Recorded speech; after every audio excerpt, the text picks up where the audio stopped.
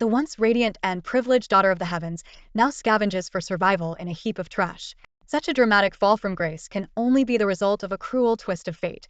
In the bustling city center, a giant LED screen flashes a dazzling jewelry advertisement. On screen, the famous actress Kong Lian appears graceful and radiant. Yet beneath this glamorous display, a heart-wrenching scene unfolds. A woman in tattered clothes crouches beside a trash can, rummaging through discarded leftovers. Her once white t-shirt is now yellowed and faded, and her jeans are riddled with unrepairable holes. This woman, named Ren Ran, stands in stark and ironic contrast to the star in the advertisement. Passers-by avoid her, holding their noses as if she carried some terrible disease. However, Ren Ran is used to these disdainful and disgusted looks. She deftly picks up a few empty bottles, crushes them, and stuffs them into her worn-out sack. At that moment, her eyes are drawn to a beautifully packaged lunchbox. Ren Ran carefully picks it up, wipes off the grime, and then crouches by a nearby flower bed to devour the meal inside. Wow, our Lian Lian is absolutely stunning, a group of fangirls exclaims excitedly. This year's Best Actress award is definitely going to our Lian Lian. The cheers momentarily daze Ren Ran. She slowly looks up, her gaze falling on the giant billboard. The radiant actress on the screen is none other than her high school classmate and half-sister. Memories flood back. Once, Ren Ran was the center of attention, admired by all. But at 18, fate turned its back on her. Her father abandoned his wife and children, openly returning home with his mistress and their daughter. From that moment, Ren Ran's life plummeted into an abyss. Despite being her father's child, one was elevated to the heavens while the other was trampled into the mud. To her father, Ren Ran was a disgrace, the child of a woman he did not love. Such a stark difference in treatment is heartbreaking. As Ren Ran is lost in her memories, a sudden scream pierces the air. The giant billboard begins to wobble and, in an instant, crashes down towards Ren Ran. Facing imminent death, Ren Ran makes no move to escape. She looks up blankly, as if awaiting her final judgment. Just as the billboard is about to crush her, a figure rushes in like lightning and pushes her out of the way. With a thunderous crash, the billboard slams into the ground mere inches from where they lay. The onlookers shake and exclaim, "That was so close. Thank goodness for that quick-thinking Taoist priest, or the poor woman would have been killed." The agile priest ignores the praises, instead looking down at Ren Ran with concern. "Miss, are you all right?" he asks. Ren Ran struggles to lift her head, managing to whisper, "Thank you." The priest examines Ren Ran's face closely and suddenly exclaims, "Miss, have you offended someone?" Seeing her confusion, he explains, "I see that your fortune has been forcibly taken. There is a dark aura surrounding you, slowly devouring your luck. Only those of great wealth or special destiny attract such a curse. Would you be willing to share your birth details with me?" After a brief hesitation, Ren Ran complies. Regardless of whether the man is truly skilled or a fraud, he had just saved her life. Besides, she has nothing left to lose.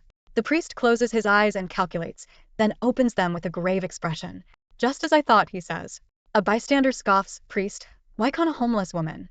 She doesn't have money to pay you to break her curse." The priest's nostrils flare as he retorts, "I am an 87th generation disciple of the Zhengyi Taoist school. I do not deceive people. Do not compare me to those charlatans." "Huh. If you're a Zhengyi disciple, then I'm the head of the Shangqing sect," the man mocks. Ignoring the jeers, the priest turns to Ren Ran. "Miss, you are facing a life-threatening danger today. I wish to help you avert this disaster." The burly man mocks again. "Priest, didn't you just save her from death? Aren't you just repeating yourself?" "Miss, please trust me. Every word I say is true." The priest implores Ren Ran sincerely. "I believe you. Thank you for saving my life." Ren Ran replies softly, picking up her sack and limping away. The priest wants to follow her, but is blocked by people asking for their fortunes. Suddenly, chaos erupts. A car careens out of control into the square, heading straight for Ren Ran. Screams fill the air as people scatter. Ren Ran, realizing the danger, finds herself unable to move, as if pinned by an invisible force. With a sickening thud, the car strikes her, sending her flying. It runs over her before crashing into a shop. The priest rushes to her side, eyes filled with sorrow as he looks at the blood-soaked Ren Ran. "Priest, I believe you," she whispers, her voice fading. The priest cradles her, eyes welling with tears, muttering under his breath, "He was too late. Ren Ran, will you be my girlfriend?" A buzzing sound filled her ears, like a swarm of mosquitoes. Suddenly, a strong force on her shoulder jolted Ren Ran back to reality. She opened her eyes, only to be momentarily blinded by the glaring sunlight. "Ren Ran, are you so happy that you're stunned?" came the voice of Suli. Squinting, Ren Ran made out the youthful and somewhat naive face in front of her. "Suli." Suli laughed. "You're not actually that excited, are you? Hurry up and say yes, Pei Ming is still waiting." Following Suli's gaze, Renran looked towards the dormitory door. There, a heart-shaped arrangement of roses surrounded a slender young man. Pei Ming stood holding a bouquet, his eyes filled with a confident smile, as if victory was already his. Looking around, familiar yet distant faces came into view. Despite their grown-up appearances, Renran could still recognize them as her high school classmates. Memories that were once blurry started to become clear. This grand confession ended abruptly when the dean showed up. Both Pei Ming and Renran, the protagonist of the event, were taken to the office for a lecture. The next day, during morning exercises, they were publicly criticized over the school broadcast. They had to read their self-reflection letters in front of the entire school, serving as a warning to others. What Renran never expected was that Pei Ming, in his self-reflection, claimed she had seduced him and threatened to kill herself.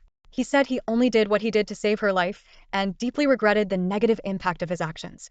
From that moment, Renran became the school's laughingstock, the bad example parents warned their children about. Her grades plummeted, and she fell into depression. It was her mother's careful care that slowly pulled her out of the abyss. But by the time she regained her strength, her mother had passed away. Now, back to this very day, Renran silently vowed not to let history repeat itself. Her gaze fixed on Pei Ming, a surge of determination for revenge rising within her. Pei Ming, it's time to settle the score. Out of the corner of her eye, Renran saw the dean, wearing a wig, approaching. She took a deep breath and suddenly shouted, "Pei Ming, have you looked in the mirror?" Pei Ming was stunned, and the surrounding students were equally puzzled. Those quick to catch on began to snicker. Renran continued, "You, my boyfriend? Dream on. You're not even good-looking." Pei Ming was completely taken aback, clearly not expecting such a response. Suli hurriedly tugged at Renran's sleeve. "Renran, what's wrong? Didn't you say you liked Pei Ming? That was you, wasn't it?" Renran sneered, "You didn't dare confess, so you used my name. I didn't expose you before because we were friends. But you crossed the line by disturbing my studies." Pei Ming tried to retort, but Renran's words came out like rapid fire, leaving him no chance. "My parents sent me to school to study, not to date. While you're all about romance, I'm all about math and science. Anyone who tries to drag me into a relationship is my enemy." The dean, standing on the outskirts of the crowd, looked at Renran with admiration. Feeling the judgmental stares from those around him, Pei Ming's face turned crimson, unsure if it was from anger or embarrassment. "What are you all standing around for?" The dean's voice boomed, and the students quickly parted to make way. He glared at Pei Ming. "Pei Ming, it's you again. Come to my office and the rest of you disperse." What a disgrace. Once Pei Ming and the dean left, the others followed suit. Suli grabbed Renran's hand. "Renran, what's going on? Didn't you like Pei Ming? I was just helping you out, aren't you happy?" Renran shook off her hand, having no time for this facade of sisterly affection. She knew all too well that when she was mired in rumors, this so-called friend not only didn't help but solidified her downfall. Friends like that were not worth having. Renran hurried home, pushing open the villa door to see her mother alive and well in the living room. Overwhelmed by longing and grievance, she rushed forward and hugged her mother tightly. Rensuin patted her daughter's back. "Renran, what's wrong?" Renran didn't speak, just clung to her mother as tears silently fell, her sobs escalating into uncontrollable crying. Startled by her daughter's unusual behavior, Ren's mother asked, "Did someone bully you? Tell Mom and I'll make it right."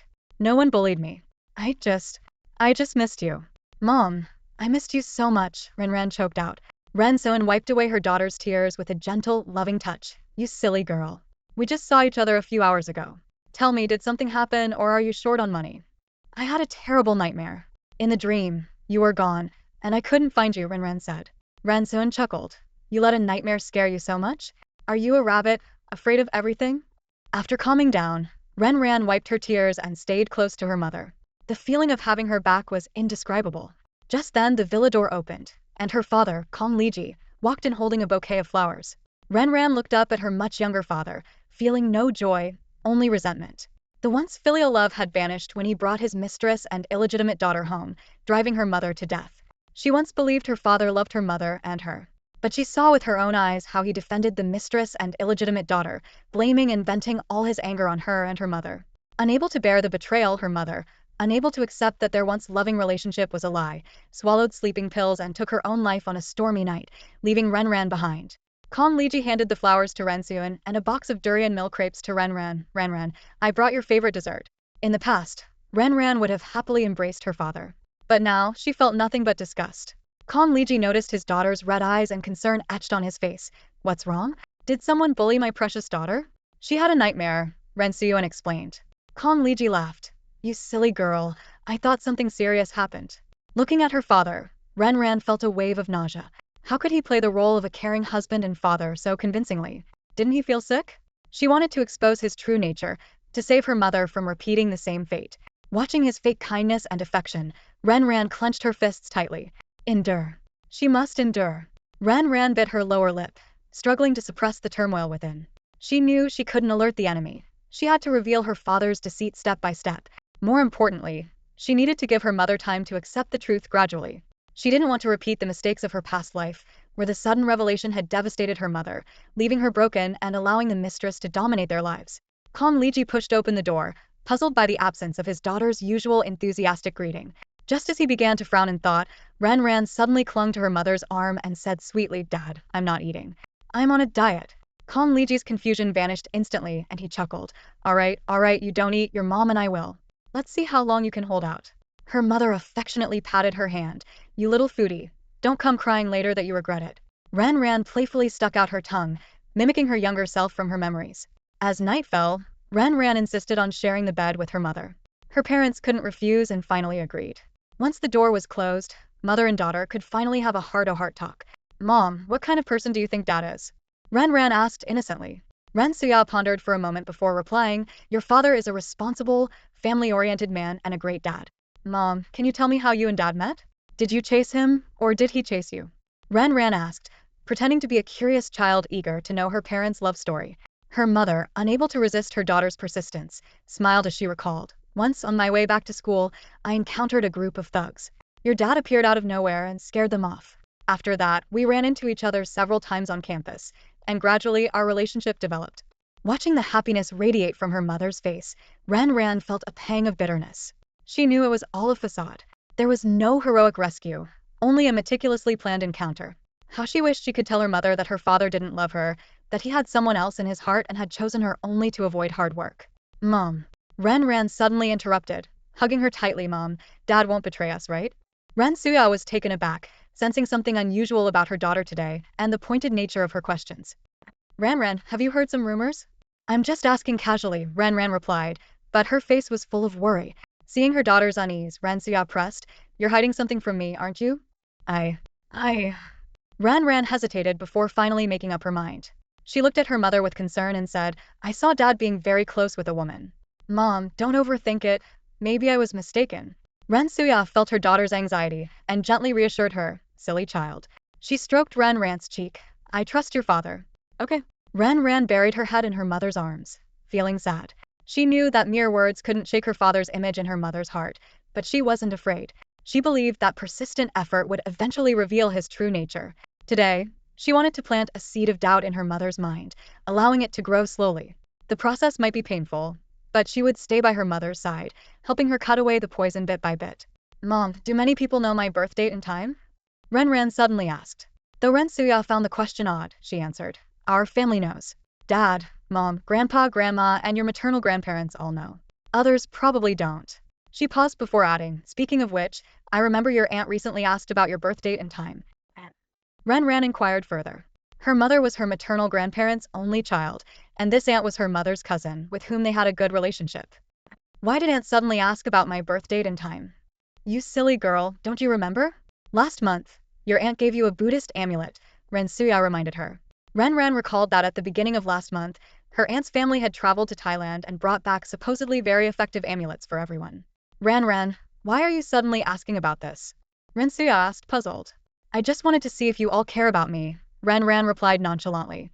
Ren Suya looked at her daughter, feeling that she seemed like a frightened child desperately seeking reassurance. She lovingly stroked Ren's hair. Ren, whether it's Mom or Dad, we all love you." "Okay," Ren responded, and the two of them fell asleep in each other's arms. Listening to the even breathing next to her, Ren opened her eyes, wide awake. She stared at the ceiling, her thoughts wandering. If what that Taoist priest said was true, the tragedy of her past life stemmed from her fate being altered. Only close family members knew her birth date and time. Was it intentionally leaked by family, or did someone find out by accident? She couldn't lose her rationality due to past hatred. She had to analyze calmly and find the mastermind. If they intentionally leaked it, considering the events of her past life and the young Taoist priest's words, there were two beneficiaries closely related to her. These two suspects were none other than her closest kin. The first suspect was Kong Liji, her biological father. His mistress, Ruan Fengru, had thrived in the business world in her past life, becoming a renowned businesswoman.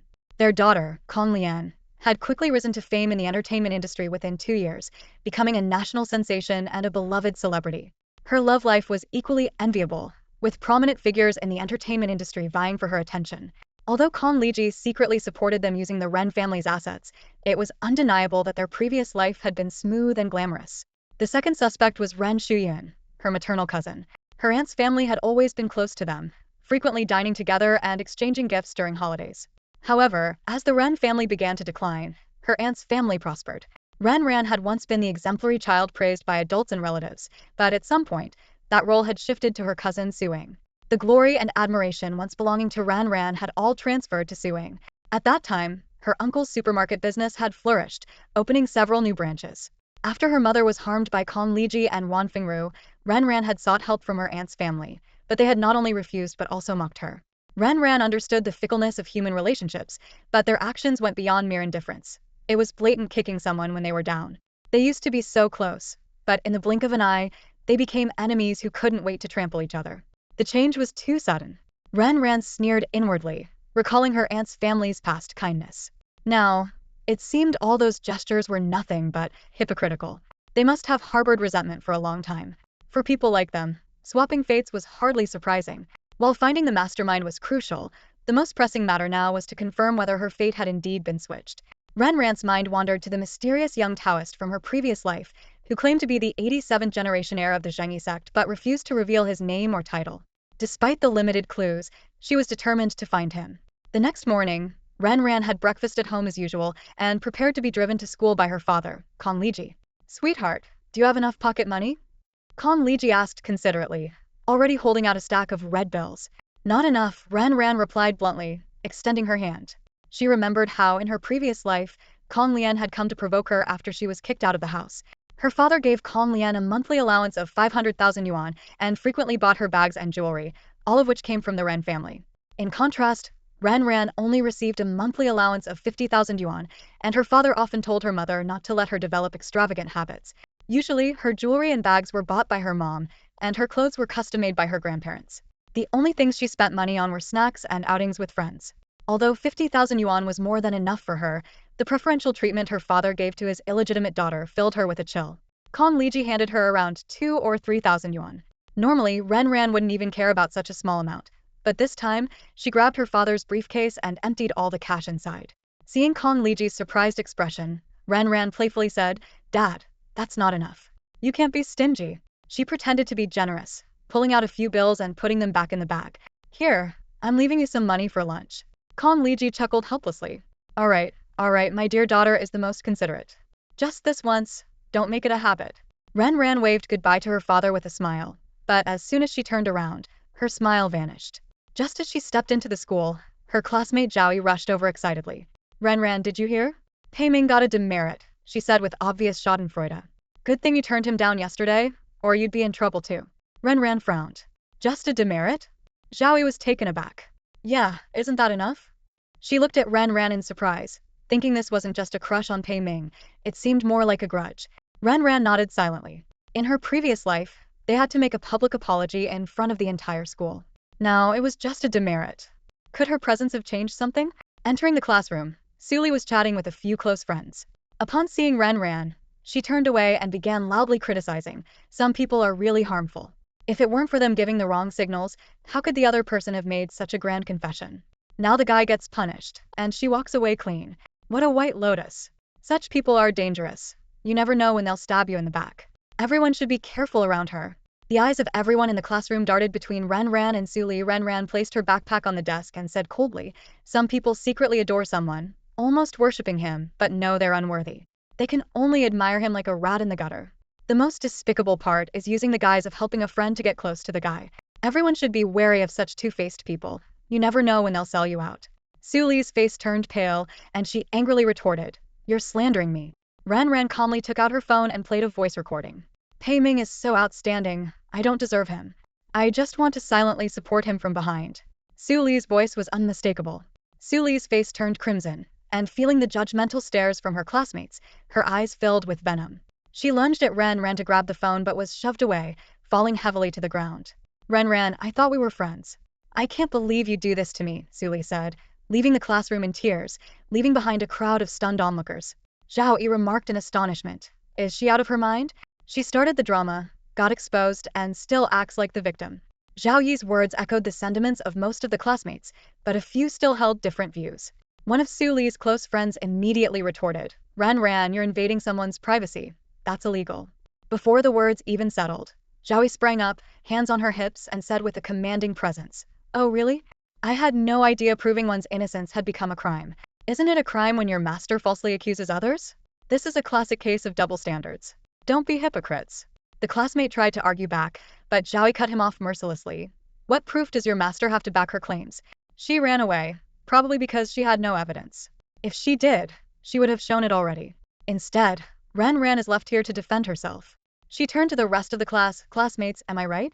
Absolutely. She's right, shouted a male student who enjoyed the drama. The others burst into laughter, making Su Li's friend blush and run out of the classroom, covering her face. Seeing this, the remaining friends of Su Li lowered their heads, trying to stay unnoticed. Ran looked at Zhao Yi and softly said thanks. Zhao Yi just shrugged it off. Ran recalled her past life. Back then, there was no Su Li causing trouble. Instead, she and Pei Ming were punished together, but Pei Ming falsely accused her. She wasn't a tragic heroine who could defend herself. When she tried to use her phone to prove her innocence, Su Li told her it was lost. Su Li had borrowed her phone that day and betrayed her, likely under Pei Ming's influence. In her past life, Ran was trusting and sincere to everyone. But this rebirth taught her that sincerity doesn't always beget sincerity. It can bring harm. This time, she was determined not to repeat her mistakes. After the morning's turmoil, Su Li didn't dare to openly cause trouble again. But Ran could still feel the occasional hateful glances from behind. After school, Ran texted her mother that she'd be home late and then took a bus to Zhongbei district. She found a shop with old decor, which was supposed to be the 007 detective agency, but the sign read 007 laundry. Pushing the door open, she saw a row of washing machines and a small door at the back. She walked in to find a cluttered office with documents piled on the desk and scribbles all over a whiteboard. A man on the sofa heard the noise and pulled the newspaper off his face, looking at her groggily. Kid, laundry's outside. You can't be in here. Is this the detective agency? I'm looking for someone, Ran stated her purpose directly. The man sat up and sized her up. Are you an adult? I'm already 18, fully capable. Ran handed over her ID. The man glanced at it and introduced himself. I'm Su Zhaoyin. Who are you looking for? Got a photo. Ran shook her head and described the young Taoist's appearance from memory. Su Zhaoyin listened and sketched, constantly adjusting based on her input, until he produced a likeness. Finding someone is tough. It'll be pricey. 5,000, Su Zhaoyin quoted. Deal. Ran agreed readily and paid a 1,000 deposit. How long will it take? She asked. Hard to say. Could be a week, could be months. Ran sweetened the deal. Find him within a week, and I'll give you an extra 5,000. Within 2 weeks, 2,000. Su Zhaoyin's eyes lit up. Deal. He eagerly saw Ran to the door, watching this cash cow leave. On an autumn afternoon, a cool breeze blew gently. Ran sat in the bleachers, watching the youth below. Zhao Yi hurried over, sat beside her, and whispered, Ran, be careful of Su Li. I just came from the grove and saw Su Li with Pei Ming. They were talking about something, and I heard your name. Zhao Yi kindly reminded, you've made enemies with those two, and now that they're teaming up, it feels like they're up to no good. Be careful. Thanks, Ran replied coolly. We're classmates. No need to be so formal, Zhao Yi said with a cheerful smile, easing the tension. After class, Su Li blocked Ran's path. Ran looked at her coldly. What's up? I need to talk to you, Su Li said urgently. I'm busy. Ran started to walk away. Su Li, panicking, tried to grab her but missed. Ran, for the sake of our years of friendship, can you spare me a few minutes? Su Li pleaded, her eyes red. Ran crossed her arms and said coldly, fine, go ahead. This isn't the place to talk. Can we go to our usual spot? Su Li's voice quivered, tears threatening to fall. Ran didn't respond but started walking towards the rooftop. Seeing this, Su Li quickly followed, feeling a glimmer of hope. Once they reached the rooftop, Ran leaned against the door, her eyes cold as she stared at Su Li speak. Su Li bit her lip and began, Ran, I was wrong yesterday. I shouldn't have said those things about you. I was misled by Pei Ming. He told me you seduced him, that you hinted at him to confess. I confronted him just now, and he accidentally let it slip. I realized I was fooled by him. I'm so stupid for believing his lies. Ran, my little angel, can you forgive your foolish friend? Tears welled up in Su Li's eyes as she pleaded, looking pitiful. However, Ran remained unmoved, her gaze filled with disdain. Su Li, feeling guilty under her stare, lowered her eyes. Ran, you can hit me or yell at me. I won't fight back. Seeing no reaction from Ran, Suli became anxious. Ran, don't you believe me? I'll call Pei Ming right now and confront him. She fumbled in her pockets, then looked embarrassed. I left my phone in the classroom. Can I use yours to call him? You're my best friend. I don't want a man to come between us. Ran understood their ploy. She expressionlessly said, for the sake of our friendship, I'll trust you one more time. She took out her phone, unlocked it, and dialed Pei Ming's number, handing it to Suli. Suli took the phone, suppressing her excitement, and yelled into it, Pei Ming, come to the rooftop now. If you're a man, come here and repeat what you told me. Don't be a coward and make me despise you. Unknowingly, she had moved to the edge of the rooftop. Suddenly, Suli gasped as the phone slipped from her hand and fell. Ran's lips curled into a mocking smile. Suli panicked. Ran, I'm sorry. I didn't hold on to the phone properly, and it fell. She nervously watched Ran's face, expecting anger. Ran straightened up and calmly said, if it fell, it fell. Suli sighed in relief, but then Ran continued. That phone was the latest model from Pineapple, not yet available in the country. It was brought from abroad by my uncle. It's worth around 12,000. Just remember to pay me back. Watching Ran walk away, Suli was stunned and then muttered under her breath, bitch, what's so great about you? Downstairs, the phone that should have been shattered was nowhere to be seen. Ran shrugged indifferently, touched the other phone in her pocket, and thought, who doesn't have a spare phone or two? Humming a tune, she looked forward to the drama they were planning and went home in high spirits. The next day at noon, Pei Ming blocked Ran at the cafeteria entrance. It was a busy time with people coming and going. Ran, Pei Ming stood in her way. Get out of the way, Ran said coldly. Pei Ming didn't budge. Zhaoyi spoke up, didn't you hear? Get out of the way. Pei Ming's sharp gaze silenced Zhaoyi. He then looked at Ran, his eyes filled with resentment and a sense of betrayal. Ran, I just want to understand, Pei Ming raised his voice. If you don't like me, why did you keep looking for me, bringing me food and giving me gifts? Do you think it's fun to toy with me? He nearly shouted the last part. The cafeteria entrance, already crowded, drew even more attention. As a well-known figure at school, Pei Ming's bold confession and subsequent rejection had spread across campus. Now, with the two involved in another scene, people gathered to watch, some even holding their lunch trays. Zhao Yi, worried, tugged at Ran's sleeve. Ran gently shook her head, indicating it was fine. She knew that in her previous life, Pei Ming had framed her in front of the entire school. This time, he chose the cafeteria, hoping to clear his name. Crowds could help him, but they could also backfire.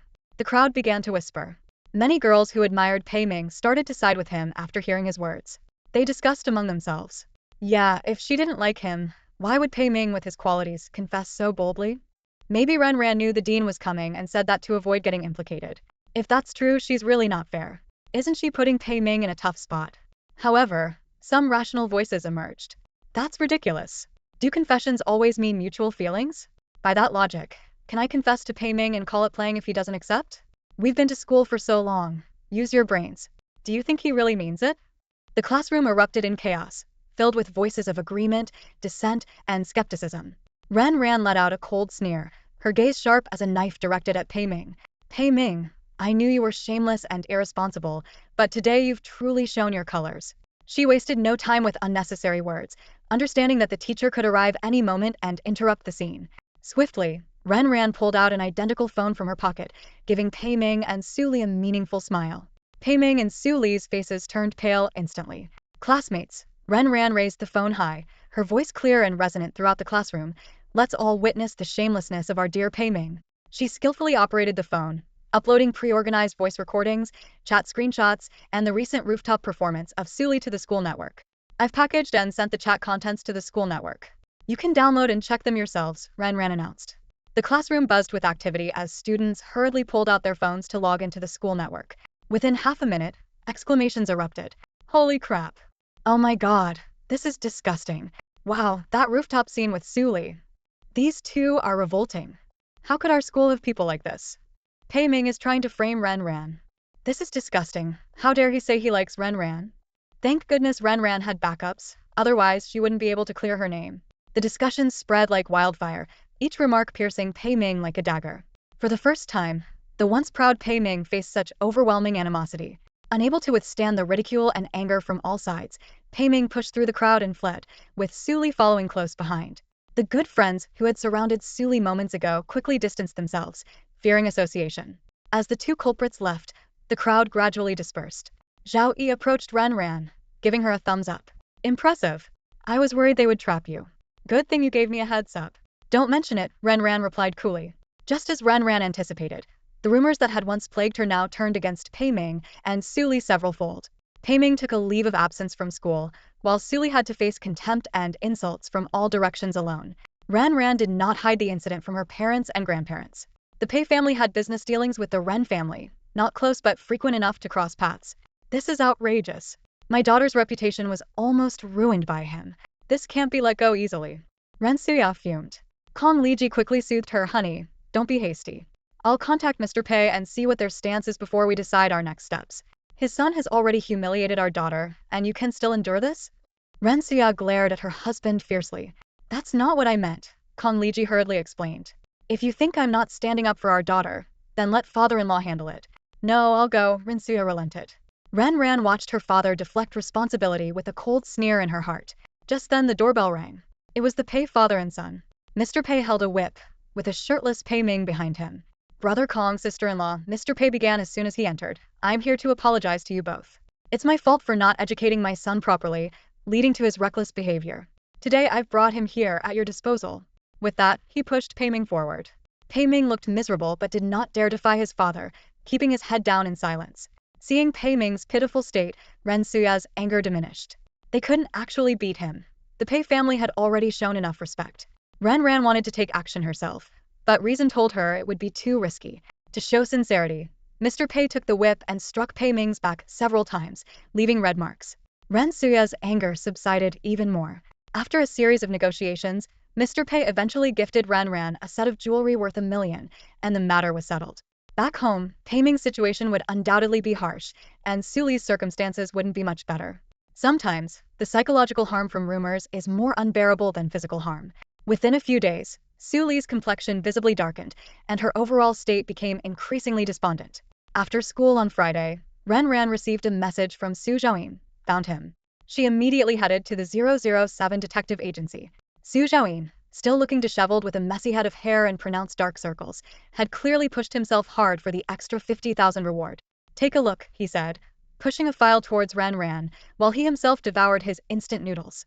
Ren Ran carefully examined the photo of the young Daoist boy, confirming it was indeed the person she was looking for. Where is he now? She asked eagerly.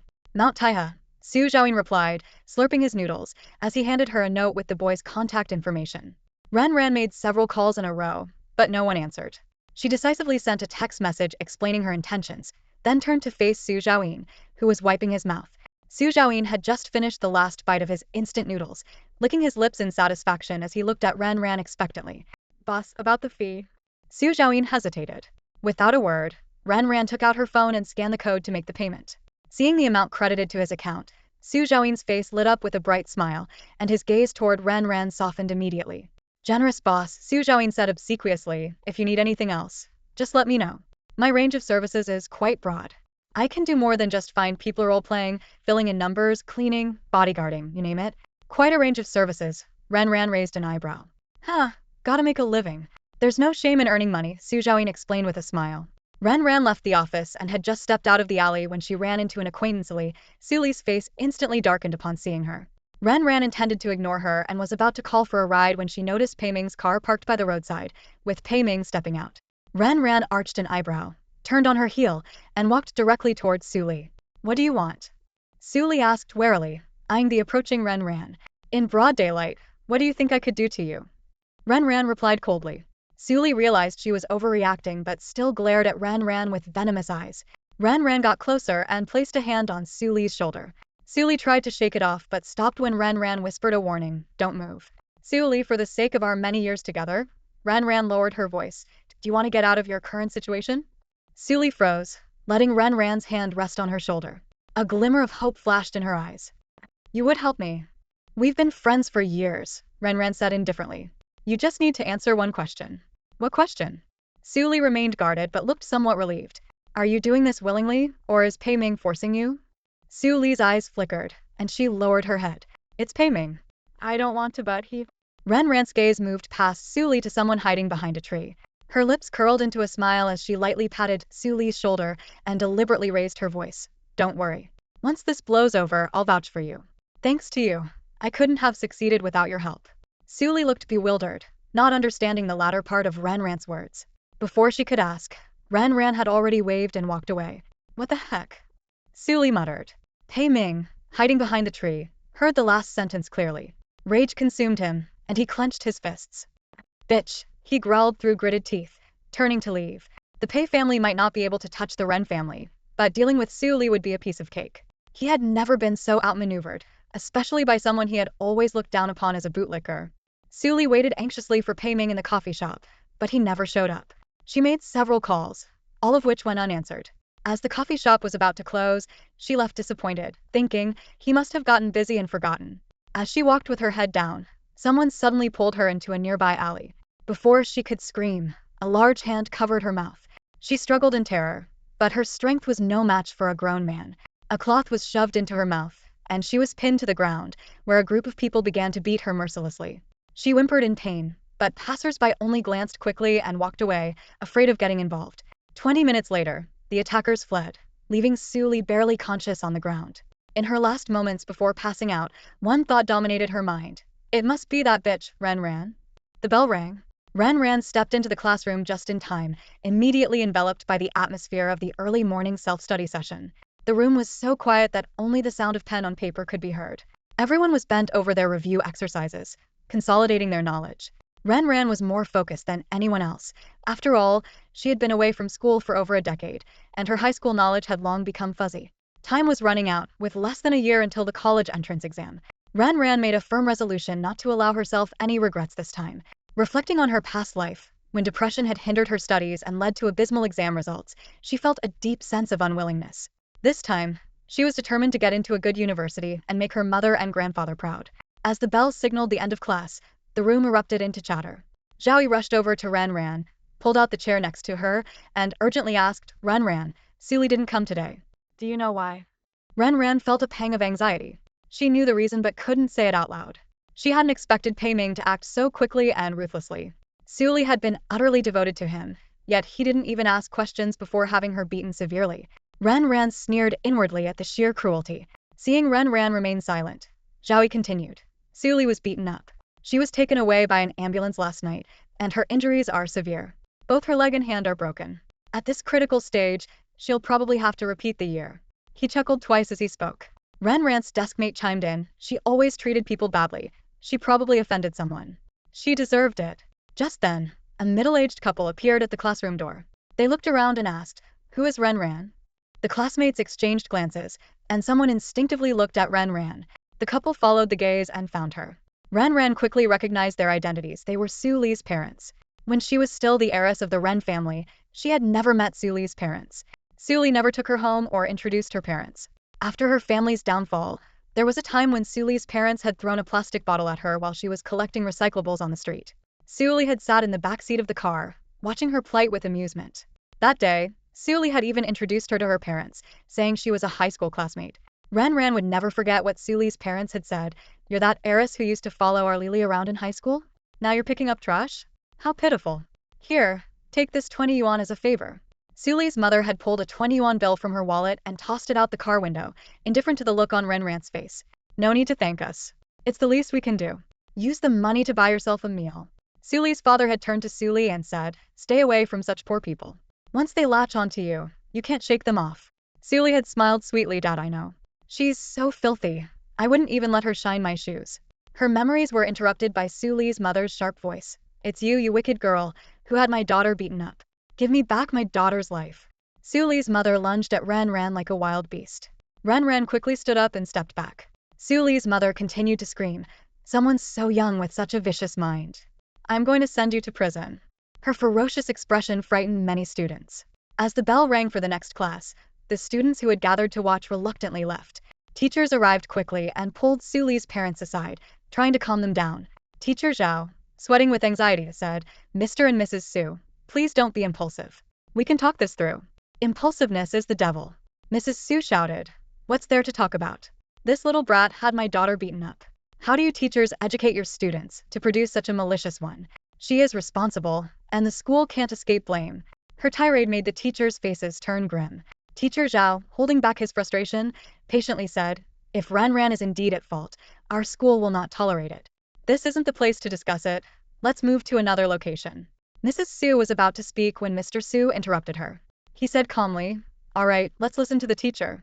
Teacher Zhao secretly breathed a sigh of relief, glad that at least one of them was reasonable. Ran, come with me. The rest of you, continue your self-study, said Teacher Zhao. The classroom filled with grumbles of discontent. Teacher Zhao gave the students a stern look and led the involved parties out of the classroom. As soon as they reached the office, Mrs. Su tried to lunge at Ran again. Ran quickly hid behind Teacher Zhao. Mrs. Su nearly scratched Teacher Zhao's face, making him instantly furious. Other teachers hurriedly restrained Mrs. Su. Mr. Su said, "Stop it. Let's hear what the teachers have to say first." Mrs. Su immediately calmed down, and the teachers couldn't help but feel relieved.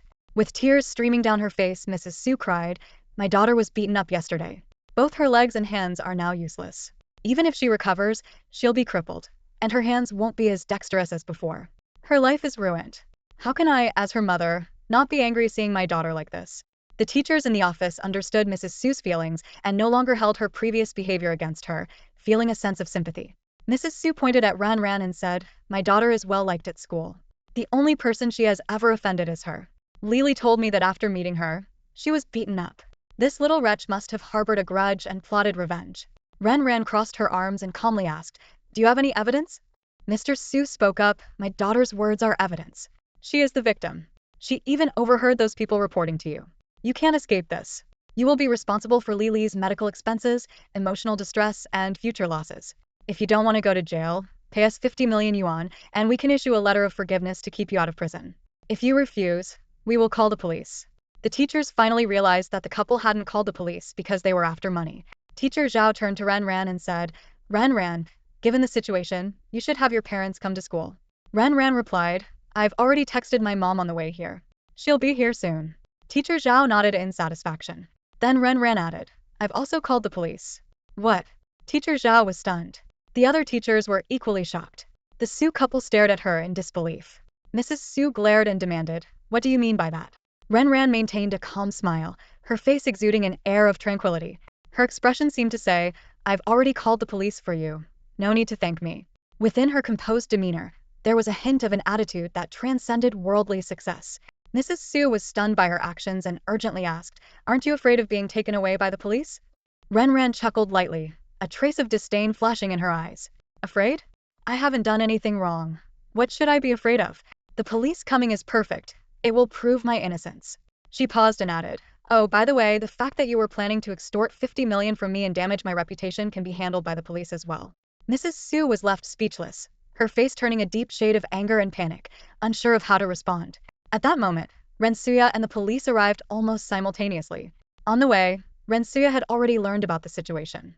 As soon as she entered the office, she quickly walked over to Ran, scrutinizing her daughter to ensure she was unharmed, and then let out a sigh of relief. Seeing a parent had arrived, Mrs. Su began to speak rapidly. "You must be Ran's mother, right? Your daughter had someone beat my daughter into a cripple. Compensate us 50 million, and we won't pursue this matter. Otherwise, your daughter will go to jail. You don't want your daughter to go to jail, do you?" Rensuya calmly shifted her gaze from her daughter to Mrs. Su. "Your daughter was beaten, but why do you say it was my daughter? Do you have any evidence?" "Without evidence. This is slander and damaging my daughter's reputation." Seeing that they were not admitting it, Mrs. Su became anxious. In reality, she and her husband didn't care about their daughter's well-being, they only cared about how much compensation they could get from this incident. After receiving the news last night, they rushed to the hospital, initially not intending to treat their daughter. But upon hearing that the person who beat her was a rich family's daughter, the couple immediately came up with a plan. After gathering information about the wealthy classmate from their daughter, they couldn't wait to come and ask for money early in the morning. In their eyes, this money was a sure thing. As tensions rose, the police officer intervened. "Do you have any evidence to prove your claim?" The Su couple exchanged awkward glances. Mr. Su explained, "Officer, here's the thing. We don't have direct evidence, but our daughter heard the assailant reporting to her. So, this matter is beyond doubt." The police officer confirmed. "She wasn't at the scene. She just heard the report, correct?" "Yes," Mrs. Su nodded affirmatively. The police officer asked patiently, "Besides this, do you have any other evidence?" Mrs. Su, dissatisfied, retorted, "Isn't this enough?" The officer maintained a smile and explained patiently, "Ma'am, what you're saying doesn't prove that this has anything to do with Ran." Mrs. Su, enraged, raised her voice. "Why would my daughter accuse her specifically? Who would falsely accuse someone for no reason? Ren calmly interjected, you would. You think because we have money, you can extort us. Officer, they came in demanding 50 million right away. If their daughter was beaten, why didn't they call the police? Any normal parent would. Mrs. Sue, infuriated, shouted, you little brat, how dare you slander us? You're so ill-mannered. She lunged at Ren but was quickly stopped by the officer. The police officer sternly warned, Mrs. Sue, speak properly and don't get physical. Mrs. Sue persisted. Are you trying to protect them? Are you afraid of offending the rich? Seeing the officers' faces darken, Mr. Sue quickly pulled his wife back, smiling apologetically. My wife misspoke. She didn't mean that. It's just that seeing our daughter beaten like that, she's upset. Please don't mind her. He then shifted his tone. A few days ago, my daughter had a conflict with her. She has enough motive. Not to mention my daughter heard the person who ordered the beating. One of the officers called his colleague to take a statement from Sue Lee at the hospital. Ren asked, you said your daughter heard the assailant reporting to me? Yes, Mr. Sue replied. How did they report? By phone? Or what? Of course by phone. What time? The Sue couple stammered, clearly unsure of the details. Ren handed her phone to the officer, saying, I'll help prove my innocence. From last night until now, I haven't received any calls. This can be verified by the telecommunications company. They have records. Mr. Sue retorted, how do we know you only have this one phone? Ren laughed. All phone numbers are registered under real names now. The telecommunications company can pull up all the phone records under my name. You may not know this, but the police do. As they contacted the telecommunications company, an officer received a call from a colleague. After a moment, he returned to the office, glanced at the Sue couple, and returned Renron's phone to her with a smile. This has nothing to do with you. Mrs. Sue immediately protested. How can it have nothing to do with her? How did you investigate? Are you covering for her? Mr. Sue's face also darkened. Mrs. Sue rushed at Ren again, and Ren quickly pulled her mother behind the officer. Ren Suya, stunned for a few seconds, clearly had never seen such a scene before. The officer sternly warned, if you continue, we have the right to take you to the station. Mr. Sue pulled his wife back and asked, Officer, what's going on? The officer explained, an hour ago, a video appeared online. Someone inadvertently filmed your daughter being beaten and posted it, catching the attention of the Network Information Security Center. They investigated and found the assailant in the video. The person has been arrested, and they found information about who hired them. Our department was informed because we were investigating this case. You're lucky. We'll bring the person who hired them in soon. The Sue couple was stunned. They didn't want anyone else arrested. They just wanted money from the rich girl. The officer, noticing their displeasure, frowned slightly. Ren curiously asked, who hired them? Though she had a guess, she wanted confirmation. It was a student from your school, named Pei Ming, the officer replied. The teachers present were shocked. Ren looked at the Sue couple and said, pretending to be innocent, Uncle and Auntie, don't worry. There's no need to worry about Sue Lee's medical expenses and compensation. What do you mean? Mr. Sue asked warily. Ren smiled, don't you know? Pei Ming is the son of the president of Homely Group. The Sue couple's eyes gleamed with greed, their desires laid bare. Ren looked at them coldly and said, Auntie, your apology is meaningless to me. She then turned to the police officer beside her, her voice firm. Officer, these two came to the school, ruined my reputation, and blackmailed me for 50 million. With such a large amount, they should be facing some serious jail time, right? The Sue couple was stunned by her words. Mr. Sue hurriedly said, young lady, this is all our fault. We were foolish. I'll go back and teach Lily a lesson. Ren remained unyielding. Your wife has attacked me several times. Just for that, I can't let this go easily. She pretended to be furious. To everyone's surprise, Mr. Sue suddenly slapped Mrs. Sue across the face. This unexpected move shocked everyone present. No one had anticipated such decisiveness from him. After the police intervened, they concluded that since the incident hadn't caused any actual harm and was relatively isolated, it was more of a civil dispute rather than a criminal case. Ren mainly wanted to teach them a lesson. Persuaded by the teacher and the police officer, she agreed to drop the matter. Later, on a shaded path within the school, Ren Xia lightly flicked her daughter's forehead, scolding, why didn't you tell me about something this serious right away? Mom, I was wrong. I'll tell you everything from now on. Ren admitted her mistake. Ren Suya closely observed her daughter and was surprised to see that she seemed to have grown up overnight, now capable of handling things on her own. Seizing the moment, Ren reminded her, Mom, you can't keep things from me either in the future. Alright, Ren Suya agreed. After seeing her mother off, Ren returned to the classroom. Zhao Yi and the others immediately showed her the video circulating online. In fact, she had already seen it. Yesterday, when she saw Pei Ming approaching Su Li, she intended to drive a wedge between them, but was instead pleasantly surprised. She had Su Zhaoyin follow Su Li to see what they were plotting and ended up with the video. Ran Ran then had it posted online to deal with Pei Ming. Sure enough, the Su couple didn't disappoint. Since the Pei family refused to provide satisfactory compensation, they went straight to the Pei family's company to cause a scene, which was captured and spread online, causing a sensation. Although the Pei family quickly suppressed the online news, the Su couple persisted, completely ignoring their daughter in the hospital. Eventually, they even dragged Su Li to the Pei company's doorstep to make a public spectacle. Forced into a corner, the Pei family had to pay $5 million to get rid of the troublemakers. This incident became the talk of Haishur City, spreading like wildfire. Without the interference of Pei Ming and Su Li, Ren Ran was able to focus on her studies. She wanted to fulfill the wish her grandparents couldn't achieve in their lifetimes, seeing her go to college. At the same time, she didn't forget another matter. Every time she returned home, she would secretly place a strand of hair in Kong Liji's clothes or leave a lipstick mark somewhere. Although things seemed calm on the surface, she knew the mastermind hadn't been caught yet, and she couldn't rest easy. One day after school, Ren Ran saw her mother's car parked at the school gate. After getting in, she noticed her mother seemed preoccupied but didn't ask. When her mother was ready, she would talk. "Mom, I want to go to the beach with my classmates during the long holiday," Ren Ran hinted, rubbing her fingers together. Ren Xia chuckled.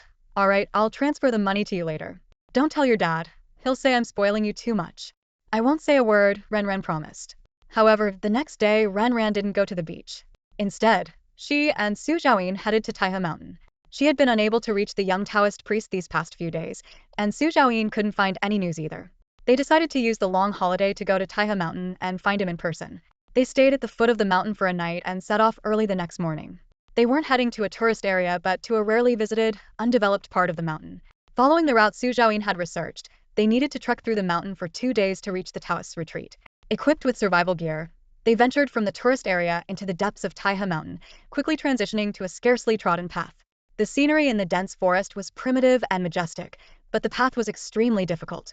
To avoid getting lost, they periodically marked their route. After 2 exhausting days, they finally reached the mud hut. They called out for a long time at the door but received no response. Considering the dangers of venturing deeper into the forest, they decided to set up camp outside the hut. During the day, they searched the nearby area but dared not stray too far. After 3 days of waiting with no sign of the Taoist, they sat by the campfire on the 3rd night, their shadows flickering in the firelight.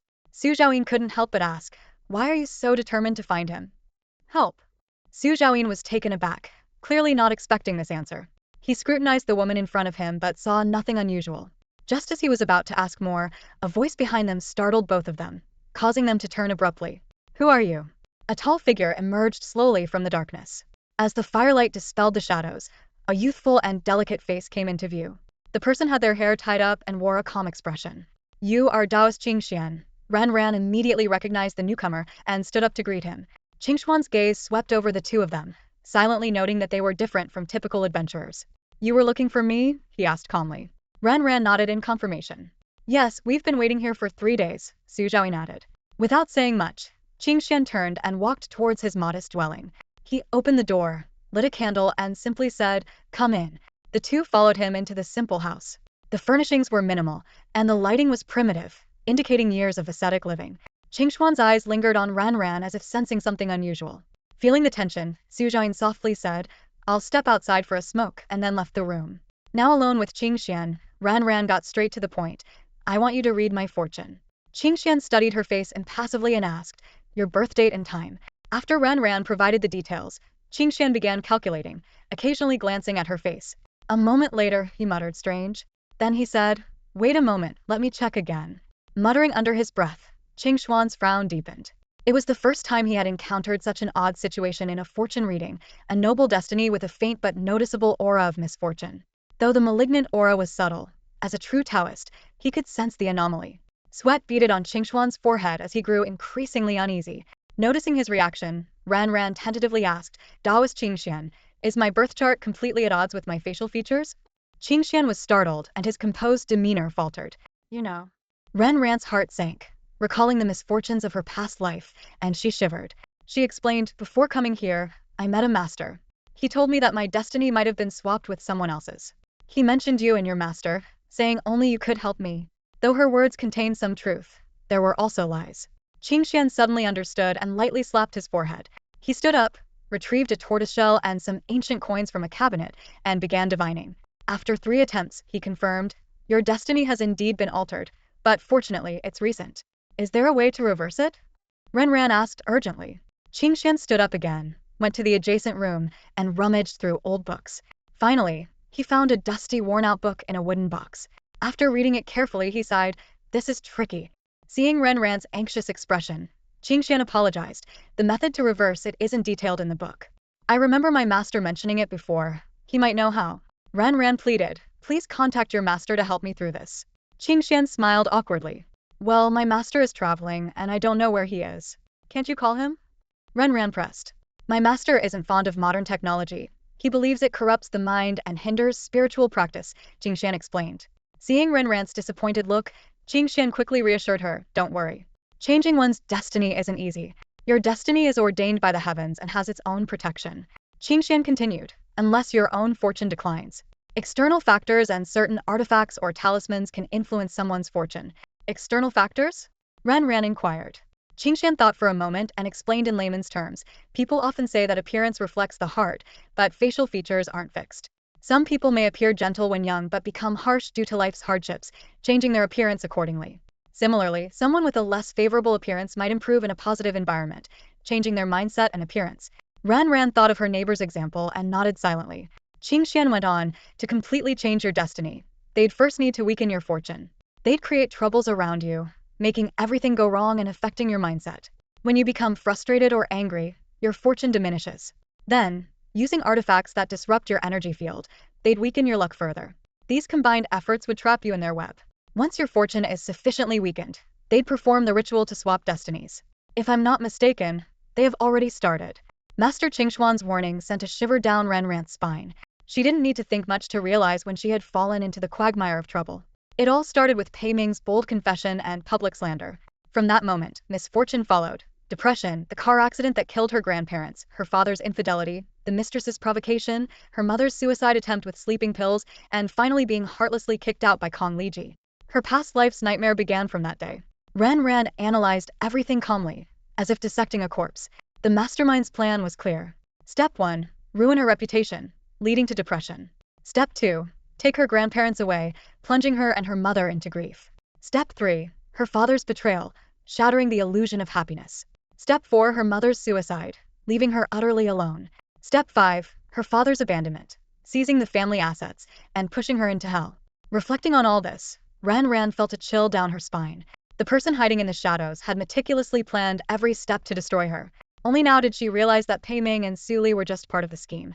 Her rebirth had inadvertently disrupted their first step, and the mastermind would surely continue their actions. Renran recounted the events at school to Qingshan, omitting the details of her rebirth and future. Qingshan nodded and said, "Since you have disrupted their plan, the mastermind will not give up easily." "Master, I wish to ask for your help," Renran pleaded earnestly. Qingshan hesitated for a moment. Renran continued, "Someone capable of such schemes must have numerous methods.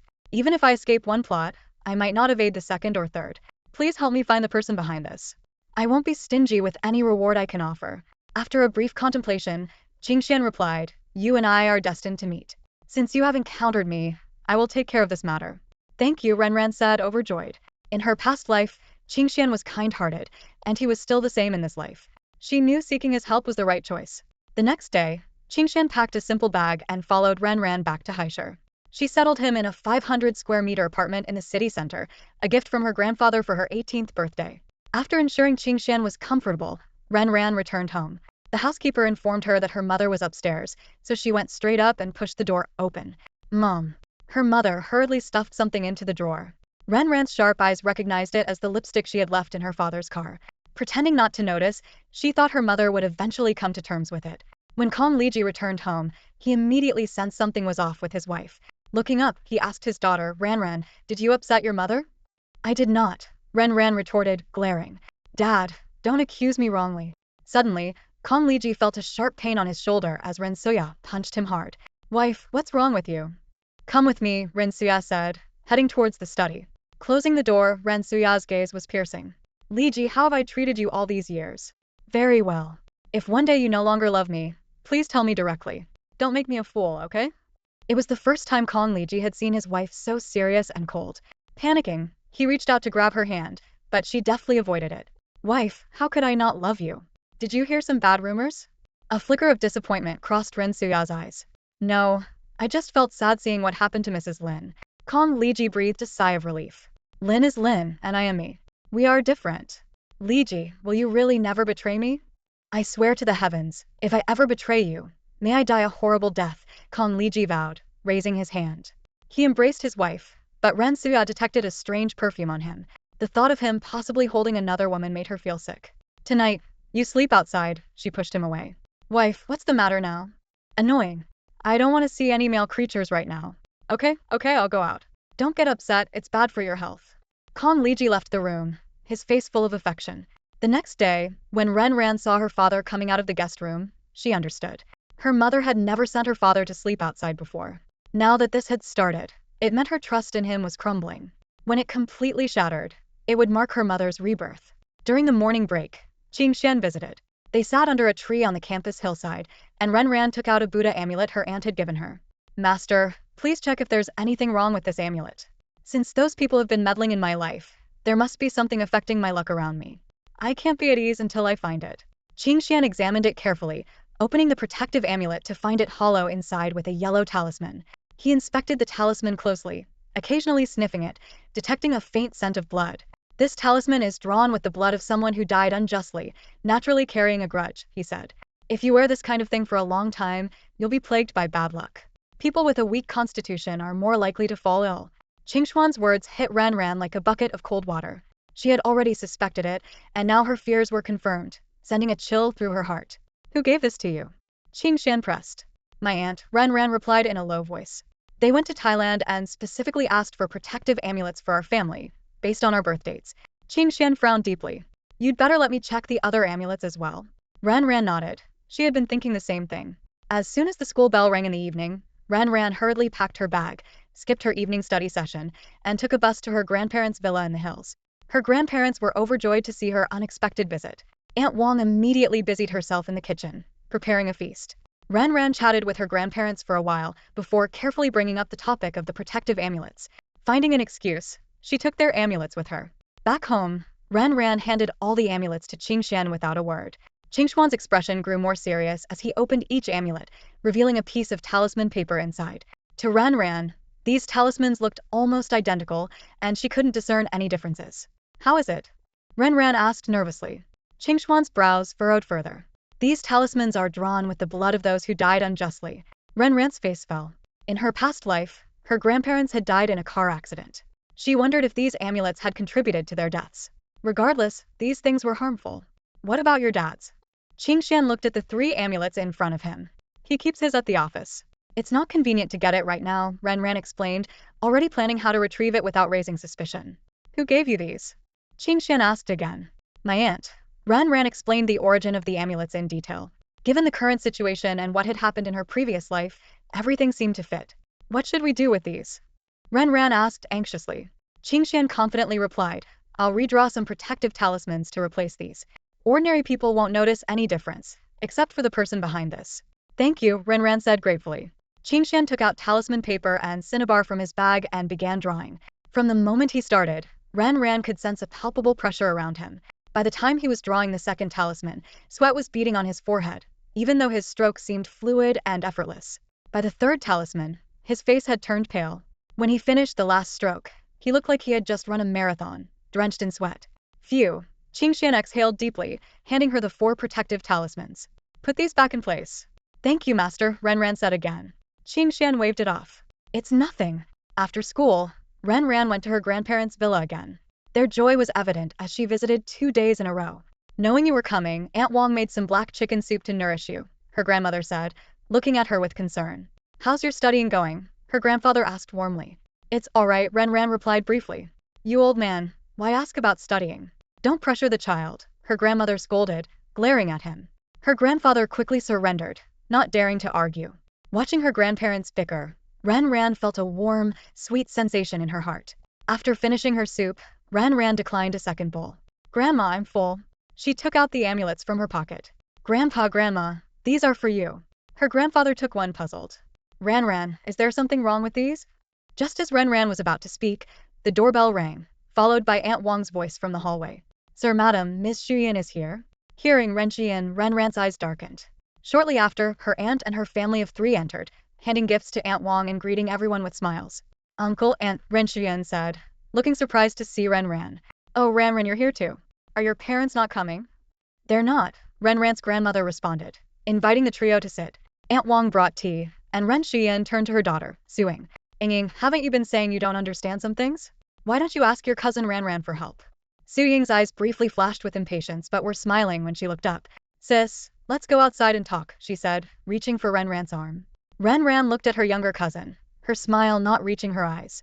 She clearly remembered their last meeting outside a cafe when Su Ying had poured a scalding cup of coffee over her head, thrown a few hundred yuan at her, and walked away with disdain. Ren Ran gently pried Su Ying's hand off, her voice calm. No, I'm here to keep Grandpa and Grandma company today. I haven't even warmed my seat, and Auntie already wants me gone. Her words barely masked the underlying message. You think you can make me leave just because you showed up? Ren Shuyan was momentarily stunned but quickly smiled apologetically. Oh, Auntie didn't think it through, she said, her hands clenching slightly on her lap. Grandfather spoke up, Xian. Is there something you need today? Ren Xian immediately straightened up, a hint of nervousness creeping onto her face. Clearing her throat, she began, Uncle, it's like this. Recently, Zhang Yang made an investment, and the money hasn't yielded any returns yet. Unfortunately, something came up at home. She paused, choosing her words carefully. His irresponsible younger brother got swindled in a business deal and ended up in debt. Ren Xian continued. His brother came begging Zhang Yang for help, and as his elder brother, he couldn't just stand by. But right now, we're really strapped for cash and can't come up with that amount. So, her voice lowered. We've come to you, Uncle, to ask for a temporary loan. Seeing her grandfather's impassive face, Ren Xian quickly added, Uncle, don't worry. As soon as the investment yields profit, we'll pay you back immediately with interest. Ren Ran, who had been silent, began to recall memories as Ren Shuyan spoke. In her previous life, this same situation had occurred, though she wasn't present at the time. She only learned the truth later from her parents' fragmented conversations. The so-called younger brother's debt was actually the couple's own failed investment, which left them with a massive debt. If they didn't repay it in time, their chain restaurant would be seized by the bank. Ren Ran sneered inwardly. Promises of interest were just sweet words for her grandfather's ears. In her past life, they didn't even manage to get back the 50 million yuan they lent, let alone any interest. Her grandparents had often bailed out this couple out of respect for their deceased son, but how were they repaid? The couple even tampered with the Buddha amulet they gifted, placing harmful items inside. The ancient saying, a favor of a peck of rice, a grudge of a bushel rang true. Ren Ran sighed internally, thinking that such ungrateful people didn't deserve her grandparents' kindness. Just as her grandfather was about to speak, Ren Ran interjected, and where did you get those Buddha amulets from Thailand last time? A friend of mine is planning a trip to Thailand and wants to get one too. Ren Shuyin, clearly annoyed at being interrupted, forced a smile and replied, I don't remember the exact temple. The names are too hard to recall. I'll check with the tour guide when I get home and let you know. Thank you for your help, Auntie. Ren Ran said, suddenly remembering something. By the way, the amulet needs to be carried with you at all times, right? Ren Xian smiled and replied, yes, only then can it ensure your safety. Ren Ran's eyes lit up and she said, my friend wants to see it, but I don't have mine with me. Can I borrow yours to take a picture? Ren Xian was taken aback, as she wasn't wearing one. Seeing her silence, Ren Ran smiled and pressed, Auntie, you wouldn't be so stingy, would you? Hee, of course not. Ren Xian replied awkwardly. Su Jingyang noticed his wife's discomfort and pulled out his amulet from his pocket. Here, use mine. Thank you, Uncle. Ren Ran took the amulet and stood up to leave. Watching her go, Ren Xian gently nudged her daughter, Suing with her elbow. Reluctantly, Suing got up and followed Ren Ran. Noticing her little tail, Ren Ran ignored her and walked straight into the bathroom, closing the door behind her. She immediately began to dismantle the amulet, only to find it was solid, unlike theirs. She took out her phone and snapped a picture. When she opened the bathroom door, Ren Ran saw Suing standing not far away. Pretending not to notice, she walked out while feigning a phone call. Did you get the picture I sent? That's it. Make sure not to get it wrong. Okay, thanks. Bye. Hanging up the call, Ren Ran handed the amulet back to Suing with a smile. Here, I'm done. Give it back to your dad. Suing nodded. Ren Ran then asked, aren't you going to use the bathroom? Suying's lips twitched, and she reluctantly went into the bathroom. Back in the living room, Ren Ran sat down next to her grandmother. Su Zhengyang, in a flattering tone, said to her grandfather, Uncle, we just need 50 million, it's not much. Hearing this, Ren Ran couldn't help but laugh to herself. Not much? Then why are you borrowing it? Just as she was about to speak up, her grandmother gently patted her hand, signaling her to stay silent. Su Jingyang continued, Uncle, we really need your help with this. Her grandfather put down his teacup and said, we need to figure out how much liquid cash the company has first. You two should head back and I'll let you know later. The couple agreed repeatedly, exchanged some pleasantries, and then left. After they left, Ran's grandparents turned to her. Her grandmother asked, tell us what's going on. She placed the amulet on the table. Her grandfather picked it up and gently opened it, revealing a talisman inside. Her grandmother squinted at it, examining it closely. Ran explained the situation with the amulet in detail and showed them the photos and videos she had taken. This is to confirm whether they are innocent or not. Uncle's amulet is solid, completely different from ours. Her grandmother sighed. What are they planning to gain from this? It's always about money and harm. Ran held her grandmother's hand and softly comforted her. Grandma, don't let their selfishness upset you. We did nothing wrong. The fault lies in their greed and ingratitude. Her grandmother gently patted her hand. Our Ran has grown up. Ran turned to her grandfather. Grandpa, when do you plan to retire? Her grandfather raised an eyebrow with a smile. You want to take over? Yes, Ran admitted openly. Grandpa, you need to hold the fort until I'm ready to take over. Her grandfather instructed her grandmother to prepare some snacks, then led Ran into the study, closing the door behind them. Is something going on at home? Her grandfather asked keenly. Ran took a deep breath and lowered her voice. Grandpa, promise you won't get angry. Dad's having an affair. I even saw the other woman's daughter calling him dad. She's about my age. Her grandfather's face darkened, his expression turning stern. Does your mom know? She probably suspects, Ran answered cautiously.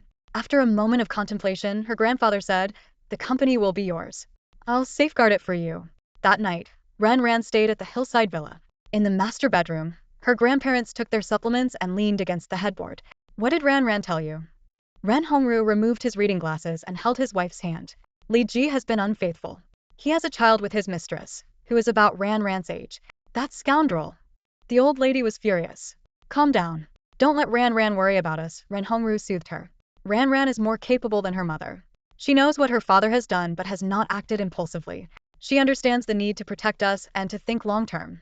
If we don't expose this now, there's still room to maneuver.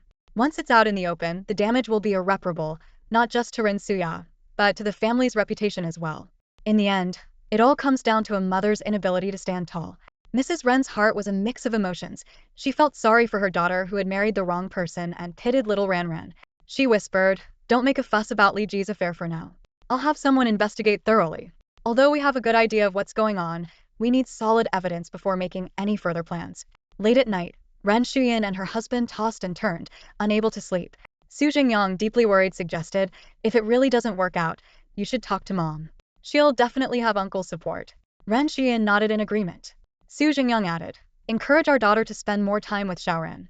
Ren Shuyan absent-mindedly replied, I know, but felt increasingly agitated inside. She regretted not being Uncle's daughter herself. If she were his cherished daughter, she wouldn't have to lower herself like this. But then again, comparing her husband to Ren Suya's, she felt a tinge of relief. Unable to sleep, Ren Shuyan went to her daughter's room and softly asked, Xiaoying, why haven't you been hanging out with Ran lately? Suing openly expressed her annoyance. Mom, I don't like her superior attitude. We're both daughters of the Ren family. Why can't I be like Ran? She poured out her grievances, explaining how she had been ignored and used as a negative example compared to Ran. Ren Shuyan sighed and earnestly advised, Xiaoying, the older you get, the less sensible you seem. The family is in trouble now, and you need to get along with Ran. The Yaxing group will eventually be handed over to her, and she can help our family. Seeing her mother about to launch into a long lecture, Suing reluctantly agreed, fine, I got it. I'll ask her to go shopping tomorrow. Ren Shuyan patted her daughter's hair with satisfaction. That's the spirit. It's late now, don't play with your phone and get some sleep. On Saturday noon, Ran received Su Ying's invitation to go shopping. She didn't really want to go, but remembering Daoist Qingxuan's words, she needed to confirm the person's identity by getting their birth details. After some consideration, she agreed. Ran intentionally didn't arrive early at the meeting place. She leisurely enjoyed her ice cream, deliberately ignoring the vibrations on her phone. Only after finishing the last bite did she slowly head towards the location. Suddenly, a familiar figure caught her eye. Pei Ming. Renran's gaze shifted past him to Suing, who seemed to be arguing with him, completely unaware of her approach. Quietly, Ran moved closer and overheard their conversation. Pei Ming was agitated. I've done so much for you, and now you're telling me you want to break up? Suing coldly responded, did you manage to seduce Ran like I asked? Pei Ming retorted angrily, Suing, you can't be so shameless. Suing snapped back, shameless? Weren't you the one who volunteered to help me? Now that you've messed things up, you're blaming me. Pei Ming took a deep breath and asked sternly, "Are you sure you won't go abroad with me?" Suing replied without hesitation, "No." Pei Ming's eyes burned with intensity. "Fine. Suing, whatever we had is over. The debt from the past is repaid today. From now on, let's never contact each other again." At that moment, Renran interrupted, "Xiaoying." Suing hastily signaled Pei Ming to leave. Renran casually walked up, pretending to have just recognized Pei Ming. "That guy looks familiar, isn't he Pei Ming from our class?" Suing quickly covered, "You must be mistaken. He was just asking for directions." Renran smiled, appreciating Suying's poor acting but still said, "Really? He looked very similar." Eager to change the topic, Suing dragged Renran towards the LB luxury store. Renran casually made up a story about meeting a fortune teller to explain her lateness. Suing then suggested they find the fortune teller later. Inside the LB store, Suing excitedly picked out bags while Renran disinterestedly sat in the lounge area scrolling through her phone. After half an hour, Suing had selected 5 bags, totaling 1.09 million. When the sales assistant announced the price, Suing looked at Renran, expecting her to pay. However, Renran simply walked towards the exit. Suing was stunned for a moment and hurriedly called out, "Sis, the bill hasn't been paid yet." The sales assistant instinctively reached out to hand over the card machine, but awkwardly retracted it halfway. Suing froze again, turning to Renran with a hint of pleading in her voice, "Sis, I've used up all my allowance for this month. Can you cover for me this time?" Renran replied indifferently, shouting, "My allowance is even less than yours." Suing clenched her teeth, feeling the judgmental stares from people around them. Embarrassed and angry, she didn't dare to lash out at Renran. Instead, she took small steps forward, affectionately holding Renran's arm and whispered, "Sis, didn't great uncle give you a card? You can use that one." Renran smirked inwardly. Knowing that she had little allowance, her grandfather had given her an additional card out of affection. She rarely used it and had no desire for luxury items. However, since covering for Suing once, Suing had frequently dragged her shopping, always claiming she was short on money and borrowing the card. Gradually, using that card had become a given. In her past life, Renran didn't mind because they were family, close sisters. She was always generous with her family. But in this life, there was no way she would let Suing spend another penny of hers. She planned to tally up all the money spent on the card and make Suing repay it. "I don't need that card anymore. I've returned it to Grandpa," Renran said calmly. "You returned it?" Suying's voice rose involuntarily, as if Renran had taken something that belonged to her. Realizing her slip, she quickly added, "I was just so surprised." Renran, growing impatient, urged, "Hurry up and pay so we can move on to the next store." Aye. Suying stammered. Renran looked puzzled. "You go out without bringing money? Why buy so much if you can't afford it?" This question echoed the thoughts of the sales assistants and made Suying's face turn red with embarrassment and anger. At that moment, she wished she could strangle Renran. The sales assistant quietly asked, "Miss Su, do you still want these items?" The question felt like a loud slap in the face, both painful and humiliating for Suying. "Yes," she said, picking up her phone and walking to a corner. "Mom, Renran bought bags worth over 1.2 million, but she doesn't have enough money and asked to borrow from me. What should we do?" On the other end, Ren Xian cursed under her breath but reluctantly said, "I've transferred the money to you." For the sake of 50 million, she had to endure paying this 1.2 million. Sometimes you have to lose a little to gain a lot. As she hung up, the bank notification of the transfer arrived. Suing returned with her head held high, arrogantly handing the card to the sales assistant. "Charge the card directly." The sales assistant took the card with a smile. Watching Suying's demeanor, Renran guessed that the money was probably tricked out of her aunt. Knowing Ren Shuyan, she wouldn't let her daughter spend money so extravagantly. "Xiaoying, you have money in your card but still pretend to be broke. When we go to Louis Vuitton later, you can pay," Renran said. Suying's face turned pale, her arrogance vanished. She had no money left. The little she had just tricked out was now spent. But she didn't dare refuse and reluctantly agreed, "All right." With the sales assistants watching, the two left the LB store. Seeing Renran head towards Louis Vuitton, Suying's mind raced until she finally came up with an excuse. "Sis, where was that fortune teller you mentioned earlier?" Renran thought the fish took the bait. She pretended to ponder. "I think it's over by the Olympic Sports Center." "Let's go there then," Suing said eagerly. "No rush, let's shop first, then go," Renran replied leisurely. Suing was anxious but couldn't show it. "Sis, those fortune-telling stands move around a lot. If we go too late, they might be gone. You're so interested, I can't keep dragging you around. Besides, I'm curious to see if they're accurate." After some persistent persuasion, Renran reluctantly agreed. "All right then." Suing breathed a sigh of relief. In a small square outside the mall, Renran led Suing around until they found the fortune-telling stand. Qing Xian, dressed in a Taoist robe, wearing dark sunglasses, with a fake mustache and temporarily bleached hair, looked every bit the part. Su Ying's first thought was that he was a fraud.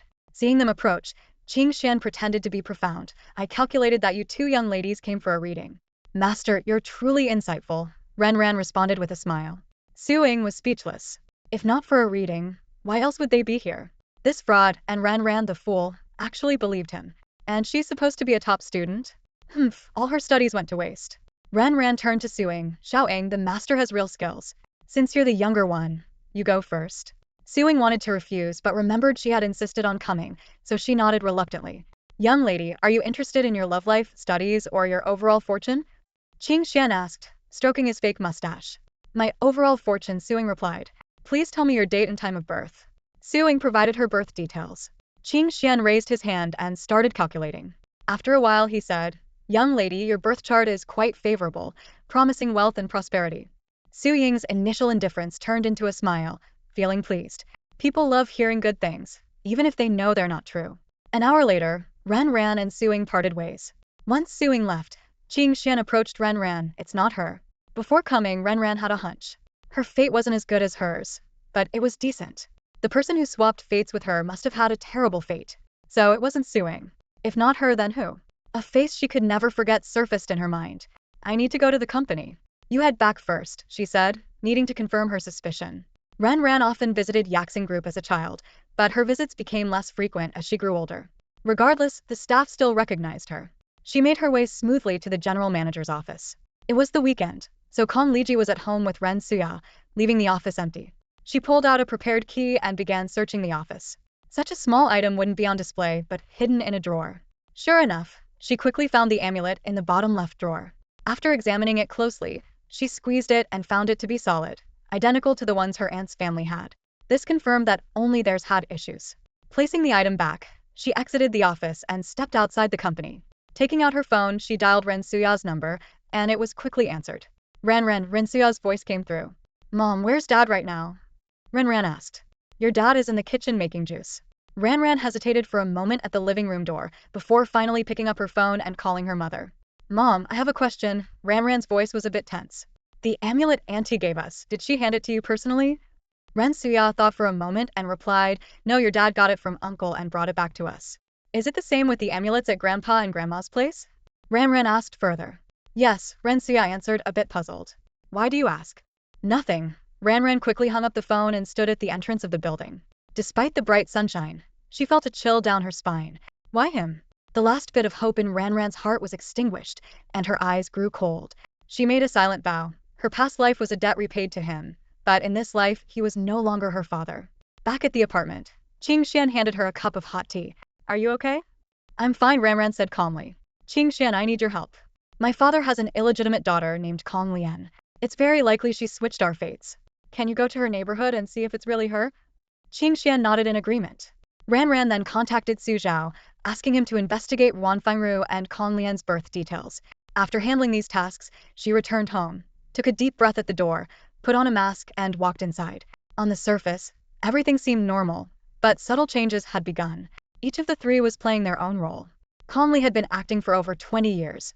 Ren Suya was waiting for the day she could let go completely, and Ran was preparing for her final counterattack.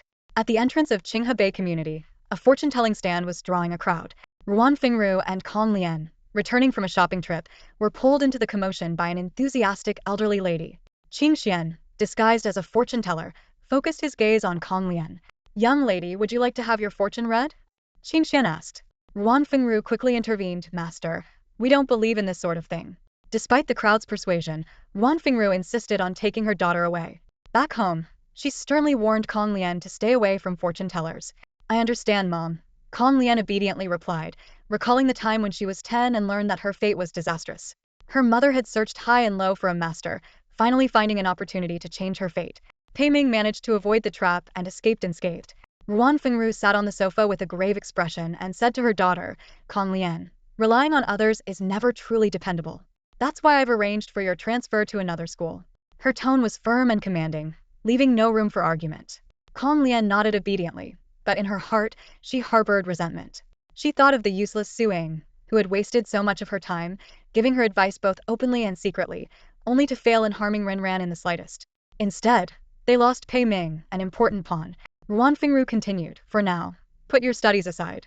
Once you're at the new school, your sole task is to make everyone isolate and despise her. A hint of malice flashed in her eyes. Only when the Ren family falls can your father be with us, and we can enter high society. You will be the princess of Yaxing Group. She lovingly stroked her daughter's head as she spoke.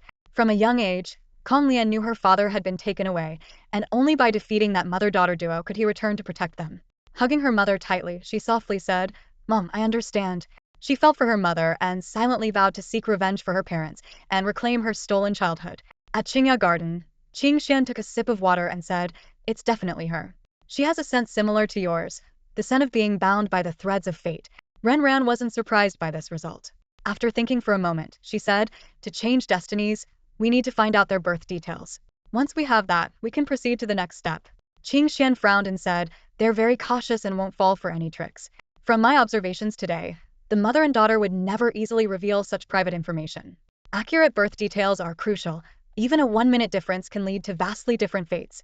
Ren Ran nodded in understanding and then asked, "I've already arranged for someone to get her birth details. Daoist, have you contacted your master?" Qing Xian looked embarrassed and replied, "Well, my master's phone is off. It seems like he hasn't turned it on since he left. He'll call me when he thinks of me." Ren Ran didn't discourage him but asked, "Do you have a picture of your master?" Qing Xian handed over a photo of an elderly man with a long beard, wearing a tattered Daoist robe. Despite his humble attire, his eyes were wise, exuding an aura of otherworldly wisdom. Taking the photo, Ren Ran asked, "Does your master have any particular direction when he travels? Or did he mention any specific places he might go?" Qing Xian shook his head and said, "When he travels, he goes wherever he feels like, with no fixed destination." Seeing Ren Ran's disappointed expression, he suddenly remembered something and said excitedly, "I just recalled. My master likes to go deep into the mountains. Whenever he finds a place with abundant spiritual energy, he stays there to cultivate for a while. You might want to search in such areas." Hearing this, Ren Ran sighed inwardly at the increased difficulty of finding him, but knew she had to try regardless. The next day, Ren Ran went to school as usual. After the morning self-study session, the homeroom teacher brought a new student into the classroom. The new student was wearing a white dress, her long black hair flowing down, and a small dimple at the corner of her lips. Her fair skin and serene demeanor made her stand out among the plain high school students. The classroom erupted in gasps of surprise as the students began to chatter about the beautiful transfer student. Ren Ran watched calmly from her seat, thinking, "She finally arrived, earlier than in my previous life. This time, I didn't fall into their trap, forcing her to come sooner." Ren Ran recalled the scene when Kong Lian transferred in her previous life. Back then, Kong Lian was warm and friendly, quickly winning everyone's affection. Even those who didn't like her wouldn't show it in her presence.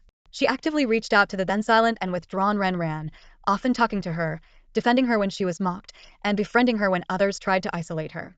Ren Ran remembered the school trip where they encountered a flash flood. Kong Lian had risked her life to find her, and they were both trapped in the mountains, barely escaping with their lives. This experience made Ren Ran begin to trust Kong Lian, and their relationship grew closer. As time passed, Ren Ran became more outgoing. Her mother noticed the change and was grateful to Kong Lian, often buying her clothes and bags, treating her exceptionally well. Looking at Kong Lian standing on the podium, Ren Ran remained vigilant. This time, she wouldn't easily trust anyone again. Kong Lian is like a venomous snake lying in wait, ready to strike at the most critical moment, leaving you in excruciating pain. She meticulously planned this attack for over half a year, and just before the college entrance exams, a shocking news story broke. The heiress of Yaxing Group was accused of bullying an orphan. On the day of the incident, Kong Lian was at the scene. With tears streaming down her face, she recounted to everyone how she tried to stop the atrocity, but was brutally beaten instead. In front of the cameras, she slowly lifted her shirt to reveal horrifying scars. This spectacle, combined with the viral bullying video and her classmates' descriptions of her exploits, quickly painted her as a domineering and malicious figure. Yaxing Group suffered a severe blow, and Ren Ran faced a terrifying wave of online abuse. Such violence would be devastating for anyone, let alone someone as mentally fragile as Ren Ran at the time. This strike hit her where it hurt the most, nearly costing her life. If not for her mother's support, she might not have endured it. It was only then that Ren Ran realized the hatred between her and Kong Lian went far beyond the conflict between legitimate and illegitimate children. Kong Lian's actions were clearly a two-pronged attack. She enjoyed the thrill of taking Ren Ran down, while also relishing the perverse satisfaction of trampling the legitimate child. Reflecting on her past life, Ren Ran had been naively protected by her father, making her an easy target. Meanwhile, Kong Li was the mastermind behind the scenes, leaving Ren Ran and her mother defenseless. But things were different now. The cards were on the table, and it was time to see who would prevail. In the classroom, Kong Lian stood at the podium, scanning the class before her eyes settled on Ren Ran. She assessed Ren Ran's confident demeanor and the beauty inherited from Ren Xia, feeling a wave of discomfort. Why did she have to be the illegitimate child, hidden away in the shadows, while Ren Ran was the cherished daughter of Yaxing Group? This unfairness made her detest Ren Ran even more. The teacher's repeated calls pulled Kong Lian back to reality. Kong Lian, please introduce yourself. Kong Lian immediately put on a sweet smile, dimples showing. Hello everyone, my name is Kong Lian. Kong as in the family of Confucius, and Lian as in graceful and elegant. I'll be joining you for the next year as we prepare for the college entrance exams. I'm quite good at foreign languages, so feel free to ask me if you have any questions. Let's work hard together. The boys cheered, and the girls giggled, instantly brightening the classroom atmosphere. The homeroom teacher looked around and then addressed a tall boy. Ding Chong, you're tall, so move to the back. Kong Lian, you can take his seat. Ding Chong grumbled, teacher, why me? Before the teacher could respond, Kong Lian quickly interjected, Mr. Zhao, it's fine. I can sit at the back and Ding Chong can keep his seat. Ding Chong, feeling a bit embarrassed, scratched his head. I'm tall, so I'll move to the back. Really, it's no trouble, Kong Lian said softly, her bright eyes smiling at him. Blushing, Ding Chong quickly moved his things. Eventually, Kong Lian sat in Ding Chong's original seat, right behind and to the right of Ren Ran. Alright, let's start the lesson. Ren Ran looked toward the podium, deliberately ignoring the intense gaze from behind her. After class, Kong Lian was quickly surrounded by classmates. Kong Lian, why did you transfer at this critical time? Usually, no one would transfer in their senior year unless absolutely necessary. Kong Lian paused and then said softly, the principal invited me. Everyone gasped in understanding. For the principal to extend an invitation at this time, it was either to boost the school's graduation rate or to secure a top scorer for the college entrance exams. They looked at Kong Lian with newfound admiration for her academic prowess. Where did you study before? Haishur International School, Kong Lian answered gracefully. Once again, everyone was amazed.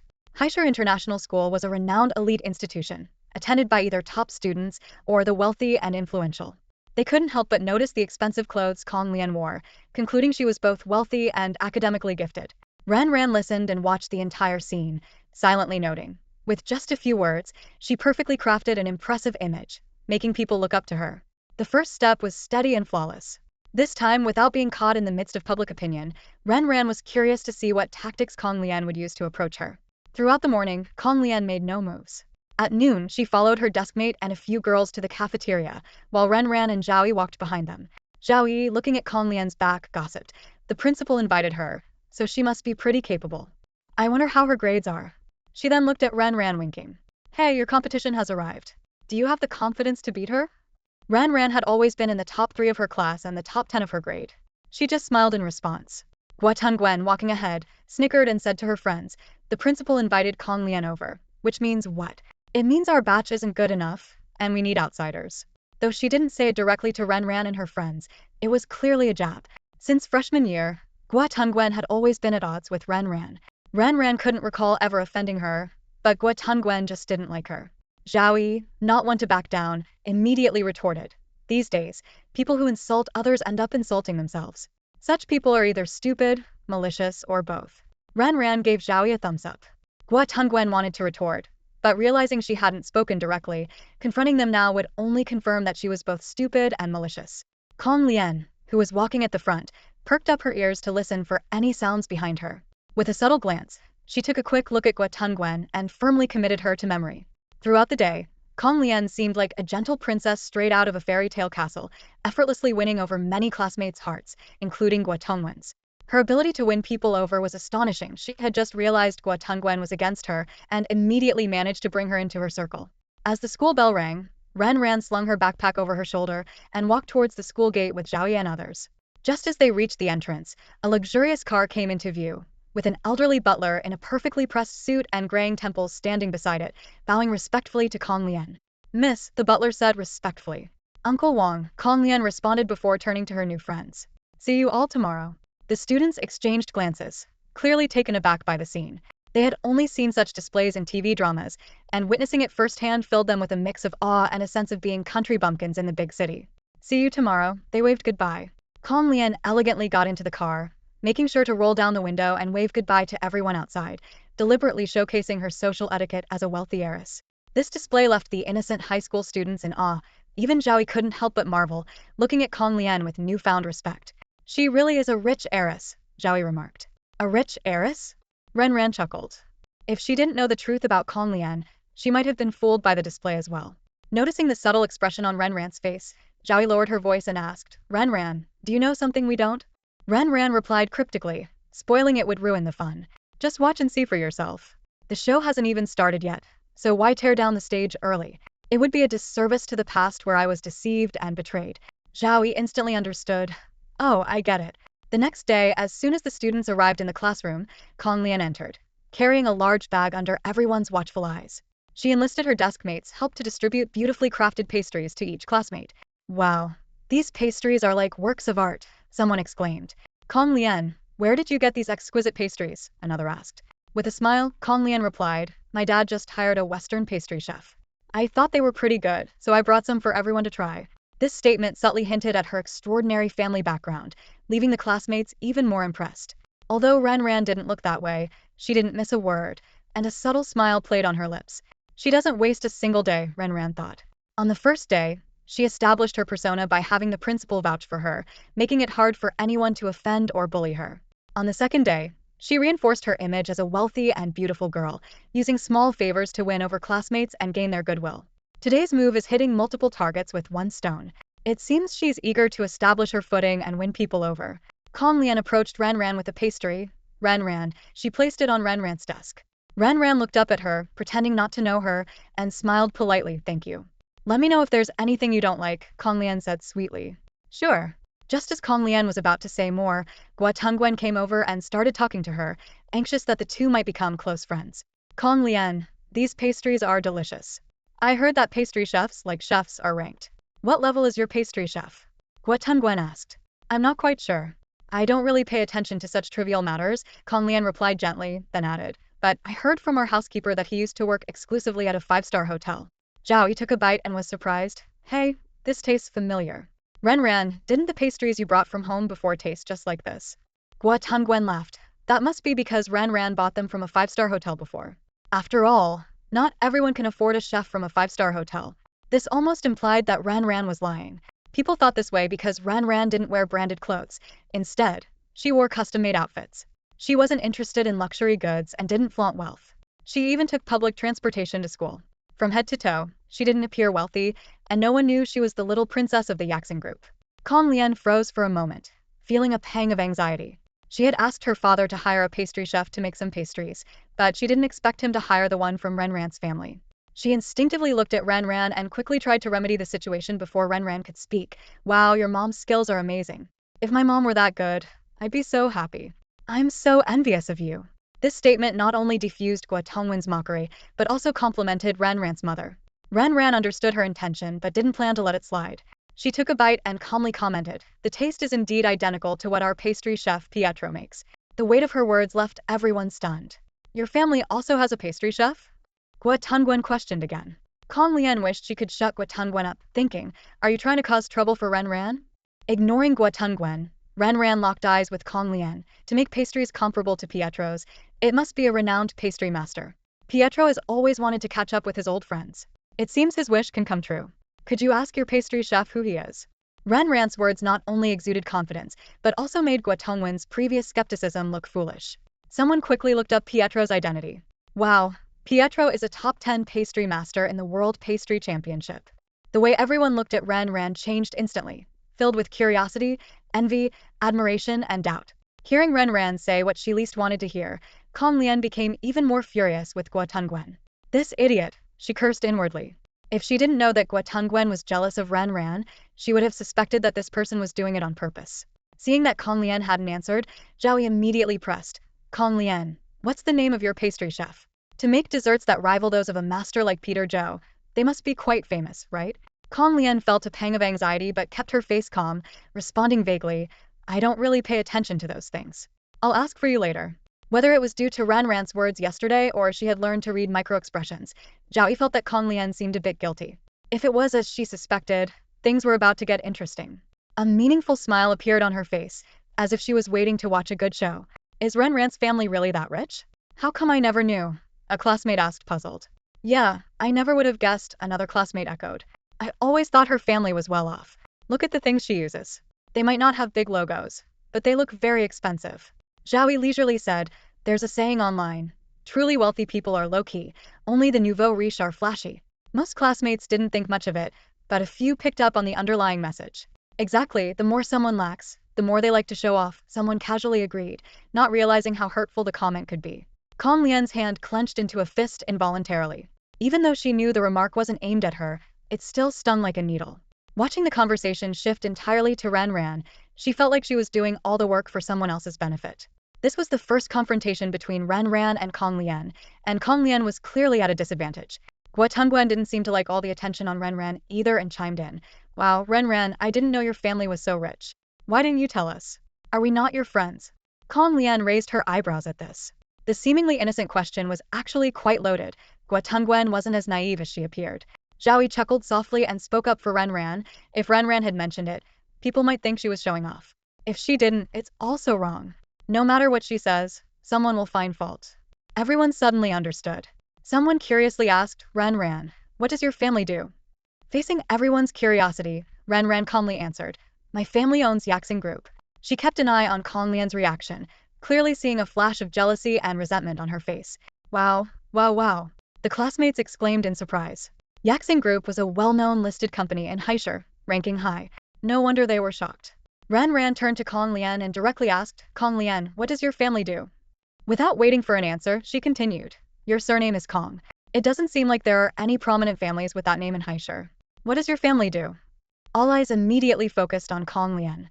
We're from another province, Kong Lian cautiously replied, not daring to say Haishur, fearing exposure, especially in front of Ran Ran. Shandong, a classmate asked curiously. No, Kong Lian shook her head, refusing to specify. What does your family do? Ran Ran pressed on. Kong Lian almost ground her teeth to dust, forcing out a dry response. We have many businesses. I'm not really sure about the specifics. You must know your family's company name, right? Zhao asked. Feeling cornered, Kong Lian quickly came up with a name. My dad's name is Kong Mingqing. The name was unfamiliar to the students, but not to Ran Ran. Kong Mingqing was the chairman of Haisheng Group, a top 100 company known for its industrial ventures. The classmates quickly looked up information on Kong Mingqing. Wow, so Kong Lian is the heiress of Haisheng Group. Our class really is full of hidden talents. Kong Lian smiled, basking in the envious glances. Zhao was a bit surprised and instinctively turned to look at Ran Ran, noticing the curve of her lips. That angle, that micro-expression, had a hint of mockery. Sure enough, Ran Ran, with wide, innocent eyes, asked in a seemingly naive manner, Does Mr. Kong have a daughter? I've never heard of her. Kong Lian's smile instantly froze. The classmates who had just been admiring her now looked at her with suspicion and curiosity. At that moment, the bell rang, cutting the conversation short. Kong Lian let out an inexplicable sigh of relief, feeling like she had narrowly escaped disaster. She replayed Ran Ran's actions in her mind, growing suspicious. Had Ran Ran noticed something? Kong Lian spent the entire class observing Ran Ran but saw nothing unusual. Perhaps it was just her imagination. At noon, the students flocked to the cafeteria. It was a rare break and prime time for gossip. Kong Lian walked with a few classmates, chatting and laughing, unaware of the discussions happening behind her. Do you think Kong Lian is really Kong Mingqing's daughter? Someone questioned. They tended to believe Ran Ran, given their 2 years of shared experiences. Even if they weren't extremely close, they were still more familiar with her than the new transfer student. Kong Lian doesn't seem like she's lying, another classmate said. She has luxury cars, a personal butler, and a pastry chef from a 5-star hotel. Those aren't things ordinary people have access to. Besides, she has no reason to lie to us. There's no benefit. This reasoning gained a lot of agreement. If that's the case, there's only one possibility, someone said mysteriously. What? The slower ones hadn't caught on yet. She's an illegitimate child, born to a mistress, the person explained with a laugh. Whoa. Several people exclaimed in realization. Suddenly, everything made sense. I knew it. She's from another province, the heiress of Haisheng Group, yet she comes to Haishur instead of staying in her own province. It didn't add up. But if she's an illegitimate child, it makes sense. No wonder Ran Ran hasn't heard of her or Mr. Kong having a daughter. Unexpectedly, she was the daughter of the mistress. This revelation pierced through the classroom silence like a sharp sword. Immediately, more malicious speculations surged like a tide. She might not be the mistress's daughter, maybe the 4th or 5th ones. I used to think she was some sort of heiress, but turns out she's an illegitimate child. These harsh comments reached Kong Lian, who was walking behind. Her classmates couldn't help but glance at her, their eyes filled with curiosity and suspicion. Kong Lian forced a smile, but inside, she was seething with anger. The person she hated most, without a doubt, was Ran Ran. If it weren't for Ran Ran, the carefully crafted image of a mysterious heiress wouldn't have been shattered, tainted with an irreparable stain. At that moment, Kong Lian's resolve to stand against Ran Ran hardened. My father has always protected me well, so it's normal for the outside world not to know, Kong Lian explained lightly. In today's society, there are too many bad people, so we have to be cautious. I didn't expect such a big misunderstanding. She casually added, these things are subject to individual interpretation. The classmates around her had various thoughts, but how they truly felt about the situation was known only to themselves. Just then, Guo squeezed in beside Kong Lian and loudly declared, I believe you. No illegitimate child would be so high profile. Just like Ren Ran, we didn't know she was the heiress of Yaxing Group before. It must be for safety reasons. After all, kidnappings of wealthy businessmen and their children happen all the time. Better safe than sorry. Kong Lian looked gratefully at Guo, her affection for her rising. Seeing this, several other classmates also chimed in with support. Despite Kong Lian's efforts to salvage the situation, things could never go back to how they were. The perfect image of a wealthy heiress she had painstakingly built was now irreparably cracked. Back home in the upscale Qinghebei community, Kong Lian threw her backpack onto the sofa with a heavy thud, radiating a gloomy aura. She sat down heavily, her entire being exuding displeasure. Ruan Fingrua emerged from the kitchen with a glass of juice and a plate of fruit, sitting beside her daughter. Did something happen at school? She asked softly. Kong Lian recounted the events in detail, growing more furious as she spoke. Mom, if it weren't for her words, my perfect image wouldn't have been ruined. The Ren family, both mother and daughter, are disgusting. Ruan Fingrua didn't rush to console her but let her daughter vent. Once Kong Lian calmed down a bit, she slowly spoke. Do you think it's all her fault? Under her mother's calm gaze, Kong Lian gradually regained her composure. No, it's my own lack of thorough planning, she admitted quietly. Admitting your mistakes is a good start. The most dangerous people are those who know they're wrong but refuse to acknowledge it. Such people often achieve nothing and ruin their lives, Ruan Fingrua said earnestly. If I had considered all the loopholes when crafting this persona and covered them, a few words from her wouldn't have dragged me into a scandal, ruining my plans. Seeing her daughter feeling down, Ruan Fingrua gently patted her shoulder. Having experienced failure once means you won't make the same mistake again. Lian, remember, there's no such thing as a perfect plan, but as long as your imperfect plan achieves your goal before being exposed, that's enough. Understand? I understand, Kong Lian nodded. So, what's your next step? Ruan Fingrua prompted. Kong Lian didn't answer immediately. After thinking carefully, she said, find a way to dispel the rumors and make them believe my identity. Ruan Fingrua shook her head. Kong Lian thought for a longer time this time. Finally, a light bulb went off. Change direction. Seeing the encouraging look in her mother's eyes, Kong Lian knew she was on the right track. Win people over, she blurted out. Ruan Fingrua smiled with satisfaction. You finally understand.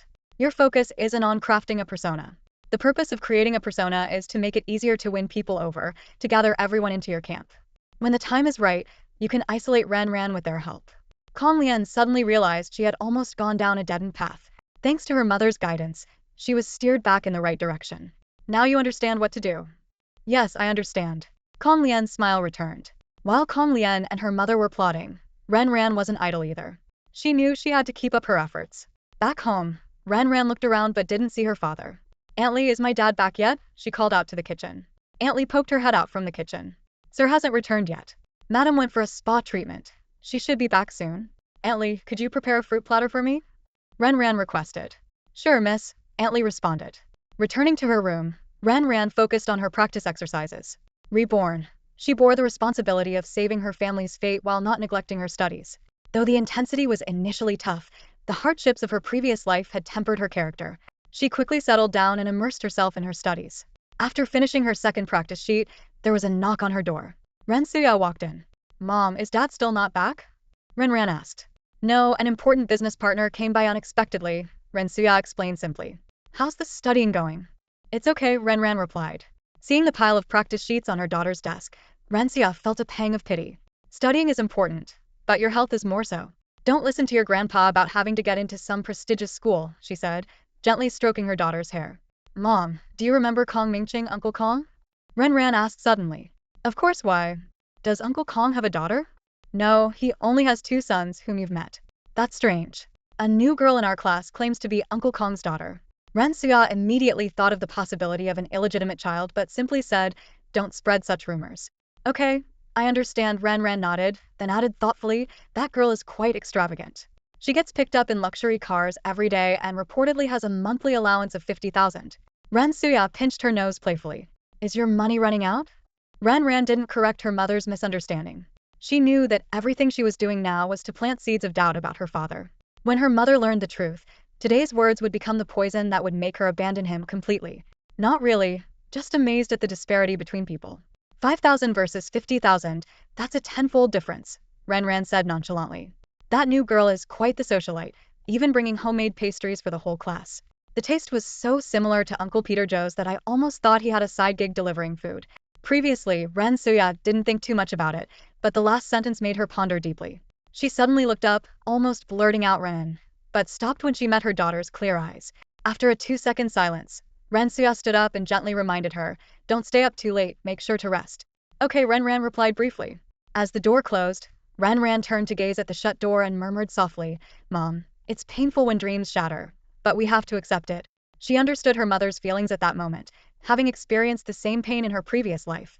Ran Suya slowly walked downstairs, glancing outside the door. Her husband still hadn't returned. At this moment, Aunt Lee softly asked, Madam, if there's nothing else, I'll go rest. Aunt Lee, where's Peter Chow? Ran Suya inquired. I don't know. Mr. Peter Chow was called away by Sir's phone call yesterday. Do you want me to call him? No need. You go rest. All right. Madam, you should rest early too. The large villa was left with only a dim light, and the figure on the sofa appeared blurry in the gloom.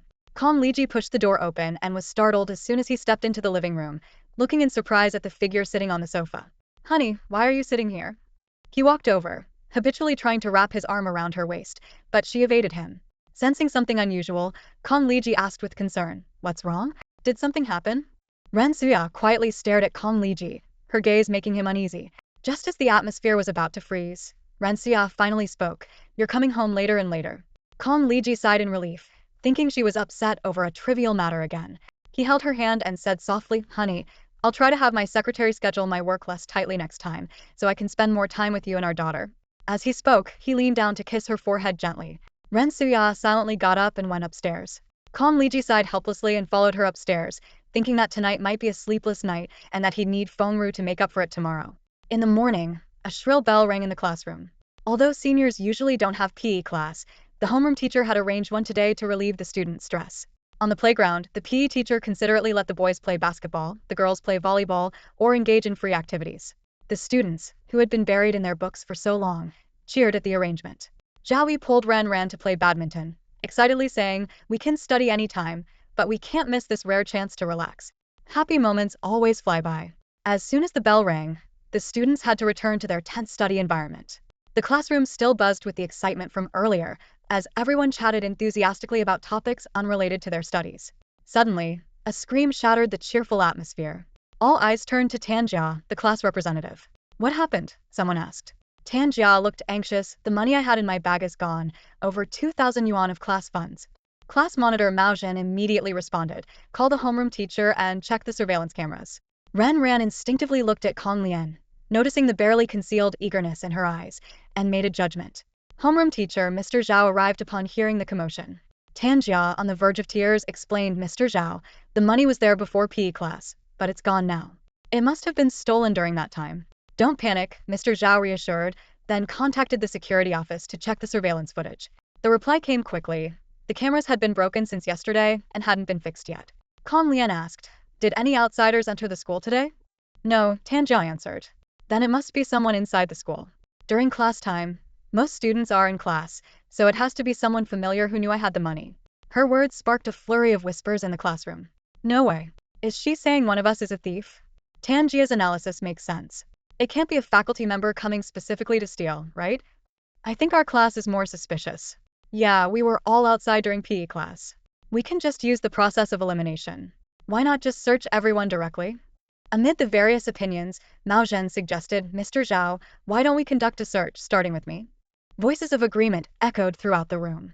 Even those unwilling didn't dare object, fearing it would make them look suspicious. Seeing most students agree, Mr. Zhao formally asked, Does anyone disagree? If so, we'll find another way. If you do, raise your hand. The classroom fell silent, with no one speaking up. Since everyone agrees, let's proceed, Mr. Zhao said, and he, Tanjia, and Mao Jin began checking each student's bag and desk in order. Ren Ran, sitting by the window, waited calmly with her hands in her pockets, showing no signs of panic. Suddenly, an exclamation broke the tense atmosphere. What's this? Gua Tunguen looked at the stack of 100 yuan bills in her bag, utterly bewildered. Mr. Zhao asked, Gua Tunguen, are these your notes? Before Gua Tunguen could answer, Tanjia interjected. They're not hers. I marked these bills. She took the money from Mr. Zhao and explained, whenever I receive class funds, I write the donor's name on the back of each 100 yuan bill in pencil to prevent counterfeit. A few classmates took a closer look and indeed found names written on the back of the bills. It's true. Oh my god, I can't believe Gua Tunguen would do this. She has good grades, but her character is so poor. Gua Tunguen, eyes red with tears, pleaded, it's not me, it's not me. I don't know why the money is in my bag. Someone sneered, if not you, then who? Exactly. The money was found in your bag. Ren Ran was a bit stunned by the scene. She had thought the scheme was aimed at her, but it turned out to be against Gua Tunguen. This unexpected twist caught her off guard. She had guessed wrong. Her gaze shifted to Kong Lian, her eyes narrowing slightly. No, it couldn't be that simple. Her instincts told her there was more to this matter than met the eye. From what she knew of Kong Lian, this girl would never target Gua Tunguen without a reason. There must be a hidden agenda, and the ultimate goal seemed to point back to herself. She quickly ran through the logical chain of events in her mind. Theft Gua Tunguen herself. The theft was serious Gua Tunguen, and her didn't get along how to turn this against her? The answer was becoming clear. Just then, a classmate broke the silence, seemingly having remembered something. Ms. Zhao, I saw Gua Tunguen enter the school building during gym class. Yes, that's right, she did leave, another classmate chimed in. I saw her go into the building too. These testimonies almost sealed Gua Tungwen's fate. She was sweating profusely, her voice trembling. I didn't steal it, it really wasn't me. But no matter how much she defended herself, no one believed her. They preferred to trust what they had seen. Ren Ran noticed Kong Lian's triumphant posture and spoke up before she could. I believe her. This unexpected statement caught Kong Lian off guard, and all eyes turned to Ren Ran. Facing the surprised looks from her classmates, Ren Ran repeated firmly, I believe Gua Tunguen didn't steal the money.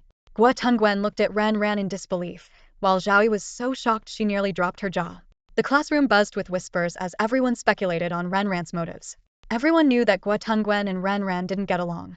Although they hadn't had any major conflicts, there had been minor clashes. In this situation, even close friends were hesitant to speak up, making Ren Ran's support all the more convincing. Kong Lian was stunned, staring blankly at Ren Ran. She hadn't anticipated this turn of events and cursed inwardly. Is Ren Ran naive? They don't even get along, yet she acts like a saint to defend her, it's absurd. Furious that her carefully prepared lines had been stolen, Kong Lian's anger flared. Tan Jia voiced the question on everyone's mind, including Gua Tungwen's. What evidence do you have to prove she didn't steal the money? Ren Ran calmly walked forward, glanced at the bills on the desk, and said, It's simple. Call the police and get the fingerprints. From the time of the theft until now, Gua Tunguen hasn't touched the money.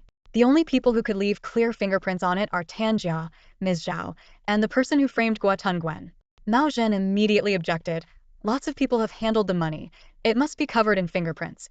The police usually won't expend resources on such a small amount.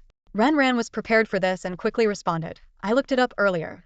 In a low-temperature, dry environment, fingerprints can last a long time. But we're in the south where it's hot, so other people's fingerprints wouldn't last long. The class funds were handed in over a month ago, so this method is viable. As for the police not wanting to spend resources, don't worry. Yaxing Group has a pharmaceutical company, and I can arrange for professionals to extract the fingerprints. Everyone was amazed at how thorough Ren Ran had been in such a short time. She continued, Some might think this is an overreaction, but I see it as very serious. This isn't just about theft. It's about framing and falsely accusing someone, which is very malicious. If we don't clear Gua Tungwen's name today, she'll be labeled a thief, ruining her reputation and potentially causing severe psychological harm, even leading to depression. Finding the culprit isn't just for Gua Tungwen, it's for everyone here. Imagine if someone this malicious were lurking among us who knows what they might do next, or who their next target would be. Ren Ran's words elevated the seriousness of the situation. The classroom atmosphere grew tense, with several students nodding in agreement. Ren Ran's right, we need to find out who did this. Yes, we can't let someone like that stay among us. Who knows who'll be next? Call the police. We have to call the police. Ren Ran, if the police don't extract the fingerprints, we'll rely on you. Ms. Zhao looked at her excited students, feeling a headache coming on. She glanced at Ren Ran, her feelings mixed. She had never realized how persuasive this girl could be. Kong Lian was nearly driven to madness by Ren Ran. Her original plan was completely derailed, and she cursed inwardly. Why is this person so difficult? Ms. Zhao turned to Guo Tongwen and asked, "What about you?" Guo Tongwen answered firmly, "Ms. Zhao, I want to call the police. I want them to clear my name. I didn't steal it. I don't know who is so malicious to frame me, but whoever it is, I will find out." Ren Ran's words had given Guo Tongwen immense confidence and courage. She felt both touched and guilty, recalling how she used to resent Ren Ran for always outperforming her academically. Now she wished she could go back and give her past self a good slap. Ren Ran's magnanimity and integrity won her over completely. Tan Jia, trying to prevent things from escalating, said, "Is it really necessary to call the police? If we do, it will alarm the whole school, and our class will." But Ren Ran's unwavering support and Guo Tongwen's determination had already convinced most of the class. Zhao spoke up, "Yes, we need to get it checked. We must find the real culprit." Kong Lian watched the situation unfold, growing more anxious and angry. According to her original plan, when everyone doubted Guo Tongwen, she was supposed to step up and defend her, offering technical assistance. Once she had the evidence, she could reveal that Ren Ran's fingerprints were on the money. With no grudge against Ren Ran, no one would suspect her of framing. Everyone would believe Ren Ran was retaliating against Guo Tongwen, given their history. Guo Tongwen, with her personality, would inevitably resent Ren Ran and be grateful to Kong Lian. This move could achieve multiple goals: winning over people, tarnishing Ren Ran's reputation, and turning Guo Tongwen into a tool for future plans. But Ren Ran's unexpected intervention had completely disrupted her strategy. Such a perfect plan, but unexpectedly Ren Ran, who usually didn't get along with Guo Tongwen, spoke up in support. Ren Ran's actions caught Kong Lian off guard, and a subtle, twisted expression appeared on her face. Kong Lian pondered silently. Her plan was flawless. There was no way Ren Ran could have known. The only explanation was that this fool was a saint. For someone you don't get along with, not kicking them when they're down is already magnanimous, let alone helping them. This was definitely saintly behavior. The plan didn't fail due to strategy, but rather due to Ren Ran's saintly nature. This feeling left Kong Lian speechless, like punching a pillow with no resistance. Ren Ran keenly noticed the subtle changes on Kong Lian's face and understood. She had previously suspected that her fingerprints might be on those bills. Kong Lian could use these fingerprints to frame her, tarnish her reputation, and make others doubt and isolate her. Therefore, Ren Ran decided to take the initiative and secure the evidence herself. As for how Kong Lian got her fingerprints, Ren Ran snorted.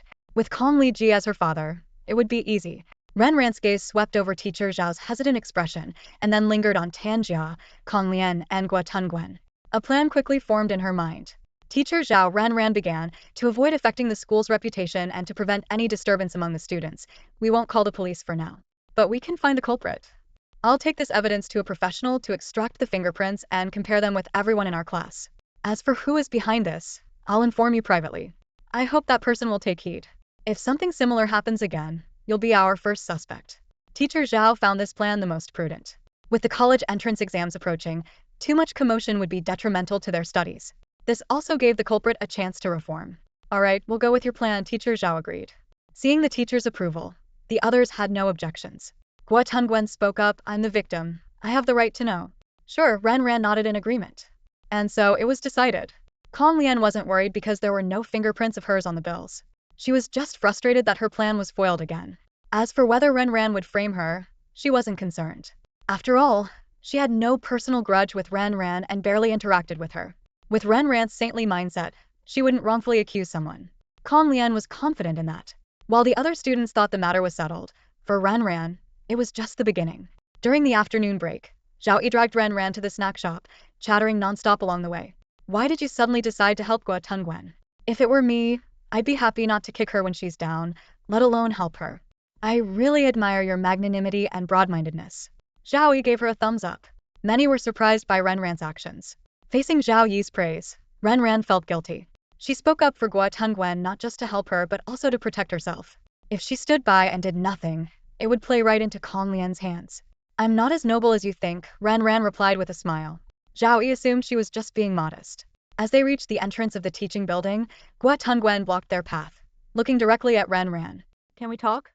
Zhao Yi glanced at the two and wisely stepped aside. "I'll head back to the classroom. Call me if you need anything." After she left, the two walked over to a nearby greenbelt. "What is it?" Ren Ran asked. Guo Tongwen took a deep breath. "I'm sorry and thank you." Ren Ran raised an eyebrow. "I'm sorry for always targeting you before," Guo Tongwen continued. "I used to be the best among the girls before you came. After you arrived, I felt inferior in everything. I harbored resentment towards you and targeted you because of my jealousy. I'm here to apologize for my past actions. It was petty and narrow-minded of me. With that, she bent down and sincerely bowed in apology. There's no need for that, Renran said calmly. It was just some bickering. Compared to the likes of the Wan family and Kong Li, it's really trivial. Holding on to grudges will only make life dark. Renran's magnanimity made Guotongwen feel the gap between them even more, making her past actions seem even more ridiculous. Thank you for speaking up for me today, Guotongwen said sincerely. If not for Renran's righteous intervention, she might have been mired in endless rumors. In such a situation, she couldn't guarantee that her mindset would remain unchanged. Any instability could cause her grades to plummet, especially during this critical senior year. Renran's help was something Guotongwen would never forget. I was just telling the truth, Renran responded lightly. You really don't need to dwell on it. No matter how Renran downplayed it, Guotongwen kept this act of kindness in her heart. Not far away, Kong Lian witnessed this scene. Feeling a pang of jealousy and her breathing quickened. The person who should have been receiving Guotongwen's gratitude was her. She had once again paved the way for someone else, and that someone was Renran. Huxia, noticing Kong Lian's discomfort, asked with concern. Kong Lian, are you feeling unwell? Kong Lian withdrew her gaze and tried to remain composed. I'm fine. Just a bit of a stomachache. Nothing serious. Take care of yourself, Huxia advised. Yeah, Kong Lian replied perfunctorily, secretly plotting. I didn't expect you to be such a saint this time, but next time, you won't be so lucky. Renran, let's see what happens next. On the weekend, Renran was working on her practice book. Just as she finished her math exercises, her phone buzzed with a message from Su Zhaoyin. She put down her pen and called him back. What's the situation? Renran asked directly. Su Zhaoyin didn't waste time and got straight to the point. I just found out another group is investigating your dad. I happen to know one of them and used a little trick to find out who their employer is. How much? Renran got straight to business. Su Zhaoyin appreciated straightforward clients. The money isn't the issue, so it's free? Renran joked. Su Zhaoyin was momentarily speechless. I was just being polite. He cleared his throat. It's not much, just 1,000. Alright, go on, Renran urged. The person investigating your dad is your mom, Su Zhaoyin revealed, feeling a mix of amusement and pity. This family really was something else. The complexities of wealthy families were truly beyond ordinary comprehension. Thanks. I'll send the payment shortly, Renran replied succinctly. You're welcome, Su Zhaoyin continued. From what my friend said, he's been investigating for a while but hasn't found any evidence of your dad cheating, not even a suspected target. His secretaries are all men, and most of the people in his executive office are men. Even the few women there are married with children. Su Zhaoyin's voice came through the phone with a hint of doubt. Miss Ren, your father keeps his distance from women, and his life revolves around work and social engagements. No matter how late it gets, he always comes home. Honestly, I admire him. It's rare to find such a family-oriented man, husband, and father. So far, I haven't found any evidence of your father behaving unusually. He paused, his tone becoming more cautious. But I want to remind you, misunderstandings are the worst thing in a family. Open and honest communication can be a good way to resolve any issues. Listening to these words, Renran's emotions were stirred. Even a private investigator couldn't find evidence of her father's infidelity, which showed how meticulous and flawless he was. She recalled how, in her previous life, she and her mother were caught off guard and devastated. Even her grandparents died never knowing that their good son-in-law harbored such malicious intentions. Since her rebirth, her father indeed hadn't met with their one mother and daughter. His behavior was so impeccable that she almost doubted whether her past experiences were just a figment of her imagination. Taking a deep breath, Renran spoke into the phone. Uncle Su, please continue to keep an eye on my dad. If anything happens, let me know immediately. Although Su Zhaoyin didn't understand why the child was at odds with her father, he agreed out of respect for his client's wishes. After hanging up, Renran couldn't focus on her homework. Today's events hadn't yielded any concrete breakthroughs, but they weren't entirely fruitless either. At least, she saw the beginnings of a crack in her mother's trust in her father, no longer completely immersed in the dream he had woven. Her mother facing the problem was already a significant step forward. Renran decided to help her mother take the final step. Since her father could refrain from seeking out their one mother and daughter, she would make them come to him. Although she couldn't fully understand Wan Fengru, she knew this woman could be even more patient than her father. In her previous life, Wan Fengru had thrived in the financial world with the Ren family's assets, becoming a media-acclaimed businesswoman. While this was supported by the Ren family's resources, her own abilities couldn't be denied. After pondering for a moment, Renran realized it wasn't the right time to confront Wan Fengru directly. The only viable and easy target was Kong Lian. She went downstairs and found her father, Kong Liji, trimming bonsai in the garden. Feigning casualness, she asked, Dad, your 18th wedding anniversary with Mom is coming up. Have you thought about any surprises for her? Kong Liji put down the scissors and, without looking up, replied, Your mom doesn't like flashy things. She loves the food I cook the most. Ren Ren smirked inwardly. She used to think her parents' love was sweet and envied her mother for having such a loving husband. But after her past life, she realized it wasn't love. He simply didn't want to spend unnecessary money on her mother, settling with a few simple dishes. Reflecting on her memories, Ren Ran realized that her father's gifts were always inexpensive, like small toys, handmade cards, or trips to the amusement park. Even when he gave her mother a scarf, it was never anything extravagant. Although she never chased luxury or was materialistic, thinking back, she couldn't help but feel disgusted. Suppressing her disdain, she continued, Dad, are you planning to cook for Mom again? Kong Liji smiled and asked, Is there a problem with that? Feigning contempt, Ren Ren said, Dad, don't blame me for not warning you. Mom hasn't been in a good mood lately. You know, Aunt Wang's situation is still fresh in her mind. Kong Liji frowned. Why bring up Chairman Lin and his wife again? Last time your mom gave me a hard time because of that. Is this still an issue? He leaned closer to his daughter, his tone cautious. Did you hear something? Ran Ran rubbed her thumb, index, and middle fingers together. I'll tell you later. Transfer the money to my phone. Kong Liji resigned. Transferred 5,000 yuan to her. Seeing the amount, Ran Ran felt even more contempt. She had heard from Kong Lian that her father casually gave her tens of thousands of yuan as pocket money. The disparity in the amounts clearly showed who he truly cared for. Not enough, Ren Ran said flatly. Kong Liji transferred another 5,000 yuan. This time, Ren Ran decided not to push further, fearing it might arouse suspicion. Lowering her voice, she said, Aunt Wang visited Mom a few days ago, and I just happened to overhear their conversation. Aunt Wang said that men are all the same, and that love and affection are just illusions. She said a man who isn't willing to spend money on a woman is insincere. If a man truly loves a woman, he'd be willing to spend 9 out of $10 he earns on her. If he doesn't love her, even earning $1 million wouldn't make him spend 100 on her. Kong Liji's eyes flickered with unease. And your mom believed that nonsense? She didn't. Ren Ran quickly replied. Seeing her father relax, she continued. But it did leave a mark on her. A few days ago, she even asked me if you loved her. Would she have asked something like that before?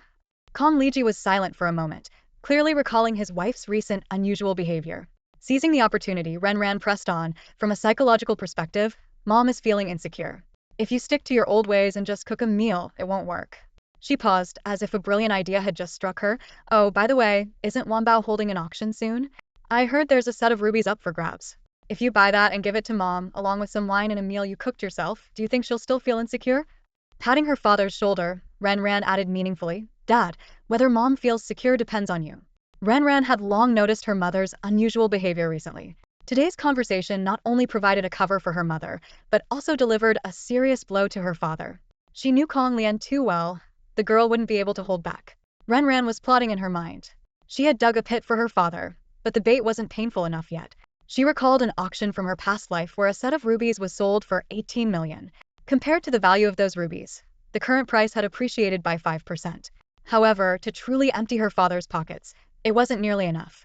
As night fell, Ren Ran arrived at the villa halfway up the mountain. She looked directly at her grandparents and said straightforwardly, Grandpa, Grandma, can I borrow a set of jewelry? Ren Hongru frowned slightly, somewhat surprised. Ren, why do you suddenly need this? I have my reasons, Ren replied briefly. But under her grandfather's wise gaze, she hesitated for a moment before revealing her entire plan. After listening to their granddaughter's explanation, the elderly couple was stunned. Grandma's face showed shock that she couldn't hide. She was about to speak, but Ren Hongru gently held her hand. All right, Ren Hongru said in a deep voice, come by after school tomorrow to pick it up. Okay, Ren nodded in agreement. After she left, the couple's expressions turned serious. Old man, Grandma asked worriedly, don't you think Ren has changed? She seems so mature now. It's like one moment she was an innocent little princess, and the next, she's become seasoned by life's ups and downs. Ren Hongru sighed deeply. She's grown up.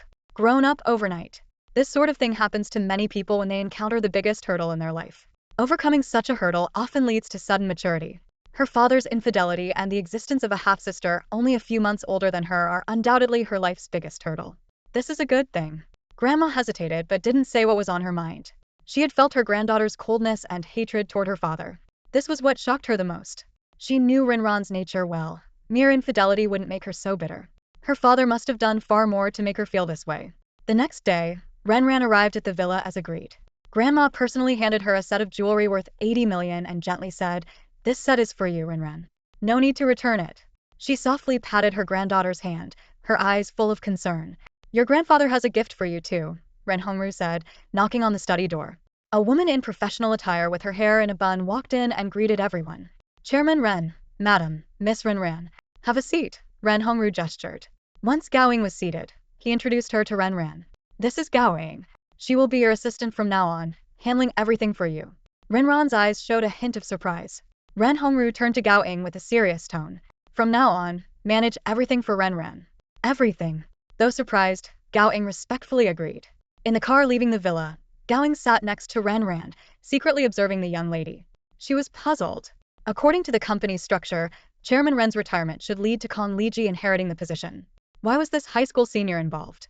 Chairman Ren assigning her to Miss Ren Ran was indeed intriguing.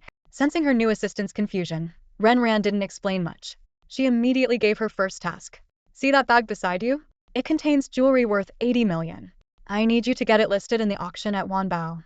A bit challenging, but doable, Gao Ying confidently replied. You must ensure that Kong Liji wins the bid, and it must be above market price, Ren Ran added. Gao Ying frowned slightly. This was indeed tricky. What surprised her more was Miss Ren Ran's cold reference to Kong Liji, not his dad, but by his name. Considering the chairman's actions and Miss Ren Ran's attitude, Gao Ying sensed something unusual. Was the company headed for a major change? Seeing Gao Ying's hesitation, Ren Ran spoke again. Is there a problem? No problem, Gao Ying immediately replied. She calculated that if Miss Ren Ran succeeded her grandfather, her own position would rise too. This was a great opportunity. For the task assigned by Miss Ren Ran, Gao Ying went above and beyond, ensuring everything was perfectly executed. After class, Ren Ran checked her phone and saw the latest update from Gao Ying.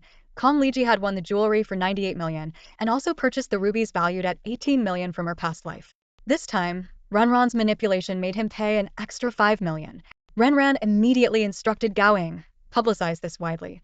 Make it high profile. Though Gao Ying didn't grasp the full reason, she quickly complied. In the evening, while Ren Ran was having dinner with friends in the cafeteria, she heard whispers and felt eyes on her. A classmate approached excitedly.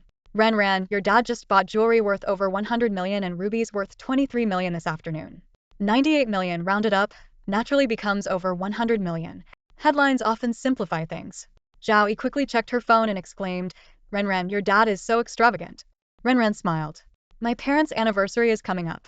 This must be his gift to my mom. This answer sparked more exclamations from her classmates. How romantic. What a fairy tale love story. Feels like a CEO and his sweet wife. So jealous of Ren Ran's mom. Someone curiously asked, the jewelry must be for your mom. What about the rubies, are they for you? Of course. Zhao Yi laughed. As her classmates chatted, Ren Ran kept a smile without saying much. Not far away, Kong Lian listened to the discussions, feeling miserable. She screamed internally. Kong Liji is her father. She wanted to shout it out but couldn't. What fairy tale love story, Kong Lian thought bitterly. Dad doesn't love that woman and her daughter. It's all fake. The jewelry can't be for that vile woman. It must be for her mom. That vile woman doesn't deserve such jewelry. The assistant of Yaxing Group pushed open the door to the general manager's office. Mr. Kong, I have something to report. The 2 sets of jewelry you won at the Wanbao auction this afternoon are trending online, the assistant said, handing over the news page. Kong Liji's face darkened as he quickly scanned the page, anger welling up inside him. Who leaked this? He demanded harshly. The assistant was taken aback by the intensity of the reaction. This isn't negative news. It actually benefits the group, he explained cautiously. Find a way to take it down, Kong Liji said through gritted teeth, seething with anger. This report had thrown his plans into disarray. He had intended to give the Tumul Yunyuan ruby set to Ren Suya and use the Ninimul Yunyuan set as a pretext for smoothing international relations, transferring the money to Wan Fengru. Now, this exposure put his entire plan at risk. As soon as Kong Liji got home, he was greeted by a warm hug. Thank you, Dad, Ren Ran said cheerfully. Kong Liji was momentarily stunned and gently pushed his daughter away. Thank me for what? Dad, don't pretend. I know everything, Ren Ran said excitedly. You bought 2 sets of jewelry at the auction. One for mom and one for me, right? All my friends know about it. Noticing his father's slight change in expression, Ren Ran continued, oblivious. Dad, you've never given me such an expensive gift before. That last sentence hit Kong Liji like a blow, snapping him out of his anger. Forcing a smile, he said, the ruby set is for you. Thanks, Dad. I knew you were the best. Ren Ran exclaimed, overjoyed. From inside, Ren Xia's voice called out, what are you 2 chatting about at the door? Come in. As they walked inside, Ren Ran whispered, Mom saw the news and is in a great mood today. Don't you think I deserve some praise? You little rascal. Kong Liji said affectionately, tapping her forehead. Ren Ran giggled with pride. Over the next few days, Ren Ran was the center of attention in her class. Everyone knew her father had spent a fortune on jewelry for her and her mother. This was exactly what Ran Ran had intended. She closely monitored Kong Lian, noticing her increasingly sour mood, and decided it was time for the final blow. The opportunity lay with Gua Tunguen. After leaving Teacher Zhao's office, Ren Ran ran into Gua Tunguen waiting at the door. Did the investigation results come out? Gua Tunguen asked eagerly. Ren Ran nodded, looking around. This isn't the place to talk. The two walked to the small grove behind the school building. Who was it? Gua Tunguen pressed. Ren Ran hesitated before speaking. You might not believe the results. I believe you, Gua Tunguen said firmly. We found complete fingerprints from only 2 people. Besides the 2 bills Teacher Zhao touched, the rest only had Tanjia's complete fingerprints, Ren Ran revealed slowly. What does that mean? Gua Tunguen asked, confused. Maybe the person who framed you wore gloves, leaving only Tanjia's fingerprints, Ren Ran explained. Gua Tunguen paused, then laughed sarcastically. Do you think that's possible? She recalled Tanjia's words about calling the police and felt a cold laugh in her heart. Ren Ran shrugged. It's hard to say. She had told the investigation results truthfully, without mentioning Kong Lian. From a long-term perspective, implicating Kong Lian now would be counterproductive. Have you offended Tanjia? Ren Ran asked curiously. No. Gua Tunguen denied without hesitation. That's strange, Ren Ran mused. People don't do things without a reason. There must be a motive, like in TV dramas. Maybe she framed you to achieve something, or she's acting on someone else's orders. It's all possible. Gua Tunguen nodded, taking in every word. I'll go ask Tanjia. Ren Ran grabbed her arm. Don't be impulsive. Ask her privately. Teacher Zhao doesn't want to blow this up. He wants to give the person a chance to reform. But I doubt you'll get anything out of her. Just one person's fingerprints aren't enough to convict her. If you want to find out who did it, you'll need to. Gua Tunguen understood. Don't worry. I'll find a way to get it out of her. During lunch break, Ren Ran saw Gua Tunguen calling Tanjia away. The same grove, the same 2 people. But the atmosphere was entirely different, filled with tension and pressure. Why are you looking for me?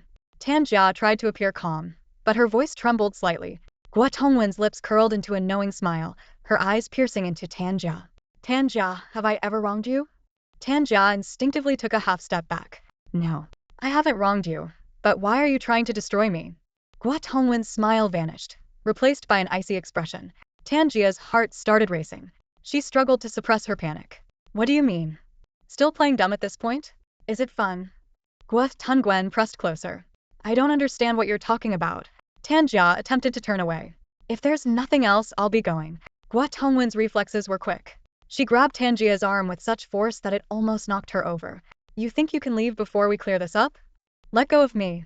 Tanjia struggled, but couldn't break free from Gua Tungwen's grip. She stopped and glared at Gua Tunguen. What do you want? What I want to know is, what are you up to? Gua Tunguen stared her down. The results are out. Don't you have anything to say to me? Why did you frame me? I didn't. Tanjia tried to leave again. This time, Gua Tunguen released her, but her words were as sharp as knives. If you walk away, I'll tell everyone about this. I'll make sure you can't stay in this school. Even if you transfer, I'll follow you and spread the word about your achievements. Tanjia spun around, eyes wide, as if staring at a madwoman. You think people will believe you just because you say so? Do you have any proof? Proof. Gua Tunguen crossed her arms, looking confident. You don't need to worry about that. If you can do something, why can't I? An eye for an eye. When I say something, I mean it. Don't believe me? Just wait and see. Yeah. Tanjia's voice began to shake. Gua Tunguen continued to press. Are you doing this for someone else? Think carefully before you answer. Tanjia's defenses finally crumbled. No, I just don't like you. Her words confirmed that there was indeed someone behind her actions. Gua Tunguen let out a cold laugh. Tanjia, don't take everyone for fools. If I can figure it out, do you think she can't? Tanjia finally panicked, her voice faltering. What do you mean? Noticing the subtle change in Tanjia's expression, Gua Tungwen's suspicion solidified. She carefully recalled what Ran Ran had said earlier and couldn't help but admire her even more. Thanks to her own cleverness, she had calmly analyzed the details between Tanjia and herself after returning home. She had also grasped the hints in Ran Ran's words. Even though Ran Ran hadn't explicitly stated it, she had implied that someone was pulling the strings behind the scenes. At this moment, Gua Tunguen decided to test Tanjia, and sure enough, she made her slip up. All those years of watching palace intrigue dramas had finally paid off. You don't want to offend that person, so you dare to offend us? Gua Tunguen said coldly. Tanjia frowned. Since you've already guessed, why are you still asking? I want you to admit it yourself, Gua Guotongwen insisted. Tanjia, cornered and exasperated, snapped. Since you know she instigated it, do you think you can fight her? Look how smart Ren Ran is, she doesn't step forward herself but lets you do it. Even she fears that person. What makes you think you can go against her? Guotongwen was stunned. She had originally thought the instigator was Pei Ming or Su Li, but from Tanjia's tone and content, it was clearly someone else. That person could only be the one in the class who could rival Ren Ran Konglian. So it's her, Guotongwen realized. You tricked me. Tanjia, realizing she had been duped, was both anxious and angry. She had thought the other party already knew, which was why she dared to speak. Even if Konglian found out, she couldn't blame her. But now she realized she had been fooled into revealing the truth. Ha, it's not that I tricked you, it's that you have a guilty conscience, Guotongwen sneered. You're not a professional criminal, you don't have that kind of psychological resilience. Tanjia quickly pleaded. Guotongwen, please don't spread this. We're both just tools in their hands. There's no need to mutually destroy each other for their sake. Though she didn't know the exact reason Konglian was targeting Ran Ran, she could roughly guess. It's normal for people of the same rank to compare themselves, and it's understandable for Konglian to hold a grudge after Ren Ran's previous remarks. She gave me 100,000 yuan, I can share half with you, Tanjia continued to persuade. This matter hasn't caused you any loss, and you can get 50,000 yuan out of it. Why not? 100,000 yuan was indeed a huge sum for a high school student, and even many working adults might not have that much money. Seeing Guotongwen's silence, Tanjia thought she had agreed. After all, few could resist the temptation of money. However, Guotongwen turned to leave. Tanjia panicked. Where are you going? Guotongwen looked back at Tanjia and said calmly, I won't tell her, but I don't need your money either. Then she turned and walked away, leaving Tanjia standing there in shock. Back in the classroom, Guotongwen subconsciously glanced at Ran Ran, who was focused on her practice questions. Did she know or not? Guotongwen struggled with this question all afternoon and finally couldn't hold back. After dinner, she approached Ran Ran and Zhao Yi. Zhao Yi took one look at her and wisely walked ahead, keeping some distance. Guotongwen finally asked, do you know who's behind all this? Yes, Ran Ran nodded honestly, not hiding anything. You want to use me to deal with Konglian, right? Whether it's using or cooperating depends on how you see it, Ran Ran replied calmly. What do you want me to do? Don't worry, it's nothing illegal. You just need to frequently compare my parents with hers in front of Konglian. Is that all? Guotongwen asked in surprise. Ran Ran looked at her amusedly. Of course, what else did you think I'd ask you to do? All right. Guotongwen agreed. Aren't you afraid I'll use you as a tool? Ran Ran countered. I'm willing to be used by you. At least you're honest compared to her. There's a big difference between being passive and being active. Moreover, the moment Konglian dragged her into this, they became enemies. Now she was merely cooperating with someone who could counter Konglian. It wasn't about being used, it was about mutual benefit. In the following days, Guotongwen displayed an astonishing ability to subtly mock. She frequently compared Ren Ran and Konglian. Her skill in lifting one up while putting the other down was impeccable. Konglian's face grew darker each day, and eventually, she would turn and leave as soon as Guotongwen opened her mouth. Ren Ran gave Guotongwen's combat ability a perfect score.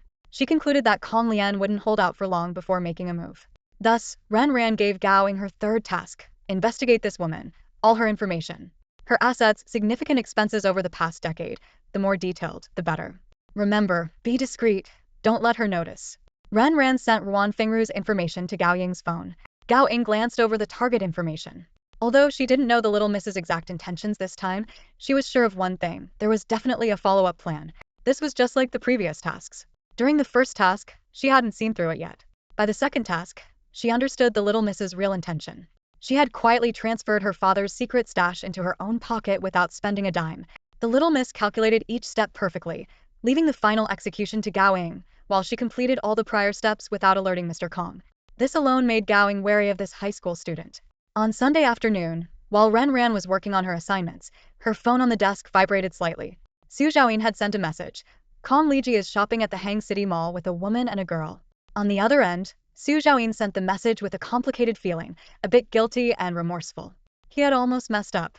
He had always thought Kong Liji was a good father and husband, but now he saw him with another woman, the girl beside him calling him dad, and the three of them looking like a happy family.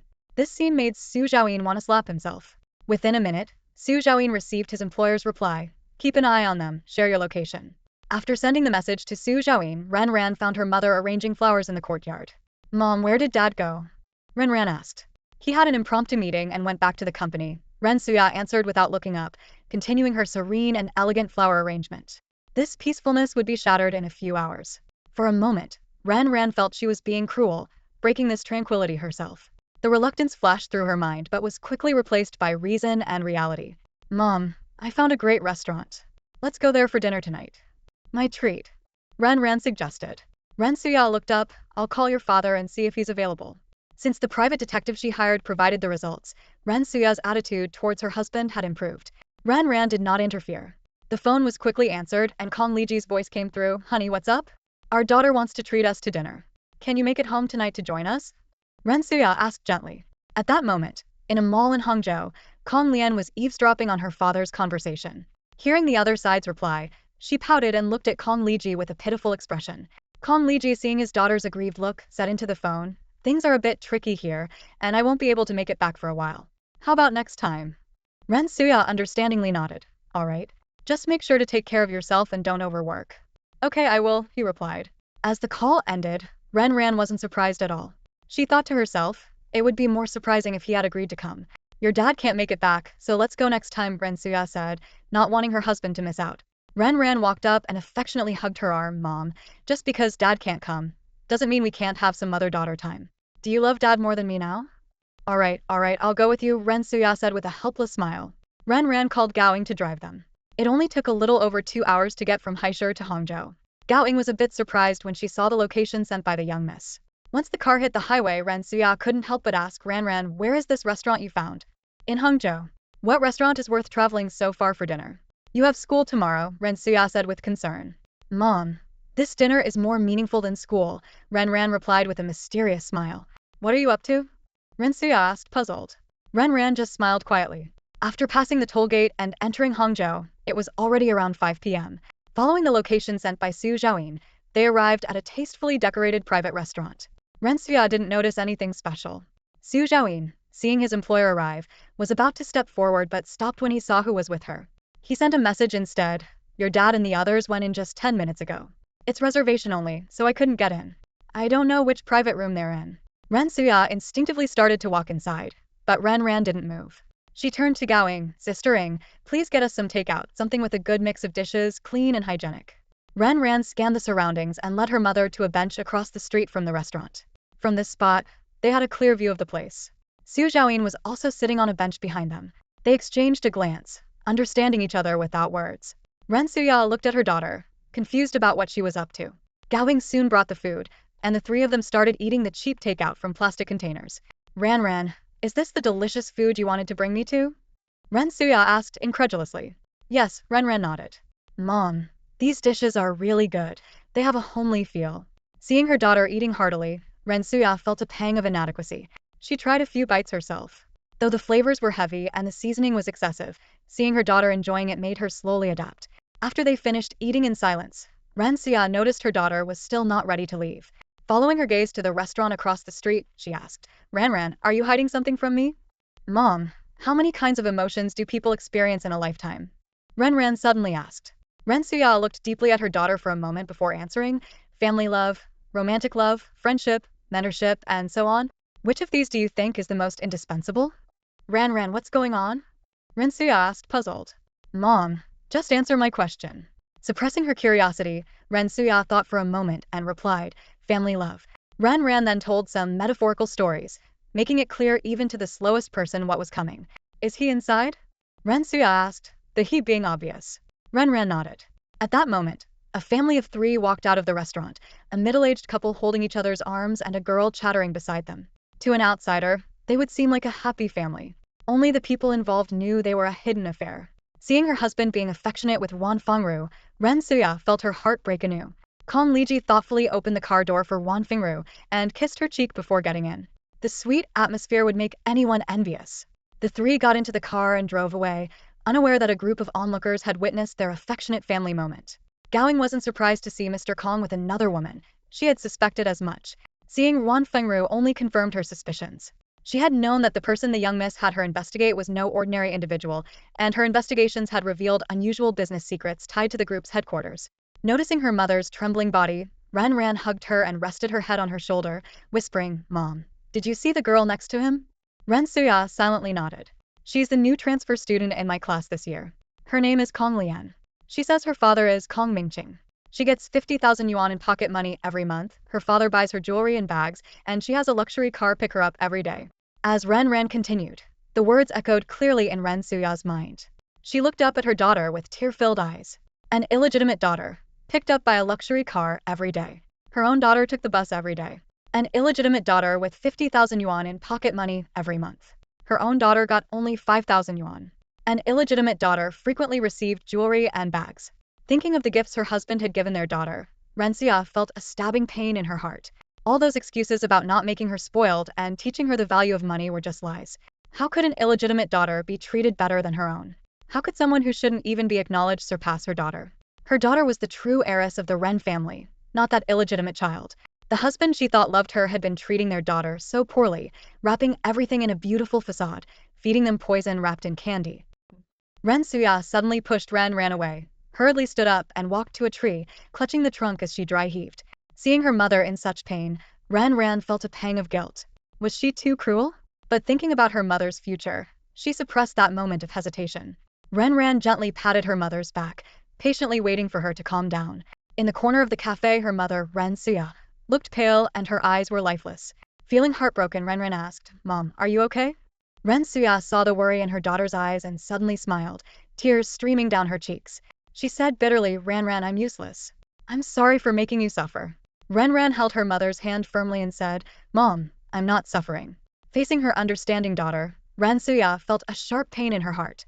After a moment of hesitation, she asked, "When did you find out?" 2 months ago, when I came back," Ren Ran replied calmly. Ren Suya hesitated before finally asking, "The traces of women on your dad's clothes, the lipstick in the car, was that your doing?" Ren Ran nodded and admitted, yes. Ren Suya shook her head with a bitter smile, realizing her own foolishness and blind trust in her husband. Noticing Ren Ran's hand on her bag, she said, "Just tell me everything. Don't worry, I can handle it." After a moment of hesitation, Ren Ran placed the documents from her bag onto the table. "This contains some information about Wan Fengru and Dad. There's more that I haven't fully investigated yet." As Ren Suya flipped through the documents, her face grew increasingly pale. The documents revealed the truth about her supposed love story. The heroic rescue that led her to meet her husband was a meticulously crafted deception. Kong Liji and Wan Fengru had conspired, exploiting her innocence and idealism, to create the illusion of a perfect man. Seeing her mother's reaction, Ren Ran couldn't help but think that the incident years ago, when her mother got pregnant after a night of drinking, was probably also part of their scheme. Ren Suya looked unbearably pale. Ren Ran stepped forward to hug her and comforted her, "Mom, you still have me, Grandpa and Grandma. We all love you." Half an hour later, the mother and daughter returned to their hillside villa. The moment she saw her elderly parents, Ren Suya could no longer hold back her tears. Her mother stepped forward to hug her and softly comforted her. Choking with sobs, Ren Suya said, "He deceived me so badly. Mom, I hate him. I shouldn't have ignored your advice. I was so wrong, terribly wrong." The family of four remained silent for a long time until Ren Hongru finally spoke, his tone stern but full of love. "You've never faced much hardship in your life. Maybe this setback will teach you a valuable lesson." Ren Suya nodded silently, accepting her father's criticism. Ren Hongru then turned to Ren Ran, his eyes full of curiosity, hesitant to speak. Sensing her grandfather's thoughts, Ren Ran took the initiative and said, "Grandpa, ask whatever you want to ask." Ren Soya looked puzzled, her gaze shifting back and forth between Ren Hongru and Ren Ran. She couldn't help but ask Ren Ran, "How do you know all this?" Ren Hongru's face was solemn, and he silently thanked his granddaughter for her warning. Without it, he might have been deceived by that cunning wolf. He marveled at how someone could maintain a facade for over 20 years, slowly breaking down their defenses with such caution and patience. But how did his granddaughter sense it? Ren Ran looked at the three most important people in her life, took a deep breath, and began to speak slowly. "What I'm about to say will be beyond your comprehension, but every word is true." Her daughter's serious expression made Ren Soya sit up straight and listen intently. "I have been reborn," Ren Ran said, enunciating each word clearly. Her grandparents' pupils contracted, and her mother widened her eyes, almost thinking she had misheard. Ren Ran didn't pause and continued, "In my previous life this year, I was ruined by Pei Ming's schemes, which led to my depression. Next spring, Grandpa and Grandma will have a car accident. By then, my father will have taken over the company. Shortly after, he brings his mistress and illegitimate daughter home. Mom couldn't take it and argued with him. He hit her, and the next night, Mom took a bottle of sleeping pills and passed away." By this point, Ren Soya's eyes were brimming with tears. Ren Ran continued to describe the tragic future. "I couldn't stand it and fought with them, but in the end I was beaten badly and thrown out of the villa. Yaxing Group, which belonged to our family, was taken over by Kong Liji. Ruan Fingru and her daughter thrived in the financial world thanks to Yaxing. Their daughter, Kong Lian, entered the entertainment industry and became the enviable heiress of Yaxing Group. Ren Ran's voice grew somber. As for me, penniless, I slept under a bridge, begging or scavenging from trash bins for food. Her grandparents and mother looked extremely distressed, and Ren Soya's tears fell freely. They listened quietly, not interrupting her.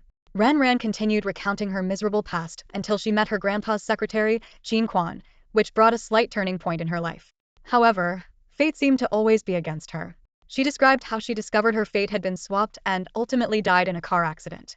Ren Soya couldn't hold back any longer and hugged her daughter tightly, sobbing, "My Ran Ran, my daughter." Ren Hongru's face was calm, but his clenched fists trembled slightly, showing his barely contained rage. From Ren Ran's account, they all understood the terrifying roles those people played. Ren Soya's voice trembled as she asked, "Was it your father who swapped your fate with that illegitimate daughter?" Ren Ran nodded, "Yes. The worse my life was, the better theirs would be. My misfortune allowed the fate to be completely transferred." "Bastard!" Ren Hongru roared, smashing the teacup in his hand onto the floor. Grandma hurriedly patted his back, comforting him. "Don't get agitated. Take care of your health." Although she said this, she too was filled with hatred for Kong Liji. Ren Soya choked up, "You're his daughter too. How could he do this to you? Even a tiger doesn't eat its cubs, yet he's worse than a beast." Ren Hongru snorted coldly. "From the moment he met you, he was scheming. The daughter you bore was just a pawn in his calculations. A man like him would never pity a tool, he would only exploit it to the fullest." Despite having long seen through Kong Liji's ambitions, learning about his treatment of Ren Ran made Ren Hongru unable to remain calm. The daughter and granddaughter he cherished had suffered such torment and abuse, and he wished he could tear Kong Liji apart. Grandma asked, "Was your aunt's family in on this with them?" Ren Ran recounted how Suing knew Pei Ming and detailed what Pei Ming did to her at school. She also described how her aunt's family thrived in her previous life. Although there was no direct evidence of collusion between her aunt's family and Kong Liji's family, various indications suggested they were not innocent in the downfall of the Ren family. Grandma snorted, "Your so-called good niece's family is no better." Ren Hongru thought for a moment and decided not to lend money to Ren Shiyun's family anymore. "They're all ungrateful wretches," Grandma said angrily. Ren Ran then explained the matters concerning Daoist Master Qingxian and his master, who traveled the world. Ren Hongru expressed a desire to meet the Daoist master in person. Suddenly, Ren Soya became agitated and said, "Dad, kick him out of the company." The thought of how Kong Liji treated her daughter was unbearable. "Foolish." Ren Hongru reprimanded in a low voice. Ren Ran held her mother's hand and softly explained, "Mom, you should have realized by now that they approached you with a plan from the beginning. Their only goal was Yaxing Group. He has been with the company for so many years, he must have cultivated quite a few loyal followers." Ren Ran's voice echoed in the study, her eyes flashing with vigilance. She continued, "We can't act rashly until we've rooted out all his people from the company. If we push him to the edge, who knows what extreme actions he might take. We need to approach this gradually." With a deep sigh, Renran's tone carried a hint of melancholy. "All these years, he has portrayed himself as a good husband, a good son-in-law, and a good father in front of us, in front of my grandparents, and in front of others. Even if we tell people about his affair, it's hard for them to believe. Especially in this circle, affairs are so common." Renran's eyes suddenly sharpened. "Saving the company is one thing, but just saving the company is not enough for me. I want them to experience the suffering I endured in my past life. I want his decades of scheming to come to naught in an instant." Ren Suyas was startled by her daughter's ruthlessness, and after regaining her composure, she felt a pang of sorrow. She knew her daughter's character well, such a kind and innocent child, yet they had pushed her to this point. Ren Hongru nodded in agreement and then looked disapprovingly at his daughter. "You should really learn from Ran Ran. As a mother, you're not qualified at all, not even as strong as Ran Ran." Ren Suyas lowered her head and obediently listened to the reprimand. The grandmother watched the mother and daughter duo, feeling reassured about her granddaughter, but not about her daughter. She knew her daughter's nature well. In front of someone as cunning as Kong Liji, her daughter, who couldn't hide her thoughts, would easily give herself away. "You should move back home for a while," the grandmother said. "With them watching over you, they can cover for you." Ren Hongru nodded. "The branch office needs staff. I'll transfer him there. You should avoid meeting each other as much as possible." Ren Suyas had no say in the matter. Whatever her parents said, she did. Whatever her daughter said, she listened. She knew her own temperament well. She could act for a short period, but over time, she feared she would slip up, which would be detrimental to her parents' and daughter's plans. "Call him now and say you hurt your leg. Tell him you're staying here," the grandmother instructed. Ren Suyas was about to make the call when Ren Ran stopped her. "Let me handle it."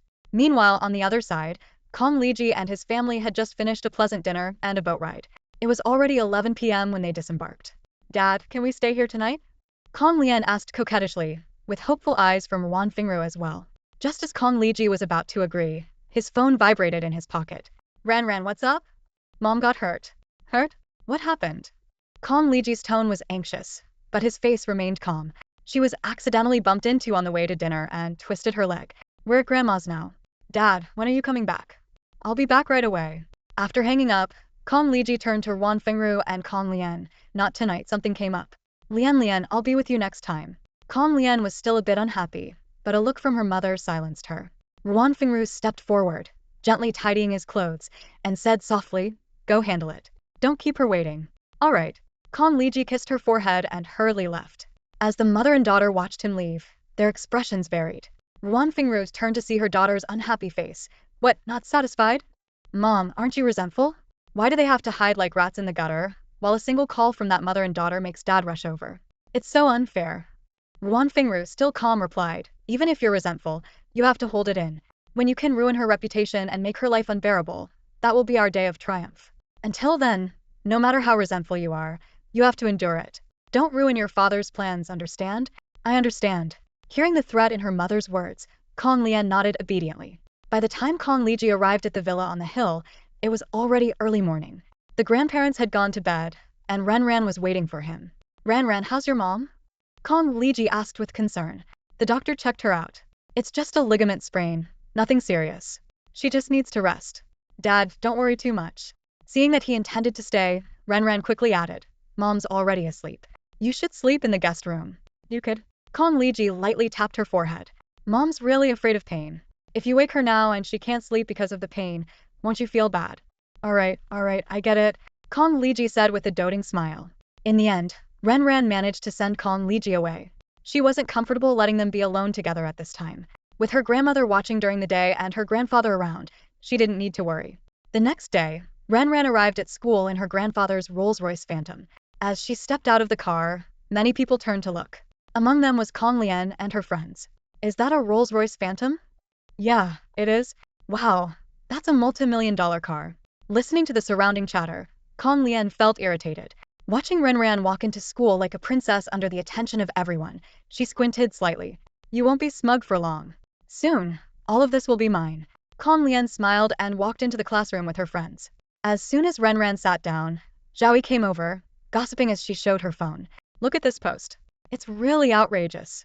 The post was anonymously uploaded last night, mainly stating that the new transfer student, Kong Lian, would likely be the top scorer in next week's monthly exam. The content was subtle, but it was clear they were suggesting Kong Lian would be the top of the grade. Do you think she posted it herself? Not sure. Tisk, she just got here and wants to be the top scorer. How arrogant. For some reason, Zhaoi found Kong Lian very fake and couldn't stand her. She's the principal's specially invited student. It's normal for her to aim for the top. Ran smiled indifferently. As they were talking, a commotion erupted from the back. Gua Tungwen and Tan Jia were arguing loudly, drawing the entire class's attention. Gua Tungwen, just because Ran helped you last time, you don't have to defend her all the time. How am I defending her? I'm just stating facts. Tan Jia, frustrated and unwilling to argue further, said, fine, let's not talk about the past. Just now we were discussing whether Kong Lian could be the top of the class in the grade. Why are you being so sarcastic? Are you saying she can't do it, but Ran can?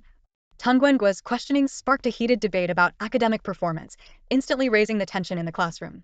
All eyes shifted back and forth between Tungwengua and Jia Tan. How can you be so sure? Do you have some inside information? Has the top student of the entire grade already been decided? Tungwengua's sharp questioning drew gasps from the surrounding students. Someone whispered a warning, Tungwengua, you shouldn't say things like that. Jia Tan, visibly angered, flushed with rage. You're just being unreasonable. It's a fact that Ran can't beat Lian Kong. Let's wait and see who's right.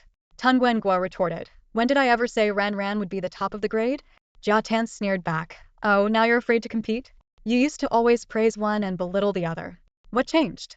Seems like you know Ran can't compare to Lian Kong. What's the point of comparing jewelry and parents? We're students. The only thing that matters is grades. If your grades aren't good, nothing else matters. Students who were friends with Lian Kong seized the opportunity to stir things up, recalling how Tungwengua used to undermine and mock Lian Kong. Now, they had a chance to stand up for her. After all, Lian Kong had always been generous, often bringing them gifts and treating them to meals. That's easy. Let's see who performs better in the next monthly exam, someone suggested. Yeah. How about we make a bet between Lian Kong and Ren Ran? Whoever gets the top grade wins.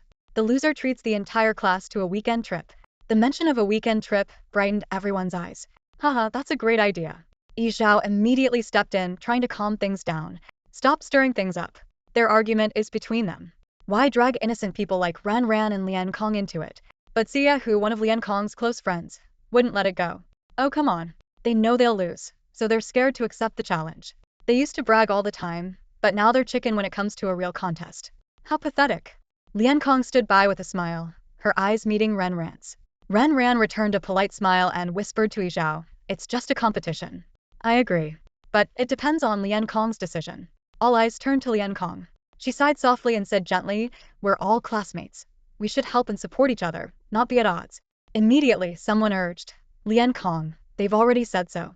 If you don't dare to accept, people will think you're afraid to compete. Your retreat will be seen as a sign of weakness." Lian Kong looked troubled, glanced at Ran Ran, then around the room, and finally nodded reluctantly. "All right. But win or lose, let's not let this affect our relationships." Ran Ran smiled and replied, "You're right. Whether you win or I win, I'll cover the cost of the weekend trip." This statement won the admiration of their classmates, with one boy giving a thumbs up. "Ren Ran, you're awesome." However, another of Lian Kong's friends, Qingji, wouldn't let it go. "Oh, so you know you're going to lose and are preparing in advance."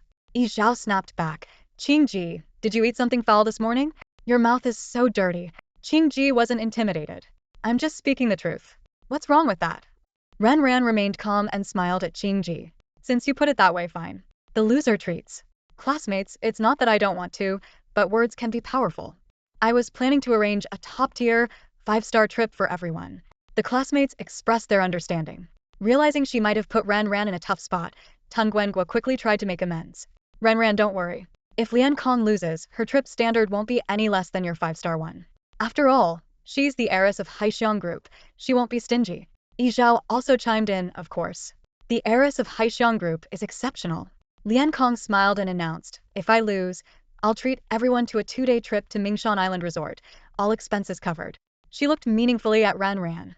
The bet quickly spread throughout the entire grade, even reaching the lower grades.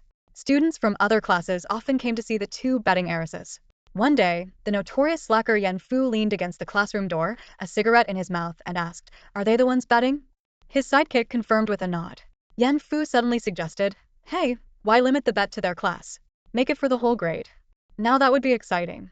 Passing seniors stopped and looked expectantly at Ran Ran and Lian Kong. The classmates were stunned, all eyes fixed on Yan Fu. "Miss Ren and Miss Kong, are you willing?" someone heckled. "Come on, they're heiresses of listed companies. Treating the whole grade shouldn't be a problem," another chimed in. Students from other classes eagerly awaited their response. If they agreed, everyone would benefit. After all, Mingshan Island was a nationally renowned, ultra-luxury resort. Located near Haishur, it was just a half-hour ferry ride away, costing billions to build the world's largest water park and the most beautiful aquarium. The island offered everything from food and accommodation to entertainment, but the cost was high, averaging 5,000 yuan per person. Each class has about 40 students, and there are 5 classes in the entire grade. Calculating at a minimum of 5,000 yuan per person, this trip would cost nearly $1 million. Ren Ran smiled, her eyes gleaming with confidence. "I have no problem with that." The corridor outside erupted in excitement. Students from other classes cheered and looked expectantly at Kong Lian. Feeling the eyes from all directions, Kong Lian shrugged lightly, relaxed and composed. "I have no problem either." Fu Yan's followers immediately gave him thumbs up. "Boss, you got this." "Boss, you're awesome." Many people looked at Fu Yan with newfound respect, as he had secured benefits for the entire grade. The news spread like wildfire, quickly sweeping through the whole grade and even the entire campus. After this competition, both Ren Ran and Kong Lian would become well known throughout the school. However, whoever lost would face significant embarrassment. Zhaoi quietly nudged Ren Ran with her elbow and whispered, "Are you serious?" Agreeing to this means losing over $1 million. Of course, Ren Ran replied calmly. Zhaoi seemed like she wanted to say more but suddenly changed her mind. "I won't disturb your studies. Just focus and do your best. You don't need to be the top of the grade. Just beat Kong Lian." She patted Ren Ran's shoulder. "Good luck." In her previous life, Kong Lian had always been a top student, consistently ranking among the top 3 in the grade and occasionally taking the first spot. Now, she dared to make such a big deal out of this because she was confident she could secure the top position. If you asked Ren Ran whether she had the confidence to defeat Kong Lian, the answer would undoubtedly be yes. Her biggest advantage was that she had been reincarnated. Normally, one would forget the details of a monthly exam after 10 years, but this particular exam was different. It used the college entrance exam paper from Z province 5 years ago, which was very challenging, so she remembered it clearly. After being reborn, Ran Ran consolidated her previous knowledge while practicing past exam papers from various provinces daily. In her previous life, her academic performance was considered excellent by others, and she herself felt it was enough to get into her desired university, so she never gave it her all. She studied in a very relaxed manner. This time around, she was putting in her utmost effort. She had been waiting for Kong Lian's challenge, eager to shatter her pride in her academic achievements. In her previous life, even though she had the ability to surpass her, she never dared to show it, fearing she would lose her friend who valued grades and rankings so much. Kong Lian wanted to establish herself in school as a wealthy and academically successful girl, winning people over. Ren Ran was determined to thwart her plans, breaking down everything Kong Lian was proud of. Just as she came out of the restroom, hearing the bell signaling the start of class, someone blocked her path. Ren Ran looked up to see Tan Jia standing there. What do you want? Tan Jia's expression was serious as she spoke quietly, be careful of Kong Lian. With that, she hurried away. Watching Tan Jia leave, Ren Ran's lips curled into a meaningful smile. Be careful of Kong Lian? Of course, she had to be careful. In her previous life, Kong Lian had stolen her fate, living the life that should have been hers. She couldn't afford to let her guard down. Tan Jia was indeed interesting. On the weekend, Ren Ran stayed at her hillside villa to study. Aunt Wang gently knocked on her door. Young miss, there is a Mr. Lin here to see you. He says he is your English teacher. Mr. Lin. Ren Ran was a bit surprised, but after a brief pause said, let him in. All right. Standing at the foot of the hillside villa, Lin Wenshan's eyes were full of envy. This place was not easy to buy, even if you had the money. After receiving the notification, the security office sent a car to bring Lin Wenshan up. Along the way, Lin Wenshan looked around in amazement at the beautiful surroundings. Upon arriving at the villa, someone was already waiting to escort Lin Wenshan to the reception room. Ren Ran, holding a teacup, motioned for him to sit. Mr. Lin, please have a seat. Seeing someone familiar, Lin Wenshan's initial nervousness eased significantly. After Aunt Wang served some refreshments, Ren Ran asked, Mr. Lin, what brings you here? Lin Wenshan glanced around to ensure no one was listening, then lowered his voice. I know about your bet with Kong Lian. Ren Ran listened quietly, waiting for him to continue. Do you want to win? Lin Wenshan asked, his eyes gleaming with a peculiar light. Ren Ran chuckled. This bet is not just about the money. It's about our reputation. The whole school is watching. No one wants to lose. Lin Wenshan smiled and leaned in closer. I can help you win. Feigning surprise, Ren Ran widened her eyes. Mr. Lin, are you saying? I can give you the exam questions for this month's test. You just need to pay me a certain amount, Lin Wenshan said bluntly. How much do you want? Ren Ran asked calmly. Seeing her straightforwardness, Lin Wenshan was secretly pleased. 3 million. Ren Ran shook her head. That's too high, not worth it. He gritted his teeth. 2 million. Ren Ran still shook her head. 1.5 million. That's my final offer. Lin Wenshan continued to persuade her. Compared to Kong Lian, your chances of winning are slim. Instead of losing the bet and both your face and money, you should give me this amount. At least you can save face and come out on top. This 1.5 million is a good investment. All right. Ren Ran agreed readily. The smile on Lin Wenshan's face grew visibly brighter. Ren Ran added, however, I'll give you a conditional check. It can only be cashed after the results are out. How about that, Mr. Lin? After some thought, Lin Wenshan nodded. All right. I trust you, Ren Ran. I'll go get the check. Okay. 10 minutes later, Ren Ran came downstairs and handed him a brand new check. Lin Wenshan scrutinized it carefully before giving her a note with the exam questions listed in detail. Ren Ran, prepare well and aim for the top spot, Lin Wenshan said with a smile. Thank you for your best wishes, Mr. Lin, Ren Ran replied politely. Seeing her pick up her teacup, Lin Wenshan tactfully excused himself.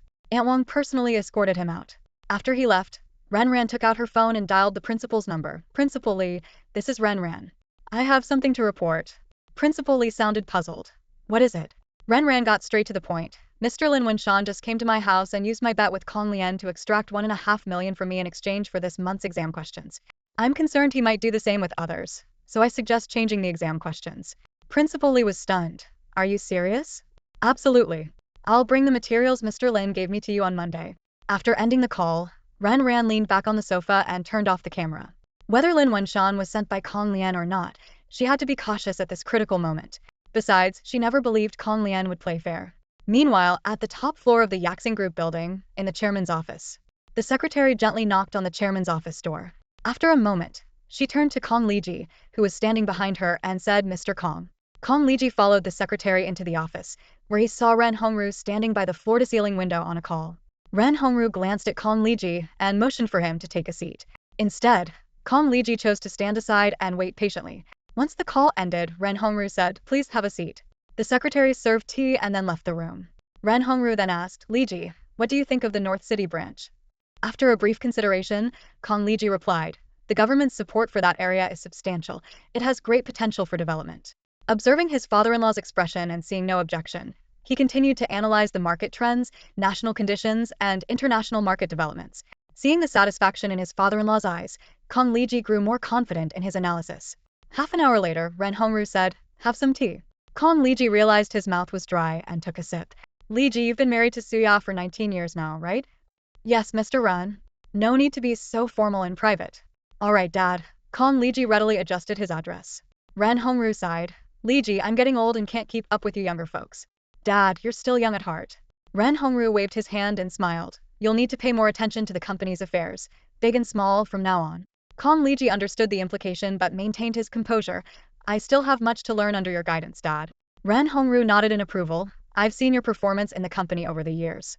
The branch needs someone to oversee it." Kong Liji felt a surge of tension and was about to speak when Ren Hongru continued. "The branch is crucial for the company's development over the next decade. I don't trust anyone else to handle it. I need you to take care of it for me. Dad, North City is so far from Haishur. If I go, see on the kids." Ren Hongru interrupted. "Last week, I discussed your appointment to the board with several directors. They think you're still young. I'm getting old, and the company will eventually be handed over to you. Whether it goes smoothly depends on your capability. Go to the branch and show results so the board will be convinced. Your mother and I can then enjoy our retirement in peace." Kong Liji recognized this as his opportunity to join the board and promptly agreed. "Dad, I'll do my best." Ren Hongru patted his shoulder. "Work hard and don't disappoint me. I will strive to achieve results worthy of your trust." Kong Liji left the office feeling elated. Back in his own office, he eagerly took out a spare phone and dialed a number. "Liji," a gentle female voice answered. "Fengru," the old man finally gave in. "Our plan is about to succeed, and we can be together forever." "Really?" Ruan Fengru exclaimed with joy. "I'll come see you tonight." "Okay. I'll send you an address later. Come over tonight." "All right, I'll head over first," Ruan Fengru responded shyly. That evening, in a five-star hotel in Suching, Ruan Fengru, dressed in sexy lingerie, opened the door barefoot when she heard the doorbell. Seeing her attire, Kong Liji's eyes darkened. He dropped his luggage and kissed her passionately. That night, they felt like they were young again, unaware that someone had recorded everything. Meanwhile, the senior year midterm exams were underway. Ren Ran and Kong Lian were placed in the same exam room, drawing attention from their classmates. After the exam, Zhao Yi and Gua Tungwen eagerly asked Ren Ran how it went. Ren Ran simply replied, "I did fine," sparking curiosity among the surrounding students. The exams lasted for 2 days, coinciding with the weekend. Ren Ran took the time to relax, while others speculated about who would come out on top. Finally, Monday arrived, and the results were about to be revealed. "Hey, where's Mr. Lin?" a student suddenly asked, glancing around the empty podium at the front of the classroom. "Is Mr. Lin sick?" another student speculated, his voice tinged with concern. The classroom buzzed with whispers as the students exchanged guesses about Mr. Lin's absence. Just then, their homeroom teacher, Mr. Zhao, strode into the room. He cleared his throat and motioned for everyone to be quiet. The chatter ceased instantly, and all eyes turned to Mr. Zhao. "Mr. Lin has some personal matters to attend to," Mr. Zhao explained calmly, surveying the room. "For the time being, Ms. Gao will be taking over his classes." The students murmured in understanding at the news. Ms. Gao was well known for teaching senior year English, and everyone was familiar with her. Although the sudden change of teachers caught them off guard, they seemed to accept it without much resistance. Any objections were kept to themselves for now. However, sitting at the back of the classroom, Lian Kong couldn't help but smirk at the concern her classmates expressed for Mr. Lin.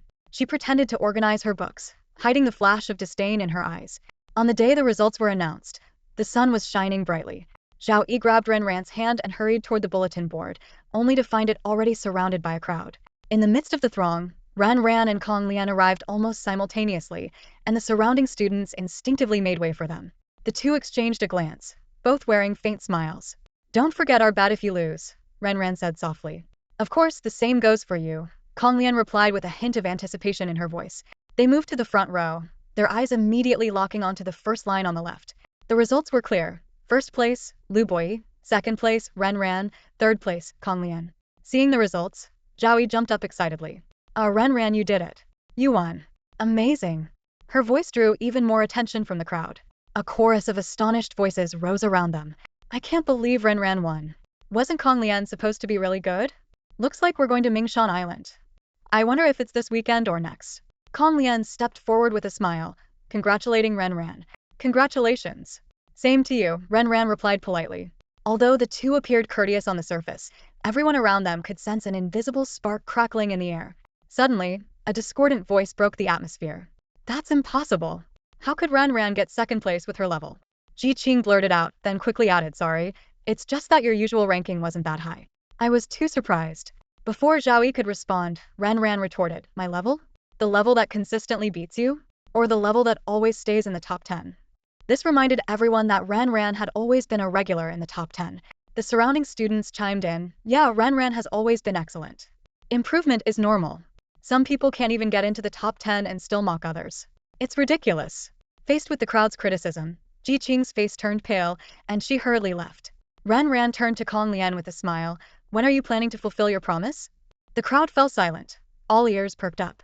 Kong Lian, not showing any disappointment, smiled even more brightly. How about this weekend? The senior students cheered enthusiastically. She then dropped a bombshell. I'll charter a yacht to take us directly to Mingshan Island. We'll have the entire island to ourselves for the weekend. You can spend as you like. I'll cover all the costs. Her generous offer sent the students into a frenzy, while students from other grades looked on enviously. Ren Ran thought to herself, is she trying to bankrupt me? Chartering Mingshan Island and covering all expenses would cost at least tens of millions. She wants me to lose everything and still cough up millions. Truly malicious.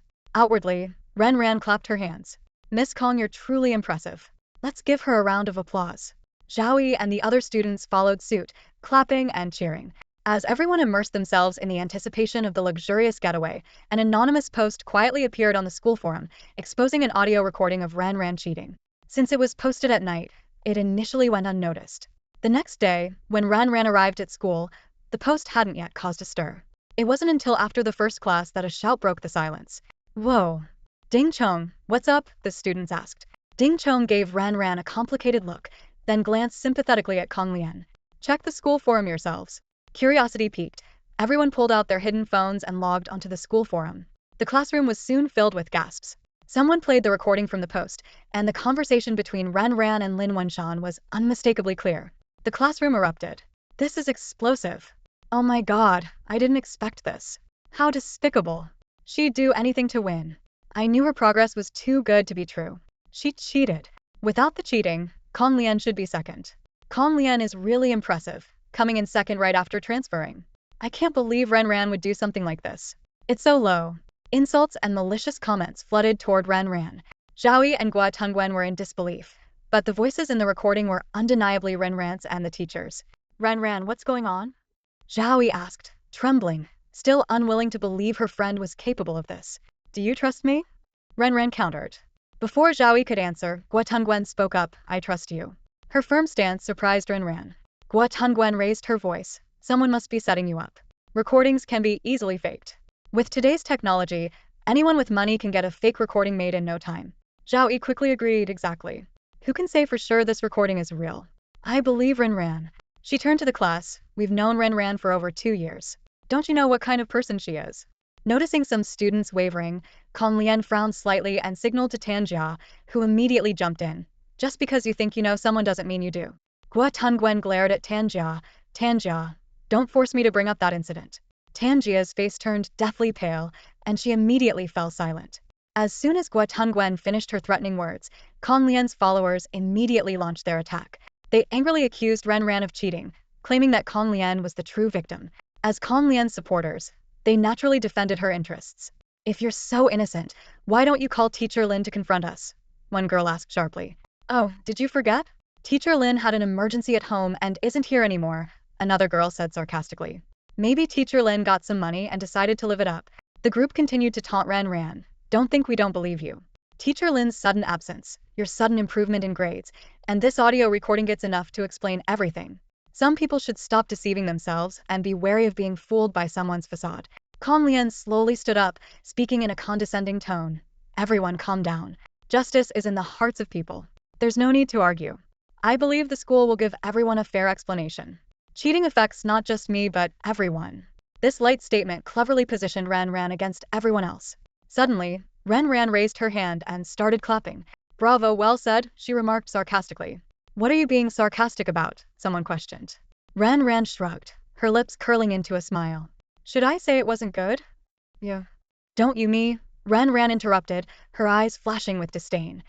Didn't your parents or middle school teachers ever teach you not to follow the crowd blindly? At least have some self-judgment as adults. Although she directed this at one person, it was clearly meant for everyone present. Kong Lian felt a sinking feeling and considered two possibilities. Ran Ran either planned to bribe the principal or had found Lin Wenshan. If it was the former, she would rely on her father to solve it. But if it was the latter, it couldn't be possible Lin Wenshan had already taken her money and gone abroad. There was no way she would leave such a liability in the country. Just then, the class bell rang, temporarily interrupting the confrontation in the classroom. Teacher Zhao walked in with a stack of test papers. We're having a pop quiz today, she announced. Pass the papers back. No talking, no looking around. The next few classes were filled with continuous pop quizzes, a uniform and intense arrangement that made the students suspicious. When the lunch bell rang, students flocked to the cafeteria, walking in small groups and chattering about the cheating and the pop quizzes. These pop quizzes are unusual. Yeah, usually only one or two subjects overlap, but now it's all of them. Something's off. And it's right after the monthly exams. I suspect the school is testing Renran's grades. Yeah, that's possible. Renran, Zhaoyi, and Guotongwen walked down the hallway, drawing glances, especially towards Renran. Is that her? She must be rich, spending a fortune over a bet. Cheating, how shameless. How can she still show her face here? Someone who does that must have thick skin. Hearing these nasty comments, Renran felt a sense of déjà vu. She had experienced this before when Pei Ming framed her. No matter where she went, people pointed fingers and said things far worse. Zhaoyi glared at those gossiping and looked at Renran with concern, only to see her smiling as if she was in a good mood. Renran, are you okay? Zhaoyi asked, worried. I'm fine. Renran smiled. Later, I'll show you a good show. A good show? What kind? They asked, curious. Aren't you hungry? Renran stepped forward, and Zhaoyi and Guotongwen quickly followed. As they neared the cafeteria, the whispers, taunts, and disdainful glances increased, but Renran remained unfazed. She thought, having gone through this in her past life, experiencing it again felt different. How dare she still come to the cafeteria? How can she eat after something like this? She looks pretty, but her heart is black. Cheating is so shameless. Someone like that has no character. I always said these rich kids are no good, thinking they can do whatever they want with money. Let's see how she handles this. In the noisy cafeteria, Renran was the center of attention. Wherever she went, all eyes followed. Zhaoyi, quick on her feet, secured a table and let Renran sit while she and Guotongwen went to get food. Renran had no objections. Kong Lian, Tanjia, Ji Qing, and Huxia had just gotten their food and were looking for seats when they spotted the empty spots at Renran's table. Though they initially didn't want to go over, they followed when Kong Lian did. As soon as Kong Lian approached, Renran knew she was up to no good. Before she could speak, Renran cut her off. These seats are taken. Find somewhere else. Kong Lian smiled. Renran, you lost our bet. So, you should cover the expenses for our trip to Mingshan Island this weekend. I came to ask what standard you'll use. If you need to lower it, I can inform the people in advance. Her approach drew everyone's attention. Many eyes lit up with excitement, as eating and watching drama was the best entertainment. Usually some would watch the cafeteria's TV, but today, no one cared about it. All eyes were on this unfolding scene. Kong Lian's question made the seniors perk up their ears. They certainly didn't want lowered standards. Who would prefer lower standards when higher ones were available? Renran looked at her in surprise. Who told you I lost? This time it wasn't Tanjia but Huxia who spoke up first. Renran, how can you be so thick-skinned? The facts are right in front of you. Facts? What facts? Seeing her still feigning ignorance, Huxia laughed angrily. You're a cheating dog. You tell me what the facts are. You cheated, your scores are invalid. Kong Lian's score moves up, making her second place. You're 0, she's second. Who do you think won? You say Renran cheated, and that makes it true? Did you witness it? Zhao Yi returned with food, fuming. Kong Lian smiled helplessly, as if tolerating their nonsense, and sighed. Renran, do you have some difficulty? If so, I'll cover the expenses this time. We're classmates. It's no big deal. After she finished her act, Renran kindly reminded her, why don't you look behind you first? Kong Lian was momentarily puzzled, as were the onlookers. Everyone followed her pointing finger to the large screen at the front of the cafeteria. The large screen TV, usually airing soap operas, was now showing surveillance footage. The video depicted a luxurious living room with a stunning double-height ceiling and a $1 million crystal chandelier sparkling overhead. A girl sat calmly on a custom-made leather sofa, and everyone instantly recognized her. Before long, a young man appeared on screen. The high school seniors immediately identified him as Mr. Lin, their teacher who had recently taken a leave of absence. The sight of Lin Wenshan and Ran together made everyone realize the significance of this footage. "Is this new gossip?" someone whispered. "Doesn't seem like it." "This looks like Ran's house," another replied. Murmurs spread like ripples through the cafeteria, but they were soon drowned out by the clear conversation from the video. The dialogue, amplified through the speakers, echoed throughout the cafeteria, matching the previous leaked audio exactly. Zhaoyi was startled and instinctively looked at Ran, who remained composed. She suppressed her questions and continued watching the video. After Lin Wenshan left, just when many thought the video was over, the girl on screen called the principal. Her voice was clear for everyone to hear. "Mr. Lin Wenshan just came to my house. He used my bet with Kong Lian to get 1.5 million yuan from me in exchange for this month's exam questions. I'm afraid he might do it again, so I suggest changing the exam questions. This is absolutely true. I'll hand over the materials Mr. Lin gave me on Monday." The video abruptly ended, plunging the cafeteria into a brief silence before erupting into gasps and chatter. "No way. The situation has flipped. I knew something was off. Why didn't the teacher talk to Ran? They must have known all along. Miss Ren is so noble." Praise poured in like a tidal wave, and the previous slanderers found themselves eating their words. Zhaoyi and Gua Tungwen stared at Ran in disbelief at the dramatic turn of events. Ran's gaze remained fixed on Kong Lian. She saw Kong Lian's face contort, especially as she heard the compliments from her classmates, her smile collapsing into a dark, twisted expression. Ran stood on a bench and lightly clapped her hands. The students in the cafeteria put down their chopsticks and focused on her, anticipating more revelations. Kong Lian's eyelids twitched involuntarily at the sight. "I believe everyone has some questions after watching this video," Ran began. "Not only do you have questions, but so do I. Initially, I wanted to use the 1.5 million to get rid of a pest in the education system to prevent further harm to the school environment. I didn't expect such a big surprise to follow." She paused deliberately, letting the suspense build. "As you all saw, only Mr. Lin and I were present. So where did this audio come from?" Gua Tungwen immediately chimed in. "It must have been released by Mr. Lin. The timing is too suspicious. Right after the grades came out." Ran feigned confusion. "But what benefit does Mr. Lin gain from releasing this video?" The question hit everyone like a hammer. Their gazes instinctively turned to Kong Lian. Gua Tungwen seized the moment to sneer. "Whoever gains the most from this situation is the mastermind." Ran continued. "In ancient times, people believed that the innocent would be proven innocent, and the guilty would be revealed. But that doesn't seem to apply today. If my home didn't have surveillance, even if the school came forward to clear my name, many would think the school was bribed. The mastermind counted on this, which is why they dared to act. They calculated everything except for the fact that my house had surveillance. This was their mistake, but my fortune." Her gaze swept over Kong Lian and her group, who looked pale and shaken. Kong Lian seemed on the verge of collapse. Ran chuckled and said, "I have a message for the person targeting me. Those who do evil will bring about their own downfall. Take care." She walked over to Kong Lian, patted her shoulder, and smiled. "Sorry, but you'll still have to host this party." Kong Lian's face darkened as she stumbled out of the cafeteria, followed by a chorus of insults. "I thought Kong Lian was good, but she turned out to be the worst. Trying to ruin someone's reputation over a bet, that's just vile. Good thing Ran's house had surveillance, or she'd never clear her name." Ran ate her meal leisurely while Zhaoyi and Gua Tungwen, across from her, were flushed with excitement. Ran, this was such a dramatic twist," Zhaoyi said excitedly. Gua Tungwen felt vindicated. "You really know how to make a move count. One strike and it's all over." Both gave her a thumbs up, genuinely impressed by her strategy. Ran smiled calmly. "You two are too kind." All afternoon, Kong Lian endured the whispers and pointing of her classmates. She tried to maintain a calm facade, attempting to ignore their disdainful looks, but inside, it felt as if an invisible hand was squeezing her heart.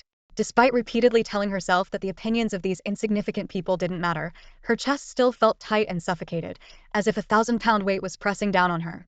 When the dismissal bell rang, Kong Lian hurriedly packed her bag and left the classroom without waiting for Huxia and the others. Zhaoyi and her friends stood by the window, watching her hasty departure, clicking their tongues in disapproval. "She probably doesn't realize how bad she looks," Gua Tungwen said with a laugh. "Definitely not," Zhaoyi agreed.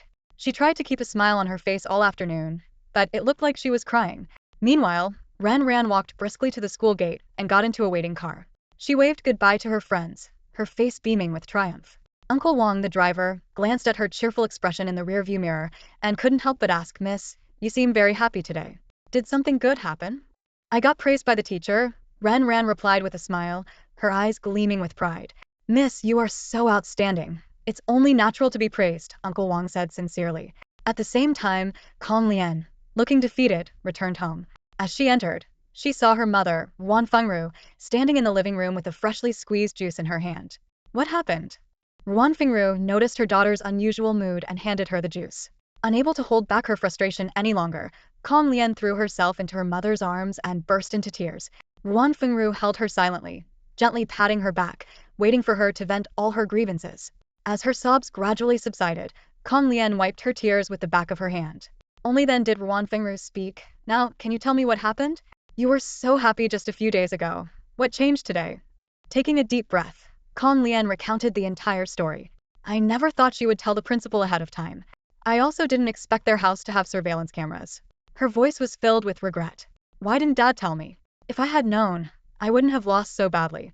After listening to her daughter, Wan Fengru said expressionlessly, "That's not the main issue. The main issue is the last part." Kong Lian lowered her head and said weakly, "Mom, I lost the trap I set for her. Now I have to fill it myself. What should I do now?"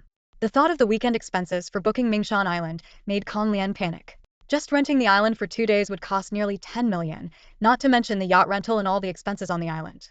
She had used the highest standards to set a trap for Ren Ran, even suggesting the other party quote a higher price.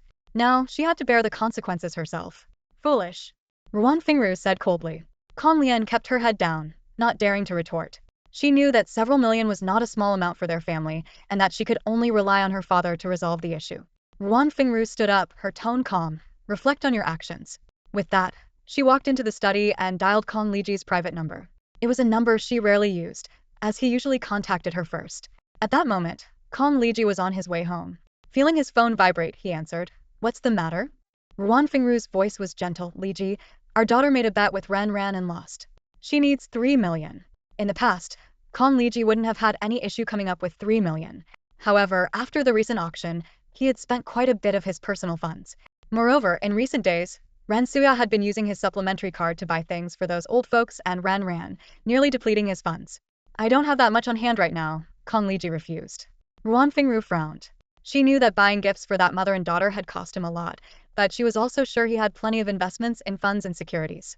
Understanding that he could provide the money but chose not to, Ruan Fingru didn't get angry. Instead, she said considerately, "I'll figure it out myself." Her response made Kong Liji feel guilty. Still, knowing his liquid funds were nearly exhausted and the rest of his investments were untouchable, he suppressed his guilt. "I'll invite you both over for a visit once things settle down here," Kong Liji offered a sweet promise. "Sure." Ruan Fingru's cheerful tone made Kong Liji satisfied. If he had seen her face, he would have realized her excitement was only on the surface. "Liji, I really feel for you," Ruan Fingru suddenly said, her voice full of concern. "You're under surveillance every day over there, never able to be yourself." "Surveillance? What surveillance?" Kong Liji caught the key point. "You didn't know they have surveillance cameras in the house?" Ruan Fingru asked in surprise. "What?" Kong Liji's calm demeanor instantly shattered. "Liji, you didn't know? There are surveillance cameras there." Ruan Fingru confirmed again. "Tell me what's going on?" Speaking softly, Ruan Fingru recounted the incident between their daughter and Ren Ran, emphasizing the surveillance aspect. Finally, she sighed. "Liji, do you think they might know something?" Kong Liji narrowed his eyes and said in a deep voice, "Tell Lian not to make any moves yet. Wait for my instructions." "Okay." Thinking about the money lost, Kong Liji said, "I'll transfer you 1 million. That's all I can spare right now. The rest is tied up in investments and can't be withdrawn immediately." "Liji, you don't have to." "I'll manage," Ruan Fingru declined gently. "Be good, take it." After hanging up, Kong Liji narrowed his eyes and started recalling recent events to see if anything unusual had happened. After some thought, he decided he needed to go back and check for himself to be sure. Returning to Haishur, he didn't inform anyone, planning a surprise visit. Upon arriving at Shishan Villa, he found that Ren Suya and Ren Ran were not home. Only Aunt Li and a few maids were present. "Sir, you're back," Aunt Li greeted respectfully. "Are Madam and Miss not back yet?" Kong Liji asked as he walked. "No, they're still at Chairman Ren's place." Kong Liji nodded slightly, stepping into the living room and scanning the area, but found no surveillance equipment. Aunt Li, puzzled, asked cautiously, "Sir, are you looking for something?" "The surveillance cameras that were here, where are they?" Kong Liji asked. "Surveillance cameras?" Aunt Li was confused. There are no surveillance cameras here, sir. Where did you leave them? I can ask others if they've seen them. No need, I must have been mistaken. Conliji waved it off, quickly heading to the study. Once inside, he meticulously checked every corner, but still found no surveillance equipment. Could it be a hidden camera? He muttered and then called Wan Fengru. Send me that video. Okay, I'll have Lian send it to you. Within 5 minutes, Kong Liji received the video. Watching it closely, he immediately recognized that the footage was from Banshan Villa, not their current residence at Shishan Villa. A false alarm. Kong Liji sighed in relief, thankful he hadn't rashly questioned Rinxia. It wasn't unusual for the old man to have surveillance cameras installed. However, this incident made him realize that the problems on their side were affecting his judgment, nearly ruining his plans. I used to think that Lian was smart enough to deal with Ren Ran, but now it seems she can't compare, Kong Liji sneered. Even with careful planning, she couldn't outsmart the other side. Truly foolish. Lastly, he thought sarcastically, if she's not stupid, it must be her mother's genes. After realizing it was all a misunderstanding, Kong Liji maintained his composure, grabbed a file, and left the villa. Meanwhile, inside the villa on the hillside, Ren Ran received a message from Aunt Li, informing her that Kong Liji had visited their home. Aunt Li, you should rest early. I've already asked someone to handle your grandson's school transfer, Ren Ran said kindly. Aunt Li thanked her repeatedly. Thank you, Mississippi. You should rest early too.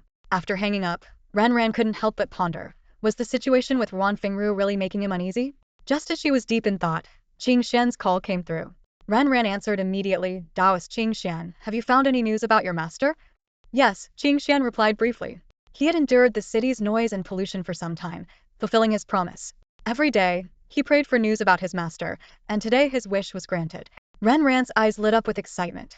Where is he? Qing Xian explained. A friend of mine encountered my master in the Qiandongnan region.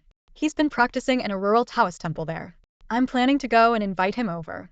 Alright, Ren Ran thought for a moment. I'll have Su Zhaoyin accompany you. It will be safer for both of you. Su Zhaoyin was known for his wit and agility. His presence would help the inexperienced young Taoist avoid any trouble. Okay, Qing Xian agreed. Feeling delighted by the good news, Ren Ran decided to treat herself to a piece of cake from the fridge. The next day, to everyone's surprise, Kong Lianru arrived at school as usual, looking as glamorous as ever, as if yesterday's incident hadn't affected her at all. She really can take it, Zhao Yi remarked in admiration. Not showing up would just make her look guilty, Gua Tungwen pointed out. Haha, that's true, Lin Xiaoyi chimed in. Listening to the chatter around her, Kong Lian clenched her fists, her nails digging into her palms without feeling the pain. She kept repeating to herself, I can't hear them, I can't hear them. Trying to brainwash herself. She couldn't let anyone see her weakness, especially that wretched Ren Ran. On Saturday morning, Ren Ran arrived at the meeting point early, only to find the buses already filled with people. Ren Ran, over here. Zhao Yi called out, waving to her. The students on the bus were buzzing with excitement, eagerly discussing the activities they would experience on Mingshan Island. As the sponsor of the trip, Kong Lian had dressed meticulously and made a grand entrance. Following her mother's advice, she planned to use this opportunity to win people over. Despite her setbacks, she knew that if the money had to be spent, it should be used to its fullest potential. The multi-million-dollar investment was meant to make everyone remember her kindness and offset the trouble Ren Ran had caused her. The bus took everyone to the pier, where they boarded a luxurious yacht. Kong Lian stepped onto the stage, picked up the microphone, and forced a gentle smile. As someone new to this school, there are many things I don't understand. If I have done anything wrong or insufficiently, please let me know. I'm not very quick-witted. Her words caused many in the audience to secretly roll their eyes in disdain, but no one showed it openly. Kong Lian continued, Today, I am honored and delighted to have the opportunity to travel and learn with all of you. All the activities on the island for the next 2 days are covered. Please enjoy yourselves to the fullest, and feel free to ask the private butlers on the island for anything you need. Make sure to eat well, drink well, and have fun. She closely observed her classmates' expressions but didn't see the gratitude she had hoped for. Instead, there was an air of indifference and entitlement. Kong Lian smiled bitterly to herself, realizing that this luxurious trip might not be as effective as she had imagined. A group of freeloaders who don't even show gratitude. Kong Lian felt her anger rising, but she forced herself to stay calm, reminding herself, don't stoop to their level. The atmosphere was tense. As the comedic sidekick, Hu Xie stood up first and started clapping. The others followed suit, but the applause was weak and half-hearted, like a silent slap in Kong Lian's face. She shot an annoyed glance at Hu Xie and thought, this perfunctory applause is worse than none at all. Taking a deep breath, Kong Lian adjusted her mindset and suddenly had an idea. Oh, I have a gift prepared for everyone, she announced. Instantly, the previously drowsy crowd perked up, their eyes fixed on her with keen interest. Seeing the immediate effect, Kong Lian continued. I've arranged a raffle game. Everyone scans the QR code to enter the mini program. The screen will display the participants' avatars. When I press the button, the system will stop on someone's avatar, and that person will win. The prize is a one-year VIP pass to Mingshan Island, allowing free access for the entire year. The crowd erupted in excitement. Wow, that's awesome. This prize is mine. Miss Kong is so generous. Kong Lian is amazing. Amid the enthusiastic exclamations, Kong Lian finally smiled, the earlier awkwardness dissipating. We'll draw 10 lucky winners. You can scan the code to participate now. A QR code appeared on the big screen, and everyone eagerly pulled out their phones. Zhao noticed Ren Ran wasn't moving and curiously asked, Ren Ran, why aren't you scanning? I'm wary of malware, Ren Ran replied, prompting Zhao and Guo Tongwen to immediately put their phones down, causing some other classmates to hesitate as well. Mao Jin quietly leaned in and whispered, Ren Ran, did you hear something? The nearby group perked up their ears. Ren Ran hesitated. No rumors, but it's better to be cautious. After all, she trailed off, but everyone got the hint and quietly put their phones away. Mao Jin hesitated for a moment but ultimately decided against the tempting prize. With hundreds of people and only 10 winners, the odds are too low. Better safe than sorry. Kong Lian kept glancing at the screen, noticing Ren Ran's account never appeared, and sighed inwardly. Has everyone scanned the code? I'll give you 5 more minutes. Then we'll start the raffle. 5 minutes later, despite not having a full participant list, Kong Lian proceeded with the raffle amid the crowd's urging. As the 10 winners were announced, the yacht arrived at the Mingshan Island Visitor Center dock. The excited crowd disembarked, warmly welcomed by the island staff, who handled their luggage, checked them in, and provided detailed introductions to the island's attractions, along with maps and activity guides. The attentive service left everyone satisfied. After arriving on the island, Ren Ran and Zhao Yi's group tried several water activities. When it was time to eat, Ren Ran went straight to their private butler. I remember there's an offshore dining service available, right? The butler confirmed with a nod. Yes, there is. Let's go ahead with this project. Ren Ran decided decisively and then turned to the butler to place an order. I'd like a Kobe Wagyu steak and a bottle of Lafite. For dessert, I'll have your hotel's signature picturesque landscape. Ren Ran's request was clear and direct. The butler nodded with a smile to confirm. Ren Ran then turned to Zhao Yi and the others. What would you like to eat? Ren Ran, can you help me order? Zhao Yi, Guo Tongwen, and Lin Xiaoyi exchanged glances. It was their first time on Mingshan Island, and they had no idea about the local dishes. Do you have any preferences? Ren Ran asked. I like hot pot, but I also want to try some seafood, Zhao Yi replied. I prefer seafood, said Guo Tongwen. I am more into mountain delicacies, Lin Xiaoyi added. Ren Ran nodded understandingly and turned to the butler to start ordering. For her, please prepare a full spider crab feast, he said, pointing to Zhao Yi. And for her, a selection of bluefin tuna, blue lobster, and yellow croaker. He looked at Guo Tongwen. Is that enough? Guo Tongwen nodded in bewilderment. She had only heard of tuna. The other two were completely new to her. Hearing this, Zhao Yi was intrigued. Can I switch to her order instead? Ren Ran chuckled. No need to switch. Your spider crab feast is excellent. If you really want to try it, we can add another portion of her dishes. Then let's add another one. Zhao Yi said excitedly. With someone else footing the bill, she saw no reason to hold back. When it was Lin Xiaoyi's turn, Ren Ran listed off a series of rare and luxurious mountain delicacies. Coincidentally, Mao Jin and his group were nearby and overheard their orders, their eyes gleaming with envy. We want the same, Mao Jin told their butler. The butler paused for a moment, and Mao Jin looked puzzled. Ren Ran noticed and said, Do you mean Mingshan Island only has one serving of these ingredients? I remember the hotel policy is to prepare several portions of such items. Ren Ran's butler promptly responded, Of course not. I will arrange for it immediately. The group boarded the floating dining boat, and the exquisite dishes began to arrive. Zhao Yi and the others were amazed by the spread in front of them. This is crab meat chawanmushi. This is crab meat salad. This is crab meat and sea urchin jelly. This is crab leg tempura. As each dish was presented, Zhao Yi's mouth opened slightly in surprise. This is the full spider crab feast? Don't just look at it. Give it a try, Ren Ran said with a smile. Wait, I need to take pictures first. The three of them quickly took out their phones, not only snapping photos of their own meals, but also capturing Ren Ran's. Lin Xiaoyi eagerly posted the food pictures on her social media. Guo Tongwen sent the photos to their class group. Zhao Yi went all out, sharing them on her social media, class group, and the campus forum. Meanwhile, their classmates dining in the hotel's buffet were also dazzled by the array of dishes. Wow, it's Australian lobster. Look, salmon. Is that crystal grapes? Those are really expensive. Excited classmates took out their phones, snapping photos and posting them online. Upstairs in a private room, Kong Lian watched the scene below with a slight smirk on her lips. These bumpkins, she thought. They're so easy to impress. Only Renran is hard to deal with. Luckily, she's dining on the water. Even though her order is expensive, it's still within my control. Kong Lian glanced arrogantly at the hotel manager, her eyes full of disdain. For the next few meals, follow the standard, she said dismissively.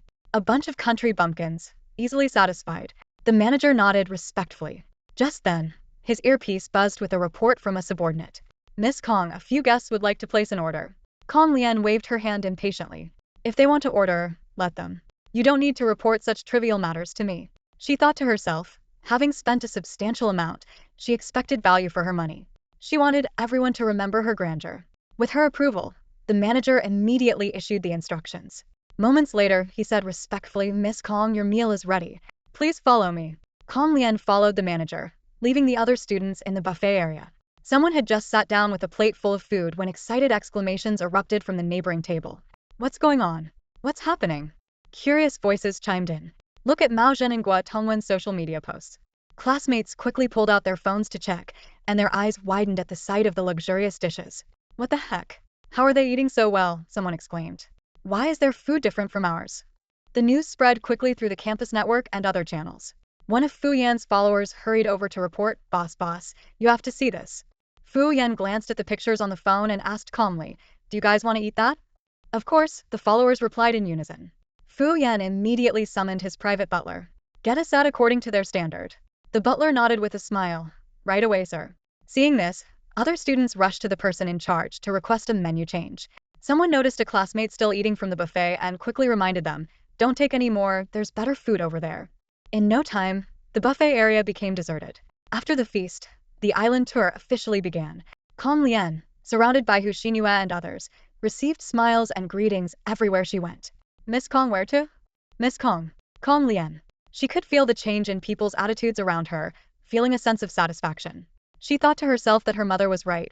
If you're going to spend money, make sure it's worth it. Class President Mao Zhen and others quietly approached Renran, lowering their voices.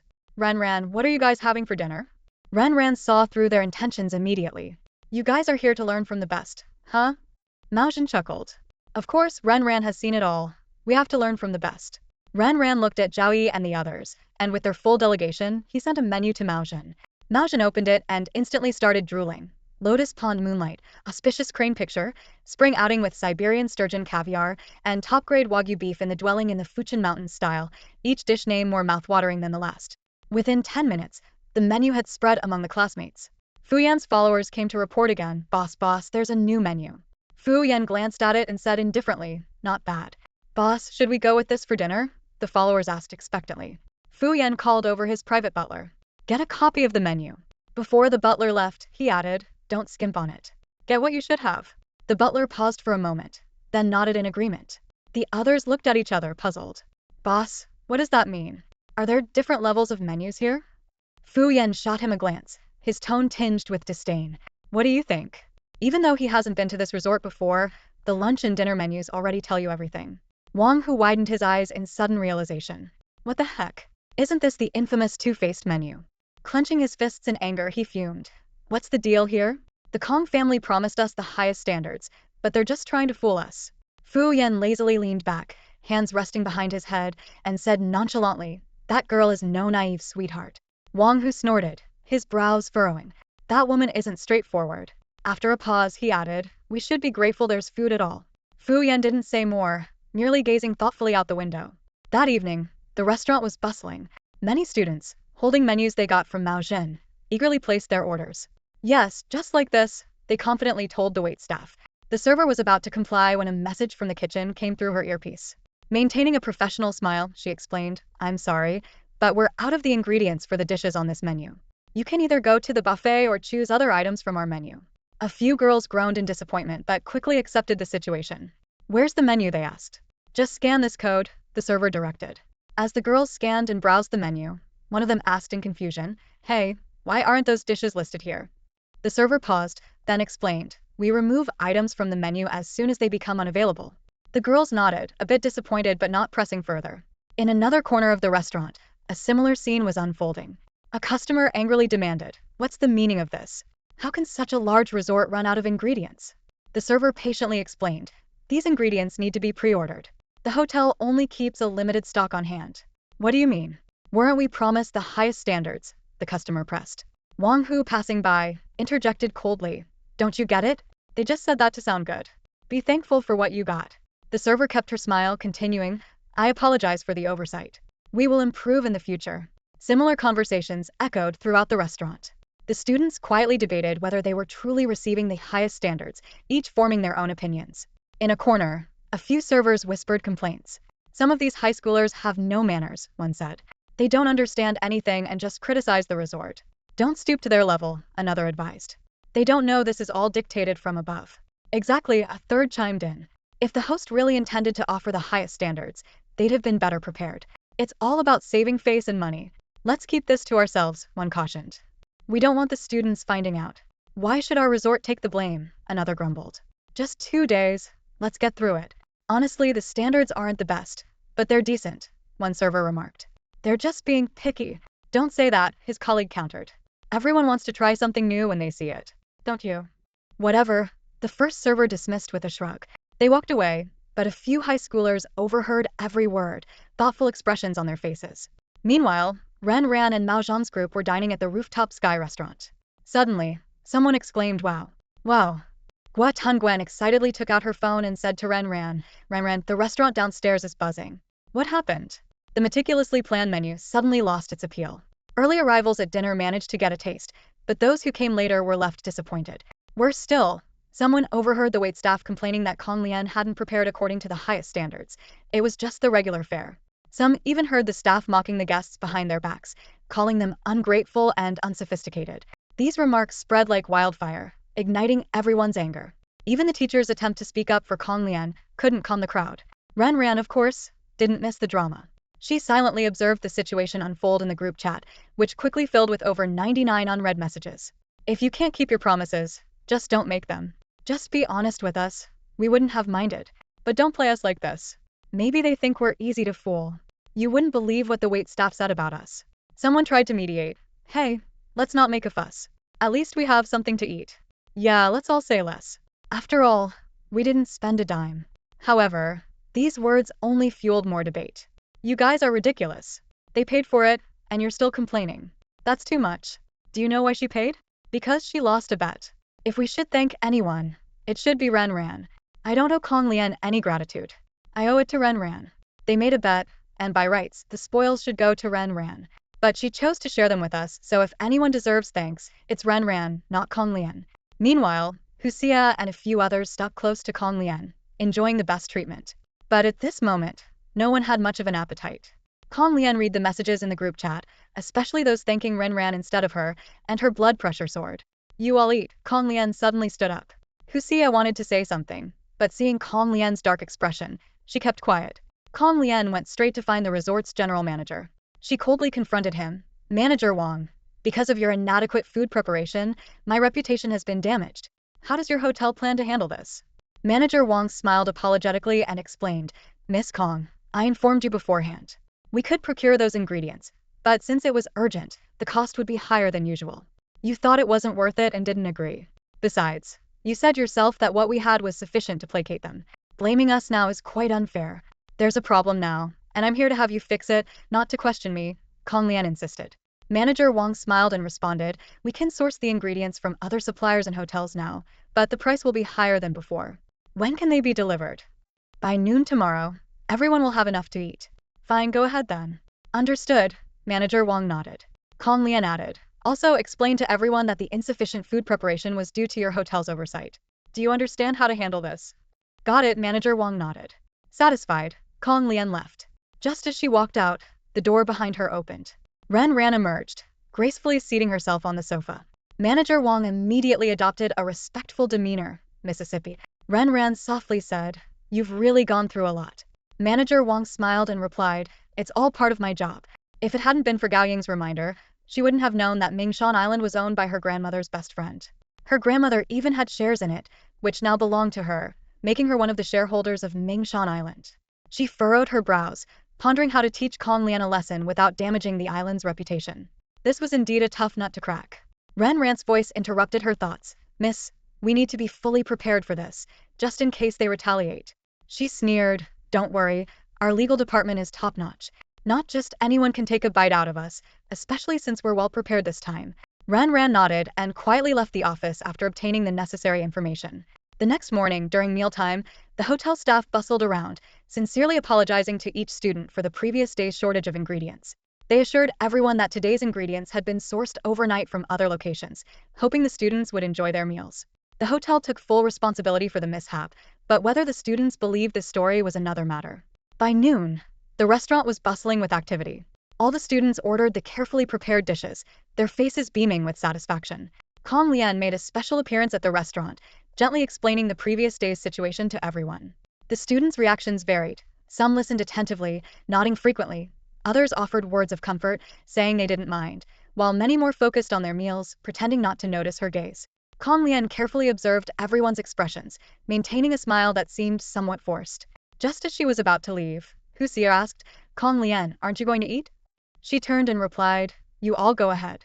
I'm already full and need some fresh air." "Okay." Tan Jia glanced at Huvi. "Just eat your food." Kong Lian quickly left the restaurant and headed straight to the general manager's office. She burst through the door, her face flushed with anger, and demanded coldly, "How are you handling PR?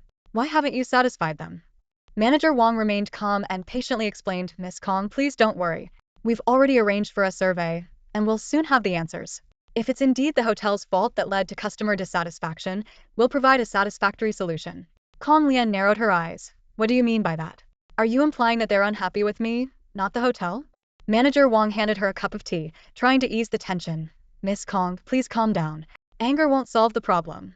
Kong Lian ignored the tea and sternly warned, "I'm telling you, if I'm not satisfied this time, you can forget about receiving any further payments." Manager Wang's smile gradually faded. "Miss Kong, if you insist on this, then there's no need for us to continue this conversation. I will have the legal department communicate with you." "Are you threatening me?"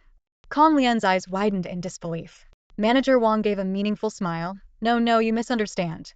The follow-up issues you mentioned are beyond my responsibilities. The legal department handles that aspect of the business." Kong Lian, being just a teenager, was no match for these seasoned professionals. After hitting a wall with Manager Wang, she felt even more stifled and frustrated. Back in her room, she immediately called Ruan Fengru. "Mom," she began, her voice choked with emotion, as if she was about to cry. "Things aren't going well?" Ruan Fengru's voice came from the other end of the line. "Yeah." Kong Lian recounted the events in detail, ending with a bitter tone. "It's all because of that wretch Ran. If it weren't for the menu she provided, things wouldn't have escalated like this. Mom, she and I just don't get along." "Mom, what should I do?" Kong Lian asked anxiously, her voice filled with frustration. She described her current predicament. Only a few people recognized her efforts, most dismissed them, and some even credited Ran with her achievements. After she finished, Kong Lian noticed her mother remained silent. She couldn't help but urge, "Mom, why aren't you saying anything?" Suddenly, Ruan Fengru spoke with anger in her voice. "What do you want me to say? Should I talk about your foolishness or your pettiness? What did I tell you before? I told you to spend the money if needed, but you didn't listen. To save a little money, you left yourself open to criticism." Ruan Fengru's words hit Kong Lian like a heavy hammer, making her realize her inexperience. Her mother continued to scold her, "You should have had the hotel seal all those premium ingredients you reserved. If that wasn't possible, you should have informed everyone in advance or prepared enough to handle unexpected situations. Or used other means, like a lottery, to openly distribute those top-quality ingredients." Kong Lian lowered her head, listening to her mother's reprimand. "Look at what you've done. You turned a good hand into this mess." Kong Lian, who hadn't felt her mother's wrath in years, could only softly admit her mistake. "Mom, I'm sorry. I shouldn't have tried to save money and put myself in a passive position. Foolish." Ruan Fengru scolded. "Penny wise, pound foolish." She explained that she had invested her years of savings to cover this gamble, intending to train her daughter's abilities, but she was proving to be unreliable. Ruan Fengru even wondered if there had been a mix-up at birth. Kong Lian cautiously asked, "Mom, what should we do now? How can we turn things around?" "Do nothing for now. We'll discuss it when you get back," Ruan Fengru replied coldly. "Okay," Kong Lian responded. In the afternoon, the crews returned to the city. Everyone was in high spirits, except for Kong Lian, who wore a smile but felt bitter inside. At the dock exit, a Cullinan was parked nearby, with the family butler standing in front of it. Kong Lian led the group, and Husia noticed the car, tugging at Kong Lian's sleeve. "Kong Lian, is that your family's butler here to pick you up?" Tan Jia, with her sharp eyes, noticed something different. "Hey, they changed the car this time." Just as Kong Lian was about to explain, Zhao Yi's voice came from behind. "That Cullinan looks amazing." I wonder what it feels like to ride in it. Let's take a ride, Renran said, and the four of them walked past Kong Lian towards the Cullinan. Huxia realized her mistake and timidly glanced at Kong Lian. Seeing that she wasn't angry, she sighed in relief. Ruan Fengru had arranged for a nanny van to be parked next to the Cullinan. The driver called out warmly, Miss Kong. Kong Lian looked at the Lexus nanny van, which, though worth over 2 million, seemed much less impressive compared to the Cullinan. She forced a smile. The driver is here to pick me up. I'll head back first. Okay, bye, the others waved. As soon as she got into the car, Kong Lian's face darkened. Watching the others happily get into the Cullinan, she angrily told the driver drive. The driver, puzzled by her sudden change in mood, silently drove away. A few minutes later, the Cullinan passed by their car. Through the half-lowered window, Kong Lian seemed to see Renran giving her a mocking, even taunting smile. This sight deepened Kong Lian's sense of defeat. Qinghe Bei Kong Lian stood with her head lowered, unable to meet her mother Ruan Fengru's gaze. The room was thick with tension, broken only by the sound of Ruan Fengru absent-mindedly arranging flowers. Sit, Ruan Fengru said calmly. Kong Lian cautiously took a seat opposite her mother, watching as she mercilessly snipped off a blooming flower. A shiver ran down her spine. Have you thought about what to do next? Ruan Fengru asked, her scissors never stopping. Yes, I have, Kong Lian replied softly. Speak. Kong Lian took a deep breath and began recounting her string of failures. The first time I tried to portray myself as a wealthy, beautiful woman, it backfired. The second time I tried to help a classmate to gain a good reputation, it also failed miserably. The third time I set a trap for someone, I ended up falling into it myself. The fourth time I attempted to salvage my reputation, it backfired again. She paused before continuing. Every attempt has ended in failure, and my reputation has suffered more each time. I realize that the people around me are only there to gain something from me. Such people can be easily manipulated, but their value is low compared to the general public's opinion. Kong Lian raised her head, a determined look in her eyes. I've decided to surpass her academically. I've neglected my studies while trying to build an image and bring her down, but I'm confident that with my abilities, I can outshine her. Knowledge is something that won't backfire. Ruan Fengru nodded in agreement. Seeing her mother's approval, Kong Lian let out a sigh of relief. Continue, Ruan Fengru said. Kong Lian hesitated, then fell into deep thought. After a while, she spoke timidly, Mom, I can't think of anything else. Ruan Fengru put down her scissors and said, Praise to destroy. Kong Lian was stunned and took a moment to grasp her mother's meaning. Ruan Fengru elaborated. When your opponent is strong and you are weak, blindly charging forward will only lead to failure. Show weakness, elevate your opponent, and then crush them with absolute superiority. Her accumulated reputation and honors will transfer to you. Remember, she is your stepping stone. The higher the stepping stone, the richer the rewards. As Ruan Fengru spoke, Kong Lian's eyes widened with admiration. Ruan Fengru took her hand. Whether you can claim the final victory depends on whether you can keep her beneath you. I believe in your intelligence. My daughter won't disappoint me, right? In terms of academics, Kong Lian was confident. Don't worry, Mom, this time I will succeed. I only performed normally in the last monthly exam. If I go all out, the top spot will be mine. Ruan Fengru nodded with satisfaction. I've secured a spot for you in the math competition. Seize this opportunity and don't let me down again. Okay, Mom. I'll start practicing right away. Back in her room, Kong Lian sat at her desk and pulled out a math problem book from the shelf. Her eyes were filled with determination as she silently vowed, Renran, this time I will surpass you. She then focused her mind and began working on the problems. Meanwhile, in the Hillside Villa district, Renran received a call from Su Zhaoyin just as she got out of the car. Miss Ren, we have arrived in Qiandongnan. Su Zhaoyin's voice came through the phone. Have you found the person? Renran asked. Su Zhaoyin paused. I have good news and bad news. Which one do you want to hear first? Renran stopped in her tracks. What's the bad news? When we arrived at the Daoist temple, Master Taishu had left for another journey half a month ago. Renran felt a wave of disappointment wash over her. What's the good news? Daoist Master Taishu left the address for the next stop. Renran took a deep breath, her fingers tightly gripping the phone, listening to the voice of Su Zhaoyin on the other end. The next stop is in the Tibetan region. Su Zhaoyin's tone was tinged with anxiety, but we don't know the exact location yet. We're planning to wait in Tibet. Renran could hear the helplessness in their voices, leaving her heart in turmoil. She tried to calm herself and asked, Has Master's phone been turned on yet? No, Su Zhaoyin replied curtly, keep following him. I don't feel safe with him alone. Renran clenched her teeth. She couldn't leave Qingshan alone in the Tibetan region, fearing that she might lose him before even finding their master. Do you have enough money? She asked with concern. Enough, Su Zhaoyin answered succinctly. After ending the call, Renran couldn't help but rub her temples, filled with worry. Suddenly, her father's voice came from behind. Who were you talking to? The sudden question startled her, causing her to drop the phone with a clatter. What's wrong? Kong Liji asked, looking at her with curiosity. Ren Ran quickly recalled the conversation to ensure she hadn't disclosed anything about Daoist Qingxian and the others, then discreetly sighed in relief. Seeing her father bend down to pick up the phone, she swiftly crouched and grabbed it first.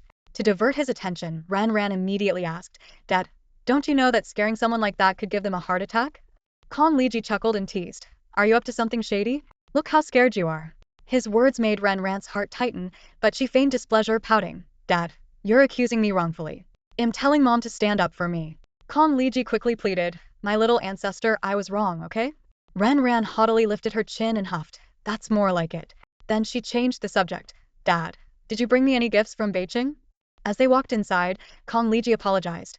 I was too busy and didn't have time. Pretending to be upset, Ren Ran left her father and went upstairs. You must not love me anymore. You little rascal. Kong Liji shook his head helplessly. Ren Suya walked over, taking the briefcase from her husband, and asked curiously, why is she suddenly asking for gifts? She never used to. A complex emotion flashed in Ren Suya's eyes, but she quickly concealed it, smiling as she explained, don't blame her. A new transfer student joined her class, and her family is quite well off. That kid's dad often brings her gifts when he returns from business trips. Kong Liji frowned. Since when did our daughter learn to compare herself with others? That's not a good habit. I need to go talk to her and correct this behavior. Ren Suya felt a pang in her heart, both for her daughter and for her own years of sacrifice. With a hint of anger, she said, correct what? Kong Liji paused, looking at his wife in surprise. Honey, what's wrong? Ren Suya stared at her husband, her voice laden with suppressed emotion. You didn't even ask why, and you immediately assumed our daughter was in the wrong. Is she really so unworthy in your eyes? Kong Liji was taken aback. He stepped forward to hold his wife's hand, but she pulled away. He quickly apologized. Honey, I was wrong. I didn't think it through and didn't ask for the whole story. Don't be mad. It pains me to see you upset. If you're angry, take it out on me. Just don't hurt yourself. Looking at the man she had loved for over 20 years, Ren Suya felt an overwhelming sense of unfamiliarity. She realized that perhaps, as her daughter said, once the filter of love is removed, everything returns to its original state. This realization filled her with complex emotions, a mix of disappointment and confusion. Kong Liji gently stroked his wife's back, feeling her emotions gradually calm down. He let out a long sigh and softly asked, Honey, what exactly happened? Ren Xia resisted the urge to strangle the man in front of her and sighed lightly. She began to speak slowly. Recently, a new transfer student joined Ranran's class. That transfer student. She paused deliberately, her eyes fixed on her husband's face, observing his every subtle expression. To her surprise, Kong Liji's expression remained unchanged, full of patient anticipation. His eyes showed no hint of emotion, as if the person about to be mentioned had nothing to do with him. What happened? He asked, his tone full of concern. Ren Suya continued. That girl seems to enjoy competing with Ranran. Not long ago, she even made a bet with Ranran on their midterm exam scores. She briefly mentioned the actions of Wan Fengru and her daughter, though the details were sparse. The general outline was clear. And then? Kong Liji asked, his expression still calm. Ranran won by a stroke of luck. But that girl seems to have held a grudge against Ranran because of it. Ren Suya's tone grew serious. Ranran has always been getting along well at school, but ever since that girl arrived, she's been causing trouble, constantly targeting Ranran. Now, everyone's attention is focused on the two of them. She looked directly into her husband's eyes, her tone filled with reproach. You, as her father, instead of helping your daughter, are lecturing her. Do you think you are being responsible? Kong Liji immediately admitted his fault. I was wrong, honey, forgive me. Taking advantage of the moment, Ran Suya made a demand. From now on, whenever you go on a business trip, you must bring back gifts, and they have to be the best. I don't want our precious daughter to feel wronged at school. Yes, I'll make sure to bring back the best for our daughter, Kong Liji agreed repeatedly. Just then, Grandma Ren walked into the living room and asked, What's the best? Kong Liji quickly changed the subject. Mom, how have you been feeling lately? Is your leg still hurting? Grandma Ren replied with a smile, It doesn't hurt anymore. You work hard outside, but you need to take care of yourself too. I will, Kong Liji responded. While the three of them chatted downstairs, Ran was upstairs working on practice problems. Suddenly, her phone vibrated. It was a call from her homeroom teacher, Ms. Zhao. Ms. Zhao, Ran answered the call. Ran, the city is hosting a math competition. Are you interested in participating? Ms. Zhao asked. Ran was about to decline but suddenly recalled something from her past life. Kong Lian had participated in a math competition, advancing through the rounds until she was stopped at the national level. During this process, two interesting incidents occurred. Before the city-level competition, a top contender suffered from food poisoning and performed poorly, and during the provincial competition, 3 top seeds from a neighboring city were involved in a car accident, with 2 of them unable to make it to the finals as a result. Most people were unaware of these details, but Ran knew them well because she had met the 3 injured contestants while receiving treatment for depression at the hospital. With this in mind, Ran answered without hesitation, "I'll participate." She thought to herself, she would not let any opportunity to shine slip away. "Ms. Zhao, which students from our school are participating in this competition?" Ran asked curiously. Ms. Zhao smiled and answered, "You, Konglian, Lu Boyi, and Fu Yan. The 4 of you." Fu Yan. Ran repeated in surprise, her brows furrowing slightly. Understanding her reaction, Ms. Zhao explained, although Fu Yan isn't outstanding in other subjects, math is definitely his strong suit. His academic performance is quite unbalanced. If he could bring his other subjects up to an average level, he would have a chance at a direct admission. Ran suddenly understood and responded softly, "Oh, I see." She realized that she knew very little about Fu Yan. She had only heard about people confessing to him or getting into fights with him, but never about his academic achievements. News spread quickly in the class. Gua Tunguen grabbed Ran's hand excitedly and said, Ran, I believe in you. Make sure you outshine her."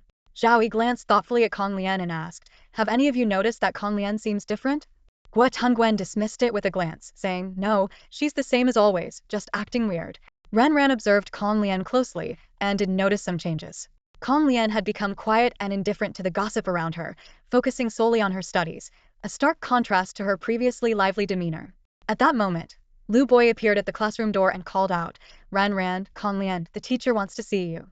Kong Lian closed her workbook and stood up to leave, with Ran following closely behind. The 3 of them went to the senior teacher's office, where they found Fu Yan already waiting. The vice principal addressed the 4 of them sternly, "You will represent the school in the city math competition. I hope you will perform to the best of your abilities, bringing honor to the school and yourselves. In the coming days, Ms. Zhao will be in charge, and you will have intensive training here during evening study sessions to prepare for the competition." Understood, the 4 of them responded in unison. In the training classroom, except for Fu Yan, the other 3 were diligently working on practice problems. Fu Yan appeared nonchalant, but his abilities were undeniable. He was the only one who solved the final difficult problem. After grading the papers, Ms. Zhao announced the results, and the other 3 couldn't help but look at Fu Yan. He remained as laid back as ever, as if it was no big deal.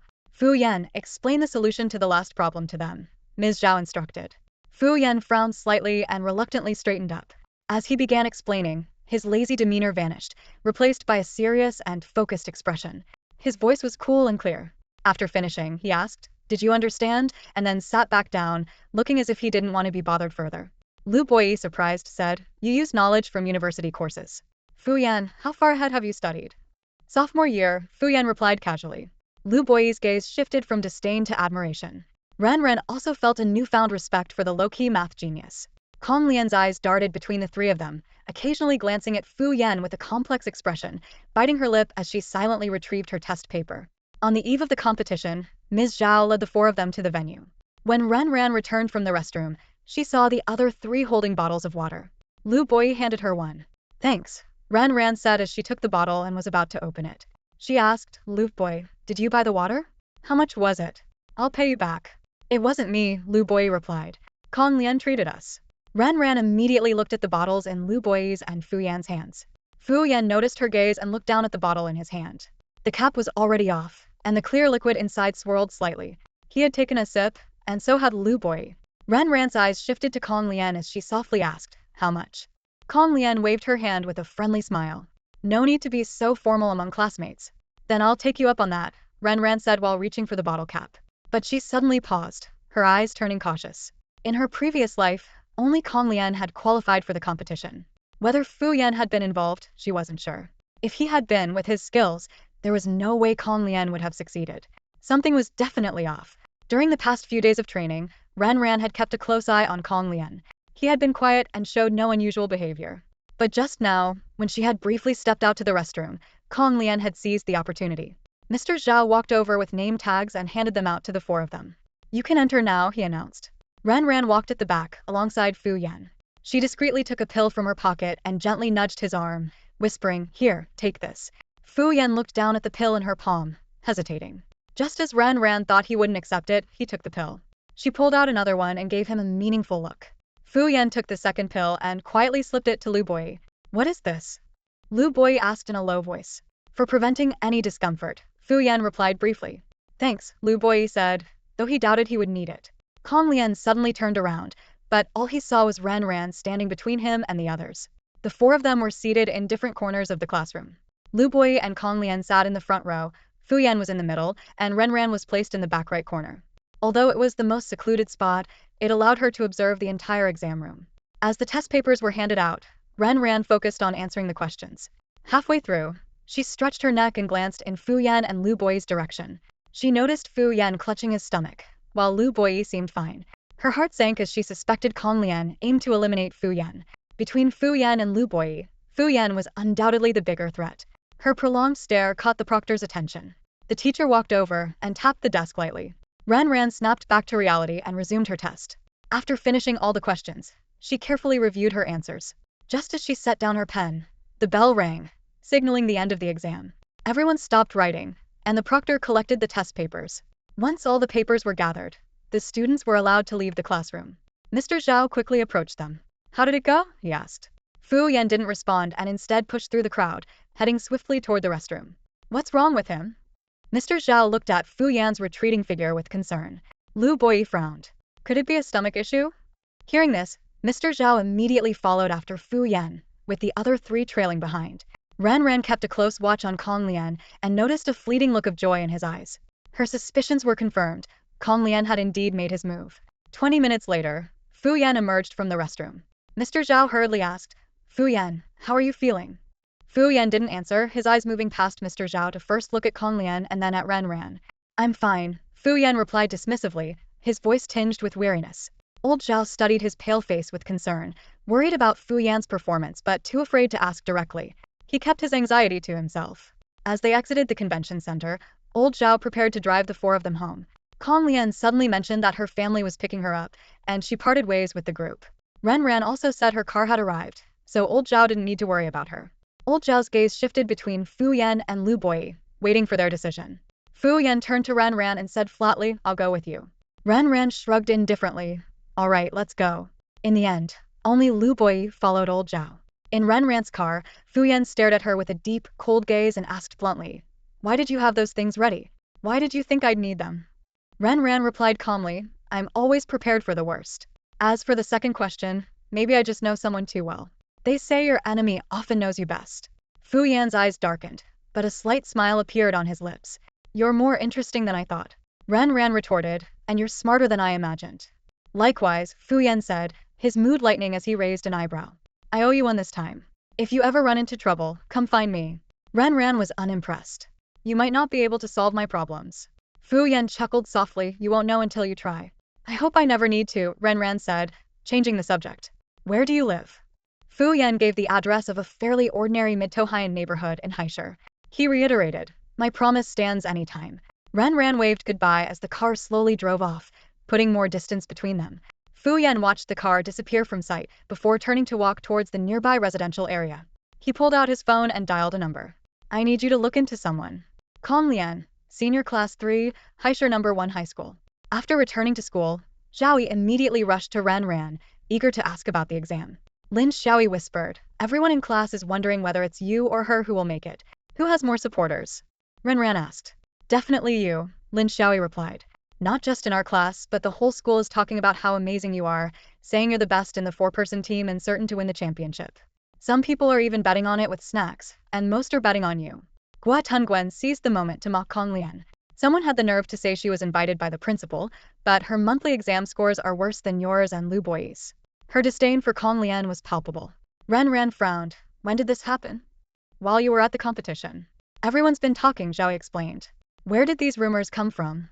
Ren Ran asked further. The school forum and the gossip wall, Zhaoyi answered. Ren Ran logged into the school website, found the person who started the topic, noted their ID, and took a screenshot of the post. She walked out of the classroom to a quiet corner and called Gaoing. Keep an eye on all the news about me on campus. Gaoing agreed without hesitation, knowing that Ren Ran never acted without reason.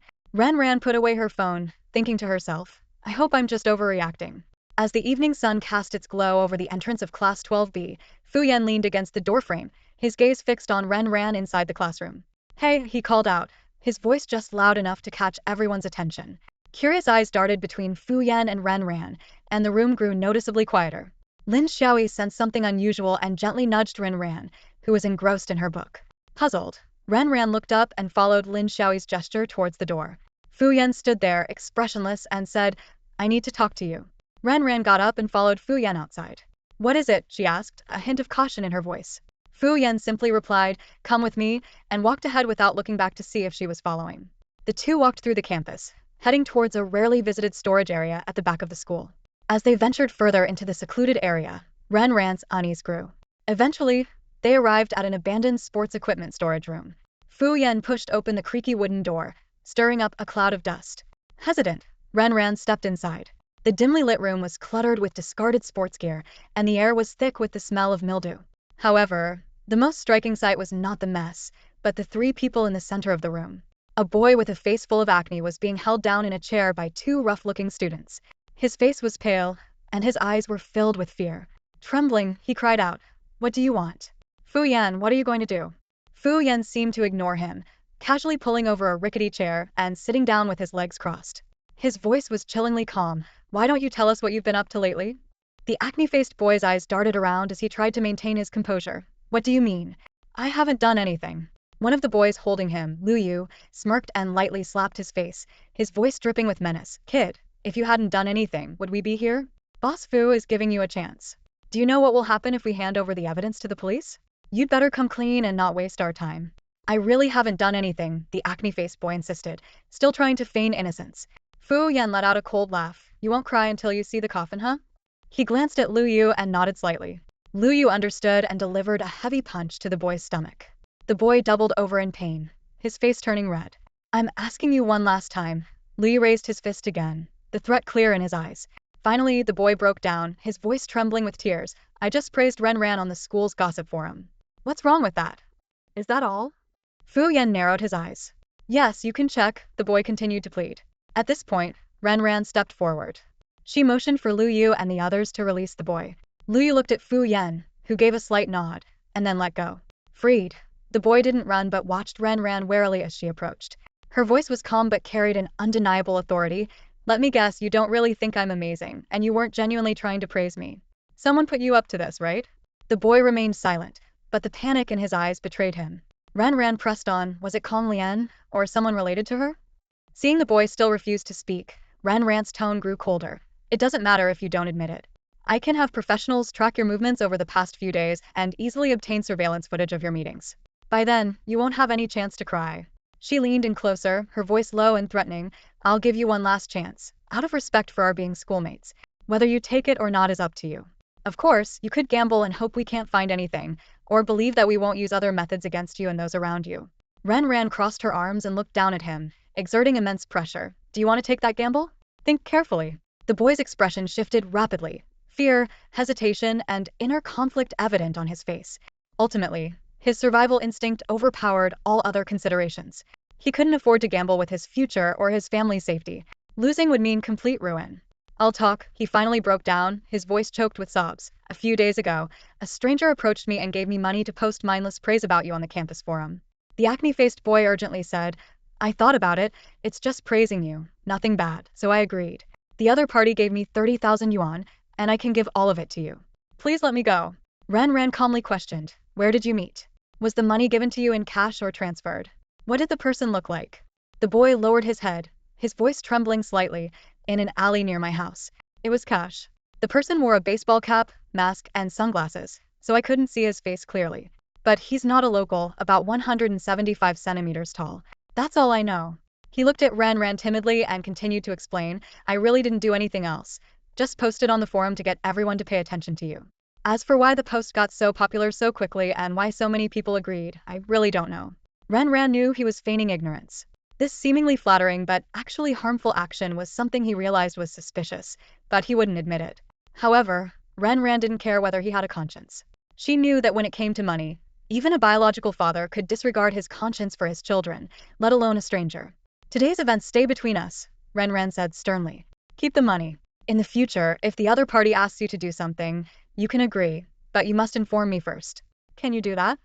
The acne-faced boy nodded repeatedly. Fu Yan waved his hand. "Let him go."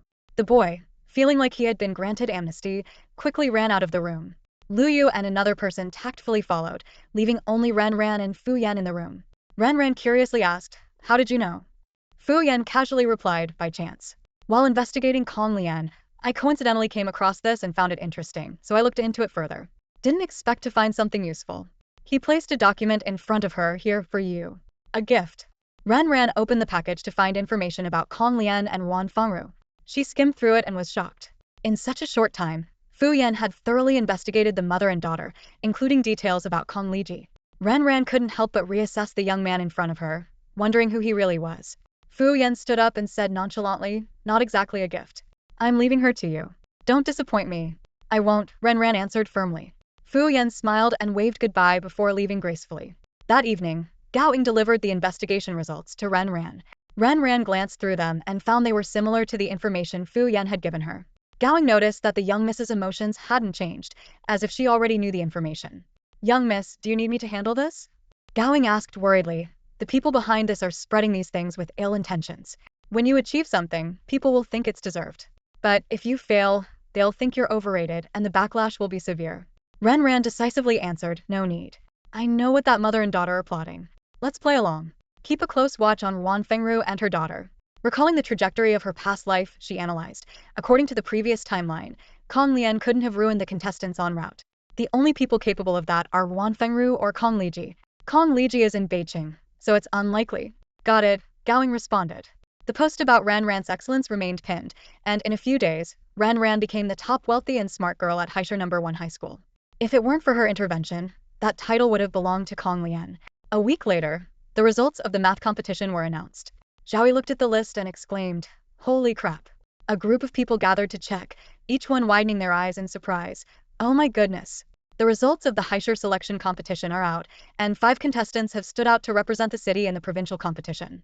Senior High School No. 1 claimed 4 of the spots with their impressive performance, breaking the school's record.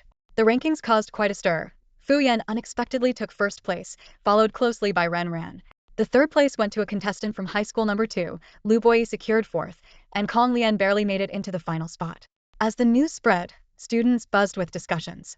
Some were amazed by Fu Yan's outstanding performance. Others praised Ren Ran's well-rounded development, but many expressed disappointment and doubt over Kong Lian's results.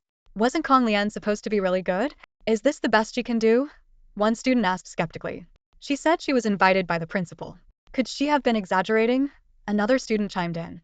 Zhao Yi, overhearing, smiled slightly and advised, "Don't think too badly of people. Maybe she just wanted to boost her image a bit." Guo Tongwen was taken aback but then laughed, saying, "Oh my gosh, I almost drew my 40-meter-long sword." The conversation then shifted to the excellent performances of Fu Yan and Ren Ran. Someone mentioned Fu Yan's strong math skills, while Ren Ran was praised as a well-rounded role model, excelling in academics, physical fitness, and the arts. Whether due to the Mingshan Island incident or recent rumors undermining her, Kong Lian's reputation had plummeted. Even though she advanced to the provincial competition, no one had high hopes for her prospects. "Kong Lian, the underdog, won't stand a chance at the provincial competition," someone asserted. "Fu Yan and Ren Ran have a good shot at making it to the finals." Despite Huxia, Jiqing, Tanjia, and others gathering around Kong Lian to congratulate her, the surrounding murmurs made their congratulations seem particularly hollow. "Hang in there, Kong Lian. You have to surpass them at the provincials and leave them speechless," Huxia encouraged. Kong Lian smiled and replied, "It's okay. Let them say what they want. I have a clear conscience." After they left, Kong Lian lowered her head and continued working on her practice problems, a strange glint in her eyes. She thought to herself, "Enjoy your moment of glory while you can. Soon it will be over." Noticing something unusual about Kong Lian, Guo Tongwen nudged Zhao Yi. "Don't you think Kong Lian seems different?" Zhao Yi looked puzzled but didn't see anything amiss. Ren Ran, however, immediately noticed. "She's too quiet." Guo Tongwen realized, "Right, that's it. She's been too quiet lately, either working on problems or reviewing. I bet she's planning to surpass you in the next monthly exam." Zhao Yi nodded in agreement, and then urged Ren Ran to keep practicing, worried about being overtaken by Kong Lian. 3 days before the provincial competition, the contestants arrived early in the provincial capital to familiarize themselves with the environment. At the meeting point, Ren Ran only saw Kong Lian and Lu Boi, with no sign of Fu Yan. When their chaperone, Mr. Zhao, arrived, he gave the 3 of them a quick glance and then ushered them onto the bus. Unable to contain her curiosity, Ren Ran asked, "Mr. Zhao, where is Fu Yan?"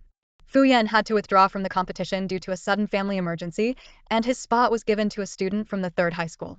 Upon hearing the news, Liu Yiba's face was filled with regret. What a pity. With Fu Yan's skills, he would surely have made it to the finals. Teacher Zhao felt the same sense of loss but could do nothing but accept the situation. The three of them silently assessed the situation. Ren Ran had a high chance of advancing, while the other two faced more uncertainty. Among the students selected from various counties and cities, there were a few promising newcomers. Upon arriving at the hotel, thanks to ample school funding, each person received a single room. After dinner, Kong Lian returned to her room without saying a word, clearly not in the mood for conversation. Just as Liu Yiba was about to open his door, he heard Ran Ran calling from behind. He turned to see Ran Ran with a serious expression. "Do you take this math competition seriously?" "Of course," Liu Yiba replied, puzzled. Ran Ran lowered his voice. "With the competition so close, be extra careful with your diet. Don't accept any food or drinks from anyone, understand?" "What's going on?" Liu Yiba frowned. "Just a reminder, considering what happened to Fu Yan last time when he got food poisoning," Ran Ran explained. Liu Yiba smiled reassuringly. "Don't worry, I'll take care of myself." "Good, then get some rest early. You too." Back in his room, Ran Ran immediately dialed Gao Ying's number. "Any updates from over there?" "Miss, the contestants you've mentioned are all fine for now," Gao Ying reported. "All fine." Ran Ran frowned deeply. According to the previous timeline, that genius and his teammates from the neighboring city should have had a car accident this afternoon. It's already evening and there's no news. Could it be that Wan Fengru and her daughter changed their strategy? Or did something unexpected happen? Keep a close watch on them. Increase surveillance on Wan Fengru, especially noting the people she contacts and the places she visits in the next few days. Understood. Late at night, Ran Ran was awakened by the ringing of his phone. Seeing it was Gao Ying, he knew it had to be urgent. "What happened?" Ran Ran asked, turning on his bedside lamp. "Several contestants from Daoist City have food poisoning and are being rushed to the hospital," Gao Ying quickly reported. "In the previous timeline, it was a car accident. This time it's poisoning? Give me the details." They went for a late-night snack, and after returning, they all started experiencing severe diarrhea and vomiting. The doctor diagnosed it as food poisoning, and they won't recover in 3 to 5 days. The police investigation showed that the restaurant's food was fine. The problem was with the food they brought themselves. "I've already sent people to investigate the background of the student who brought the food." "Good job," Ran Ran nodded. "Anything else?" "Yes, Wan Fengru's secretary is also staying at your hotel. The secretary visited room 1808, which is the room of Mr. Lin, the organizer of this math competition." Ran Ran's eyes gleamed with interest. "Interesting.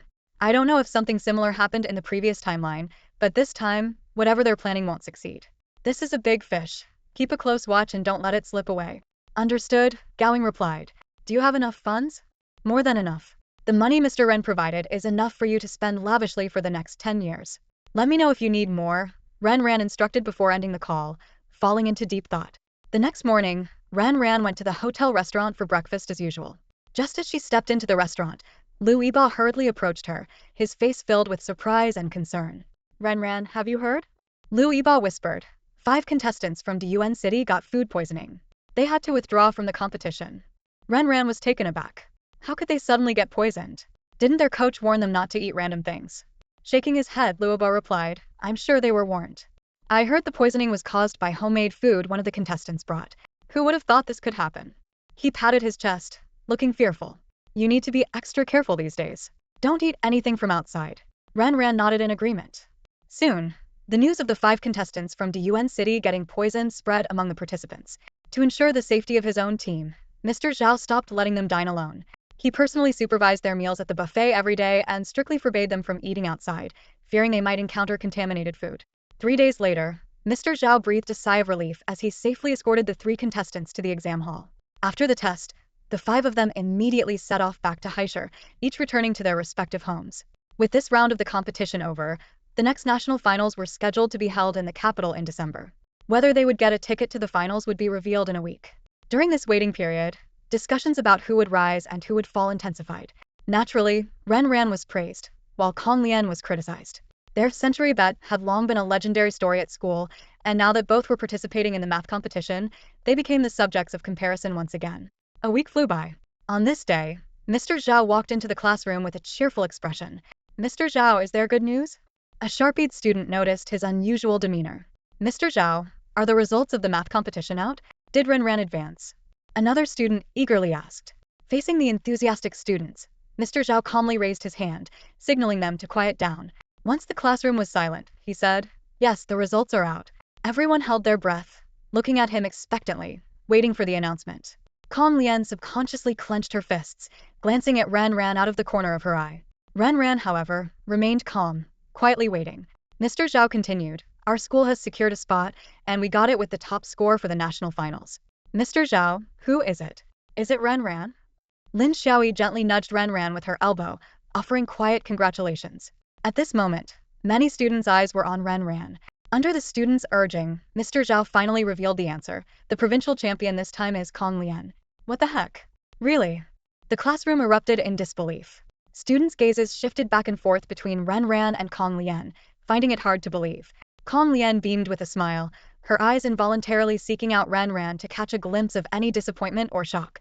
However, Ran Ran's expression remained as serene as ever, showing no sign of emotion. Humph. Keep pretending. Kong Lian thought to herself. Someone couldn't help but ask, "Mr. Zhao, are you sure?" How could it be Kong Lian? One of Kong Lian's close friends, Ji Qing, immediately defended her. Why not? Last time, Kong Lian wasn't feeling well. Even so, she still earned a spot, which shows how strong she is. Never heard of that before, someone muttered under their breath. Another friend, Huxia, chimed in. Kong Lian isn't just a name. If you talk about it, some might say she's making excuses for her previous lower ranking. Kong Lian, isn't this just like what they say online? Quietly working hard in obscurity and then stunning everyone, a classmate teased. Kong Lian simply smiled, a trace of smugness flashing in her eyes. As soon as the class bell rang, the news of her winning the math competition spread through the campus like wildfire. Students gathered in small groups, whispering. Wasn't Ran Ran supposed to get the spot? How did it end up being Kong Lian?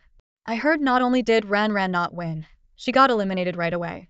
Maybe those posts hyping up Ran Ran were just paid promotions? The chatter was incessant. Kong Lian, Ji Qing, Huxia, and Tan Jia walked through the campus, overhearing every word. Kong Lian's smile grew even brighter, finally experiencing the sweet taste of vindication. Meanwhile, Ran Ran, Zhao Guo Tungguan, and Lin Xiaoyi were also heading to the cafeteria, catching snippets of the same gossip. Ran Ran's friends took turns consoling her. Ran Ran, don't let it get to you. Failure is the mother of success. Yeah, we'll just try harder next time. Nobody's perfect. Everyone has their off days. Ran Ran shrugged it off with a nonchalant smile. Don't worry, this doesn't bother me at all. Hearing this, Kong Lian couldn't resist stopping in her tracks. She turned around to face Ran Ran, wearing her signature sweet smile. Ran Ran, it's good that you think that way. I was worried you might not take it well. Keep trying. I believe you can do it. Good luck. Though Kong Lian was smiling, her words made Zhao Yi and the others seethe with anger. Ran Ran merely let out a knowing chuckle. Kong Lian, thinking she had successfully provoked Ran Ran, strutted away happily. What a fake. Lin Xiaoyi couldn't help but mutter. I thought Tungguan was good at being sarcastic, but Kong Lian takes the cake. What are you talking about? Guo Tungguan glared at Lin Xiaoyi, giving her a light kick. That afternoon, Zhao Yi rushed into the classroom and whispered into Ran Ran's ear, I just heard from the principal's office that Kong Lian will be giving a speech as the student representative at next week's school anniversary celebration. The words school anniversary instantly triggered Ran Ran's memories.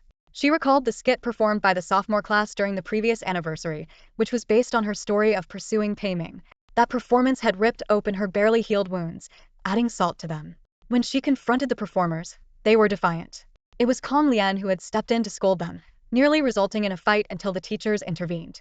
However, within half a month, the families of those involved in the skit started experiencing misfortunes, with one couple even dying in a car accident.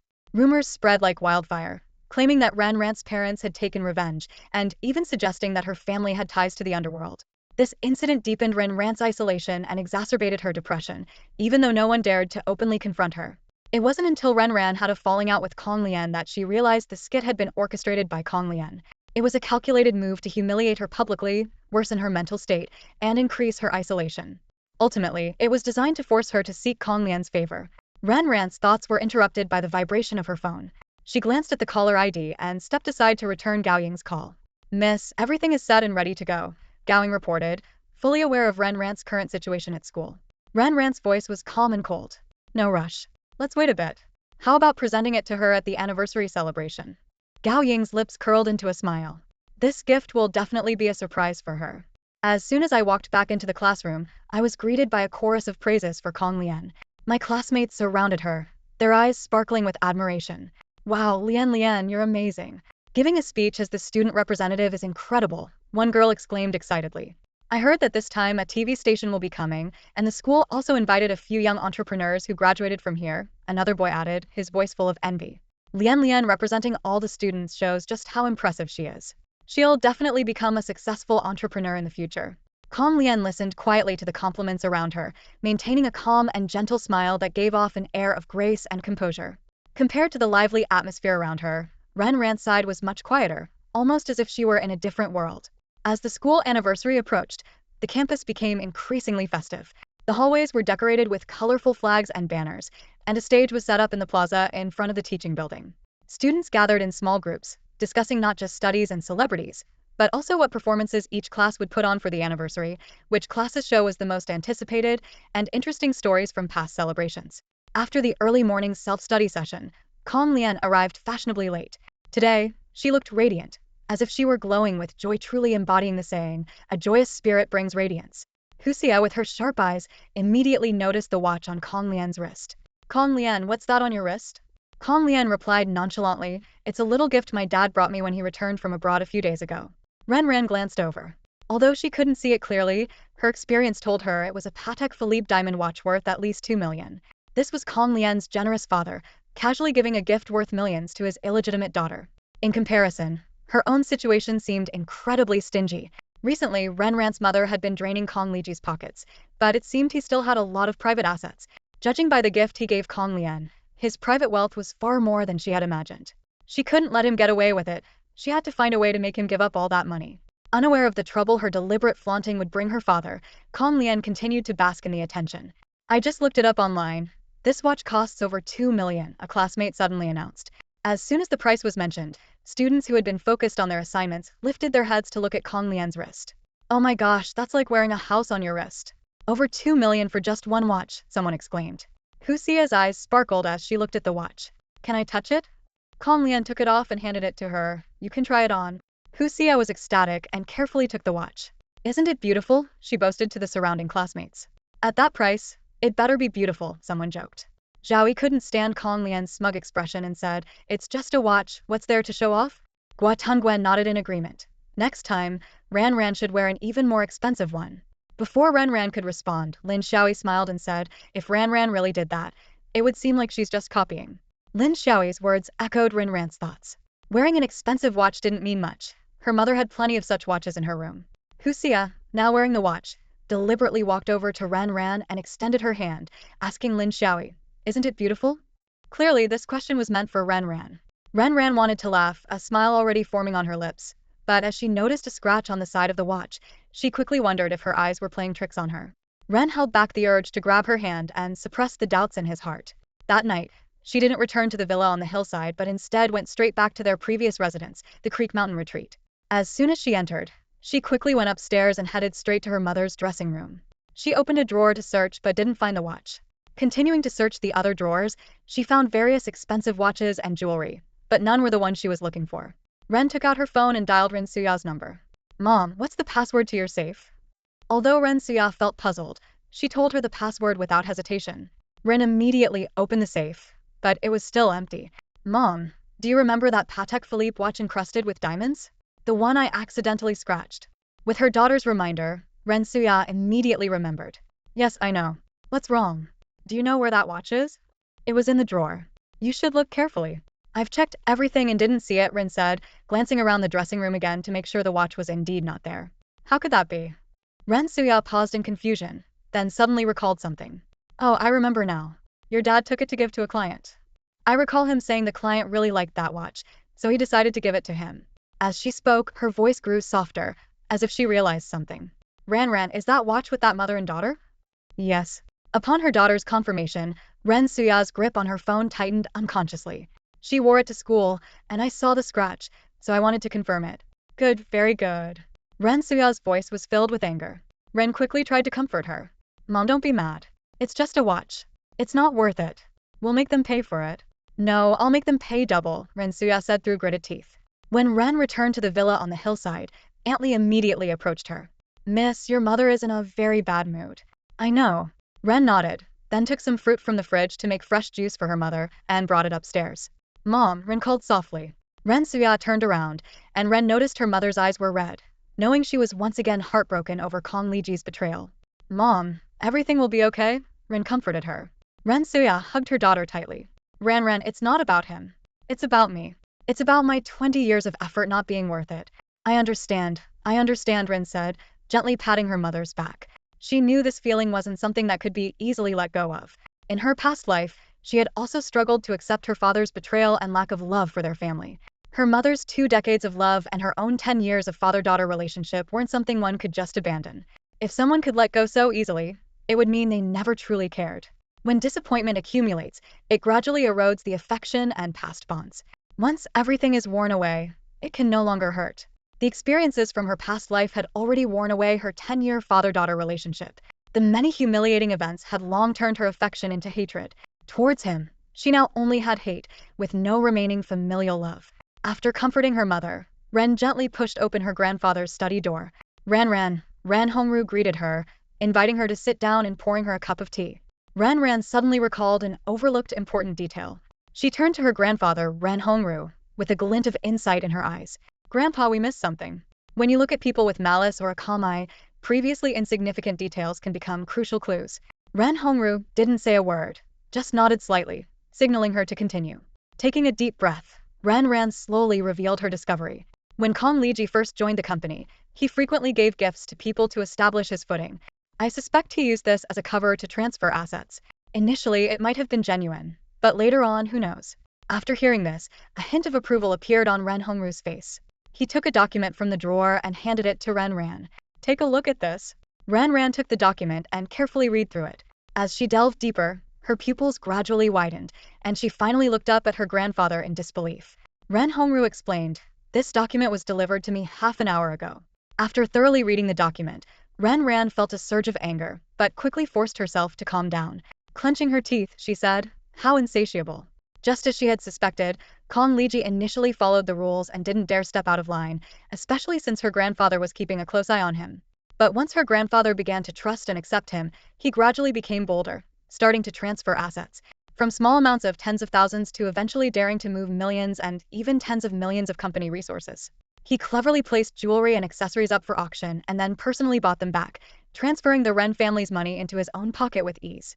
These stolen goods were then openly given to clients he wanted to curry favor with. This alone was enough to land him in prison for several years. Ren Hongru warned earnestly, "The venomous snake has fully exposed itself, but you must be cautious of its final strike. Until you completely eradicate the venom, do not act rashly. He is expendable, but you are invaluable. Take as much time as needed, but do not give him any chance to retaliate." Ran solemnly nodded. "I understand, Grandpa. Remember, no matter how much hatred or pain you feel, you must endure. A small impatience can spoil great plans." "Yes, I've noted that. Grandpa, you should rest early and not work too late." "I know." After leaving the study, Ran let out a long sigh of relief. Knowing that her grandfather was more far-sighted than she was, she finally felt her heart settle. The anniversary celebration of Haisher No. 1 High School arrived as scheduled. A row of spirited young pioneers stood at the school gate to welcome guests, and vehicles came and went. Ran met Zhaoyi at the gate, and the two walked together. As they reached the entrance of the teaching building, they saw Kong Lian in a ceremonial dress being surrounded like a star. Standing on the steps, Kong Lian looked down at Ran with a smug smile, as if she wanted to trample her underfoot. Ran stepped forward and asked calmly, "Kong Lian, your father values you so much. On such an important day, he must be coming, right?" Kong Lian arrogantly replied, "My father is busy with work and doesn't have time to come. Besides, it's just a speech on behalf of all the students. I've been on stage since I was little. My father is used to it." Ran looked at her in surprise and suddenly said, "Your father is in Haisher, didn't you know?"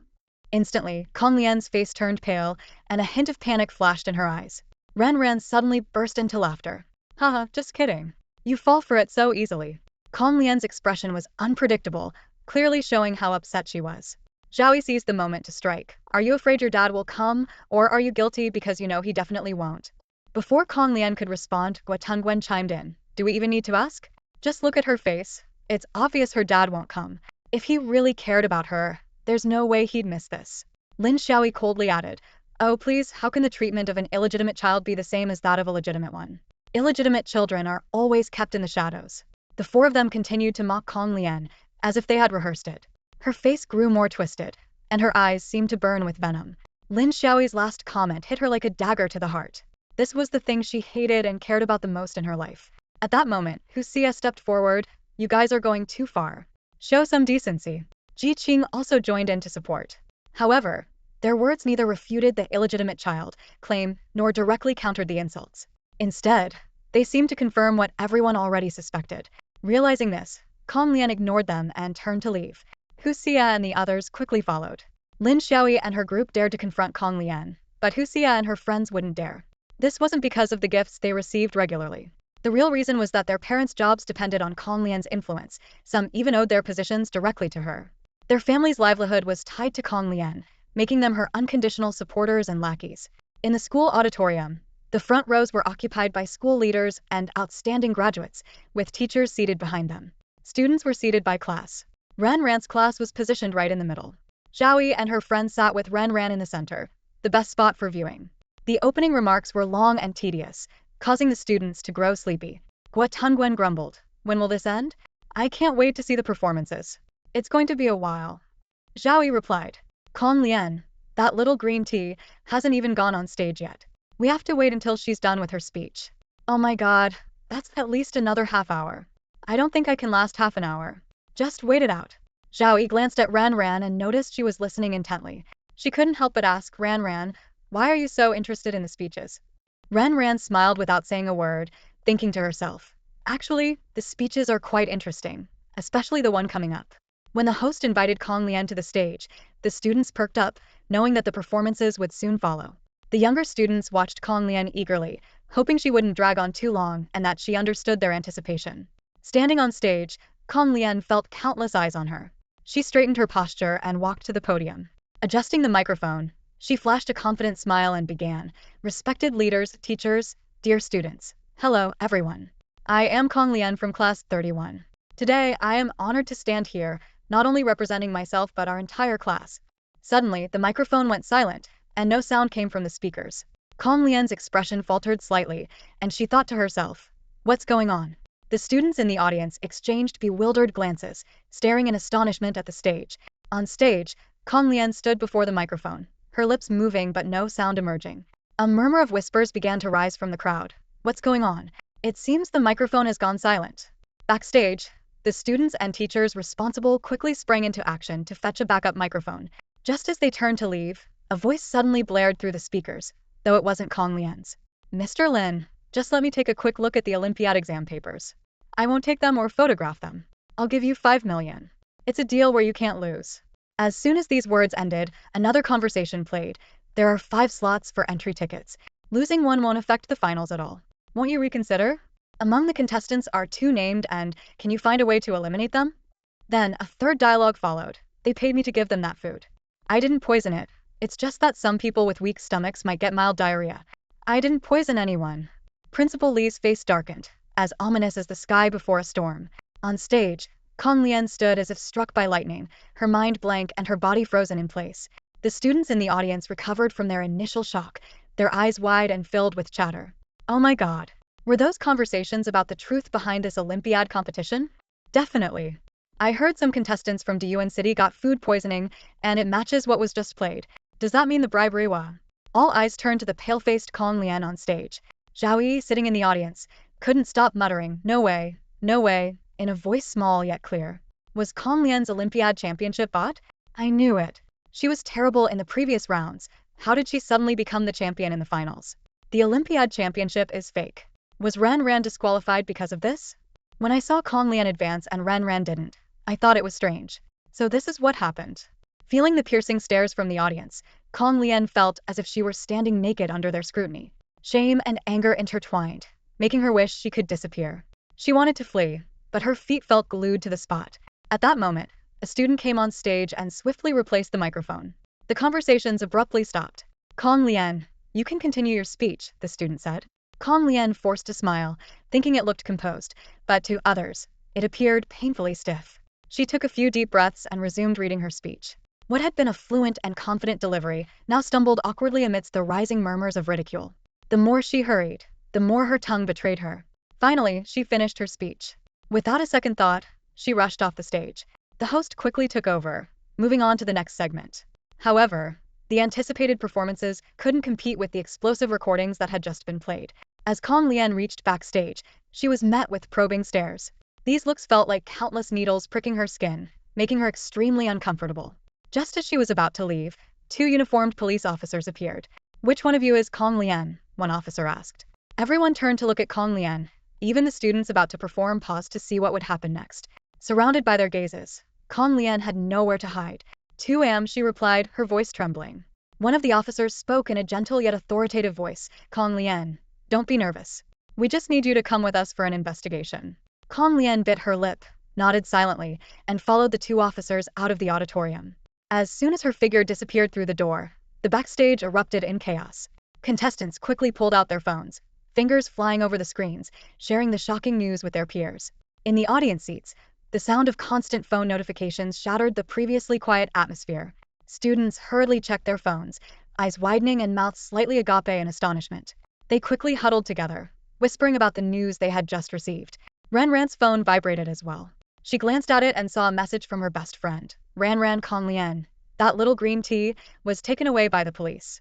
As soon as the news broke, she was taken away. As Ran pondered this sudden turn of events, her phone rang again. After taking the call, she stood up, ready to leave. "Where are you going?" Zhao asked curiously.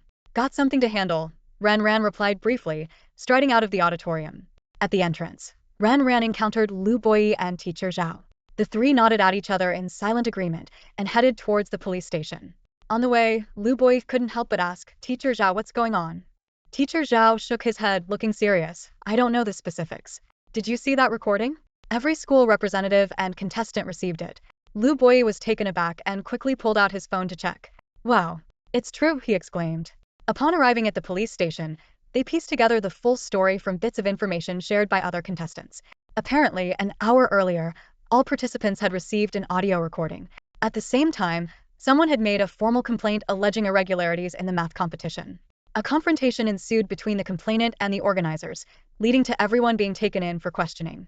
The purpose of their summons was to identify the person behind the audio leak. Ran was taken to a separate interrogation room by a young female officer. There, she listened to the complete recording, which included two bleeped-out names, one of which was hers.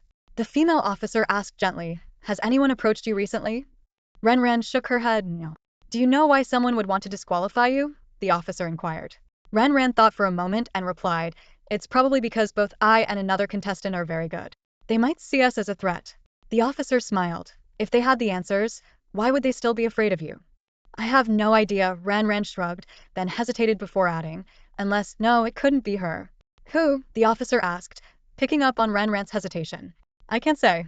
It's not right to make unfounded accusations," Ran answered cautiously. The officer reassured her softly, "We're just having a chat.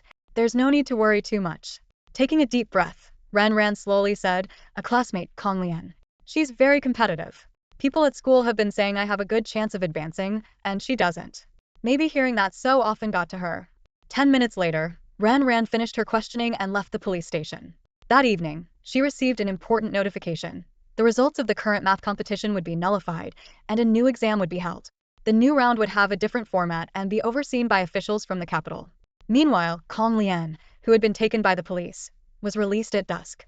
As she stepped out of the police station, she saw her mother's car waiting outside.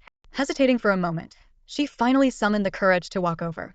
The window rolled down slowly, and without even looking at her, Wan Fengru commanded coldly, "Get in." Trembling, Kong Lian got into the car. The atmosphere inside was suffocatingly silent. She felt her heart race, palms sweating, as she braced herself for the impending storm. The moment she stepped into the house, Wan Fengru waved her hand, and a crisp slap echoed through the room. Smack! A bright red handprint instantly appeared on Kong Lian's cheek. She suppressed the pain, neither daring to retaliate nor to plead for mercy. "Useless!" Wan Fengru shouted furiously. Kong Lian felt wronged and wanted to explain that it wasn't her fault, but rather the incompetence of her subordinates that allowed others to take advantage. However, she didn't dare speak up and could only silently endure her mother's wrath. "I've managed to shield you from this incident," Wan Fengru said coldly. "But to completely clear your name, you must take first place in the retest. Remember, you must. If you don't come in first, even if there's no evidence linking you to bribing Mr. Lin, you'll still face endless rumors and gossip." Kong Lian's heart trembled. Getting first place in the math competition, especially with those top contenders participating, was an almost impossible task. She had barely won the championship last time with access to the questions beforehand. Now, with everyone participating, winning seemed like a distant dream. Bye-bye. Kong Lian started to speak but was cut off by Ruan Fengru. Whether you can or not, you must. I've already hired a tutor for you. You'll stay home and train until the competition begins, Ruan Fengru said coldly, staring at her. If you don't win, you know the consequences. Kong Lian's body trembled slightly as she whispered, Mom. Ruan Fengru ignored her and left the room. Back in her own room, Kong Lian felt overwhelmed with frustration. She took out her phone and, with trembling hands, dialed her father's number. The phone rang and rang, but no one answered. Kong Lian bitterly thought that if it were Ran Ran calling, her father would pick up immediately. This thought stirred a mix of complex emotions within Kong Lian. Grievance, shame, hatred, and jealousy all intertwined. She suddenly screamed, Ran Ran, it's all your fault. Why don't you just die? She then hurled the pillow in her hands against the opposite wall with all her might. Since the school's anniversary celebration, Kong Lian hadn't returned to school. The rumors about her had only intensified, and her absence further fueled the speculation that she was the mastermind and that her championship was bought. 5 days later, the math competition retest was held. This time, all the participants were extra cautious, avoiding unnecessary outings and being careful about what they ate. On the day of the competition, the previously qualified contestants looked tense, as they were the prime suspects. Among them, Kong Lian was the most suspicious. Her appearance immediately drew countless stares. That's her from Haishur. She's the champion. Last time she ranked so low, and now she won the championship. It's impossible. I bet she's the one behind all this. She's looking this way. Stop talking. So what? If she had the guts to do it, why should we be afraid to talk about it? As the bell rang, the room fell silent.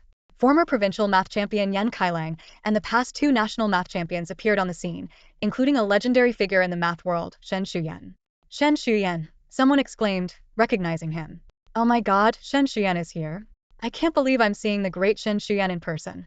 After the organizers maintained order, a teacher announced, the major problems in this competition will be set by these distinguished guests. Everyone was stunned, their earlier excitement quickly turning into groans of despair. Are you kidding me? This is brutal. Having Shen Shuyan set the problems for us? They're making this impossible. Even international competitions aren't this tough. We're doomed. These are all geniuses from previous years. If they're setting the problems, we don't stand a chance. The noise in the exam hall grew louder and louder. Quiet, quiet. The proctor's voice cut through the clamor, and silence fell instantly. 3 math competition champions took turns walking to the podium, projecting their problems onto the big screen. First, the provincial champion, smiling warmly, presented his problem. Next, the national champion confidently displayed his challenge. Finally, it was Shen Shuyan's turn. He appeared calm and unhurried as he projected his problem onto the screen. Ren Ran's eyes fell on Shen Shuyan's problem, and she was taken aback. She had seen this problem in a discarded math problem-solving book she found in a trash can in her previous life. At that time, she had wondered why anyone would throw away such a treasure. Now, as the other contestants saw the problem, their hearts began to sink. Even the other 2 champions couldn't help but look at Shen Shuyan with a newfound respect. After the problems were revealed, the 3 champions left the exam hall gracefully.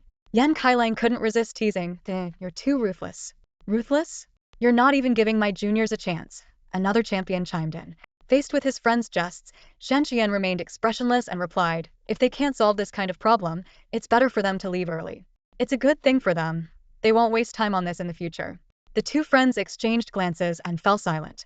The exam ended, and Ren Ran walked out of the hall, feeling satisfied with her performance. She instinctively looked for Kong Lian but only saw her leaving quickly with a pale face, without her usual sarcasm. In the room where the papers were being graded, a group of teachers was busy at work. Perfect scores were common on the basic problems, and many had solved the next 2 major problems as well. However, no one had solved Shen Shuyan's final problem. This student is promising, but they just missed the last problem, a teacher lamented. The other teachers nodded in agreement. Shen Shuyan, the official in charge of the competition, listened to the discussions around him with his usual calm demeanor. Suddenly, a teacher exclaimed, someone solved Mr. Shen's problem. Everyone gathered around in excitement. Just as they were celebrating, an observant teacher noticed something crucial. Mr. Shen, this student's solution is identical to yours. Hearing this, Shen Shuyan finally showed a hint of interest. He stood up and walked towards the paper, and the other teachers made way for him. He picked up the paper, his brows arching slightly, a flicker of something unusual in his deep eyes. His gaze fell on the signature on the paper, which read Ran Ran in elegant handwriting. Ran Ran, he murmured, savoring the name as if it were a delicacy. Class 1 of grade 12 at Haishur No. 1 High School was unusually excited today. In fact, the entire grade was eagerly awaiting one thing: the results of the provincial math competition. I just want to know if Kong Lian will still be the top scorer this time. If it's her, then she probably wasn't the one cheating before. Of course, I heard that the host and problem setter this time is the math genius Shin Shu-yan. The students whispered and speculated among themselves. When Mr. Zhao walked into the classroom, all eyes focused on him, their anticipation palpable. Mr. Zhao's gaze briefly paused on Ren Ran and Kong Lian before he adjusted his glasses. Before he could speak, Ding Cheng couldn't hold back and asked, "Mr. Zhao, the results of the math competition are out, right? How did it go?" Mr. Zhao took a deep breath and replied, "Yes, they are out." Kong Lian's hands trembled uncontrollably, and though she tried to maintain a smile, the tension in her eyes was unmistakable. In contrast, Ren Ran appeared unusually calm. The experience of not being selected last time seemed to have left her unfazed by the outcome this time. The classroom was filled with a tense atmosphere, with everyone's eyes fixed on Mr. Zhao. Mr. Zhao didn't announce the results immediately. Instead, he began with a speech. "I know everyone is anxious about the exam results, but I want to remind you that no matter how you did in this math competition, don't let one result define you or judge others." As soon as he finished speaking, he announced, "This year's provincial math competition champion is Ren Ran." Before he could finish, Yi Zhao eagerly asked, "Teacher, what about Kong Lian? What place did she get?" Tan Guengua quickly followed. "Yeah, did she qualify for the next round?" Mr. Zhao sighed, his tone tinged with a hint of helplessness. Kong Lian did not qualify for the national finals this time. He didn't mention her exact ranking, preferring to inform the students privately. But the vice principal's directive required him to announce the results publicly, supposedly to foster class unity and school spirit. Despite his skepticism, he complied. Meanwhile, someone had already posted the complete results of the math competition online. Chongding whistled and excitedly shouted, "Wow, I see the list of those who qualified." The classroom immediately buzzed with activity as many students discreetly checked their phones.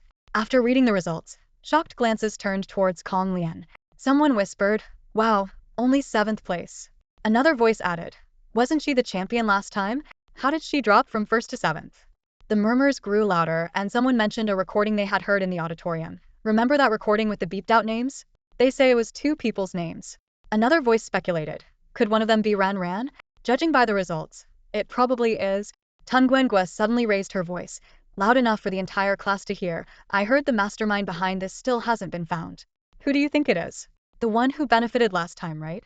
Her words intensified the tension in the classroom, with eyes subtly but unmistakably turning towards Kong Lian, making her feel extremely uncomfortable. At that moment, Xia Hu spoke up to defend Kong Lian. "Retaking the test is an opportunity for those who didn't qualify last time. They can relax and try again. But for those who already qualified, the pressure is doubled, and that imbalance can affect their performance." Jingji chimed in, "Kong Lian isn't the only one who didn't qualify this time. Don't just blame her for everything." However, Yi Zhao chuckled and retorted, "Why aren't the other 3 qualifiers affected by this imbalance? It shows they have real talent. Even if they took the test a few more times, they'd still secure their spots. Some people's championships are just too questionable." "Exactly," someone agreed. "The other person who didn't qualify this time only dropped to 6th place, just 1 spot down from before."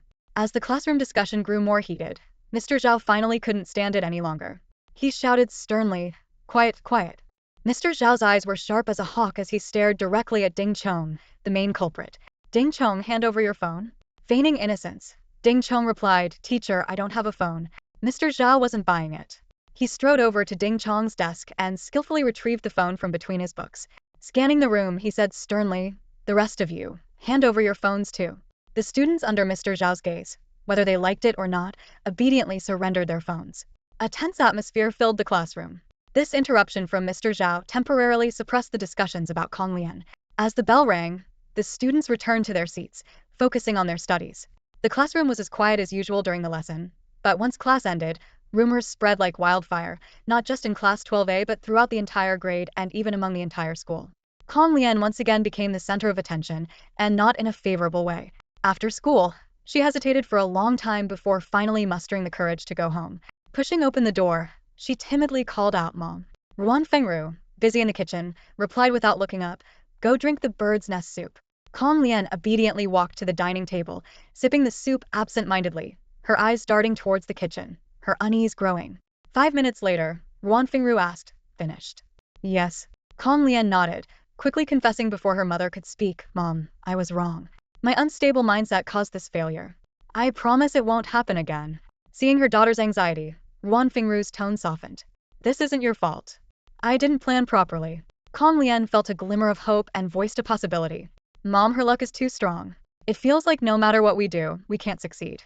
Not only did we fail, but her reputation has become so tarnished because of it. Ruan Fingru pondered, sensing the same. If her daughter's luck had indeed completely swapped with that person's, they would no longer have to live under someone else's shadow. This thought didn't scare her. It only strengthened her resolve to seize Ranran's fate. You might be right. Tomorrow, I'll ask the master how to handle this. Ruan Fingru said, as long as her luck remains strong, our actions will be limited. Get some rest and aim to outperform her in the next monthly exam. Okay. Relieved by her mother's lack of reproach, Kong Lian breathed a sigh of relief. The next day, Ruan Fingru tirelessly dialed the master's number from morning till night, finally getting through in the evening. Having trouble? A deep voice on the other end cut to the chase before Ruan Fingru could speak. Master, her luck is too strong. No matter what we do, she always turns misfortune into fortune. Did you place the talismans? They're already in place. A silence followed before the voice responded, in a few days, I'll send you more talisman papers. Find a way to place them in their bedrooms or other private areas. If you can get them to carry the talismans, the effect will be even better. Thank you, Master. Ruan Fingru said gratefully, I'll transfer the fee to you shortly. Okay. The voice responded coldly before hanging up.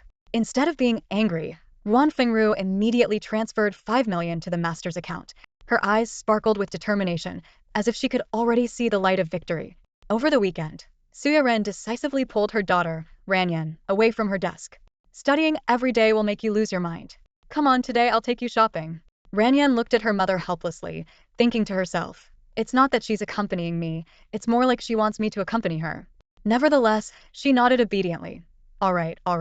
The luxury car smoothly drove into the most famous shopping district in Haishur. Suya, holding her daughter's arm, confidently walked into her favorite high-end boutique. The Sharpeed staff immediately greeted her warmly, Mrs. Ren, welcome. As soon as the mother and daughter sat down, the server brought out Suya's favorite refreshments and a bouquet of vibrant blue roses. Suya took a graceful sip of tea and asked, what new arrivals do you have this season? We have a few items that would suit you perfectly, the staff responded eagerly. Suya waved her hand lightly. Today's focus is on my daughter. Show her some suitable clothes. She paused, reconsidering. Actually, bring out all the new arrivals for this season and let her choose for herself. Of course, right away. The staff promptly complied. Soon, a series of well-proportioned models walked out from the back room, elegantly showcasing the new collection. Suya frequently asked her daughter for her opinion. Ranyan, what do you think of this one? Ranyan shook her head. The logo is too big, not good. She preferred a low-key style and was not fond of items with ostentatious logos meant to show off. Suya understood and instructed the staff, no need to show us the ones with big logos. Just as Ranyan was finding the shopping trip boring and thinking she might as well do some more problems, a white dress with small floral prints caught her eye. It was simple and elegant yet stylish. This one looks nice, she finally showed some interest. Suya's eyes lit up. Wrap up all the S sizes in the series. The staff smiled and said, certainly. But Ranyan shook her head. How many colors does this come in? Yellow, pink, and white, 3 colors. Then 3 S sizes, 1 of each color, and an L size in yellow, Ranyan decided. Meanwhile, in the adjacent private room, Fengru Ruan and her daughter were also picking out clothes. Coincidentally, they had their eyes on the same dress. This one, Fengru Ruan decided. But the staff hesitated and informed her, Mrs. Ruan, the S sizes have all been purchased by Mrs. Ren. We can order from another store, and it will be delivered to your house in about a day. Why show it to us if it's out of stock? Lian Kong, who had been in a bad mood lately, was instantly furious. The staff had no choice but to explain, Mrs. Ren from Yaxing Group and her daughter just bought out all the sizes of this dress. Upon hearing it was Suya and her daughter, Lian Kong became even more irritated. She always felt that this mother-daughter duo was a thorn in their side. Fengru Ruan's eyes flashed with a hint of something unusual, but she maintained a graceful smile. Is it Mrs. Suya Ren? Are they still in the store? Yes, they are. Suya and I were college friends. Could you ask if she has some time? I'd love to catch up with her. Fengru Ruan's tone was gentle, though her eyes showed a glint of something inscrutable. The salesperson promptly left and informed the responsible colleague about the situation. Moments later, the same salesperson quietly approached Ren Suya, slightly bent over, and whispered, Madam Ren, a friend wishes to see you. Who? Ren Suya asked instinctively.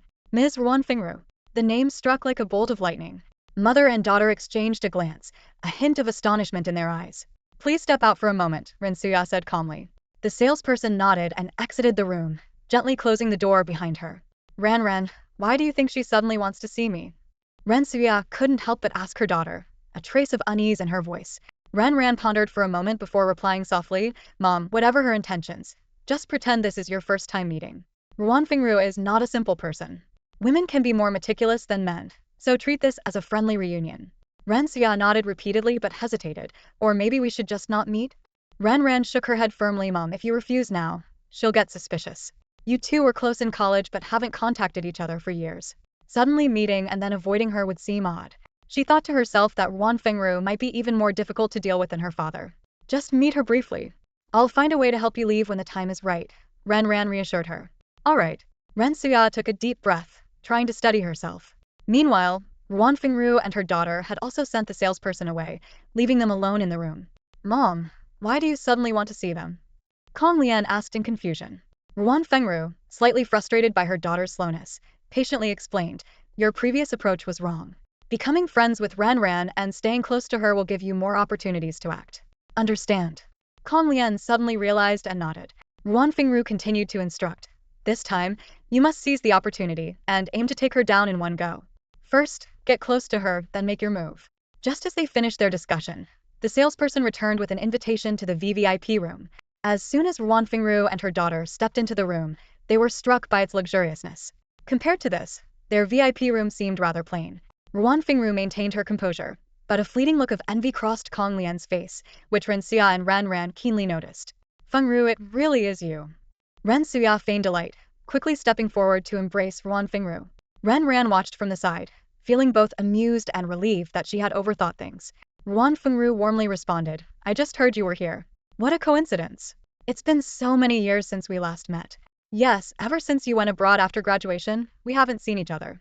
When did you return to the country? Ren Suya naturally led her to sit down. I returned recently to handle some matters, and now have some free time to spend with my daughter, Ruan Fengru said, beckoning Kong Lian forward. Suya, this is my daughter, Lian Lian. Lian Lian, say hello to Aunt Ren. Aunt Ren, Kong Lian greeted sweetly. Ren Suya suppressed her discomfort, smiling as she looked at Kong Lian. She's so pretty. Fengru, I didn't expect your daughter to be so grown up. Ran Ran, come over. Ran Ran approached with a smile, her gaze falling on Ruan Fengru. Inside, a surge of hatred welled up, but she forced it down with great effort. To outsiders, it seemed like their first meeting. Ran Ran stood there with a smile, but inside, a storm raged. Only she knew the depth of her grudge against Ruan Fengru, a bitterness so deep that she wished she could tear her apart. Ran Ran's thoughts drifted back to the past.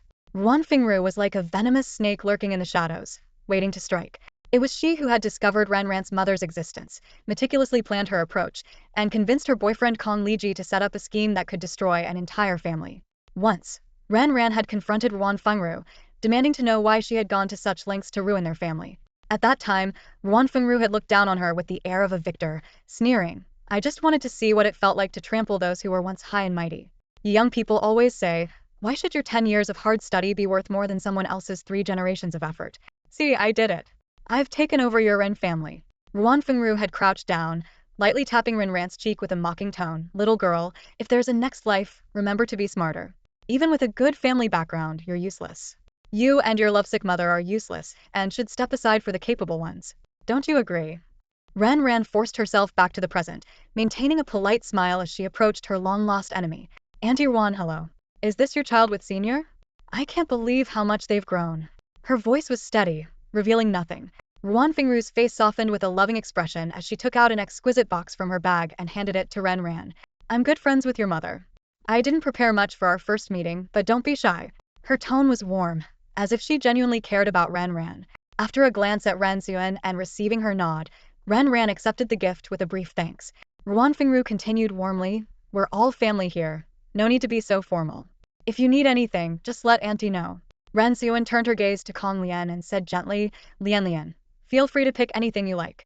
She called over a sales assistant to let Kong Lian choose freely. Seeing the jewelry catalog, a glimmer of excitement flashed in Kong Lian's eyes, but she quickly suppressed it and chose a bracelet worth 50,000 yuan, the cheapest item in the catalog.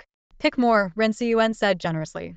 Auntie, that's enough, Kong Lian replied softly, giving off a gentle and approachable impression. How old are you? Ren Xuan asked. 18. Ren Xuan exclaimed with surprise. Oh, the same age as our Ran Ran. When's your birthday? March. Then you're 2 months older than our Ran Ran, Ren Xuan said, suddenly realizing something and looking at Ruan Fengru with a touch of surprise. Fengru, when you suddenly went abroad back then and missed our wedding, was it because you were pregnant? Ren Suya's words cut through Wan Fengru like a knife. Fengru forced herself to remain composed, masking her inner turmoil with an awkward but polite smile. Her eyes darted around, seemingly searching for an appropriate response. But Ren Suya wasn't about to let it go. She pressed on, who is the father of the child? Was it your previous boyfriend? Are you two married now? Is he treating you well? If not, I can step in for you. Ren, listening to her mother's relentless questioning, felt a mix of amusement and helplessness. She glanced at Wan Fengru, noticing her increasingly stiff expression. Meanwhile, sitting beside Fengru, Kong Lian looked furious but dared not act, clenching her fists to hold back her anger. Taking a deep breath, Fengru decided to change the subject. She gently said, Xia, this isn't the place to talk. Let's go to the club next door and catch up properly. Xia nodded eagerly, sure. The two mother-daughter pairs stood up and headed to the neighboring club.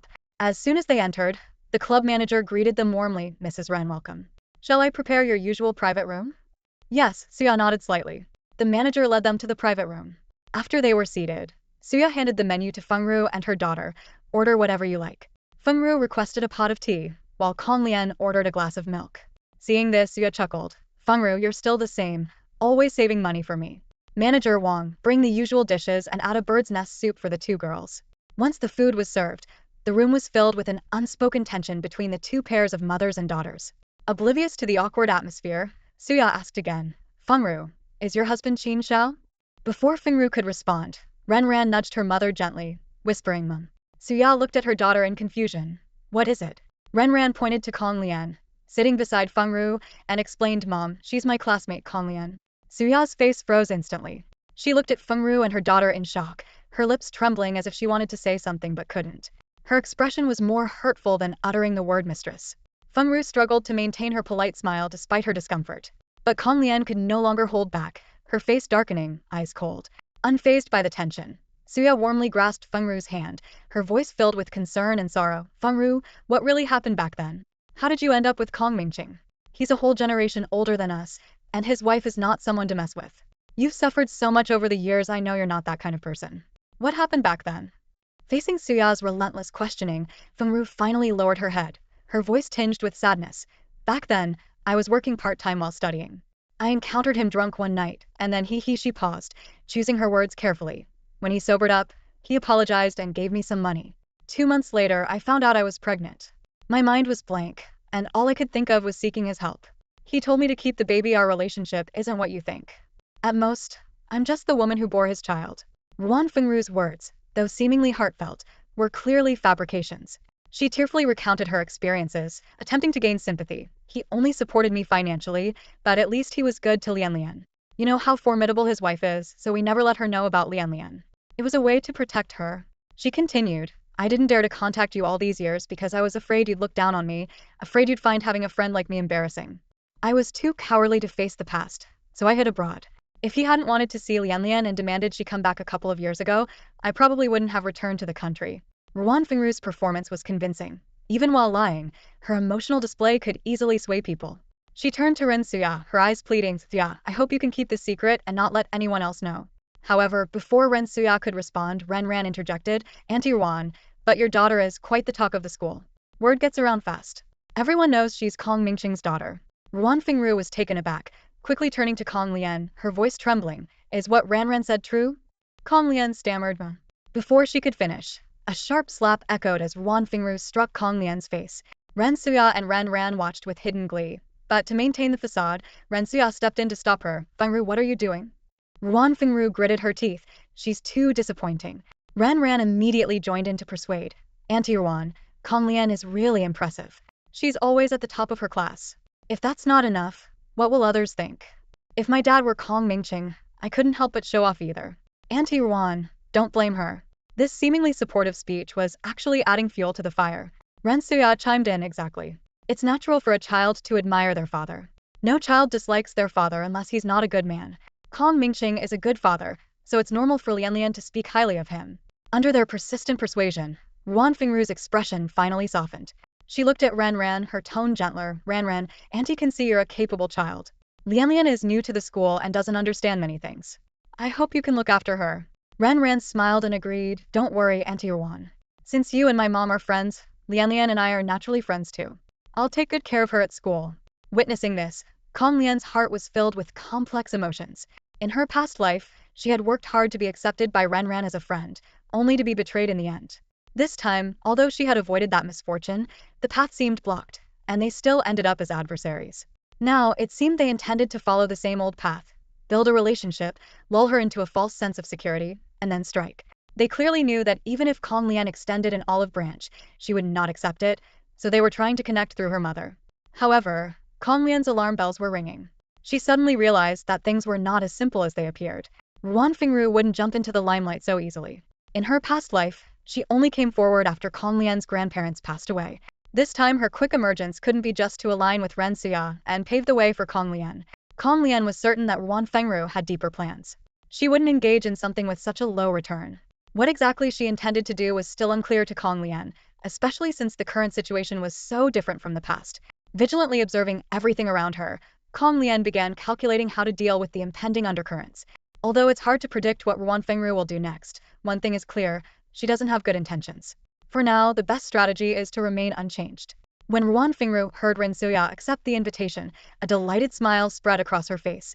She turned to Kong Lian, her tone gentle. Lian, make sure to spend more time with Ran. Then, looking at Ren Suya with genuine warmth in her eyes, she added, Suya, it's wonderful that our friendship can extend to the next generation. I hope it lasts a long time. Ren Suya, suppressing her discomfort, forced a smile and replied, yes indeed. The two women started reminiscing about their university days, while Kong Lian and Ran sat quietly, listening to their mother's animated conversation. An hour later, they reluctantly said their goodbyes. As they drove away, the smiles on their faces vanished like masks being removed. In the car, Kong Lian couldn't help but complain, Mom, that woman is so clueless and rude. I wanted to snap back at her so many times. Everything she says is so nasty. She rambled on, oblivious to the dark expression on Ruan Fingru's face. Ruan Fingru's emotions were in turmoil. She had always despised Ren Suya's naive, privileged demeanor, feeling constantly inferior.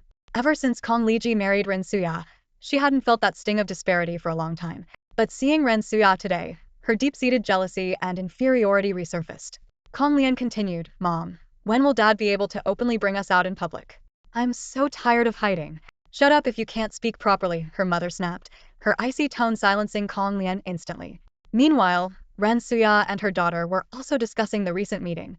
Ran, what do you think she meant by all that? Ren Suya asked, puzzled.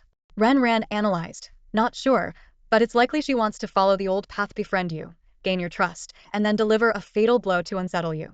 That's one possibility. They probably have other motives, but I can't figure out what just yet. Ren Suya wasn't good at these mind games, but she understood one thing, this mother and daughter duo were up to no good.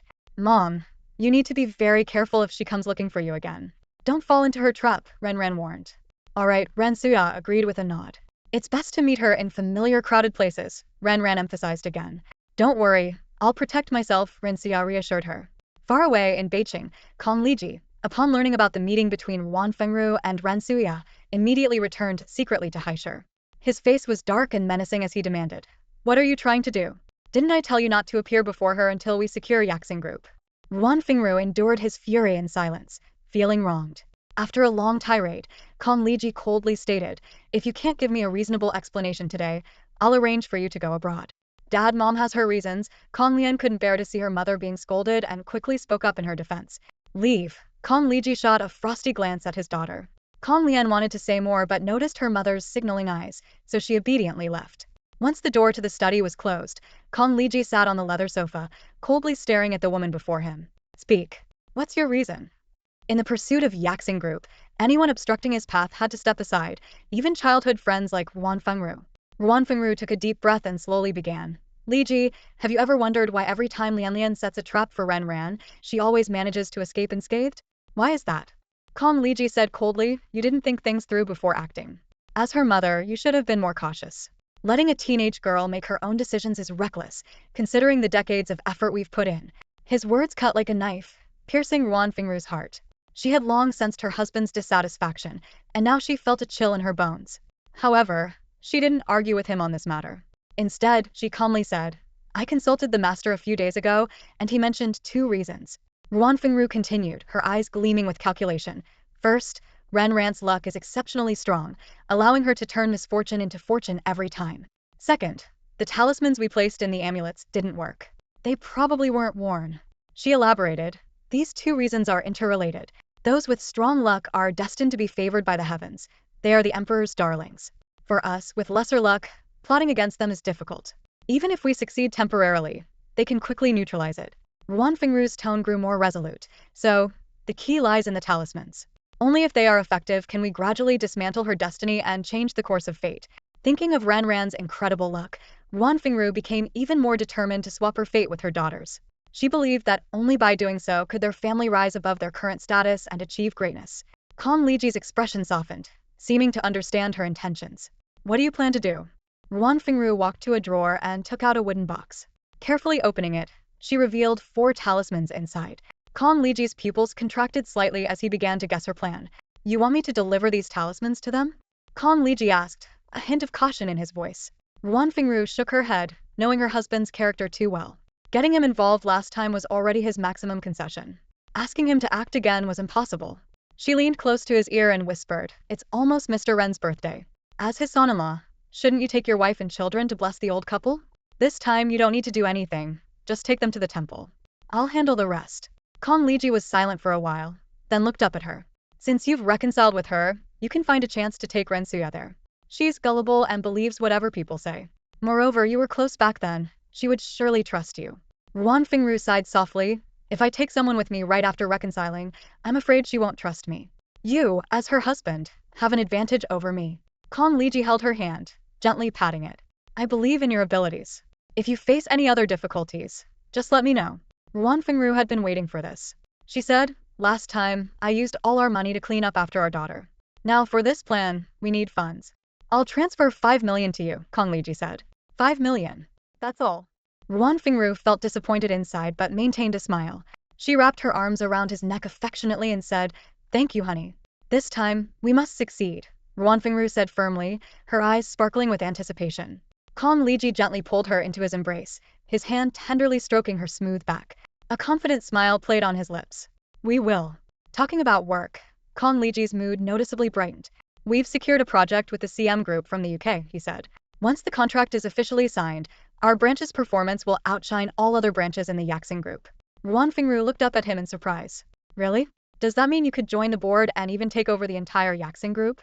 Kong Liji nodded affirmatively, determination written all over his face. That's right. As soon as the contract is signed, I'll be able to enter the board. Once I'm in, I can deal with those 2 old geezers. He paused for a moment, frowning slightly. Everything is progressing smoothly on my end. The only uncertain factor is on your side. You need to be extra careful. Ruan Fingru immediately reassured him, I will. She nodded resolutely. The two spent a tender night together.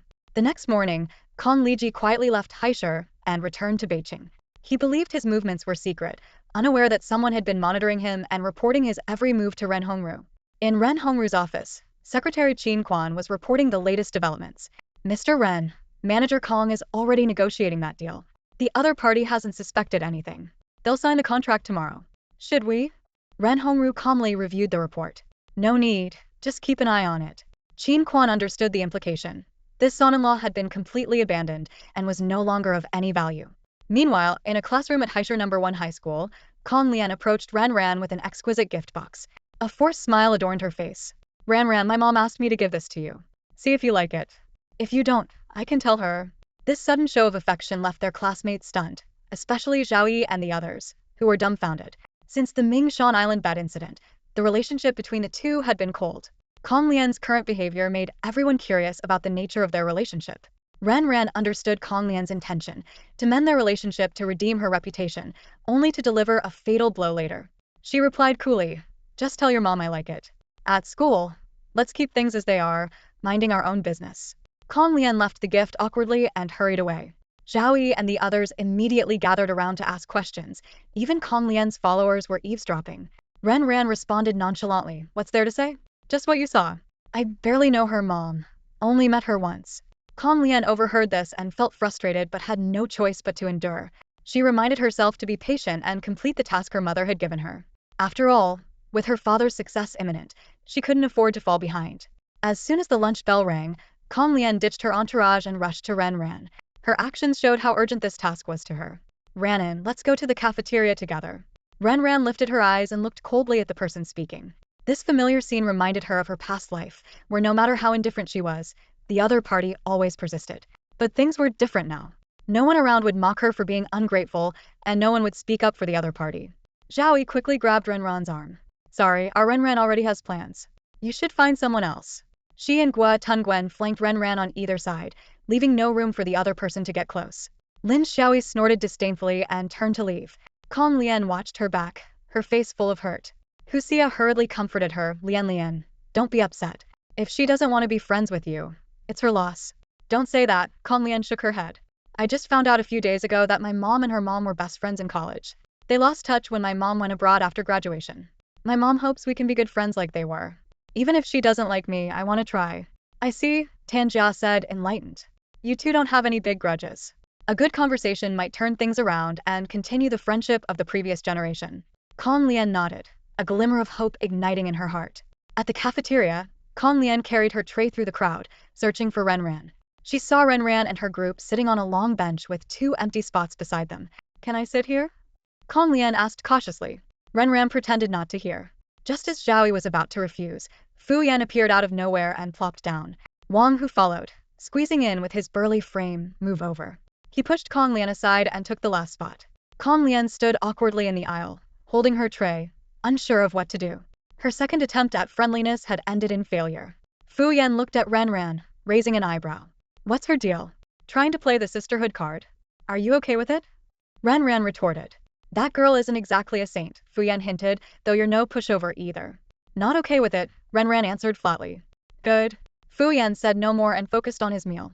Zhao Yi and the others exchanged glances between Ren Ran and Fu Yan, puzzled by their sudden closeness. After evening self-study, Kong Lian stuck to Ren Ran like glue. Ren Ran, my mom asked me to walk you home. No need, I have a car picking me up. Ren Ran walked ahead without looking back. Kong Lian jogged to catch up, a hint of resentment flashing in her eyes when Ren Ran continued to ignore her. She quickened her pace and blocked Ren Ran's path. Ren Ran, I want to talk to you. Ren Ran stopped and calmly looked at her. Kong Lian, isn't it better to leave things as they are? The driver had already opened the car door. Without giving Kong Lian a chance to respond, Ren Ran got into the car. The next morning, Kong Lian brought breakfast to the classroom. She placed the food box on Ren Ran's desk and raised her voice. I know you have issues with me, but my mom made this especially for you. Ren Ran responded calmly, thank your mom for me, but I've already had breakfast. She turned to Mao Zhen, class monitor, have you eaten yet? No, Mao Zhen replied, quietly putting the bread back into his bag. It's yours then. Ren Ran pushed the food box toward Mao Zhen. Sure. Mao accepted the gift with delight and gratitude. Don't thank me. Thank Kong Lian's mom. Ren Ran turned towards Kong Lian, an apologetic look in her eyes. I can't finish it, and I don't want to waste your mom's kind gesture. I hope she won't be upset if I give it to a classmate who needs it more. She won't be. Kong Lian forced a smile, though a wave of displeasure washed over her. Despite her discomfort, she knew it was Ren Ran's right, and she needed to maintain a good relationship with her. By noon, the cafeteria was bustling with noise. Kong Lian tried to approach Ren Ran again but was blocked once more. She had to sit nearby, her gaze fixed on Ren Ran's every move. When Ren Ran got up to leave, Kong Lian quickly put down her chopsticks and said to Huya, please take care of my tray. Without waiting for a response, she hurriedly followed Ren Ran, who was already at the cafeteria door. Ren Ran, I need to talk to you alone. Kong Lian's voice carried a hint of urgency. Ren Ran hesitated briefly before nodding, all right. Zhao Yi and the others exchanged glances and tactfully left. The two walked towards the quiet grove at the back of the campus, a secluded spot perfect for private conversations. The rustling leaves seemed to provide a soundtrack for their impending dialogue. In a secluded corner, Ren Ran stopped and faced Kong Lian, her tone neutral. Go ahead, what is it? Kong Lian took a deep breath and began her carefully prepared speech. Ren Ran, I know past events have caused a rift between us. Honestly, the bet we made wasn't entirely our idea. We don't have any deep-seated hatred. I want to make peace with you. Seeing Ren Ran's unchanged expression, Kong Lian calmly continued. Our mothers are good friends, and I hope we can be friends too. To be honest, when I found out you were the daughter of Yaxing Group, I was jealous. Jealous that you could stand in the spotlight while I, due to my status, couldn't openly declare myself as the heiress of Haisheng Group. Maybe it was that jealousy or my pride that made me want to outdo you. As for the incident with Mr. Lin, it wasn't me. I swear. I wanted to win but wouldn't stoop that low. Her words, a blend of truth and lies, were crafted to evoke sympathy and be convincing. Kong Lian continued, Ren Ran, I want to start over with you. Let me reintroduce myself. I'm Kong Lian, daughter of Kong Mingqing. I just turned 18 and used to live abroad before transferring to Haisher number 1 high school this year. I don't have many friends here, and my interests are limited. Even if we don't become friends, I hope we can at least pretend to be close in front of our moms. My mom means a lot to me. She's my mentor in life. I don't want to disappoint her, and I hope you can understand. Finishing her speech, Kong Lian extended her hand, her eyes filled with sincerity and hope. If not for the torment and suffering Ran Ran had endured in her previous life due to Kong Lian's deceit, she might have believed her. Ran Ran looked down at the pale hand in front of her and couldn't help but recall her own rough hands from her past life, stained from rummaging through garbage bins, never fully clean despite countless washes. Memories flooded back, but her expression remained calm. I don't like to lie, Ran Ran said firmly, meeting Kong Lian's gaze. If you can't tell Aunt Ruan, I will. For me, friends are friends. There's no such thing as fake friends. I'm sorry, I can't help you. Damn it. Kong Lian cursed inwardly, maintaining a friendly smile. Despite her humility, Ran Ran remained unyielding. Just then, a sudden noise came from above. A flower pot was falling rapidly towards Ran Ran. Watch out! Kong Lian instinctively shouted. Kong Lian quickly shoved Ran Ran aside, sidestepping to avoid the falling object. Her swift and decisive movements indicated that she had anticipated the danger. Ran Ran immediately understood her intention and, as she was pushed away, grabbed hold of Kong Lian's arm. The two of them tumbled onto the grass, narrowly avoiding the falling flower pot. With a sharp crack, the flower pot shattered on the ground, sending shards of pottery and soil flying. Ran Ran got up, brushing the dirt and dust off her clothes. Thank you, Kong Lian murmured, her eyes reflecting a mix of emotions. Ran Ran raised a hand to cut her off, her tone cold. No need to thank me. You saved me, I saved you. We're even. You don't owe me, and I don't owe you. She understood Kong Lian's intentions all too well. If Kong Lian had saved her unilaterally, she would have felt obligated to treat her savior with kindness, despite her own reservations. With Kong Lian's shameless persistence, history could easily repeat itself. But by saving Kong Lian in return, their debts to each other were neutralized, ensuring that neither owed the other anything. Watching Ran Ran's departing figure, Kong Lian angrily kicked at the nearby flowers and muttered under her breath, You really think I care about being friends with you? Back at the hillside villa, Ran Suya immediately pulled Ran Ran into a room and closed the door. Mom, what's wrong? Ran Ran asked, noticing the worry etched on her mother's face. Ran Suya explained, This afternoon, Ruan Fengru invited me to visit a temple in the neighboring city. She hinted that the temple is very effective. What do you think she's up to? Ran Ran thought for a moment, recalling the conditions for changing one's fate mentioned by Daoist Qingxian. Mom, do you remember the talisman in the amulet? Seeing her mother nod, she continued. They've failed multiple times and must have realized that the talisman is ineffective. This time, by inviting you to pray at the temple, she might be trying to trick you into requesting a safety charm. The charm you'd receive would undoubtedly be one she has prepared. Ran Suya exclaimed angrily, How can someone be so malicious? Ran Ran calmly replied, Some people are born evil, carrying a rotten core from birth. It's not that I'm cynical, it's just that I've seen too much. Ran Ran, what should we do? When did she ask to meet? Ran Ran devised a plan that would buy them some time while turning the tables on their adversaries. Grandpa's situation is about to be resolved, and her dear father will soon be a defeated man. We just need to stall them a little longer. She asked, When did she suggest meeting? This Friday. Mom, arrange to meet her this weekend. I'll go with you. Ran Ran, what are you planning? Using her own tricks against her. Following the plan, Ran Suya proactively suggested going together over the weekend. To Ruan Fengru, this meant her plan was halfway to success. She wouldn't mention the safety charm directly but would wait for the other party to bring it up. On the weekend, Ruan Fengru arrived punctually at the hillside villa. As planned, the car drove straight to the top of the hill. Along the way, her eyes were filled with envy and desire, though she tried hard to conceal it. Upon arriving at villa number 22, someone took her car keys, and a maid led her inside. Ruan Fengru suppressed her curiosity, pretending to be indifferent as she stepped through the door, acting as if she had no interest in her surroundings. Sunlight streamed through the gaps in the curtains into the living room as Ran Ran passed by Ruan Fengru, holding a steaming cup of milk. With a gentle smile on his face, he greeted softly, Good morning, Aunt Ruan. Ruan Fengru looked up and replied, Good morning, Ran Ran. I'm heading upstairs. You go ahead and sit down. All right, Ran Ran nodded in agreement. He had just taken 2 steps when he suddenly stopped, turned back to Ruan Fengru, and asked with a slight frown, Aunt Ruan, are you going somewhere for fun? Yes, just going out for a walk, Ruan Fengru replied casually. Oh. Have fun then, Ran Ran said, continuing up the stairs. Standing by the window on the 2nd floor, Ran Ran watched as his mother and Ruan Fengru got into the family car and drove away. Once the car disappeared from sight, he immediately turned to Gowing beside him and asked in a low voice, Is everything arranged? Gowing nodded in confirmation. Everything is set. A glint of coldness flashed in Ren Ran's eyes. Ruan Fengru probably doesn't know yet that her every move is being monitored. Despite the thorough preparations, Ren Ran's still worried about his mother's safety. He tried contacting Su Zhaoyin again, but the call wouldn't go through. Qingxuan's phone was also turned off. What are those two up to? Could they be in trouble? Ren Ran muttered to himself, then sent a message in hopes that they would reply soon. The car headed out of Haishur and towards an ancient village in Hangshur. Their destination was an ancient temple on a high mountain behind the village, known for its thriving incense offerings. This temple, built during the Ming Dynasty's Wanli era, has a history of nearly 500 years and attracts numerous pilgrims. Ren Ran carefully reviewed the temple and abbot information prepared by Gao Ying, frowning slightly. Ruan Fengru hasn't handed the talisman to the abbot yet. It should still be on her.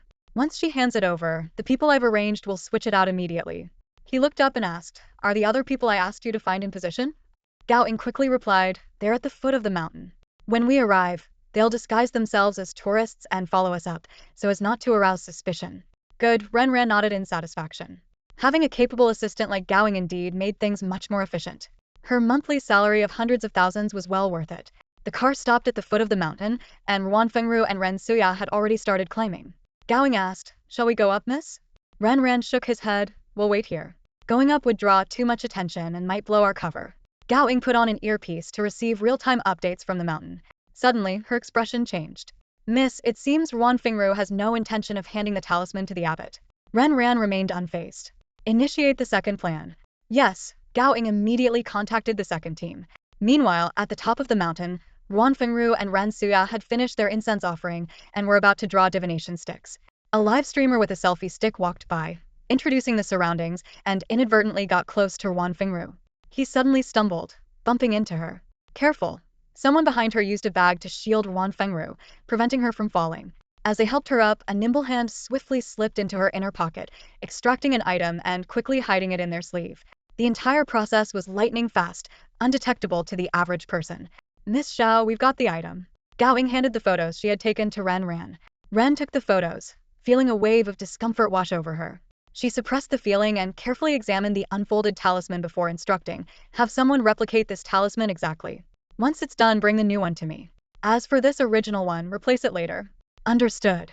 Gao Ying nodded and quickly set the plan in motion. The person assigned to replicate the talisman worked swiftly, creating an almost indistinguishable copy. Meanwhile, in the mountain temple, Ren Suya was following Ruan Fengru's lead, drawing lots and seeking protective talismans. As they were busy, the live streamer from earlier appeared again, hurriedly approaching Ruan Fengru. "Auntie, I'm really sorry for bumping into you earlier. I bought a few bottles of water as an apology," the young streamer said sincerely, handing over 2 bottles. Ruan Fengru waved her hand. "It's okay. It wasn't intentional. Auntie, you must accept them. If you don't, my viewers won't forgive me," the streamer insisted, pushing the water bottles forward. While Ruan Fengru was distracted by the small incident, the expert sent by Ren Ran quietly replaced the original talisman with the newly made one on Ruan Fengru. Neither Ruan Fengru nor Ren Suya, who was standing nearby, noticed a thing. Down the mountain, Ren Ran sat in an RV, monitoring the situation via live feed. Suddenly, her phone rang. It was Su Zhaoyin calling. "Where are you?" Ren Ran answered the call. Su Zhaoyin's voice was filled with excitement. "Miss Ren, I've got great news. We found Master Taishu. Sorry for not contacting you earlier. We were in a no-signal zone. We just got a signal, and I called you immediately. Is Master Taishu with you now?" Ren Ran asked. "Yes. I showed him the photo of the talisman you sent," Su Zhaoyin replied. "Master Taishu said it's a very sinister, 5 ghosts death talisman. Wearing it long-term will cause mental fatigue, weakness, and bad luck. It's extremely rare and difficult to create. The person who used this is definitely serious. The best way to deal with it is not to burn it, but to place it under a deity statue and recite the Tao Te Ching." "Got it," Ren Ran acknowledged, realizing the situation was slipping out of her control. She then asked, "When will you be back?" "Master Taishu will be here for a while to practice," Su Zhaoyin explained. "I told him about your situation, and he said he would come back at an appropriate time." Ren Ran frowned and pressed on. Can the master determine who is behind these talismans? The thought of such a person existing made her uneasy. "No, he can't," Su Zhaoyin replied, but before he could say more, the signal cut off. Meanwhile, after Ren Suya finished seeking her protective talisman, Ruan Fengru discreetly swapped the talismans. Unfortunately, she didn't realize that the one she now held was the harmful talisman. Before they descended the mountain, Ren Ran's vehicle had already left and parked at a distant fork in the road. Once Ruan Fengru and Ren Suya's car passed by, Ren Ran resumed following them. When Ren Ran returned home, She saw her mother gifting Ruan Fengru a necklace. Ren Xia smiled and said, "You can put the talisman you sought inside this necklace. This way, you won't lose it." She personally helped Ruan Fengru wear the necklace and admired it. "Fengru, this necklace really suits you," Ren Xia said, taking out another similar necklace from the box, which was slightly more delicate. "This one is for Lian. She can put her protective talisman inside. It's both beautiful and practical." Suya gently patted her hand, affectionately saying, "Don't worry, I have more here. Look, it's a complete set. You and Lian can wear one series, while Ran and I wear another. How does that sound?" Ran silently gave her mother a thumbs up in her heart, admiring her thoughtfulness. Suya smiled and explained, "It was just a coincidence. I originally planned to put photos in them, but now they can hold the talismans." Just then Ran returned. Suya immediately noticed her daughter and called out gently, "Ran." Ran sweetly responded, "Aunt Ruan." Suya eagerly took out the talisman and said, "Ran, this is a talisman your mom got for you. Try it on." Ran looked puzzled and asked, "Mom, didn't Aunt get us talismans from Thailand?" Suya explained, "You said those amulets didn't look good, so you didn't want to wear them." Ruan Fengru listened intently to their conversation. Hearing how they handled the amulets, she thought to herself, no wonder her luck wasn't affected at all. I should have sent the talismans in Kong Liji's name. What a waste of those specially made talismans. Ran opened the mechanism on the necklace, quickly glanced at the talisman inside, and then closed it again, saying, "This one looks nice. Mom, help me put it on." Ruan Fengru watched as Xia personally put the talisman around Renran's neck, feeling elated inside. She thought, this time it's certain. This talisman is even more powerful than the previous ones. It will definitely take effect after some time. Ruan Fengru left the hillside villa area satisfied. As soon as she left, Xia collapsed onto the sofa, sighing, "Living with a fake mask is so exhausting." Ran comforted her, "Mom, just hang in there a little longer. It will be over soon. Grandpa has already started wrapping things up. He knows who is on Kong Liji's side. Now it's just a matter of finishing up, confronting them, and sending them where they belong." At school, Kong Lian wore a necklace from the same series, trying to get closer to Ran. Unfortunately, Ran wasn't interested and maintained her usual cold attitude, ignoring her. Kong Lian's persistence impressed Gua Tungwen and the others. Suddenly, Ran said to Zhao Yi and the others, "Tomorrow is my grandpa's birthday banquet. Are you interested in coming?" Zhao Yi and the others' eyes lit up with excitement as they asked, "Can we really go to such an event?" Of course, Ran confirmed. Over the weekend, Ren Hongru's birthday banquet was held at another estate in the suburbs. Notable figures from Haishur came to offer their congratulations. Ran led her girlfriends there, and they were like country bumpkins in a grand mansion, finding everything fascinating. Ruan Fengru attended the banquet with Kong Lian, presenting themselves as Suya's close friends and her friend's daughter. Ruan Fengru ordered Kong Lian to go play with Ran, and Kong Lian, having no choice, complied. As they were chatting, Kong Lian suddenly interrupted, souring the mood. Ran looked at this clingy pest and suddenly smiled, asking, "Kong Lian, how long has it been since you last saw your father?" "Not long," Kong Lian replied vaguely. Ran pressed on, "Not long means it must have been a while. Just so happens Uncle Kong is here today. Why don't you go to him instead of sticking around me?" "Kong Mingqing is here?" Kong Lian was startled, thinking, "I need to inform Mom immediately." Ran suddenly looked surprised and said, "Oh, speak of the devil." Kong Lian froze, her mind going blank. Kong Mingqing is here. The thought hit her like a sledgehammer, shattering her composure. Her face turned pale, and her hands instinctively clenched the hem of her dress. Ran's sharp peripheral vision caught Kong Lian's unusual reaction, and a barely noticeable smile tugged at the corner of her lips. Zhao Yi, Lin Xiaoyi, and Gua Tungwen followed Ran's gaze curiously, but the bustling crowd made it impossible for them to identify who Kong Mingqing was. "Where's Kong Mingqing? Which one is he?" Gua Tungwen asked impatiently. Ran smiled at Kong Lian, her tone calm but laced with a hint of provocation.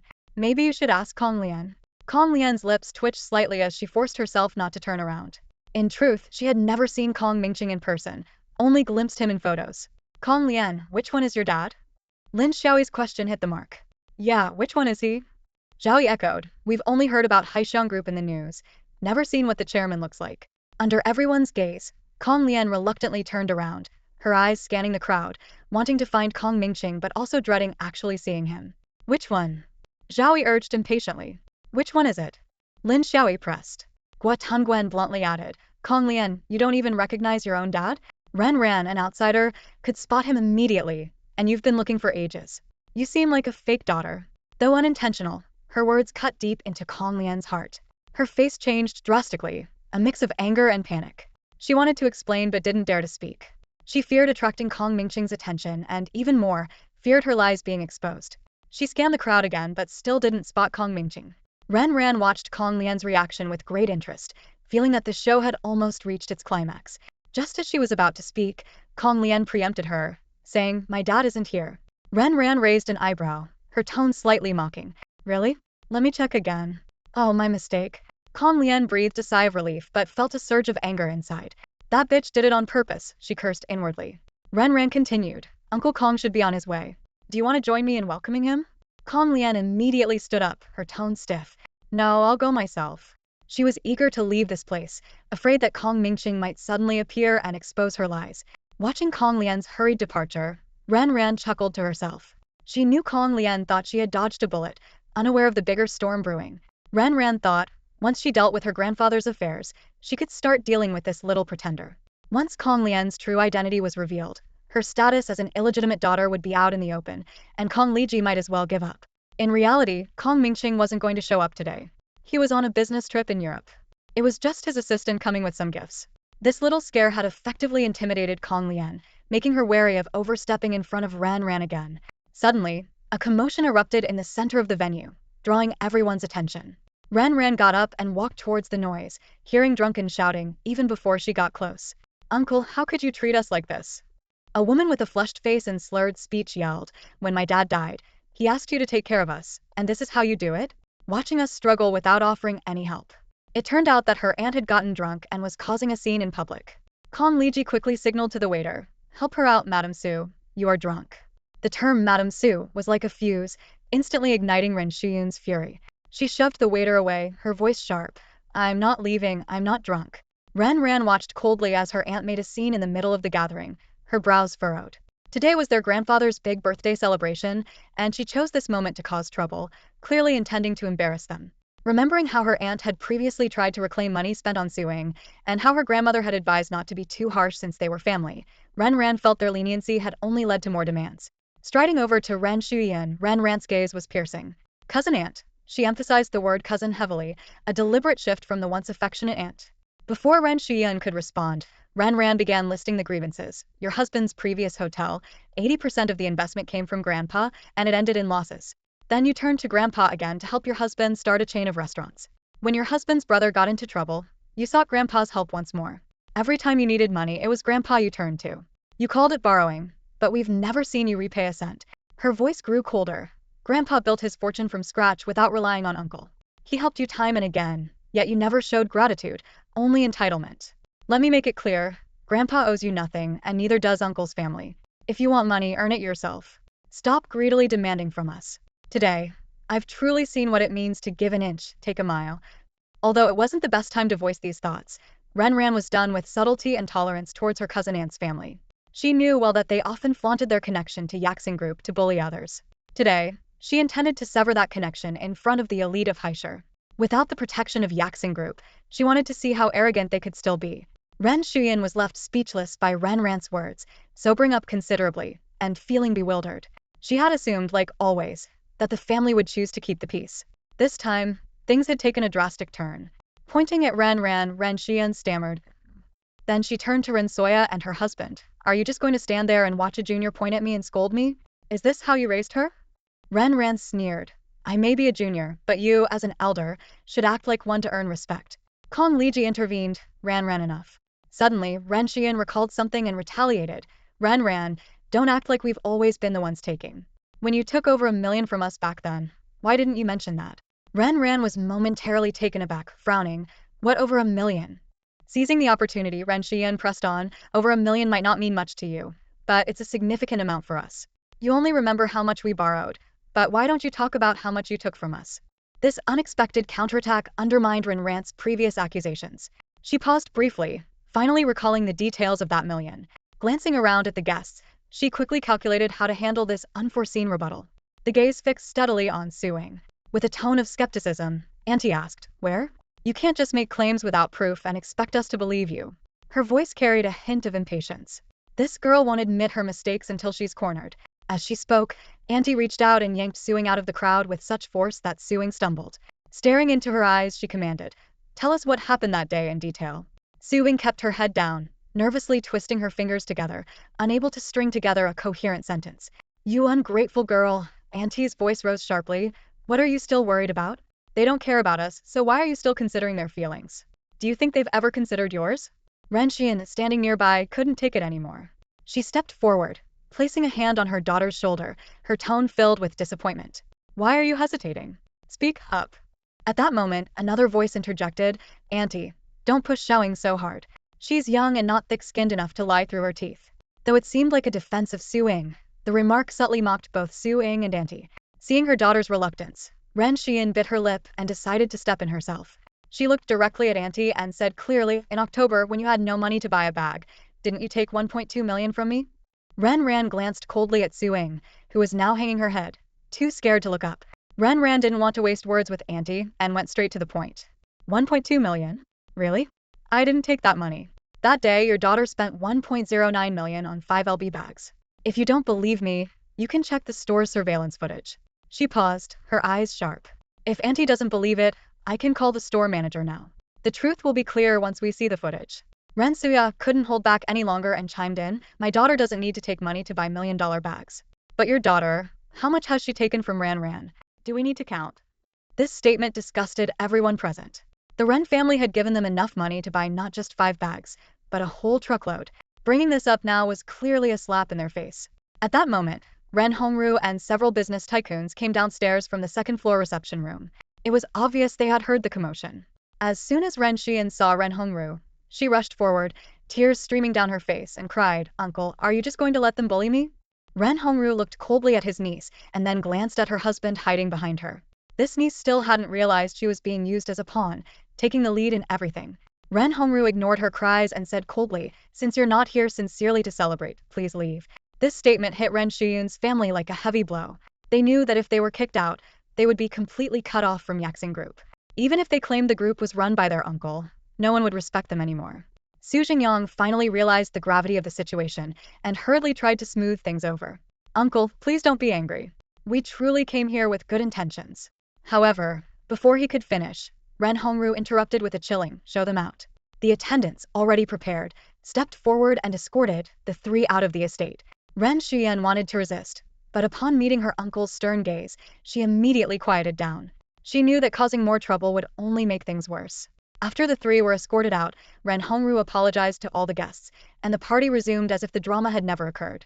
They had thought causing a scene would force the Ren family to compromise for the sake of face, but they had miscalculated.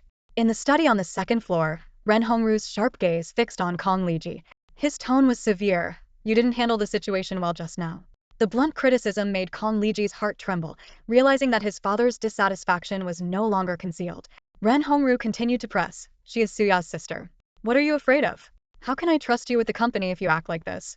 Kong Liji quickly lowered his head and admitted his mistake. Dad, I was wrong. I won't make the same mistake again. Ren Hongru's expression softened slightly as he said, I will announce your takeover of Yaxing Group later. Hearing this, Kong Liji was overjoyed, unable to hide the smile on his face. Thank you, Dad. Do well and don't let me down, Ren Hongru reminded him. Dad, I will, Kong Liji promised earnestly. After leaving the study, Kong Liji looked radiant and walked with a spring in his step, greeting guests with a genuine smile. His unusual demeanor quickly caught everyone's attention, and someone teased Mr. Kong, what's the good news? Feigning calm, Kong Liji replied, nothing, just happy for Dad's birthday today. Some who had heard whispers came over with glasses to congratulate him. Mr. Kong, congratulations in advance. It's nothing really, Kong Liji responded modestly. Come on, stop being so modest. Yaxing Group will be in your hands sooner or later, others chimed in. Kong Liji felt elated inside but maintained a humble facade. My father-in-law is still young. I still want to learn from him for a few more years. Mr. Kong, you're too modest, everyone laughed. Watching from the balcony on the second floor, Ren observed her father's smug demeanor with a trace of disdain on her lips. Her gaze shifted to Kong Lian and her mother, noticing the excitement on their faces, especially Kong Lian, who was visibly ecstatic. Ren walked downstairs and approached Kong Lian and her mother, sarcastically asking, Kong Lian, you seem very happy today. Did you see your dad? Kong Lian sneered internally but replied, no, but my dad will be back soon. Oh, Ren responded meaningfully, then turned to Ruan Fengru. Aunt Ruan, if there's anything not up to par today, please forgive us. The party is wonderful. Ren, you're too modest, Ruan Fengru replied politely. After a brief exchange, Ren excused herself. Once she left, Kong Lian let out a disdainful snort. Ruan Fingru, in a good mood, did not scold her daughter but reminded her, mind your manners. I know, Mum, Kong Lian said playfully, holding her mother's arm. As the party neared its end, Kong Liji's assistant hurried over, interrupting his conversation with several executives. Although displeased, Kong Liji politely excused himself. Sorry, I'll be right back. They went to a guest room upstairs and after closing the door, Kong Liji asked, what's going on? The assistant, looking anxious, handed his phone to Kong Liji. Mr. Kong, look at the latest news from the UK. After reading the financial news in English, Kong Liji's pupils constricted sharply. Have you contacted them? The assistant shook his head. As soon as I saw the news, I tried to contact their representative, but I couldn't get through. The number is no longer in service. Mr. Kong, we might have been scammed. Kong Liji was thunderstruck, his mind blank as he muttered in disbelief. Impossible. Kong Liji stood in the center of the banquet hall, his smile gradually fading, replaced by a subtle trace of worry. He had sent people to investigate, so why was this happening? Recalling the cooperation with Donglin Company, Kong Liji couldn't help but frown. He had initially believed that since Donglin chose to collaborate with that company, its credentials must be reliable. However, reality had dealt him a harsh blow. An assistant hurried over and whispered in Kong Liji's ear. His words were like a bucket of ice water poured over him. Donglin had transferred its funds days before the incident, planning to breach the contract and take the matter to court. Worse still, 2 other partner companies were also in trouble, and the situation was dire. Kong Liji clenched his fists, his nails digging deep into his palms. This sudden crisis at such a critical juncture was a devastating blow. If that old man found out, today's power transition would likely be in jeopardy.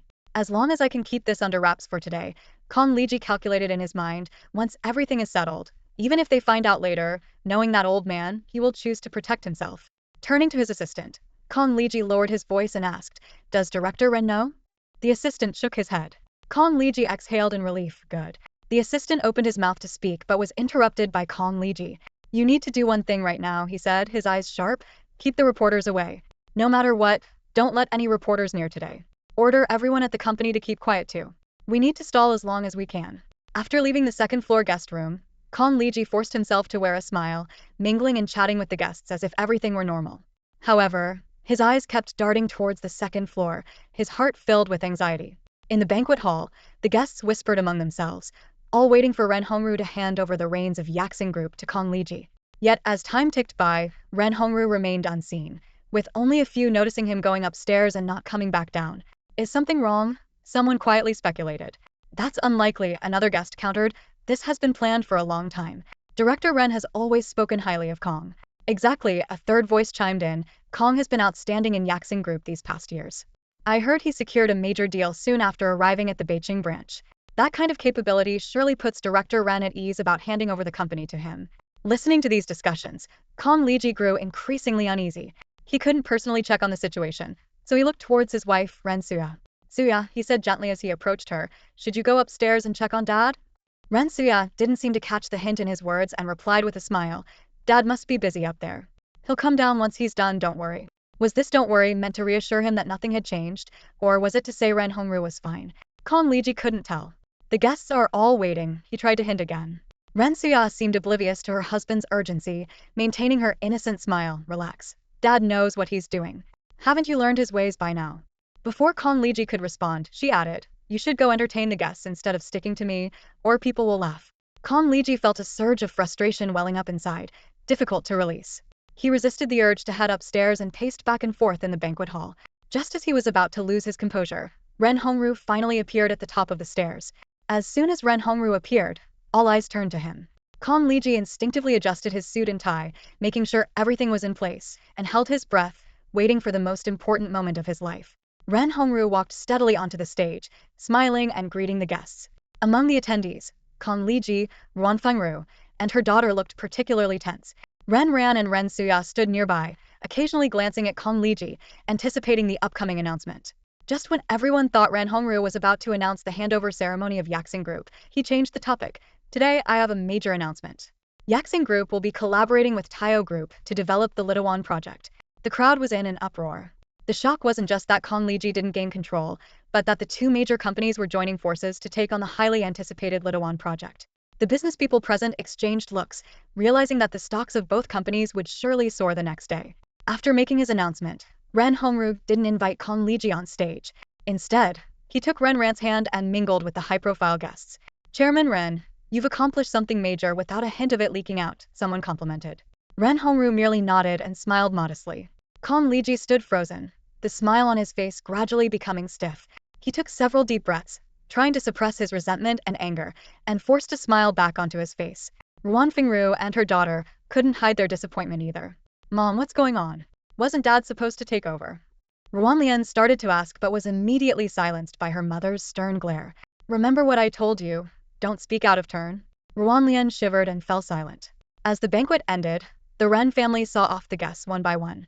Ren Hongru and his wife returned to their villa on the hillside, while Ren Ran and his family headed back to their own villa. Once inside, Ren Ran couldn't help but hold his mother's hand. Ren Suya gently shook her head, signaling him not to worry. Kong Liji said warmly, Ran Ran, it's late. You should get some rest. Ran Ran nodded and pretended everything was fine as he went to his room. Once the door was closed, Kong Liji took Ren Suya's hand and led her to their bedroom. He hesitated to speak, while Ren Suya focused on removing her jewelry, seemingly oblivious to her husband's unease. Feeling frustrated, Kong Liji couldn't help but compare Ren Suya to Ruan Fingru. If it weren't for Yaxing Group, he wouldn't want to be with such a cold woman. Finally, he asked, Honey, didn't Dad say he was going to hand over Yaxing Group to me? Why didn't he mention it today? Ren Suya's heart was filled with disdain. She turned to face Kong Liji with a hint of sarcasm in her voice. Did Dad say he would hand over Yaxing Group to you today? How come I didn't know? When did this happen? She paused, then raised her voice to emphasize, is that the main point here? Kong Liji suppressed his impatience, took a deep breath, and tried to maintain a gentle tone. He mentioned it today in the second-floor study. Worried she might miss the point, he added, Do you think Dad suddenly changed his mind because I did something wrong? Or did someone say something to him? Ren Suya frowned, her voice tinged with disappointment. Honey, haven't you always felt stressed at work and wanted to travel the world with me? Why this sudden enthusiasm for work? If you take on Dad's responsibilities, our world tour will be indefinitely postponed. Kong Liji quickly tried to reassure her. Once Ran Ran finds a capable husband, we can retire and travel the world like Mom and Dad. Now that they're getting older, especially Dad, I've seen him struggling several times. He sighed. I just want to share more of the burden so they can enjoy their retirement. You're so good, honey, Ren Suya said softly. Kong Liji gently massaged her shoulders, his tone carrying a hint of concern. Don't say such silly things. This is what I should do. But with Dad's sudden change of heart today, I'm a bit worried. Ren Suya furrowed her brows. Honey, don't worry. I'll talk to Dad and get to the bottom of this. I'm his only daughter, and I'm not good at business. In the end, it all falls on you, so you're destined to bear the burden. Kong Liji responded tenderly. I don't mind the burden, as long as you and Ran Ran can live happily and safely. He tried to get closer, but Ren Suya pushed his hand away. Not now. Those three simple words made Kong Liji breathe a sigh of relief. The next day, Kong Liji arrived at the headquarters of Yaxing Group. The employees he passed were in a hurry, and their greetings were noticeably distant compared to before. This change made him uneasy, unwilling to believe that in the short time he had been at the branch office, the atmosphere at the headquarters had shifted so much. The chairman is in a meeting. Please wait a moment, Mr. Kong. Qin Quan's assistant directed him to the waiting area. He ended up waiting for 2 hours, during which everyone passing by gave him subtle glances. This made Kong Liji increasingly restless, and he loosened his collar in an attempt to feel more comfortable. Finally, the doors to the chairman's office opened, and several senior executives filed out, nodding slightly at Kong Liji. After they left, Qin Quan personally escorted him into the office. Sit down, Ren Hongru said blandly. Kong Liji knew the old man was aware of the situation and decided to take the initiative. Dad, I have disappointed you. Ren Hongru was unsurprised by his behavior and simply asked, When did you find out? After a moment's consideration, Kong Liji replied, I only found out after the banquet. Yesterday was your birthday, and I didn't want to ruin your mood with this issue. Ren Hongru merely nodded, not exposing his lie, I see. You don't need to stay at the North City branch anymore. Kong Liji's heart tightened, feeling a flicker of hope. They were planning to transfer him back to the headquarters. He couldn't stand being in the desolate North City branch for another moment. Standing in front of Ren Hongru's office, Kong Liji took a deep breath, adjusted his suit and tie, and then pushed the door open. Ren Hongru sat behind a large desk, scrutinizing Kong Liji with a sharp gaze. He noticed the anticipation in Kong Liji's eyes, and a faint, inscrutable smile appeared on his lips. The board members are quite dissatisfied with the branch's performance, he began, his voice calm yet authoritative. Just as Kong Liji was about to defend himself, Ren Hongru raised a hand to stop him. There's something you need to see first. He retrieved a document from his drawer and slid it across the desk to Kong Liji. Kong Liji opened the document with a sense of unease and began to read. As he delved deeper into the contents, His face grew increasingly pale, and beads of cold sweat formed on his forehead. Ren Hongru sipped his tea leisurely, his eyes never leaving Kong Liji. He recalled stories of the past, tales of Kong Liji seizing control of the Ren family's assets and abandoning Ran to fend for herself, subjecting her to endless suffering. Watching the fear creep across Kong Liji's face, Ren Hongru thought to himself that this fear was but a fraction of what Ran had endured. Today's fear was merely the beginning of Kong Liji's retribution. "Dad, I was wrong," Kong Liji stammered, his voice trembling. "I just wanted to buy jewelry for Suya, and I lost my head for a moment, which is why I took the money. As for the fake bags given to clients, I have no idea how that happened." "That store." Ren Hongru interrupted him once again. "I didn't call you here to explain right or wrong. Since this matter has reached my desk, as the head of the group, I must take action." Kong Liji quickly responded, "Dad, whatever you decide, I will accept unconditionally." Ren Hongru announced the verdict. "From today, you are to put aside all your current responsibilities and head to another province for research work. Once things calm down, I'll consider your reappointment." Hearing this arrangement, Kong Liji was seething with anger. This was essentially kicking him out of the company, worse than being sent to the frontier. The drastic demotion from a prestigious general manager to a dispensable researcher in another province was hard for him to stomach. Ren Hongru patted Kong Liji on the shoulder, his tone carrying a warning. "Liji, this time away, be very careful not to give anyone any leverage against you. Even though I'm a director of the group, I'm still constrained by the board. You need to understand my position." "I understand, Dad," Kong Liji replied, swallowing his pride. "Good that you understand. You may go now." Ren Hongru dismissed him. As soon as Kong Liji left the office, an email announcing his dismissal was sent to the entire company. Carrying his personal belongings, he waited for the elevator. Employees passing by hesitated to speak, ultimately just casting strange glances his way before quickly moving on. From the top floor to the lobby, Kong Liji endured countless piercing looks from his colleagues, each one like a sharp knife, causing him immense pain. He had endured humiliation for years, only to be ousted over such a trivial matter, leaving him filled with resentment. Meanwhile, as the school bell rang, Ran left her classroom and called Gaoying back. "Miss, Chairman Ren has taken action. He's been kicked out of the company." Gaoying's voice was filled with excitement. "Kong Liji being kicked out is just the first step. The second step is to start a large-scale purge of his people. To identify these individuals and remove them without causing company turmoil, Ren Hongru has been preparing for a long time. Otherwise, how could they have lasted this long?" Ran pondered for a moment and asked, "When should we take action on our side?" Gaoying eagerly replied, "Has Kong Mingqing returned yet? The acquisition in Europe by Kong Mingqing has nearly concluded, and he is expected to return in the next few days." Gaoying, with a focused expression, was typing rapidly on her keyboard, closely monitoring Kong Mingqing's itinerary. She knew well the crucial role Kong Mingqing played in Miss Zhao's subsequent plans. Without him, the whole scheme would be incomplete. "Gaoying, get in touch with him and invite him to give a lecture at Haisher No. 1 High School." Miss Zhao's voice came from the other end of the office. Gaoying nodded and responded, "All right, I'll contact him right away and finalize the schedule as soon as possible." She paused for a moment and added, "As long as I finish the math competition in the capital." Miss Zhao frowned slightly and reminded her, an entrepreneur like Kong Mingqing won't just come over immediately upon invitation. His schedule is packed, and if he can fit you in, it's a big favor. "Got it," Gaoying replied succinctly and continued her work. Meanwhile, Kong Liji hurriedly left the company and headed straight home. As he pushed open the villa's door, the house was empty and there was no sign of his wife. He called out, "Aunt Lee, where's my wife?" "Madam went to a spa with her friend." Aunt Lee's voice came from the kitchen. Kong Liji took out his phone, his finger hovering over his wife's number before he paused. Instead, he opened her social media and started browsing through her posts. The latest post was just updated, showing the background of a high-end spa, with two people in the frame, Ren Suya and Wan Fengru, both smiling happily. A wave of irritation surged through him. Kong Liji yanked off his tie and strode into the study, slamming the door shut behind him. He dialed the number of a trusted confidant stationed at the headquarters. "Pang Song, has there been anything unusual at the company lately?" Kong Liji's voice was low and urgent. There was the sound of a chair being moved on the other end, indicating that Pang Song had stood up to close his office door. He lowered his voice and replied, "Mr. Kong, nothing unusual has been happening. Everyone's busy with the collaboration with Taiyu Group." "Regarding the collaboration with Taiyu Group, haven't you heard anything specific?" Kong Liji pressed on. Pang Song quickly explained, "Mr. Kong, that project is being handled personally by the chairman. Fewer than a handful of people are aware of it. We only found out after the chairman made the announcement. Besides that, has there been any personnel changes?" "None." Pang Song paused before lowering his voice further. "Mr. Kong, I heard that this time it's Director Zhao causing trouble. He's been pressuring the chairman along with a few other directors." Director Zhao. Kong Liji gritted his teeth. That old man has been at odds with me ever since he joined the company, always opposing me.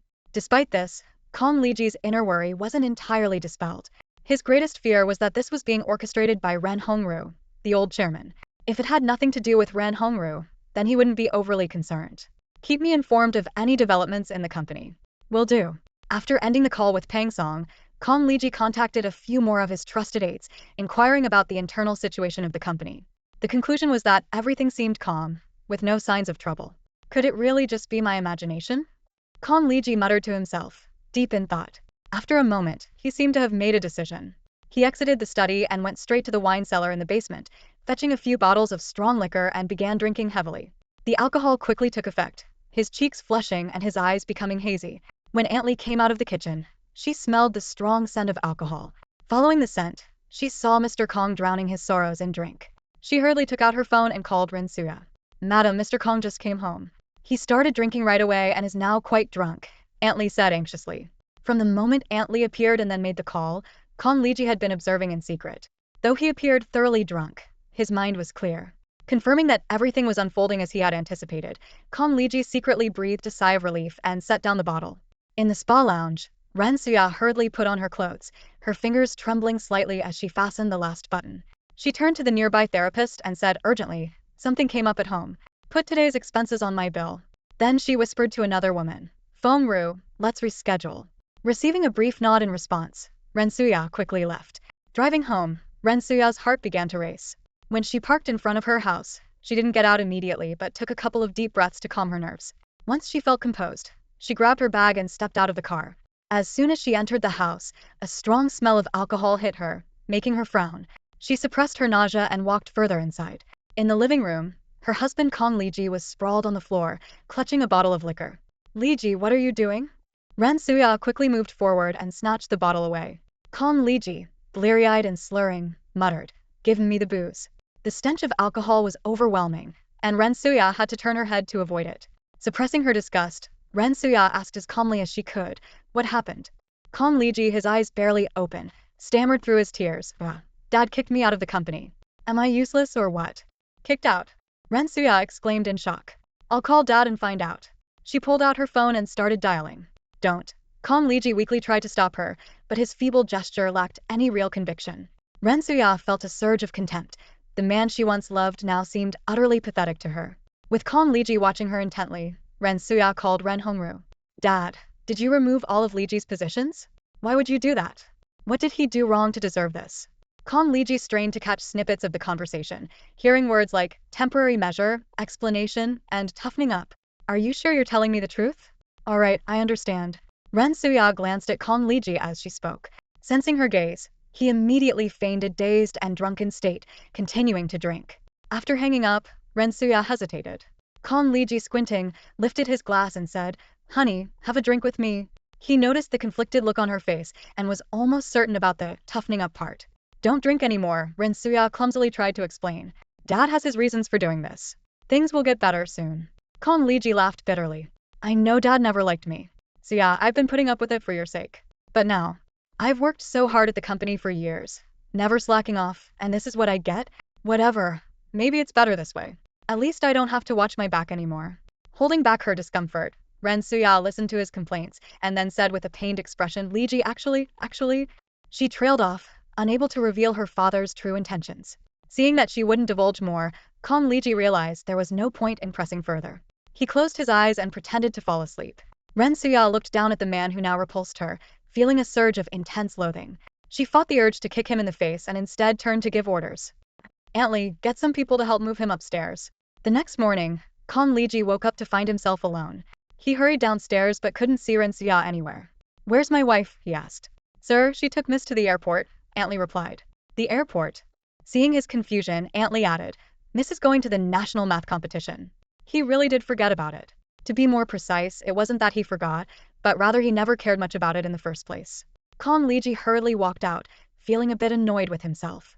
Why didn't you wake me up? He asked as he walked.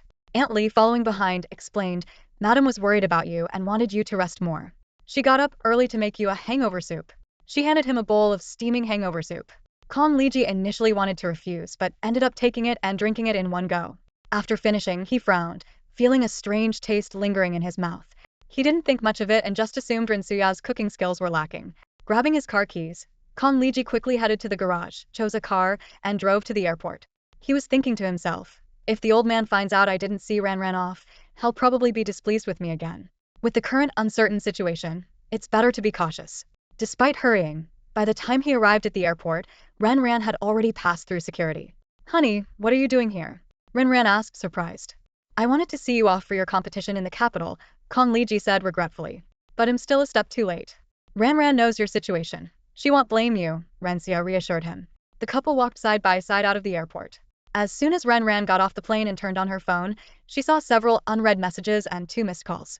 There were reminders from the Capital Tourism Bureau and messages from Gaoing and Kong Liji. She noticed a money transfer of 50,000 from Kong Liji and smirked. Generous today, aren't we? She thought, accepting the money without hesitation and sending back a casual thanks, boss emoji. She sent her mother a message to say she had arrived safely and then texted Gaoing. After everyone collected their luggage, they walked out of the airport with their chaperone. Suddenly, a loud shout stood out in the noisy airport hall. Over there, over there. Ran and her group, like other travelers, turned to look in the direction of the sound. They saw a crowd rushing toward exit 2, many holding up fan signs. Is a celebrity here? One team member wondered aloud. With this kind of turnout, it must be. But who? Too bad I didn't see the fan signs clearly. Yan Kailang stepped forward with a smile. You're mistaken. They're not chasing after a celebrity. Senior, everyone greeted him. Yan Kailang was the province's previous Math Olympiad champion and had represented the national team in the international competition, earning 2nd place in the individual event. For this provincial competition, he was specially invited to give them some extra coaching and share his experience. Senior, do you know who it is? Who's that person? They asked as they walked. Yan Kailang smiled mysteriously. You'll find out who she is when you come to the capital for university. In the entertainment industry, there are terms like national daughter. That person is a true little princess of the Beijing circle. Wow! Everyone exclaimed, their curiosity piqued. As they reached the airport entrance, they saw at the adjacent exit a group of black-clad bodyguards holding back fans and escorting a dignified young girl with sunglasses to a long Lincoln limousine. Ran also curiously looked at the girl, noticing her delicate features and that she seemed to be around the same age. Seeing the grand scene, Ran couldn't help but feel a bit envious but quickly refocused on the competition ahead. I have another piece of news for you all. The little princess of Beijing will also be competing in this math competition. She's your rival, the supervising teacher announced. As soon as the words left his mouth, a wave of commotion spread through the group of students. Senior Yan, is she really that good? Someone eagerly asked. Yan Kairang pondered for a moment before nodding seriously. Yes, she is. Oh my gosh. The pressure is on. The students immediately started chattering, their faces a mix of tension and excitement. Standing quietly to the side, Ran watched the reactions with a faint, enigmatic smile. At that moment, a strikingly long Lincoln limousine slowly drove away, with the crowd of fans dispersing in its wake. The vehicle meant to transport them arrived just in time, and everyone filed in one after another. Even after getting into the car, the discussion about the little princess of Beijing showed no signs of dying down. Someone couldn't help but sigh. Some people spend their lives chasing Rome, while others are born there. That's the difference between people. Hearing this, the supervising teacher seized the moment to encourage them. You already have one foot in Rome. Just push a little harder with the other, and you'll be there. This competition is your chance to move forward. Let's start here. Teacher, are you trying to trick us? Yeah, teacher, that trick is so old. We're not falling for it. The students bantered back and forth, laughing and joking, showing no signs of pre-competition nerves. On the eve of the competition, contestants from all over the country gathered in the waiting area, sitting in groups according to their regions. Suddenly, the doors to the waiting area swung open, and a young girl walked in, surrounded by her entourage. She held her head slightly high, with a touch of arrogance in her eyes as she surveyed the room. Her grand entrance immediately drew the attention of all the contestants, their gazes converging on her. Who is she? Her name is Zhang Jiu, a local. She's known as the Little Princess of Beijing. Really? The contestants who were out of the loop were both surprised and curious. It's true. She's from a prominent family, not someone ordinary people can mess with. Zhang Jiu clearly heard the murmurs around her but paid no heed, as if she was used to such attention. She glanced around and headed straight for the central resting area, where the contestants from Handong province were already seated. Make way, one of Zhang Jiu's entourage commanded. The 5 contestants from Handong province exchanged glances. Though reluctant, they understood it wasn't wise to clash with her. They quietly gathered their belongings and moved away. This scene caused everyone present to frown, but no one dared to voice their discontent. Good thing we're not sitting there. That would have been so embarrassing. Renran, thanks for pulling us to the corner. Originally, they had planned to sit in the middle, but at Renran's suggestion, they moved to the corner. Otherwise, they would have been the ones made a spectacle of today. Seriously, they're way too domineering. And those Handong province people have no backbone. Shio, keep your voices down. Don't let them hear you. The other contestants whispered among themselves, some disapproving, others indifferent. But regardless of the surrounding attitudes, Zhang Jiyu seemed completely unfazed. From her demeanor and expression, it was clear that this girl was not to be trifled with. Renran made a mental note to steer clear of her in the future. In a place like Beijing, anyone with the title of Little Princess was not someone she could easily provoke. She didn't want to cause trouble for her grandfather or Yaxing group. Just then, Shan Shuyan walked into the waiting area. His entrance caused all the contestants to stand up, their eyes fixed on him, even the little princess of Beijing.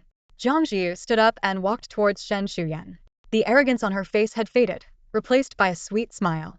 Brother Yan, she called softly. Shan Shuyan nodded indifferently and walked past her without a second glance. As he looked around the room, his gaze lingered on a particular spot for a couple of seconds longer than the rest. Is there anyone who still doesn't understand the competition process and important points? Shan Shuyan asked. Seeing no response, he announced, you may enter the venue. Throughout the entire process, Zhang Jiyu's eyes were fixed on Shan Shuyan, as if she was here not for the competition but to see her idol. The atmosphere was tense and exhilarating, with most participants on edge. However, Renran and Zhang Jiyu appeared unusually calm. Zhang Jiyu had the luxury of being carefree. Such a competition was trivial to her. Renran, on the other hand, adopted a laid-back attitude. She believed that winning would validate her efforts, but even if she failed, it would only mean she needed more practice. More importantly, she wasn't keen on going abroad, and winning might mean having to compete internationally. As one of the examiners, Shan Shuyan patrolled the venue. He noticed Renran's relaxed demeanor and thought to himself, competitions test not only skills but also mentality. A good mindset can be crucial in major competitions. She seems well suited for international contests. Given her performance in the last competition, she should do well this time too. Renran could feel Shan Shuyan's gaze on her. He stood beside her for so long that it almost affected her concentration. Just as she was about to lose her patience, Shan Shuyan finally moved away. During the competition, Gao Ying hadn't contacted Renran. However, as soon as it ended, Gao Ying's call came through right on time, as if she had been waiting for the exact moment. Missy, Gao Ying's voice was unusually cheerful. I've successfully arranged for Kong Mingqing to give a lecture at Haisher No. 1 High School. The school has been informed, and it's scheduled for a week before the final exams. Great, Renran replied, confident in Gao Ying's ability to handle things. The results of the national math competition were quickly announced, and Renran ranked 6th, just making the cut for the team. Seeing her rank, Renran felt a bit confused. The International Mathematical Olympiad team allows 6 members, and she wasn't sure if this was sheer luck or something else. Of course, she also hoped that the international team might overlook her, especially since someone as skilled as Fu Yan would easily clinch the top spot if he participated. The provincial team leader was thrilled and treated everyone to a lavish dinner that evening. After a few drinks, Yan Kailang laughed and said, "Not bad, Junior. Looking forward to your performance in next year's Olympiad." "Haha, you're too kind," Renran responded modestly. "Don't be so modest. Even Brother Yan thinks you're good," Yan Kailang added. Upon hearing Brother Yan, everyone turned to look at him. "Senior, who is this Brother Yan? Is he?" Yan Kailang didn't hide the truth. "As you guessed, it's Shen Shuyan." "No way, the legend himself?" "Then it must be true." Everyone chimed in. Renran just smiled and made no further comment.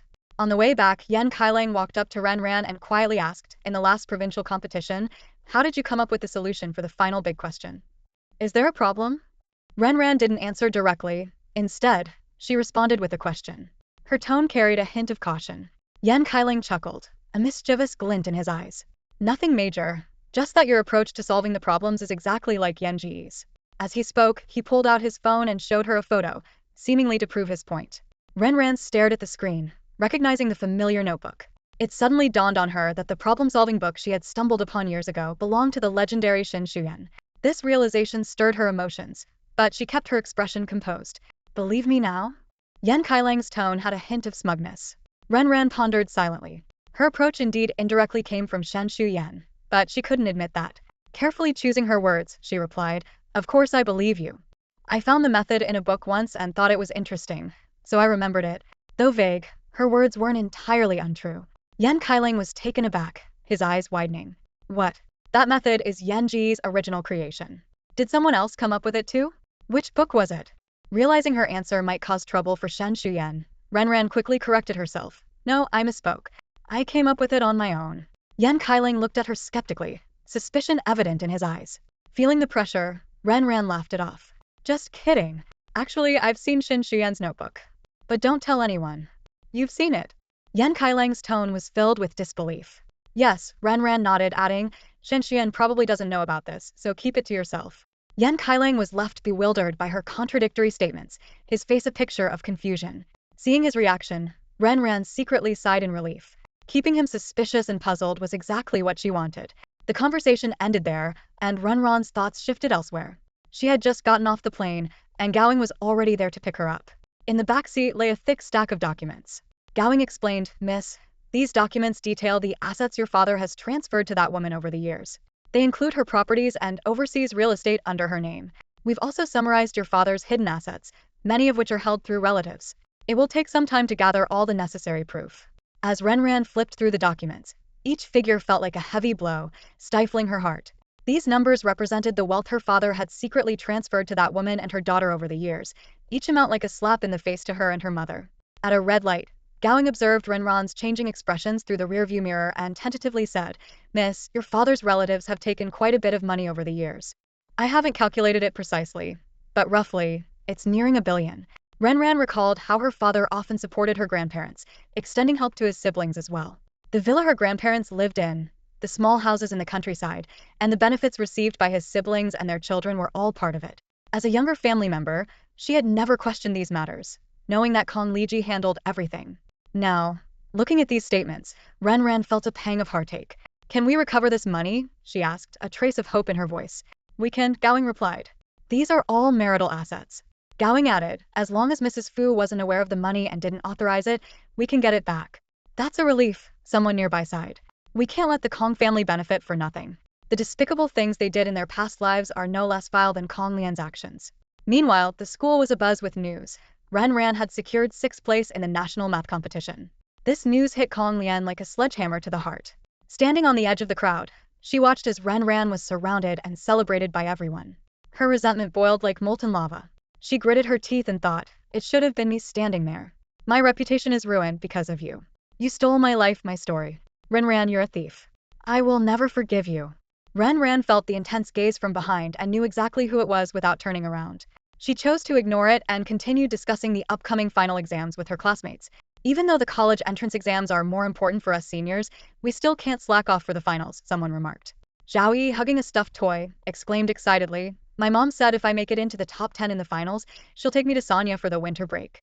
We'll spend the whole holiday there. So you'll be celebrating the new year in Sanya? Lin Xiaoyi said enviously. That's great.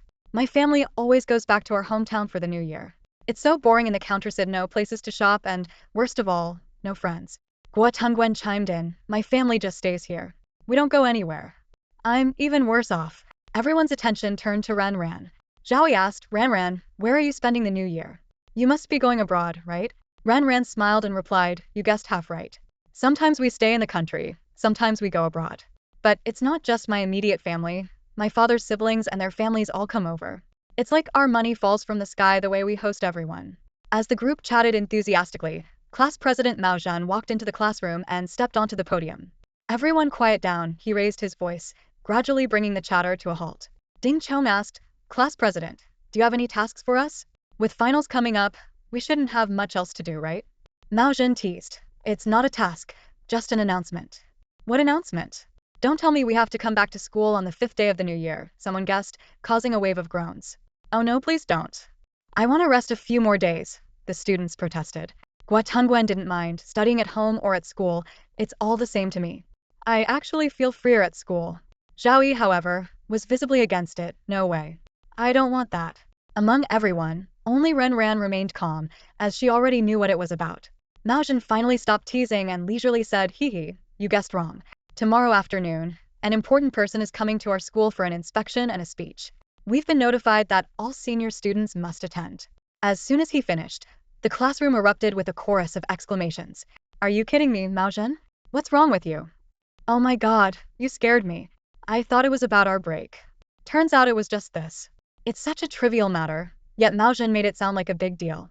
Almost scared me to death. Ding Chong's voice echoed from the back of the classroom. Class monitor, who is it? Mao Jin turned around, spreading his hands helplessly. I really don't know. The teacher didn't say. Seeing the skeptical looks from his classmates, he quickly raised his hand to swear. I swear I have no idea. Gua Tungwen, resting her chin on her hand, mused. It must be some distinguished alumnus or a local official, or maybe a company CEO. Her words resonated with the class, and even Kong Lian nodded in agreement. The discussion soon died down, and the classroom returned to its usual atmosphere. Some students buried themselves in their work, while others chatted quietly, each busy with their own tasks. On Saturday afternoon, which was supposed to be a self-study period, all the senior students gathered in the school auditorium. Class 3A was seated at the very front, right next to the stage. Although this spot offered the best view, it was the least favored by the students. They were too close to the leaders and teachers to feel comfortable moving around. In the auditorium, the usual trio of events unfolded.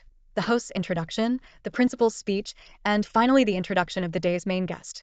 As the principal's passionate speech neared its end, his voice suddenly rose. Today, we are honored to have the famous entrepreneur Kong Mingqing with us. Mr. Kong will. The mention of Kong Mingqing caused an instant uproar in the auditorium. All eyes turned to Class 3A, and the students of Class 3A simultaneously looked at Kong Lian. Kong Lian felt her mind go blank, stunned. She murmured in disbelief. Why is he here? Ran stole a glance at Kong Lian's side profile, enjoying the dramatic changes in her expression. Zhao frowned and whispered to Gua Tungwen, why does Kong Lian look so off? Gua Tungwen nodded in agreement. Yeah, it's strange. She doesn't seem happy but rather. She trailed off, unable to find the right word.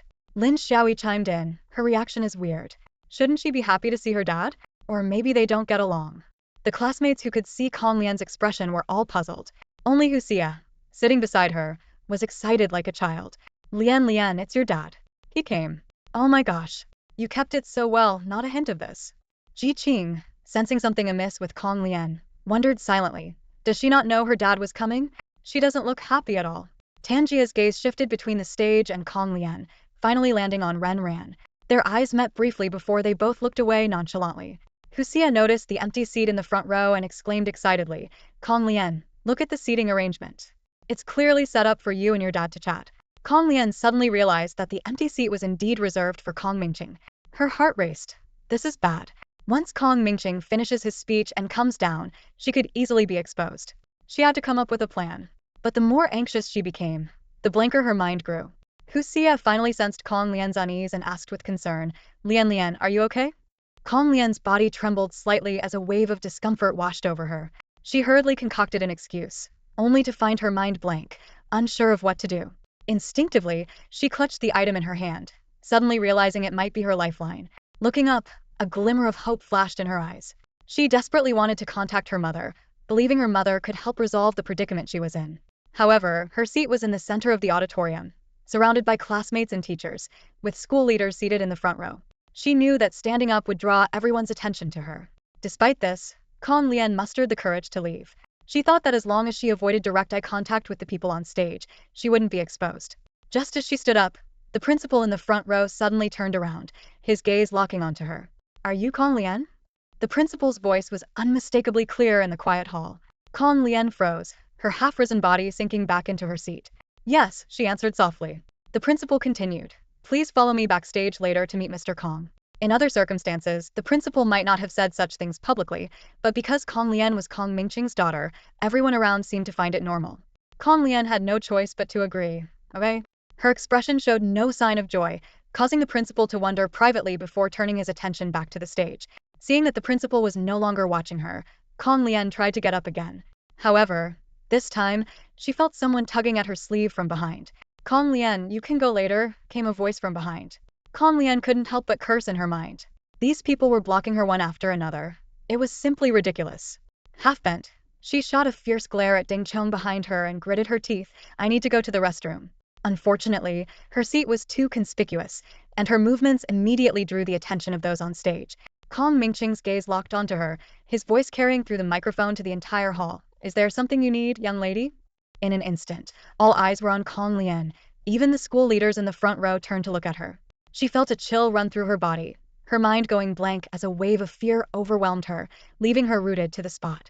Kong Mingqing looked at the frightened girl, puzzled by her reaction as if he were some terrifying figure. The audience began to murmur, some finding the scene amusing and speculating about the father-daughter dynamics. Haha, Kong Lian's expression is priceless. She probably didn't expect her dad to call her out. She's been publicly singled out by her own father. Mr. Kong is really tough on his daughter, catching her in the act. Their interaction is quite entertaining, isn't it? Most of the students, viewing the situation through the lens of a father-daughter relationship, naturally imagined various amusing scenarios. However, Kong Lian stood rigid, unable to respond to Kong Mingqing's question, her voice caught in her throat from nervousness and fear. Hearing the whispers from the audience, Kong Mingqing frowned slightly, unsure how to handle the sudden situation. Words like father and daughter, dad, papa, daughter exploded like a series of bombs in the hall. Kong Mingqing's brows furrowed as he fixed his sharp gaze on Kong Lian, his mind swirling with confusion. He scanned the room, noticing the subtle changes in the expressions of the leaders in the audience, while the rising murmurs filled his ears, deepening his gaze. Classmate, Kong Mingqing suppressed his inner turmoil, managing a smile as he looked at Kong Lian. Kong Lian snapped out of her daze, suddenly aware that all eyes were on her. She opened her mouth, her voice trembling, "You don't have any questions. Then please take your seat." Kong Mingqing's voice brooked no argument. Kong Lian just wanted to escape this place of trouble, her heart pounding like a drum, desperately needing her mother's guidance. But before she could move, the audience erupted into a chorus of jeering. "Mr. Kong, you scared your daughter. Mr. Kong, your daughter might be fine, but we have questions. Did you come to give this speech just to see your daughter? Did you come here specifically for her?" The three teasing voices echoed one after another, and the students around couldn't help but laugh. To them, it was just a funny joke, but to Kong Lian, it was the last straw that broke the camel's back. "Stop talking nonsense!" Kong Lian suddenly screamed, her voice filled with obvious panic and anger. Her abnormal reaction left many students exchanging puzzled glances, with some mistakenly thinking she was defending her father. Kong Lian prayed fervently in her heart, "Don't respond, please don't respond." However, it seemed her prayers went unheard. Kong Mingqing frowned, his tone laced with confusion. "Daughter? What daughter? I don't have a daughter." This statement struck Kong Lian like a heavy blow, shattering her last line of defense. She felt the world spinning, her legs giving way, and she collapsed back into her seat. Cold sweat instantly soaked her forehead. The hall was in an uproar. "No daughter? That can't be right. Did I hear that correctly? Did you hear what Mr. Kong just said?" The students whispered amongst themselves, their voices filled with disbelief. Isn't Kong Lian his daughter? Why did he say he doesn't have a daughter? Is he refusing to acknowledge his illegitimate child? Someone sneered. Why do you all assume that Kong Mingqing doesn't want to acknowledge her? Why not consider that Kong Lian might be lying? Wow, I almost didn't catch that. This is huge. No way. Did Kong Lian deceive us? Maybe she's not Kong Mingqing's daughter at all? The flood of speculation drowned Kong Lian, while the stern-faced Kong Mingqing on stage was also affected. Zhao Yi and the others widened their eyes, especially Zhao Yi, who recalled a hint from Ran Ran in the past and suddenly had an epiphany. She instinctively turned to look at Ran Ran, who appeared calm, clearly having known all along. Wow, this girl hit it so well, Zhao Yi couldn't help but exclaim inwardly. The ones most shocked were Kong Lian's loyal followers. Hu Xia couldn't believe it, instinctively grabbing Kong Lian's sleeve, her voice trembling. Lian, why doesn't your father acknowledge you?" Ji Qing and Tan Jia were the most clear-headed among them, especially Ji Qing. Her face suddenly turned pale, and a trace of panic flashed in her eyes. Ji Qing realized that if Kong Lian wasn't the heiress of the Haixiong group, the consequences of offending Ren Ran would be unimaginable. Ji Qing silently prayed, hoping that Kong Lian was at least the illegitimate daughter of some other major entrepreneur. But reason told her that this was highly unlikely. If Kong Lian had another prestigious background, why would she pretend to be Kong Mingqing's daughter? In contrast to Ji Qing's fear, Tan Jia felt a secret sense of relief. She recalled how she had always maintained contact with Ren Ran, secretly informing and warning him, and couldn't help but feel proud of her own wisdom and foresight. Tan Jia glanced at Ji Qing with a hint of sympathy. As for Hu Xia, Tan Jia could only shake her head helplessly, thinking that she still hadn't grasped the situation. Hu Xia noticed that Kong Lian hadn't responded to her and turned to look at her, startled by Kong Lian's pale face. She called out worriedly, Lian. The school leaders sitting in the front row were also collectively bewildered. The vice principal felt a sinking feeling, realizing he might have been trying to curry favor with the wrong person. Many teachers frequently glanced back at Kong Lian, their expressions complex. The principal's face was even more somber as he recalled his earlier remarks, filled with regret. Standing on the stage, Kong Mingqing quickly picked up on the key information amidst the noisy discussions. He frowned, realizing that a student named Kong Lian was claiming to be his daughter. This was the first time he had encountered such a situation. Kong Mingqing recalled his relationship with his wife, from meeting in college to getting married, weathering decades of ups and downs together. Despite many temptations outside, he had always maintained a clean and moral attitude. Now, suddenly being accused of having an affair and an illegitimate daughter, if this reached his wife's ears, that tigress would tear him apart. Kong Mingqing realized he needed to clarify this misunderstanding immediately. He locked his gaze on Kong Lian and spoke clearly into the microphone. "Everyone, please be quiet." As he spoke, the hall instantly fell silent. Everyone held their breath, waiting for an explanation from the person involved. Kong Mingqing continued. "Someone just asked if I came here for my daughter. I need to make a statement. I only have 2 sons. My eldest son graduated from Stanford and is now working in the company. My younger son is pursuing a master's degree at Cambridge and hasn't returned to the country yet. I don't have a daughter, and I have no idea why there's suddenly a daughter under my name. The classmate who claimed to be my daughter, I think you must have mistaken your father." Kong Mingqing's voice echoed through the sound system, each word striking Kong Lian's heart like a heavy blow. This sentence was like a verdict, pinning Kong Lian in the spotlight with no place to hide. Huxia's voice trembled, her face showing the hurt of betrayal. "Kong Lian, why did you lie to us?" The room erupted into chaos. "How disgusting. She's a fraud. Oh my god, what a fake rich girl. How dare she compete with Ren Ran? She's got some nerve. No wonder she tried to cut corners at Mingshan Island. She was just putting on a show. No, you've got it wrong. She never intended to host anything. She thought she could trick Ren Ran, but it backfired." The barrage of mockery, disdain, and ridicule drowned Kong Lian. She hung her head, like a wounded animal, and quickly made her way through the crowd, fleeing the auditorium. This farce drained Kong Mingqing of any desire to continue his speech. He wrapped up quickly and stepped off the stage. The school leaders were visibly embarrassed, and the dean hurried to apologize. Kong Mingqing didn't blame them. After all, it wasn't the school's fault. As Kong Mingqing left the venue, his secretary approached Ren Ran. "Miss Ren, Mr. Kong is waiting for you." Ren Ran turned to Zhao Yi and the others. "You guys go ahead." Though puzzled, they left, looking back frequently. Following the secretary to the staff parking lot, Ren Ran found a discreet business sedan waiting. The secretary opened the door for her, and she got into the back seat where Kong Mingqing was already seated. "Uncle Kong, I'm sorry," Ren Ran apologized, knowing she had a part in this. Kong Mingqing looked at her with a scrutinizing gaze. "Do you have a grudge against that girl?" Ren Ran knew there was no point in pretending with such a seasoned businessman, so she confessed, "That girl is a transfer student who claimed to be your daughter. I found it odd. She and her mother told me and my mom that she was your illegitimate child. I should have informed you earlier to prepare you." Kong Mingqing chuckled, looking at her meaningfully. "Illegitimate daughter." Ren Ran quickly changed the subject. "Uncle Kong, my grandfather has a promising project. Would you be interested in participating? I'll have my assistant send you the details." She briefly introduced the project that had once propelled Kong Liji and Wan Fingru's careers, hinting that collaboration could elevate both families. Kong Mingqing understood her intention immediately. It was both an apology and a business opportunity. "All right, don't let me keep you from your studies. Come to Hanzhong province when you have time." "Will do," Ren Ran replied and got out of the car. Watching Kong Mingqing's car drive away, Ren Ran stretched and enjoyed the winter sun. What a lovely day. Just then, an angry shout came from behind Ren Ran. Ren Ran turned slowly to face a pair of eyes filled with venom. The venomous glare seemed like it could devour her whole. Ren Ran stood her ground, eyeing Kong Lian suspiciously as she stormed towards her. "Was it you?" Kong Lian demanded, her face contorted with rage.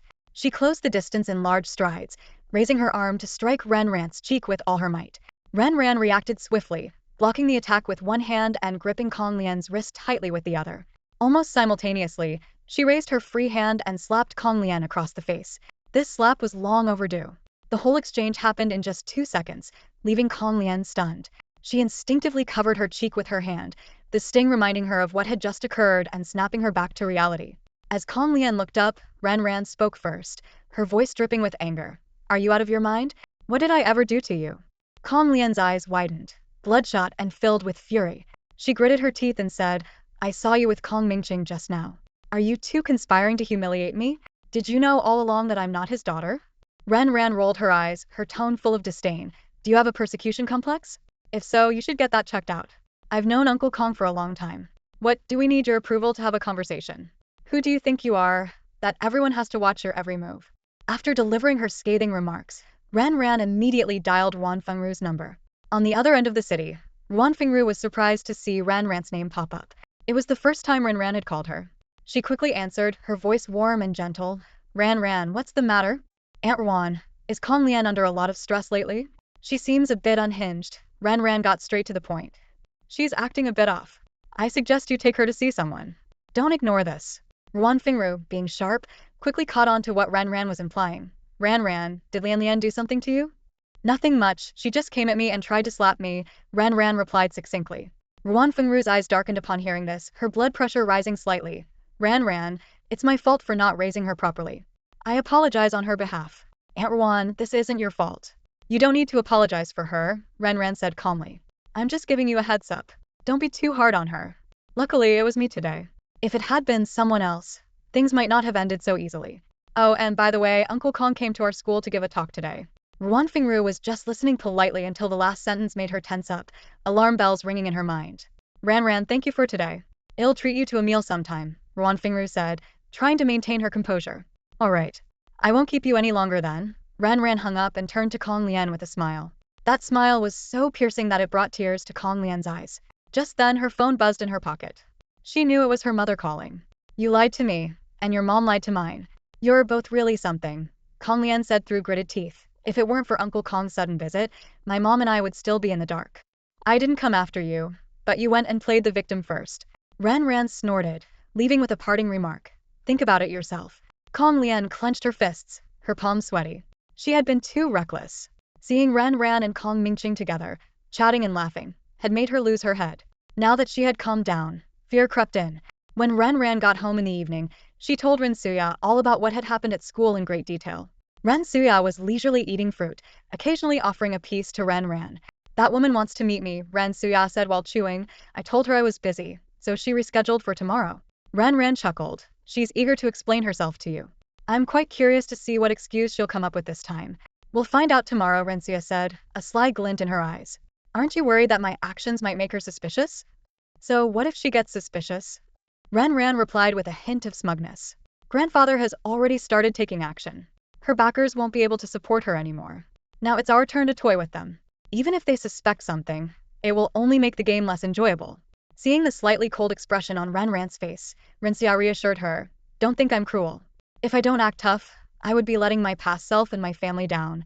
The next day, Ren Suya met with Ruan Fingru as promised. Ruan Fingru observed Ren Suya's expression carefully and felt a sense of relief when she saw her displeased look. Suya, I'm sorry I lied to you, Ruan Fingru began, her voice tinged with regret. Lian is not actually Kong Mingqing's daughter. I said so out of vanity. Ren Suya didn't respond immediately. She sipped her tea slowly, her gaze cold. Fengru, you know I hate being lied to, Ren Suya finally spoke in a low voice. You are my good friend, yet you lied to me. Is Lian's father someone so shameful that you had to deceive me? Ruan Fingru's face showed a bitter expression. Actually, I don't know who Lian's father is. What do you mean? Ren Suya pressed. Ruan Fingru took a deep breath and began to spin her carefully crafted lie. Last time I told you, it was a drunken mistake. I ended up in bed with someone and got pregnant with Lian. That part was true. I was indeed drunk and had a one-night stand. When I woke up, the man was gone, leaving a few thousand yuan on the bedside table. He treated me like I don't even know who he was. After that, I didn't tell anyone. I thought it was just a one-time mistake, but 2 months later, I found out I was pregnant. I decided to keep the baby, and that's how Lian came to be. Ruan Fingru paused before continuing her fabricated story. Lian saw a photo of me with Kong Mingqing and assumed he was her father. I didn't have the heart to correct her, so I let her believe it. When she grew older and wanted to find him, I finally told her the truth. She stubbornly refused to believe it and kept thinking of him as her father. Ren Suya was shocked, not by the story itself, but by Ruan Fengru's ability to lie so convincingly. And your current life? Ren Suya asked tentatively. Ruan Fengru sneered inwardly at the question. These wealthy people pretended to be polite but looked down on people like her. Why should she feel inferior just because she didn't have someone like Kong Mingqing in her life? I forgot to tell you. I started my own company, Ruan Fengru said casually. It's not as big as Yaxing Group, but it supports me and my daughter comfortably. That's impressive. Ren Suya feigned admiration. I wouldn't be able to do that. Well, you have a husband to rely on, Ruan Fengru replied offhandedly. Haven't you looked for someone? Ren Suya probed further, curious to see what else she would say. Ruan Fengru answered nonchalantly, I tried dating some foreigners abroad, but it didn't work out. Domestic men are too chauvinistic for me. So, I'd rather stay single than settle. Besides, having money makes it easy to deal with loneliness. Seeing Ren Suya's expression soften, Ruan Fengru felt a sense of satisfaction. This woman was so easily deceived. Suya, don't be mad. I promise I won't lie to you again, Ruan Fengru said, pretending to be sincere. Alright, Ren Suya reluctantly agreed. Meanwhile, Kong Liji, who had been sent to another province, received an urgent call from a trusted contact within the main company. The voice on the other end was frantic. "Mr. Kong, you have to save me." Kong Liji sat in his office, frowning as he looked away from the stock market screen. Just then, when Sue barged in, his face filled with anxiety. "Mr. Kong, you have to help me this time." When Sue said urgently, "Yang Li from the sales department has publicly accused me of workplace sexual harassment. The company has already suspended me and taken away all my projects." Kong Liji narrowed his eyes. He knew Wen Su's character all too well, unable to resist flirting with pretty women. "What exactly did you do?" he asked coldly. Wen Su stammered, I just had a bit too much to drink and accidentally touched her a few times." Kong Liji mentally rolled his eyes. He had heard this excuse too many times. "Alright," he cut him off, "I'll cover for you this time. But if you can't control yourself next time, don't wait for higher-ups to kick you out, I will personally." Relieved by the assurance, Wen Su showed no sign of remorse. Instead, he smugly hummed a tune, already plotting how to get back at Yang Li.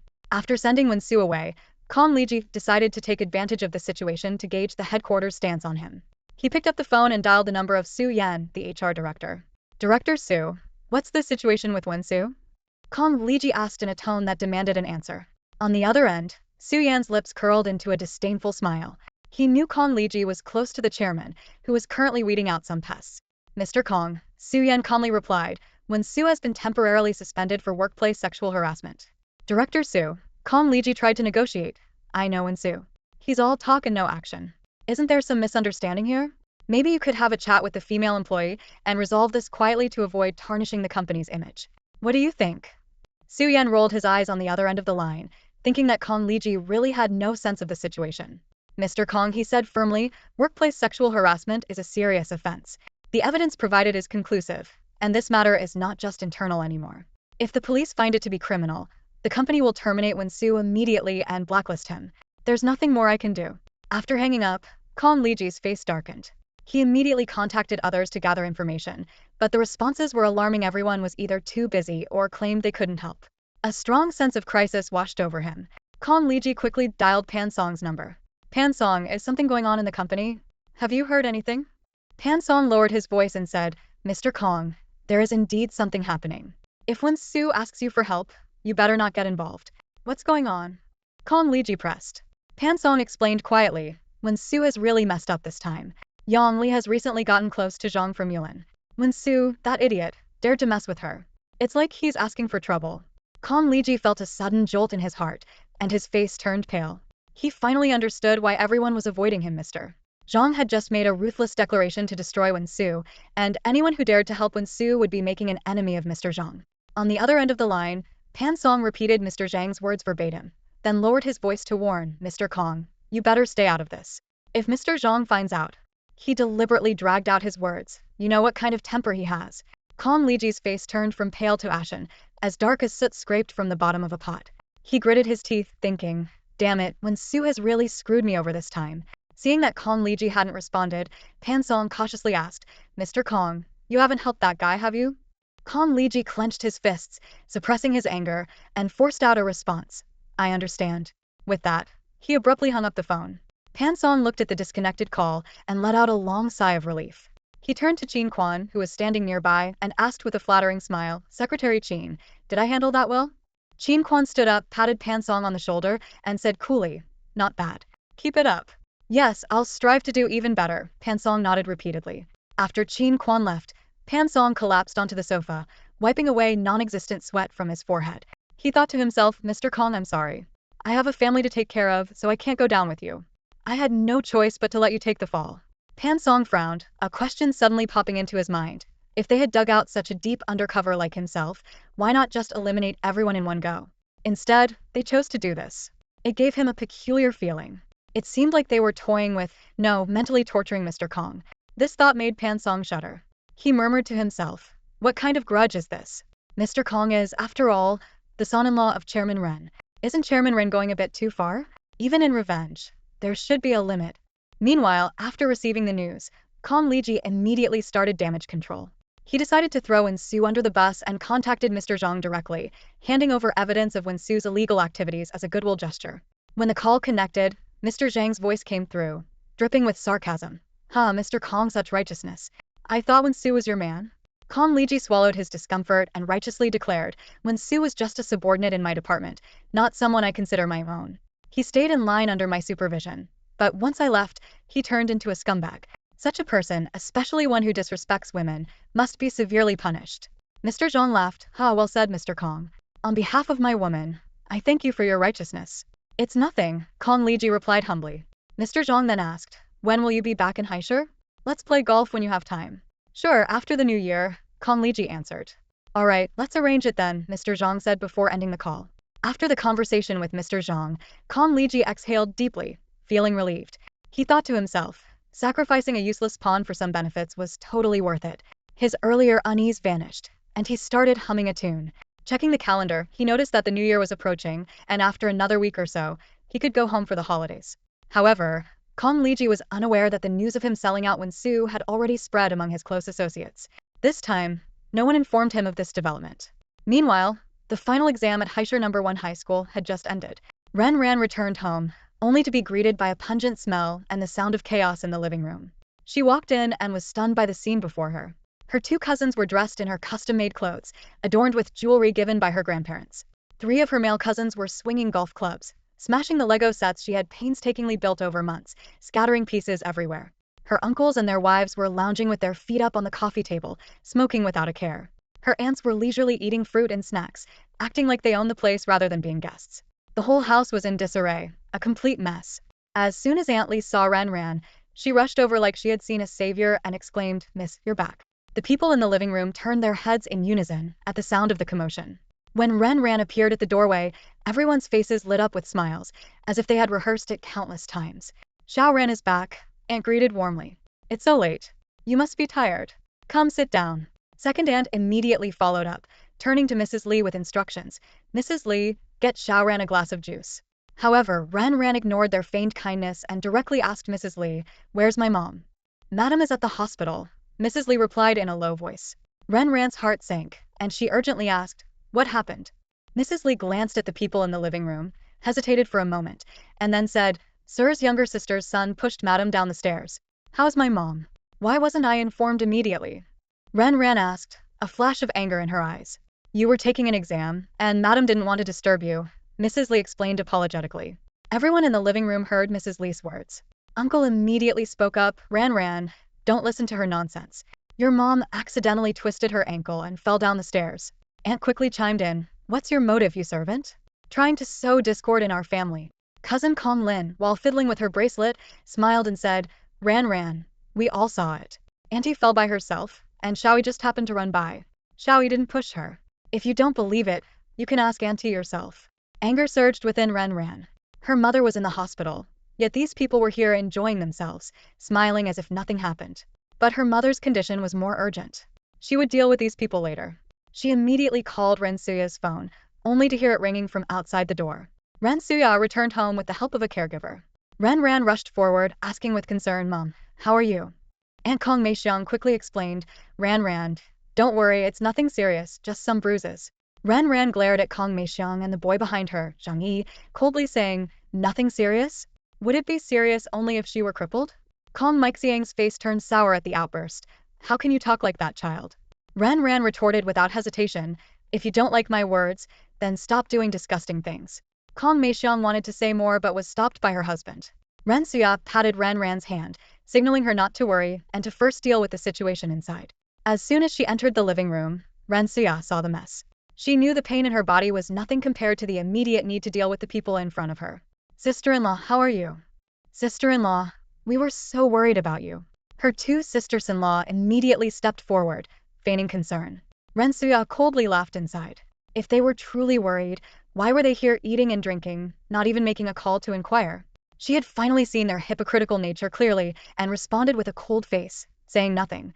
Ren Ran, having been tempered by her past experiences, was no longer the same person. Ignoring her aunt's family, she directly questioned her two cousins. "Who gave you permission to touch my clothes and jewelry?"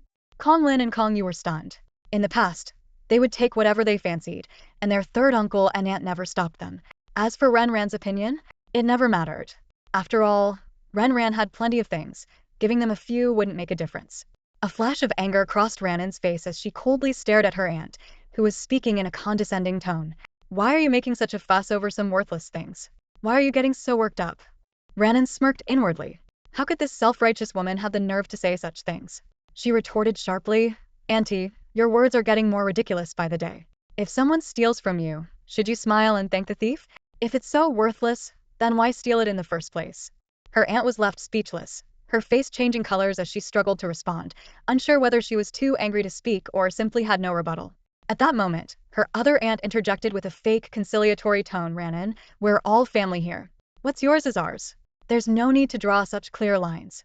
Hearing this, Ranan's guard went up. She was all too familiar with this kind of moral coercion from her aunt. In her past life, she had suffered many losses at her hands, not because her aunt was particularly clever, but because her father, Kongliji, and her mother always backed her up. Reflecting on the past, Ranan felt a pang of emotion. Back then, Kongliji and her mother believed it was unnecessary to fuss over family matters, especially since they didn't see these relatives often. This leniency only made them more brazen. Every time these relatives came to take advantage, Ren Suya would buy Ranan lots of things to make up for it. As for the stingy Kongliji, he would cook delicious meals for her every day and occasionally bring her snacks or small gifts to cheer her up. Given her parents' attitude, Ranan could only swallow her anger and accept that those things were gifts to her relatives. Besides, her cousins would always flatter and amuse her, making her happy. Ranan wasn't a petty person. As long as they didn't go too far, she would turn a blind eye. But she wasn't foolish either. Whenever she knew they were coming, she would lock up or hide the things she liked, leaving only the jewelry and clothes she didn't care much about in her wardrobe. Thinking of this, Ranan let out a cold laugh and looked her aunt straight in the eye, saying clearly, we're not family. My last name is Ren and yours is Kong. We're two different families. Her words stunned everyone into silence. They all stared at Ranan in disbelief, not expecting her to say such a thing. Her uncle was the first to react. He turned to Ren Suya, his tone reproachful. Third sister-in-law, how can you let your daughter speak like this? We haven't seen her in half a year, and she's changed so much. You really need to discipline her.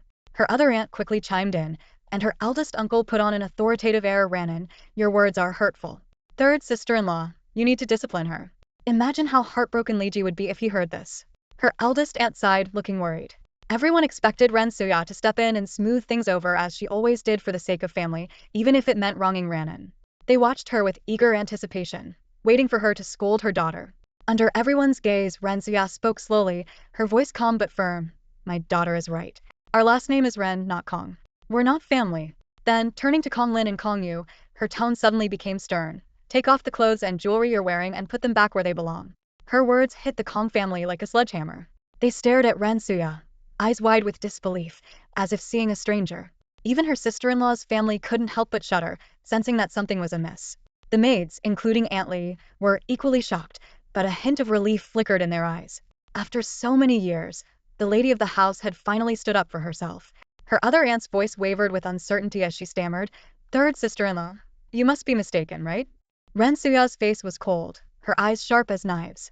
Her voice was icy and piercing. Was I not clear enough? Or have you all lost the ability to understand human speech? A bunch of beasts. It's no wonder you can't comprehend. Her mind drifted back to her past life. After her grandparents passed away, her scumbag father, Kong Liji, brazenly brought his mistress, Ruan Fengru, into their home. What was disgusting was that the Kong family not only didn't stop him but also made her mother's life miserable. Her eldest aunt hypocritically advised, you're being unreasonable. It's normal for men to have women outside. He didn't kick you out of the house. You should be grateful. How can you cause a scene here? Her second aunt added fuel to the fire. What's a mistress or a lover? In love, the one who isn't loved is the third wheel. Your uncle and Fengru truly love each other. You're the one intruding on their relationship. If you had any sense, you'd step aside instead of making a fuss here. Her younger aunt was even more brazen, calling Ruan Fengru third sister-in-law right in front of her mother while addressing her mother by her first name. These people had known about Ruan Fengru all along but helped Kong Liji hide it. Her mother's kindness to them was taken for granted. Reborn, Ren Suya vowed to make these ungrateful people pay. The Kong family's leeches were on her list for reckoning. She had been busy dealing with her scumbag father and his mistress, removing her fate, and taking control of the company, leaving no time to address them. Now, with time on her hands, she was ready to entertain them properly. Kong Yu frowned with displeasure. Third aunt, you can't take out your anger on us because of what the younger aunt did. Kong Lin grumbled. Third aunt, you're just blaming us. Ren Suya sneered, her gaze sweeping over the group like a hawk. Blaming you? Haven't you heard that taking without asking is stealing? You brazen thieves have the nerve to shout here. Her eyes locked onto the ruby necklace around Kong Lin's neck, the only valuable piece of jewelry Kong Liji had given her, worth 18 million. The jewelry and watch on Kong Yu were also expensive, worth nearly 8 million in total. The others were similarly adorned with valuable pieces. Ren Xia snorted, whether it's stealing, let's let the police decide. She turned to Aunt Li. Aunt Li, call the police. Tell them someone has stolen jewelry worth over 50 million. Also, inform them that there's an attempted murder. Aunt Li, who had long despised these people, immediately took out her phone and dialed the police. Seeing that they were serious, the arrogance of the three families quickly dissipated. The eldest uncle tried to assert his authority as the eldest brother, his voice tinged with unease. Third sister-in-law, we're all family. Do you really want to make such a scene? The second uncle hurried to mediate, his tone ingratiating. Third sister-in-law, calm down. Let's sit down and talk things over as a family. There's no misunderstanding that can't be resolved. There's no need to involve the police and waste their resources. Ren Xia remained expressionless and coldly said, wait for the police. Her attitude sent a chill through everyone. The younger sister-in-law finally couldn't hold back, her voice shrill. Third sister-in-law, Xiaoyi didn't push you. How can you falsely accuse him? He's just a child, and as an elder, how can you stoop to his level? The second aunt anxiously dialed Kong Liji's number, hoping he could resolve the situation. However, no one answered, only adding to her anxiety. Kong Yu quietly walked over to his parents, whispering, don't be afraid, they're just trying to scare us. With third uncle here, they won't dare do anything to us. His words slightly reassured the second aunt's family, who then pretended to be indifferent. Meanwhile, Aunt Li had already called the police, succinctly explaining the situation. Given the significant amount involved and the fact that this was a wealthy neighborhood with the police station nearby, officers arrived at the villa promptly. Aunt Li immediately pointed out the second uncle's family, her voice loud and clear. Officers, they're the ones who stole Mrs. Jewelry. Look at the necklace she's wearing. That ruby necklace is worth 18 million yuan. She pointed directly at the jewelry around Kong Lin's neck. Hearing the necklace's value, the Kong family members widened their eyes, especially Kong Lin, whose eyes flashed with greed. According to past customs, that necklace should have been hers. Kong Yu also stared at the necklace, silently cursing himself for not acting faster. Aunt Li continued to identify the jewelry on each person, listing their prices. With each figure she mentioned, the officers' brows furrowed, while the Kong family grew more excited. Years of habit had led them to believe that anything on their person was theirs to keep. Even if the Ren family disagreed, with Kong Liji as the head of the family, they weren't afraid of taking it. Finally, Aunt Li pointed at Zhang Yi, her tone severe. Officers, he's the one who deliberately pushed our lady down the stairs. Such a malicious act at such a young age must be severely punished. Kong Meixiong's husband quickly interjected. Officers, this is all a misunderstanding. We're relatives, a family. We can resolve this ourselves. Sorry to trouble you. He tried to send the officers away. The officers ignored him and looked at the parties involved. What do you have to say? Ren spoke clearly and firmly. Officers, they took advantage of our absence to go upstairs and steal our jewelry and accessories. When we asked them to return the items, they refused and tried to keep them. Taking something without permission is theft. No, what they're doing isn't theft. It's outright robbery. Ren Xia added, we hope you handle this according to the law. Seeing their determination, the officers considered the relationship between the parties and asked again, kindly reminding them, are you sure you want us to handle this according to the law? Given the amount involved, it would be classified as a major theft, with a minimum sentence of 10 years. In the side story, Bao Ziwen excitedly exclaimed, why not deal with these outrageous people? Are you saving them for the new year? Bao Zi too puzzledly asked, how is this even possible? How can they just take jewelry and accessories? Aren't they locked up? Moy suddenly snapped out of it, who am I? Where am I? He paused and then said, wait, Bao Zi, you were joking, right? You didn't really miss it, did you? This is all a setup. A scheme against the Kong family. There were so many hints earlier in the story, and they weren't even subtle. Moy grew more and more excited. That, you didn't really miss it, did you? Finally, Moy said in disappointment, I thought everyone got it. I guess I was too naive. Let me catch my breath. The Kong family was stunned and outraged upon hearing the news they might face over 10 years in prison. The eldest aunt's eyes widened in disbelief. Third sister-in-law, are you serious? The police officer responded calmly, if we weren't serious, why would we be here? The second uncle quickly defended, officer, we're relatives. This can't be considered theft.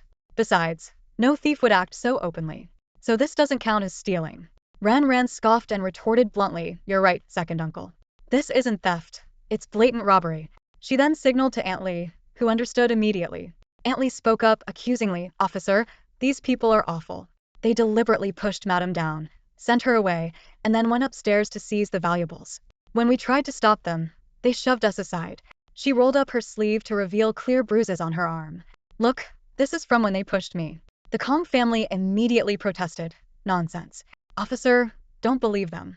They're lying, blaming us for their own injuries. The argument grew louder, giving the 4 officers a headache. Finally, they ordered, all of you, come with us to the station.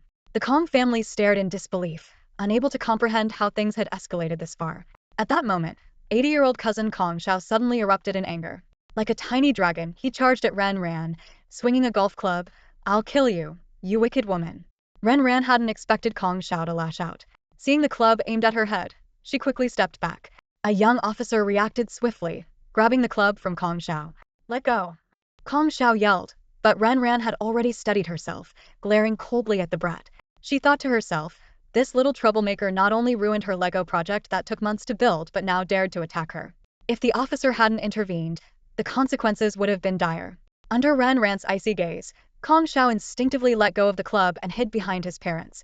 The second aunt quickly apologized. Ran, he's just a child. Don't take it to heart.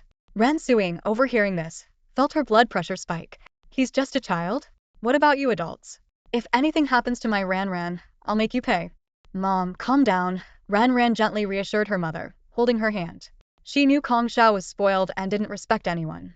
Controlling her urge to reprimand him, she understood that acting out in front of the police would backfire. The second uncle smacked Kong Shao a few times. Kong Shao cried out in grievance, Dad, why are you hitting me? They want the police to take you away. They're the bad guys. Didn't you say everything here belongs to our Kong family? We were just taking The second uncle hurriedly covered his son's mouth to stop him from speaking further. The atmosphere grew even tenser, and everyone realized the situation was more complicated than they had initially thought. Kong Shao hadn't finished speaking, but everyone present knew exactly what he was about to say. Ren Suya was trembling with rage, her fists clenched tight. The family she had once treated well, the relatives she had always maintained ties with, now seemed utterly laughable to her. While the Ren family was still alive, the Kong family already considered everything as their own. Suya's mind flashed back to her daughter's mention of past life memories. Only Ran remained in the Ren family, and eventually, even she passed away. The Ren family bloodline was severed, and the Kong family got what they wanted, taking everything. From the beginning, they planned to take advantage of the Ren family's misfortunes to seize their assets. She had once regarded them as family, but they saw them as obstacles. Suya regretted inviting wolves into her home, indirectly causing the deaths of her parents and daughter. The 4 police officers exchanged knowing glances, having understood the situation. Second aunt forced a smile, trying to ease the tension. Children say the darndest things here, Ren. Don't take it seriously. Ren sneered, while Ren Suya remained expressionless and ignored her. Please come with us, the 4 officers said to the 3 families. After the Kong family was taken away, Ren intended to bring only Aunt Li, but Ren Suya insisted on coming along. They drove out of the villa complex and soon arrived at the police station. Aunt Li, did you bring everything? Ren asked. Aunt Li patted her chest confidently. Don't worry, Mississippi. I've got everything arranged perfectly. Most of today's events went according to Ren's plan, except for her mother's injury, which was an unexpected twist. Otherwise, the setup would have been flawless. However, with the Ren family's powerful legal team, this small gap should be easy to mend. At the police station, the Kong family, due to their numbers, was placed in the large waiting area, while Ren and her mother were settled elsewhere. Officers took statements from both sides. On the Kong family's side, second aunt tried to exonerate herself. Officer, we're relatives. If we were thieves, why would they let us in and serve us tea? It doesn't make sense, does it? We were just trying on their jewelry, not actually taking it. That can't be considered theft, right? If we were stealing, we wouldn't be sitting at home waiting for them. So, their claims are completely baseless.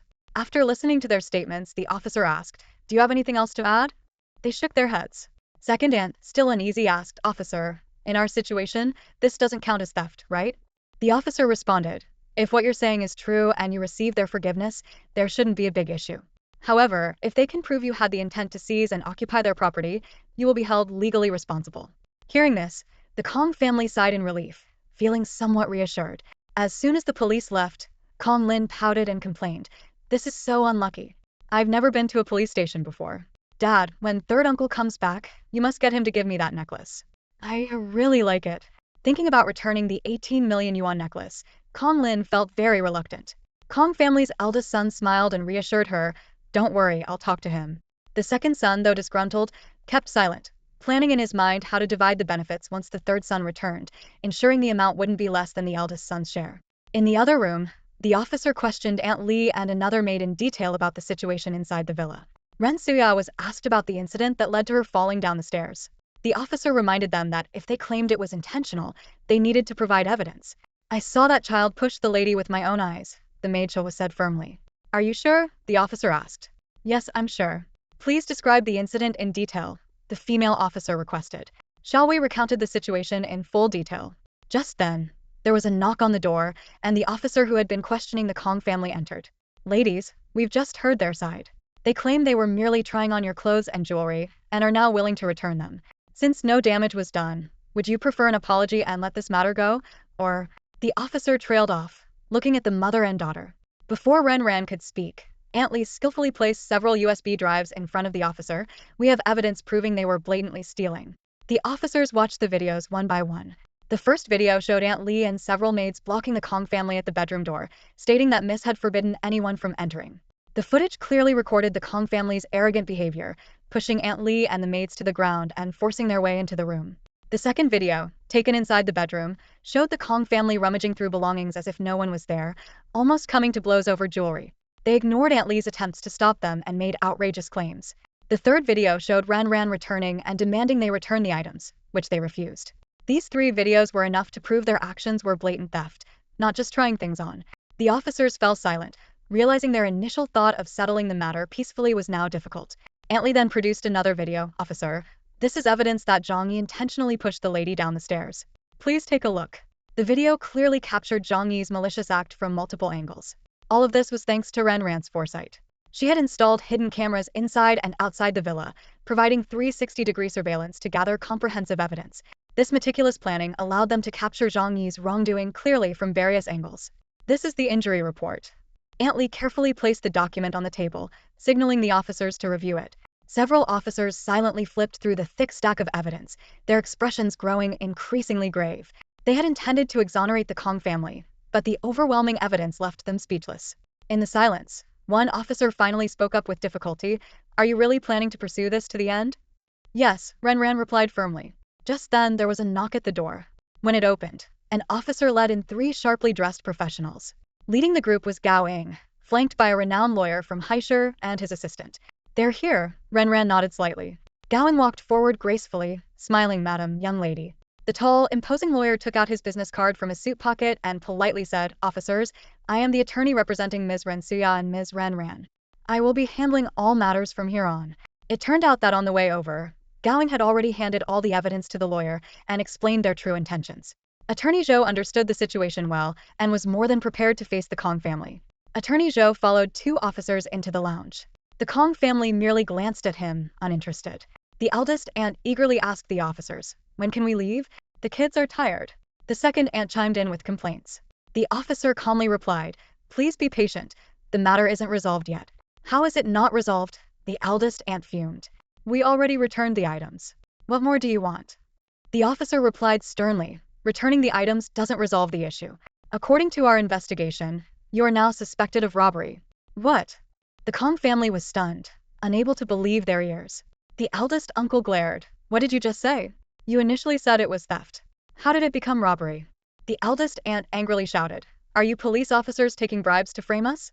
The officer's expression darkened, ignoring their insults, and pointed to Attorney Zhou. This is the attorney representing Ms. Ren Suya and Ms. Ren. The Kong family felt a chill run down their spines. The eldest aunt screamed, Where is Ren Suya?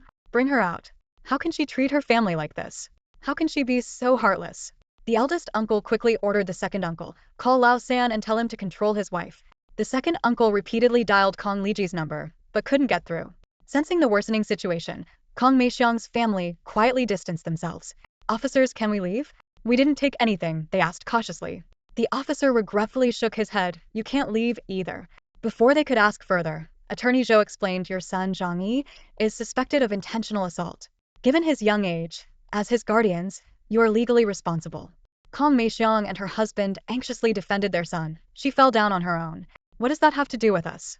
Just because they have money, you can't take their side. Our child is so young. He doesn't have any bad intentions. Their voices were sharp with urgency. Kong Meixiang continued, her eyes darting around the room. If you don't believe us, you can ask my older brothers. They saw it too. My son didn't push her. She fell by herself. However, their defense seemed weak in the face of solid evidence. Lawyer Zhou calmly looked at them. then turned to the two police officers and said, "I'd like to speak with them alone." The officers, already exhausted by the Kong family's noise, were glad for a break. One officer, before leaving, reminded them, "Keep it civil. Don't get too heated." "Understood," Lawyer Zhou nodded. After the officers left, the tension in the room heightened. The Kong family was restless, unable to reach Kong Liji and unable to see Rensuya. They focused their attention on Lawyer Zhou. The eldest uncle with a grim face asked in a low voice, "What does Rensuya mean by this? Does she really want to destroy us?" Lawyer Zhou, unhurried, replied with a hint of warning in his tone, "You've committed robbery, and you've committed assault. If you don't want to go to jail, you'd better listen to my solution." This statement calmed the Kong family. They sat down, ready to hear what Lawyer Zhou had to propose. Lawyer Zhou took out a stack of documents from his folder, handing different papers to each person present. He explained, "Over the years, you've taken many things from the Ren family. My client won't pursue the clothes and supplements, but the jewelry and cash must be returned within the specified time. If any jewelry is lost, it must be compensated at market value." The Kong family looked at the list in their hands, their faces turning sour. Someone among them shouted angrily, "No way. You can send us to jail. I want to see if Liji will let her go this far." Pushing his glasses up his nose, Lawyer Zhou calmly replied, "The property you took belongs to Rensuya and Ms. Ran. As long as they insist on pressing charges, Mr. Kong Liji has no authority to intervene. Think carefully about who really calls the shots in the Ren family." The Kong family retorted, "Do you have evidence?" "We're not afraid to go to court." Lawyer Zhou straightforwardly played a video. "This is the evidence. I have more. Once these are presented in court, the judge will undoubtedly convict you of robbery. Think it over." Faced with the evidence, the Kong family was left speechless. As they were at a loss, Kong Yu whispered to her father, "Dad, agree to it. We'll get the settlement agreement from them first and deal with the rest later." Kong Liu's eyes lit up, impressed by his daughter's quick thinking. "I agree," he said. Kong Liren and his wife were stunned. "Are you crazy, Liu?" Just then, Kong Lin received a text from Kong Yu and showed it to Kong Liren. After reading it, he understood the plan. "All right, we agree," Kong Liren said, "but you have to give us the settlement agreement." Lawyer Zhou saw through their little scheme but didn't expose it. "Fine," he said, "but before you sign the settlement agreement, please sign this return agreement." Lawyer Zhou turned to Kong Meixiang's family. "What about you? Have you decided?" They, too, had received Kong Yu's text and nodded in agreement. Lawyer Zhou took out the pre-prepared documents from his bag and handed them to each of them, requiring signatures from both spouses and Kong Lin and Kong Yu, as they were all involved. The Kong family pretended to review the documents, but the dense text and numerous pages gave them headaches. "No problem, let's sign," they said. "And the settlement agreement?" the Kong family asked. Lawyer Zhou took out 3 settlement agreements from his bag. The first page was clearly laid out. He flipped to the last page. "Rensuya and Ms. Ran have already signed. Once you sign the return agreement, the settlement agreement is yours." The siblings exchanged glances and began signing their names one by one. 5 minutes later, Lawyer Zhou collected the documents, a sly glint in his eyes as he looked at the Kong family. "What a bunch of fools," he thought to himself. Attorney Zhou left gracefully, leaving the Kong family thinking they had gained an advantage. Gowing was already waiting outside. Seeing him emerge, she knew the task was done. "They didn't suspect anything?" Gowing asked casually, a sly glint in her eyes. Attorney Zhou shook his head with a smile. "You underestimate the agreement I drafted myself. If they could spot any issues, I wouldn't deserve to be one of the top 3 lawyers in Haishur." Reflecting on the faces of those families, he sneered. "Tell the young miss to be careful. They're definitely up to no good." "Got it, I'll pass on the message," Gowing nodded. After parting ways with Attorney Zhou, Gowing didn't return to the villa. Instead, she discreetly positioned herself outside the police station, waiting for the target to appear. Meanwhile, the Kong family was released and stood at the police station entrance, looking at each other in confusion. Normally, when they came to Haishur, they either stayed at the Ren family's villa or in a 5-star hotel arranged by the Ren family. Now, having to pay for their own hotel stay, none of them were pleased. "Mom, aren't we going back to the villa?" Kong Xiao asked innocently. The child had always been taught that the villa belonged to the Kong family and didn't understand why they couldn't return. Kong Liu patted his son's head and explained gently, "We can't go there for now." "Why not? Isn't it ours?" Kong Xiao asked, puzzled. Kong Liu's wife quickly soothed him, "Son, bad people have taken it over for now. When your third uncle comes, he'll drive them out, and we can go back. For now, we'll stay somewhere else." Kong Yu suddenly spoke up, "If we can't go to the Ren family, what about Aunt Ruan?" This reminder woke everyone up. There was still someone they could rely on in Haishur. Second, Aunt immediately called Ruan Fengru. Ruan Fengru was surprised to receive the call. She knew the Kong family gathered in Haishur every year-end but didn't understand why they were contacting her this time. Second sister-in-law, Ruan Fengru, greeted warmly. "Fengru, we've run into some trouble here." Can you come pick us up and arrange accommodation? There are, second aunt counted heads and decisively said, for presidential suites. 3 couples with kids in one, and 2 older girls in another. Ruan Fingru was taken aback. 4 presidential suites? Second sister-in-law. Didn't you go to the Ren family? She asked cautiously, sensing something was wrong. That woman kicked us out for no reason. Stop asking questions and come pick us up. We're at the Chishan Villa police station, second aunt impatiently urged. Before Ruan Fingru could respond, first aunt grabbed the phone and shouted, stop wasting time. If you keep delaying, I'll tell uncle that you neglected us and left us stranded. Ruan Fingru was furious. The Ren family had truly spoiled these people over the years. All right, I'm coming right now, she replied through gritted teeth. After hanging up, she immediately tried calling Kong Liji, but his phone was off. Frowning, Ruan Fingru reluctantly got up and called out to Kong Lian in the house, I'm going out for a while. Half an hour later, Ruan Fingru arrived with 3 cars. However, instead of gratitude, the 3 families complained about her tardiness. Why did it take you so long to get here? Are you doing this on purpose to make us freeze out here? Upon hearing this complaint, Ruan Fingru sighed inwardly. She looked at the impatient Kong family, forced a smile, and ushered them into the car. As soon as Kong Liu's wife got in the car, she started berating Ruan Fingru. Her eyes filled with disdain. Ruan Fingru bit her lip and silently endured it. She knew arguing with these people would only make things worse, and there were more important matters to handle right now. Inside the car, Kong Xiao immediately began complaining about the cramped seats, demanding his uncle's car with wings. Ruan Fingru couldn't help but smirk inwardly. This little brat has quite the appetite, asking for a multi-million-dollar sports car without hesitation. Kong Liu doted on his son, agreeing to his demands, while Ruan Fingru took the opportunity to probe about their experience at the police station. Before the adults could respond, Kong Xiao angrily complained that bad woman called the police on them, accusing them of theft. Alarm bells went off in Ruan Fingru's mind. She realized things might be worse than she had imagined. Just as she was about to ask more questions, the car suddenly braked hard, causing everyone in the back seat to lurch forward. Seizing the moment, Ruan Fingru fixed her gaze on Kong Xiao and sternly asked if he had said those things in front of Rinxia. Frightened by her intensity, Kong Xiao admitted in a low voice that he had. Ruan Fingru's heart sank. Ignoring the angry glare from Kong Liu's wife, she directly questioned Kong Liu about what else had happened. Sighing, he revealed that Zhang Yi had accidentally pushed that woman down the stairs. Hearing this, Ruan Fingru almost laughed in exasperation. No wonder the usually mild-tempered Rinsuya had kicked these people out. They were nothing but a hindrance. If Kong Li hadn't been holding them back, they would have ruined everything by now. When the car finally arrived at the hotel, Ruan Fingru busied herself with checking them in. However, the Kong family was extremely dissatisfied with the 4-star hotel, demanding to stay in a 5-star one. Holding back her anger, Ruan Fingru explained that she didn't have enough money and asked them to make do for one night. The Kong family continued to complain, accusing Ruan Fingru of being stingy. Finally reaching her limit, Ruan Fingru slammed the room keys onto the coffee table and coldly said, Rinxia may pamper you, but I want. With that, she walked out without looking back. The Kong family was stunned, grumbling that Ruan Fingru had grown bold. But they were unwilling to pay for a 5-star hotel themselves, so they begrudgingly went upstairs. Gao Ying, who had been following them, witnessed the entire scene in amazement. She quickly got into the Maybach waiting outside and called Ran Ran, vividly recounting everything that had just happened. For Ran Ran, this outcome was not surprising at all. She knew the Kong family's ways all too well. Thinking back to her previous life, when the Ren family still bore their original surname, there was a scoundrel father suppressing them, and the Kong family could only occasionally take advantage. At that time, she and her mother were not lacking in necessities, but they had to turn a blind eye for the scoundrel father's sake. In front of them, the Kong family would restrain themselves a bit, not daring to be too arrogant, and would even put on a smile. However, they were not so courteous in front of Ruan Fingru. Ran Ran thought that Kong Zong would soon hear the news. This time when he came back, he was bound to have his wallet emptied by the young miss. Thinking of the money that was about to come her way, her mood instantly improved. She turned to her assistant and said, You've worked hard this year. Your year-end bonus will be doubled. The assistant, surprised and delighted, replied, Thank you, young miss.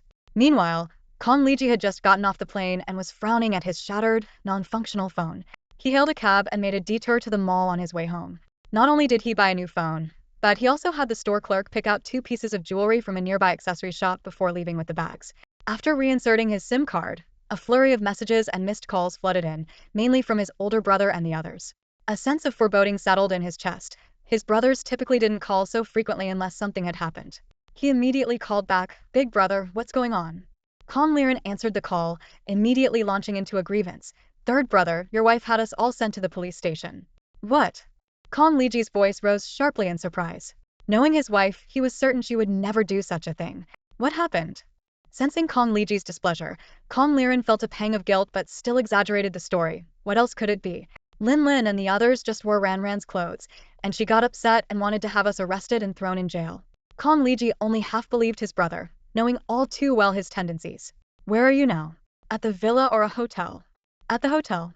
At the mention of the hotel, Kong Liren's wife grabbed the phone and started complaining. Brother-in-law, how could Suya be so heartless? We seldom come to Haishur, and she just left us at the police station in this cold winter. Your old flame isn't any better, putting us up in a rundown hotel and being stingy with money. And you treat her so well. Listening to his sister-in-law's complaints, Kong Liji's frown deepened. He didn't have time for these trivial grievances and asked directly, which hotel are you staying at? They mentioned a name, a not so famous but decent hotel. Kong Liji curtly said, I'll arrange for a better place. Someone will contact you. Ending the call, Kong Liji immediately dialed Wan Fengru. Seeing his call, Wan Fengru's voice was choked with emotion. Liji, I'm sorry. Sorry for what? Kong Liji was puzzled. With a gentle tone, Wan Fengru explained her shortcomings, how she hadn't arranged things properly, subtly shifting blame while appearing self-critical. Her way of complaining was far more sophisticated than the Kong family's.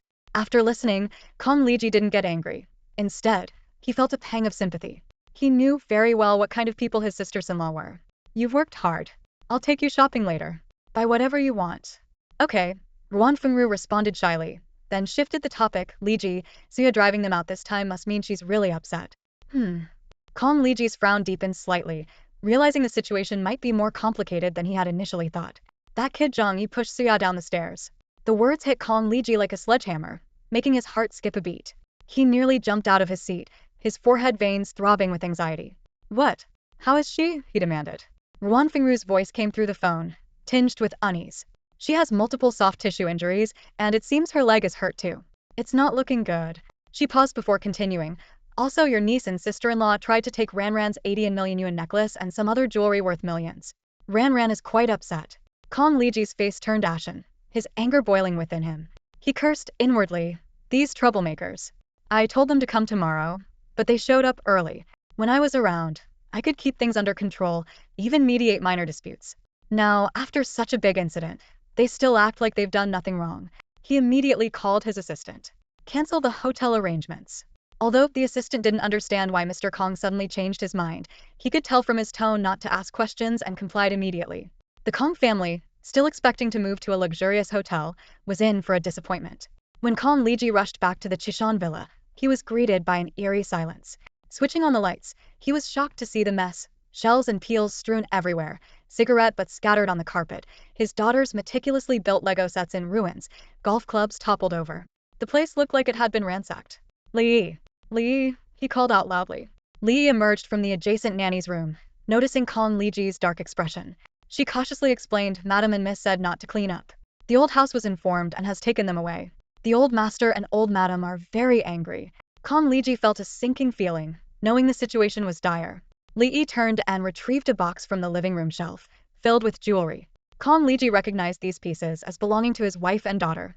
What's this about? He asked with a frown. Li explained. These were taken from Miss Kong Lin and the others. Some pieces have scratches, and a necklace seems deliberately cut. Miss said she doesn't want them anymore. Kong Liji picked up a necklace, noticing the clear scratches, his blood pressure spiking. He knew this trick all too well. In the past, Kong Lin, Kong Yu, and the others would damage jewelry on purpose to force Ren Ran to give it to them.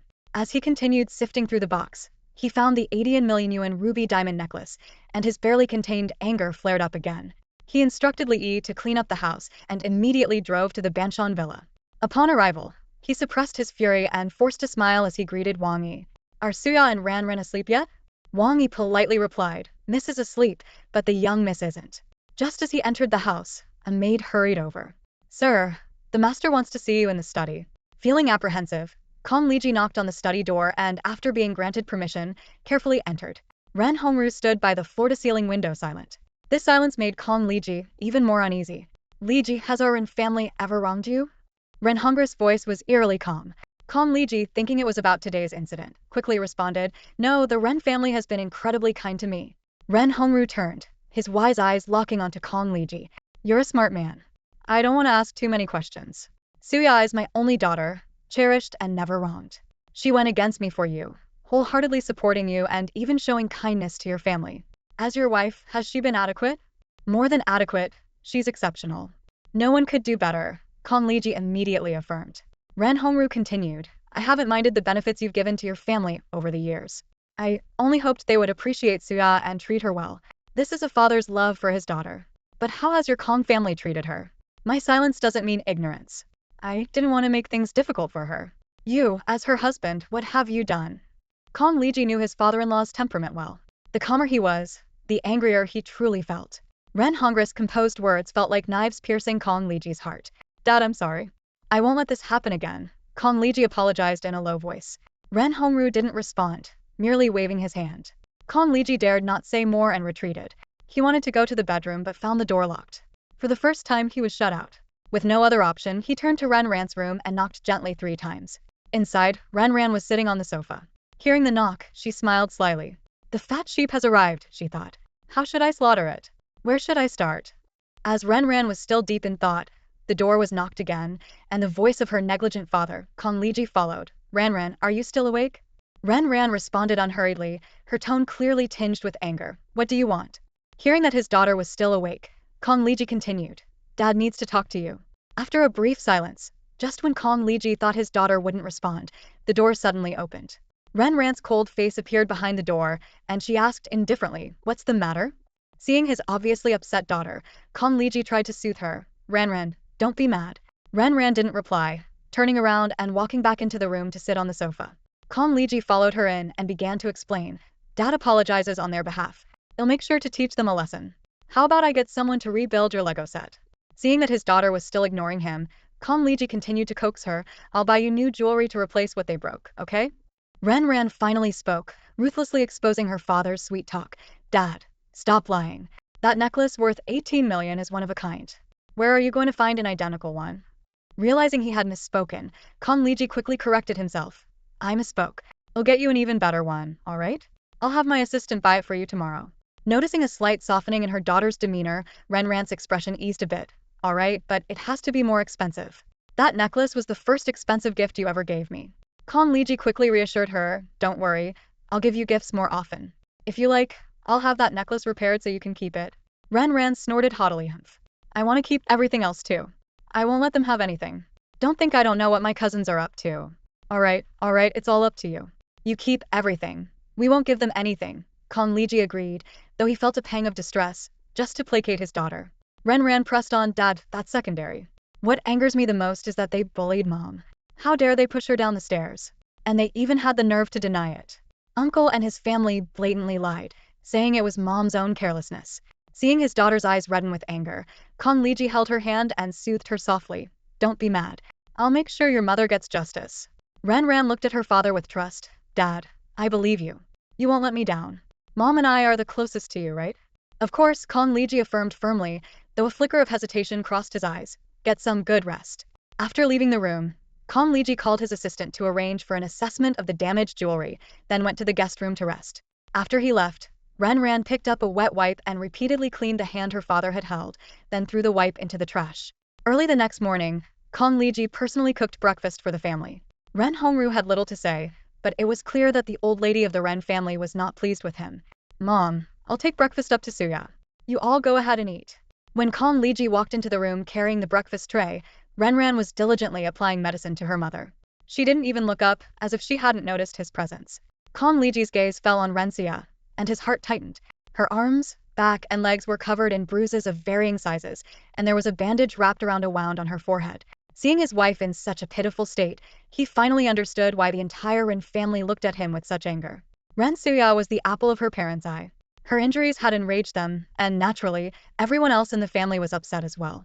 Kong Liji knew very well that this time he had to swallow his pride and bend over backwards to calm their anger.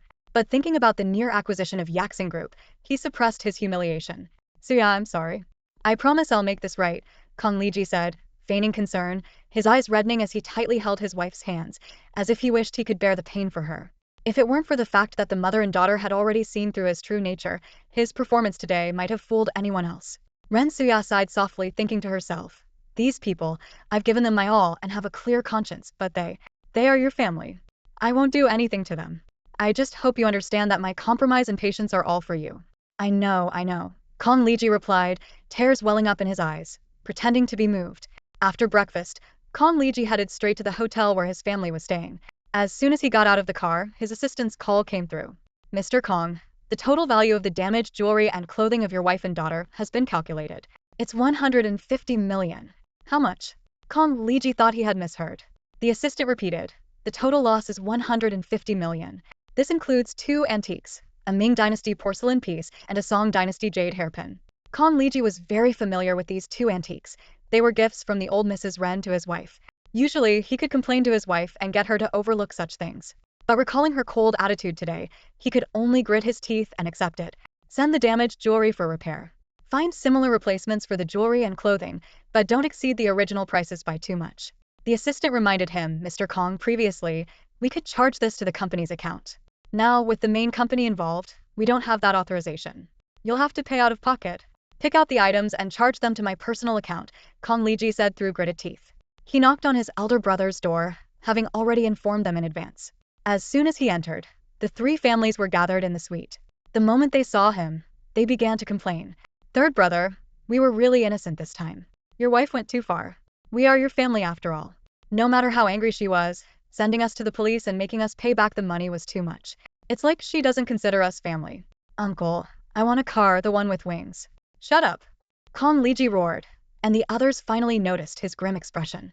He turned to his elder brother, Kong Liren, brother, you explain? Kong Liren recited the prepared speech, summarizing that Ren Suya and her mother looked down on them and bullied them, and that they needed him to stand up for them. You mentioned signing some agreement? Kong Liji asked. Yes, that wretched girl Ren made us return all the jewelry and accessories we took before. She even gave us an inventory list. Here, take a look. Kong Liji took the list, which clearly itemized the items and their values. Did you sign it? The 3 siblings nodded, completely unaware of the seriousness of the situation. Let me see the agreement. Kong Liji took the agreement with a last glimmer of hope. After flipping through a few pages, he felt as if he had been struck by lightning.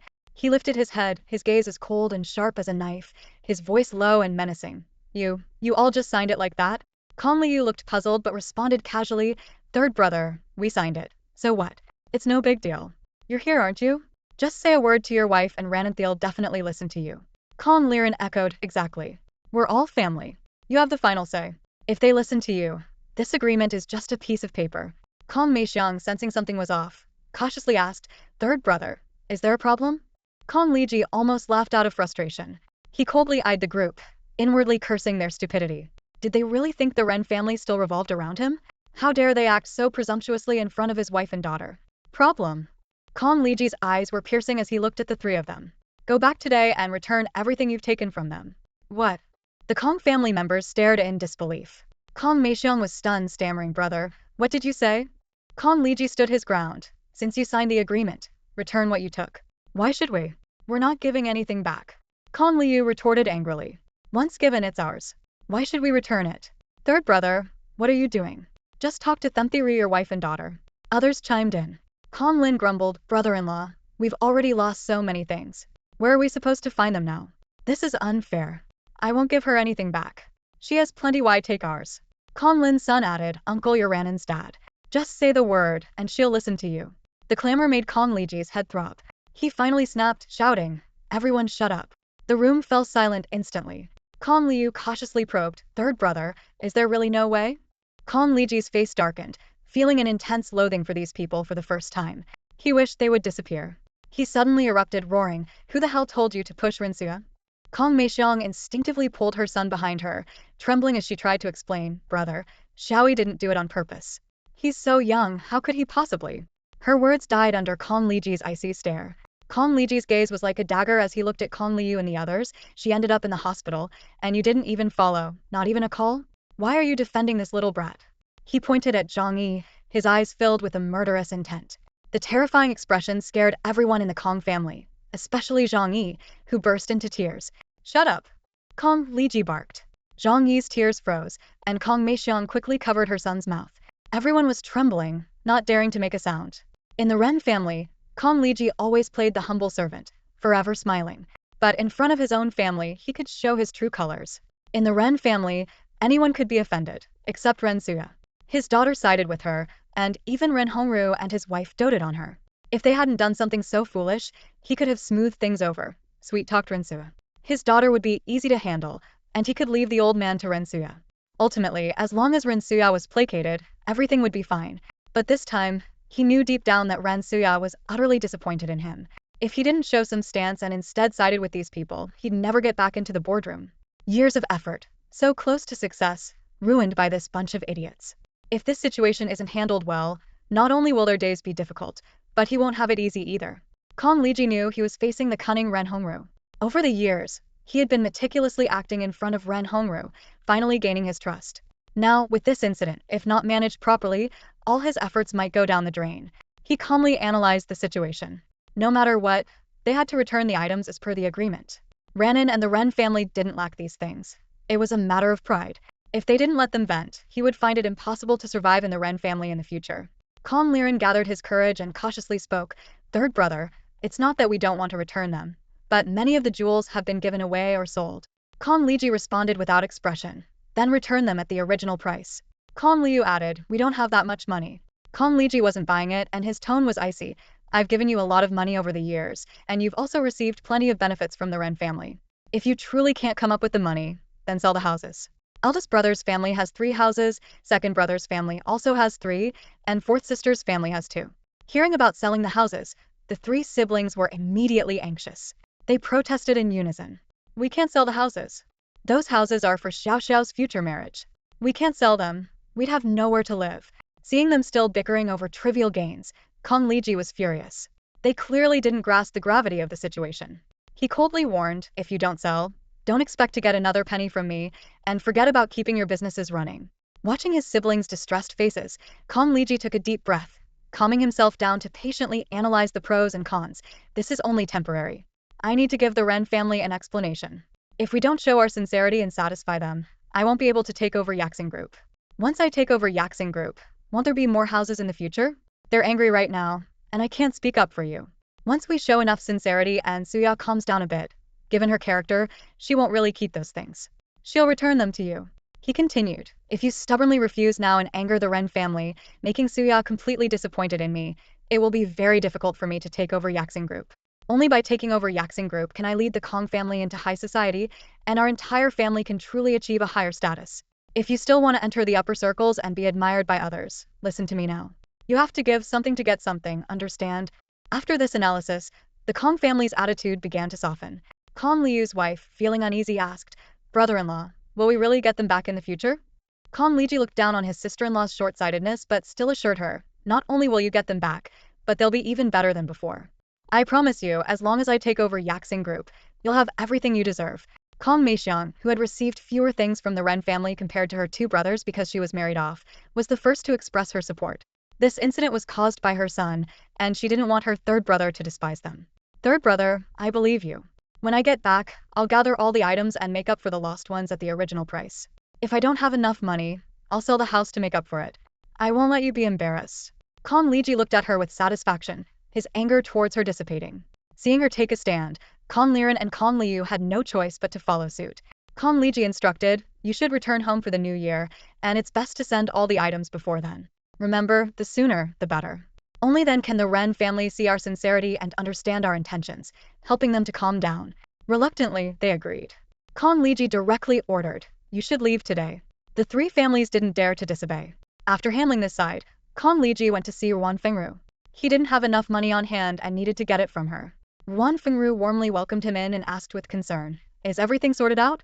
Kong Liji nodded wearily. Just as Ruan Fengru was about to go to the kitchen to make him some herbal tea, he pulled her into an embrace, burying his head in her chest. She gently held him, comforting him softly. In her arms, Kong Liji's agitated mood gradually calmed, and he let out a satisfied sigh. "Wherever you are is my safe haven." Pulling away from her embrace, Kong Liji's face returned to a calm expression, looking more spirited. Ruan Fengru gently asked, "Is there anything you need my help with?" Kong Liji got straight to the point. "I need the money I left with you." Ruan Fengru was taken aback. "How much do you need?" "All of it." She was shocked but maintained her composure. "Why do you need so much?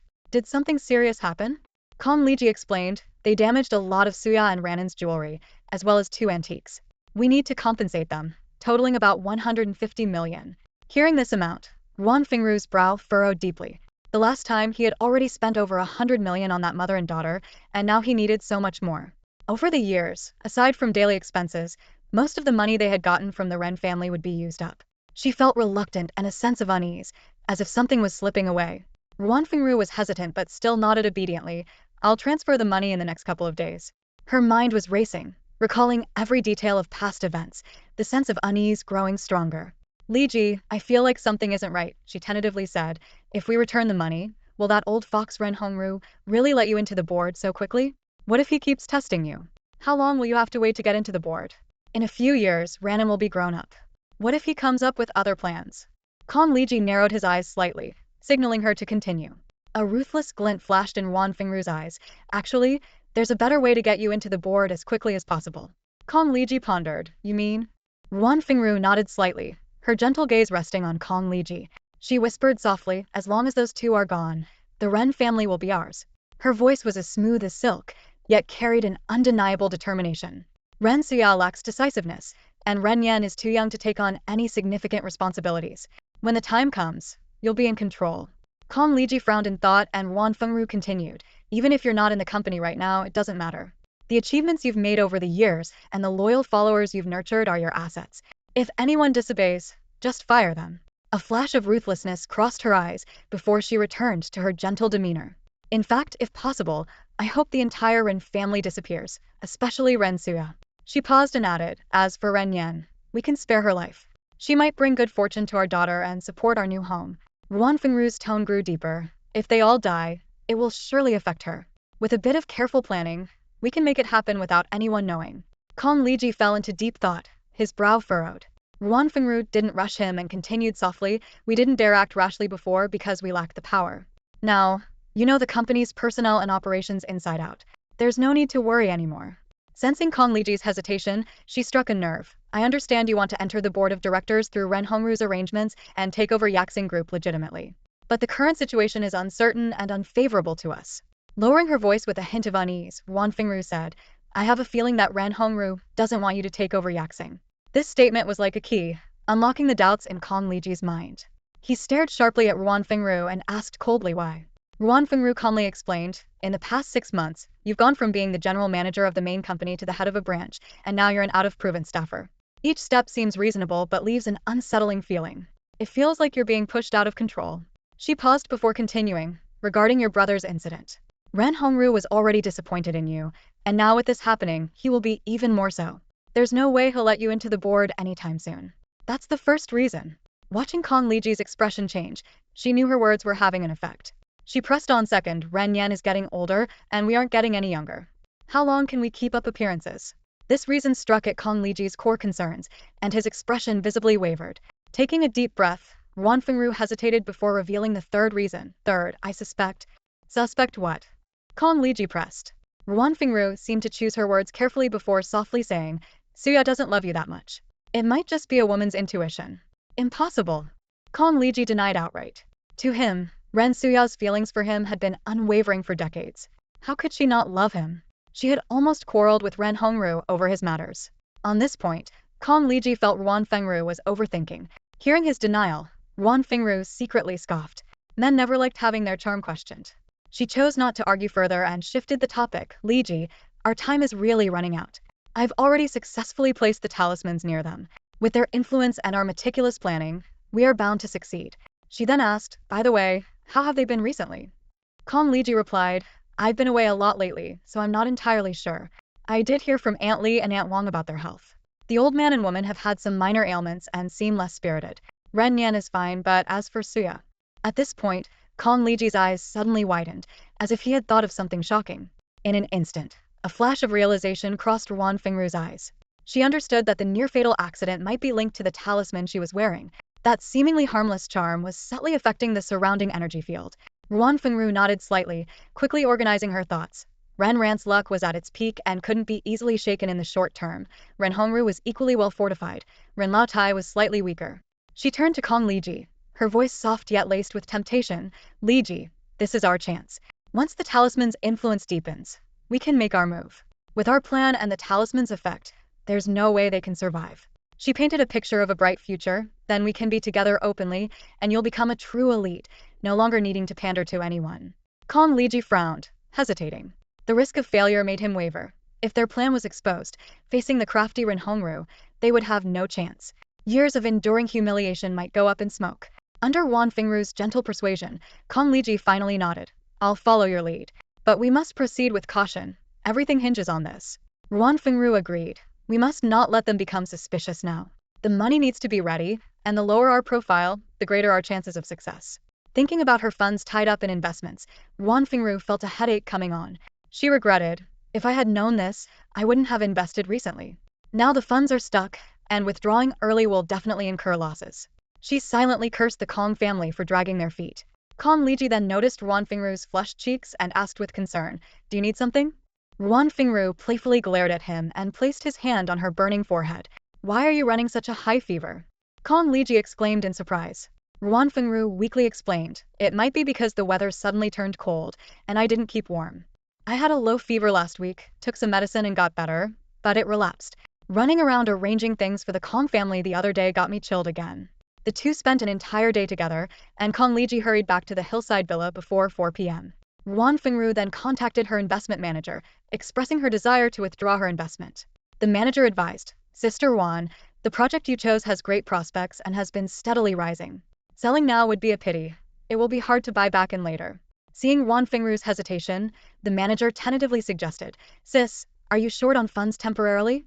I know someone who specializes in short-term loans, with interest rates slightly higher than the banks. Wan Fingru thought, according to the plan, they would act after the new year, just a few months away. Once Kong Liji officially took over Yaxing Group, money would no longer be an issue. The manager lounged lazily on the sofa, leisurely dangling the bait, waiting for Wan Fingru to bite. How many points are we talking about? As she asked this, a glimmer of interest flashed in the investment manager's eyes. He knew she was intrigued. Seizing the opportunity, he eagerly said, Sis, when are you free? I'll have my friend come over and explain everything in detail. If you think it's feasible, we can sign the contract. If not, we'll drop it. He paused for a moment and added, when the time comes, I'll liquidate everything as quickly as possible and transfer the money to you. However, you will need to pay a penalty fee. How about tonight? Can your friend come at 8 p.m.? Her voice carried a hint of urgency. Sure, no problem. The investment manager readily agreed. After hanging up, he stretched out his legs and relaxed for a moment before dialing another number. A clear and pleasant female voice quickly answered on the other end. Made some progress? She asked. The investment manager chuckled. Gao Jia, your foresight is impressive. Just as you predicted, she wants to withdraw the money. I followed your advice and introduced her to a lender. The woman on the other end gave a cold laugh. It's not my foresight. She's just following Miss Zhao's instructions. The network of connections belongs to the old master, and the trap was set by Miss Zhao. The real mastermind is Miss Zhao. You've done well, the woman continued, her tone becoming serious. Don't let your guard down before she secures the loan. Absolutely, absolutely, the investment manager assured her. Then, changing the subject, he added, if this works out, I'll be well rewarded. Just put in a good word for me with the old master. I've already handed your business card to the director in charge of this area. He'll contact you soon, the woman said calmly. Overjoyed, the investment manager exclaimed, haha, thank you, Gao Jia. When are you free? Let's grab a meal together. Not available recently. Maybe another time, she replied curtly. All right then, he responded, ending the call. Time flew by, and soon it was the Laba Festival. Ren Ran was at home, hosting the 3 Kong siblings and their spouses. Ren Suya didn't come downstairs, and Ren Hongru and his wife were out visiting friends. The only people in the hall were them. Kong Liren glanced around and tentatively asked, Ran Ran, how's your mother doing? Just the same, Ran Ran replied indifferently, her tone clearly distant. Kong Liren was taken aback by her cold response, feeling a strong dislike for her lack of respect for elders, but he dared not show it.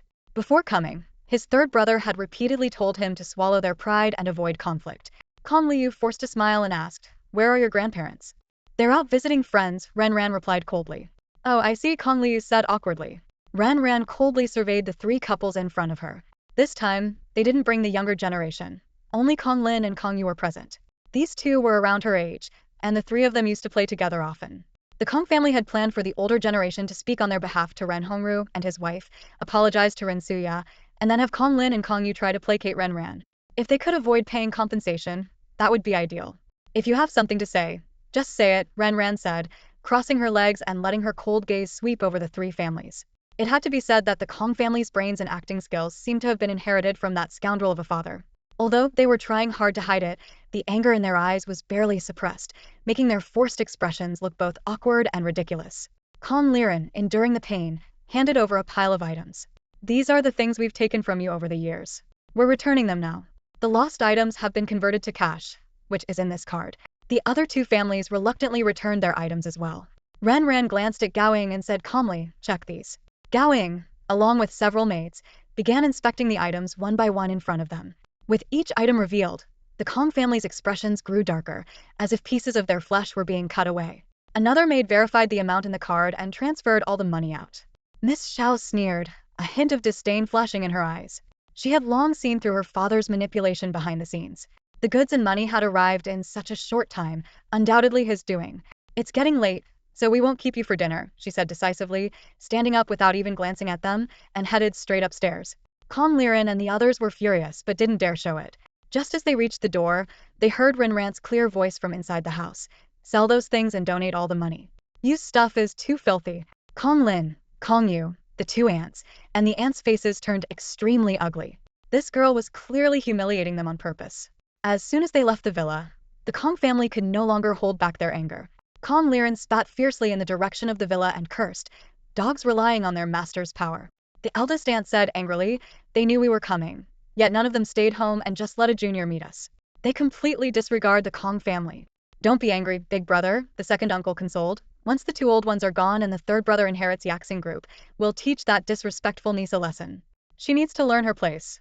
The group walked away, cursing and venting their anger. By noon, her grandfather and the others were dining at an old friend's house, while her mother was taken to a private chef by her scumbag father, leaving Ran alone. She decided to go out for a feast with Gaoing to see her off. They went to a revolving restaurant in Haishur and enjoyed a lavish meal. Gaoing had an afternoon train, so Ran arranged for a driver to take her to the airport, planning to stroll around before heading home. The commercial street was brimming with New Year spirit, and amidst the bustling crowd, familiar voices reached Ran's ears, followed by gasps from the onlookers. Curious, she turned to see 3 men and 2 women dressed in designer clothes and wearing luxury watches, clearly from wealthy families. Ran recognized them as Haishi's rich second generation, but they were at most acquaintances. They were surrounding a thin boy dressed in cheap clothes. One of the girls poured a cup of juice over his head, causing her companions to applaud. Another girl in a red dress dumped her leftover fish balls on the ground and arrogantly commanded, if you get down and eat these, I'll agree to your request. Onlookers frowned, and someone couldn't help but scold, aren't you going too far? There's no need to humiliate someone like this. One of the boys sneered and explained, he's the son of a mistress, a homewrecker's child. And he's shamelessly asking for money. Upon hearing he was a mistress's son, the crowd fell silent, their sympathy for the boy waning. In this era, people with proper values wouldn't sympathize with mistresses, and naturally, they had no good feelings towards their illegitimate children. Despite the contempt from the crowd, the boy in the middle stood tall, showing no signs of backing down. Eat it. Why aren't you eating? The girl in red urged. Ran had no interest in this spectacle and was about to leave when she suddenly stopped in her tracks. Do you really mean it? If I eat it, you'll give it to me. This voice, she hadn't heard it in so long. In countless desperate nights, when she thought of ending her life, it was he who pulled her out of hell. That year, Kong Lin and Kong Yu had exploited her hatred for Kong Lian to trick her out of the house, bringing in a group of vagrants to violate her. When she was on the verge of despair, ready to perish with them, he descended like a deity and saved her from those men. He was the only light, the only warmth in her tragic later years. In her past life, when she was humiliated by Kong Lian and his followers, it was he who broke through the crowd and took her away. He was like a bolt of lightning, cutting through the noisy throng, firmly grasping her hand and leading her out of that malicious space. When she was cyberbullied by Kong Lian's fans, he uncharacteristically set aside his dislike for arguments and engaged in a fierce, 24-hour online battle to defend her. When everyone else kept their distance, he remained steadfast by her side, like an unbreakable fortress. On that ill-fated day when she was pushed into the lake and was on the brink of drowning, he didn't hesitate to dive into the icy water, swimming towards her with all his might and giving her a lifeline. However, this act cost him his life, and he disappeared from the world forever. She lost her last pillar of support, and the wound in her heart never fully healed. In this life, she carefully avoided early contact with him. Before resolving her fate, she feared that the curse might affect him. What terrified her more was the possibility that if she couldn't change her destiny, she might drag him into the abyss once again. She secretly resolved to clear all obstacles before returning to him with dignity. At this moment, The young boy bent over, his straight back appearing particularly fragile. Suddenly, a pair of hands firmly pressed on his shoulders, stopping his movements. He slowly looked up, and the warm winter sunlight reflected in his clear yet slightly shattered eyes. In his delicate features, there was a faint resemblance to Ran Ran. This boy, named Luo Li, was left for the readers to imagine his appearance. He gazed blankly at the girl in front of him, his attractive eyebrows slightly furrowed with confusion and bewilderment. Ran Ran stood in front of him, her gaze resolutely scanning the people around them. Several of them visibly hesitated upon recognizing her. Ran Ran, are you standing up for this kid? Feng Hui asked, his tone clearly displeased. The others also frowned, evidently puzzled by Ran Ran's actions. The girl in red, Rao Shuer, sharply questioned, do you even know who he is? Do you know what his mother is like?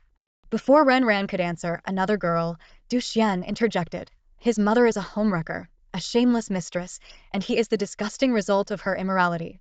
Are you sure you want to stand up for someone like him? Do you know that his mother nearly caused Feng Hui's mother to have a miscarriage? Ran Ran noticed the boy, who had been standing straight, now looked pained, seemingly suppressing his emotions. His mother is not a homewrecker. Ran Ran's voice was firm, echoing in the air. The boy behind her abruptly lifted his head, his clear eyes filled with shock, staring at her in a daze.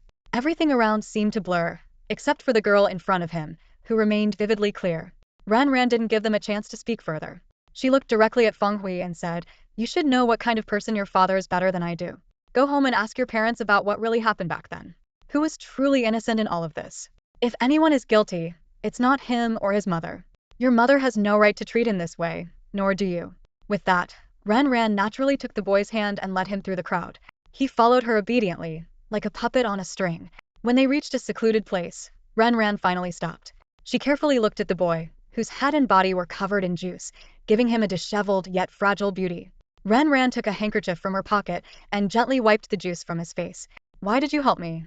The boy's cold voice carried a hint of confusion and bewilderment. She reached out and gently ruffled his bangs, speaking softly, because you deserve it. Ran Ran took out a card from her bag and placed it in his hand. The password is your birthday. It was also her birthday. Do we know each other? The boy lowered his head, revealing his graceful swan-like neck. We've known each other since the womb, she said, smiling sweetly at him as he stood there stunned. Luoli, Happy New Year. In this lifetime you're still here. That's wonderful. Ran Ran gazed at Luoli in front of her, a surge of indescribable emotion welling up inside her. She softly said, in the previous life, even without knowing our relationship, he still protected her. Little brother, this time, it's my turn to protect you. Luoli stood there, bewildered, his eyes filled with confusion. Ran Ran's actions and words seemed so surreal to him, as if they came from another world. Yet, inexplicably, he felt a sense of closeness to her and enjoyed being with her. Give me your phone, Ran Ran said, extending her hand with a gentle yet firm tone. Obediently, Luoli handed her his phone. Ran Ran quickly entered her number and then handed the phone back to him, advising, if you ever encounter any trouble, reach out to me. If Feng Hui and his gang bother you again, let me know, and I'll deal with them. Suddenly, a familiar voice came from behind Ran Ran. Ran Ran's body stiffened instantly. She turned around quickly, instinctively stepping in front of Luoli. She warily looked at her father, Kong Liji, and mother, Ran Suya, who were walking toward them. At that moment, she had only one thought. She must not let her father discover Luoli's existence. Memories surged like a tide. When her mother was pregnant, she was carrying twins, but her brother was stillborn. Her grandparents witnessed the cremation. According to the Ren family rules, a child who dies at birth cannot be buried but must be enshrined in a temple, and only after 20 years can they be reburied. Every year, the whole family would go to the temple to pay respects to her brother. However, the truth from the previous life was shocking. Her brother had been swapped. If it weren't for this accident, he might not have escaped being killed by Kong Liji, as her father would never allow a male heir to exist, fearing it would hinder his takeover of Yaxing Group.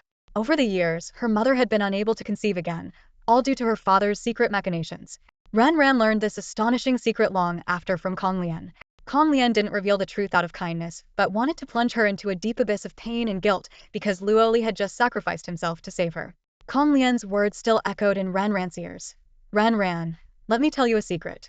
Your twin brother didn't die. Father intended to smother him himself, but he was swapped and survived by a fluke. Unfortunately, he still ended up dying because of you. You are a jinx. You killed your grandparents, your mother, and now your brother. If it weren't for you, he might have lived for decades. You've guessed who he is, haven't you?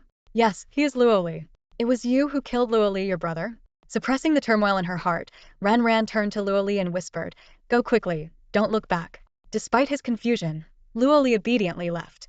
As her parents reached her, Kong Liji's eyes casually glanced at the departing figure of Luoli and curiously asked, Ran, who was that?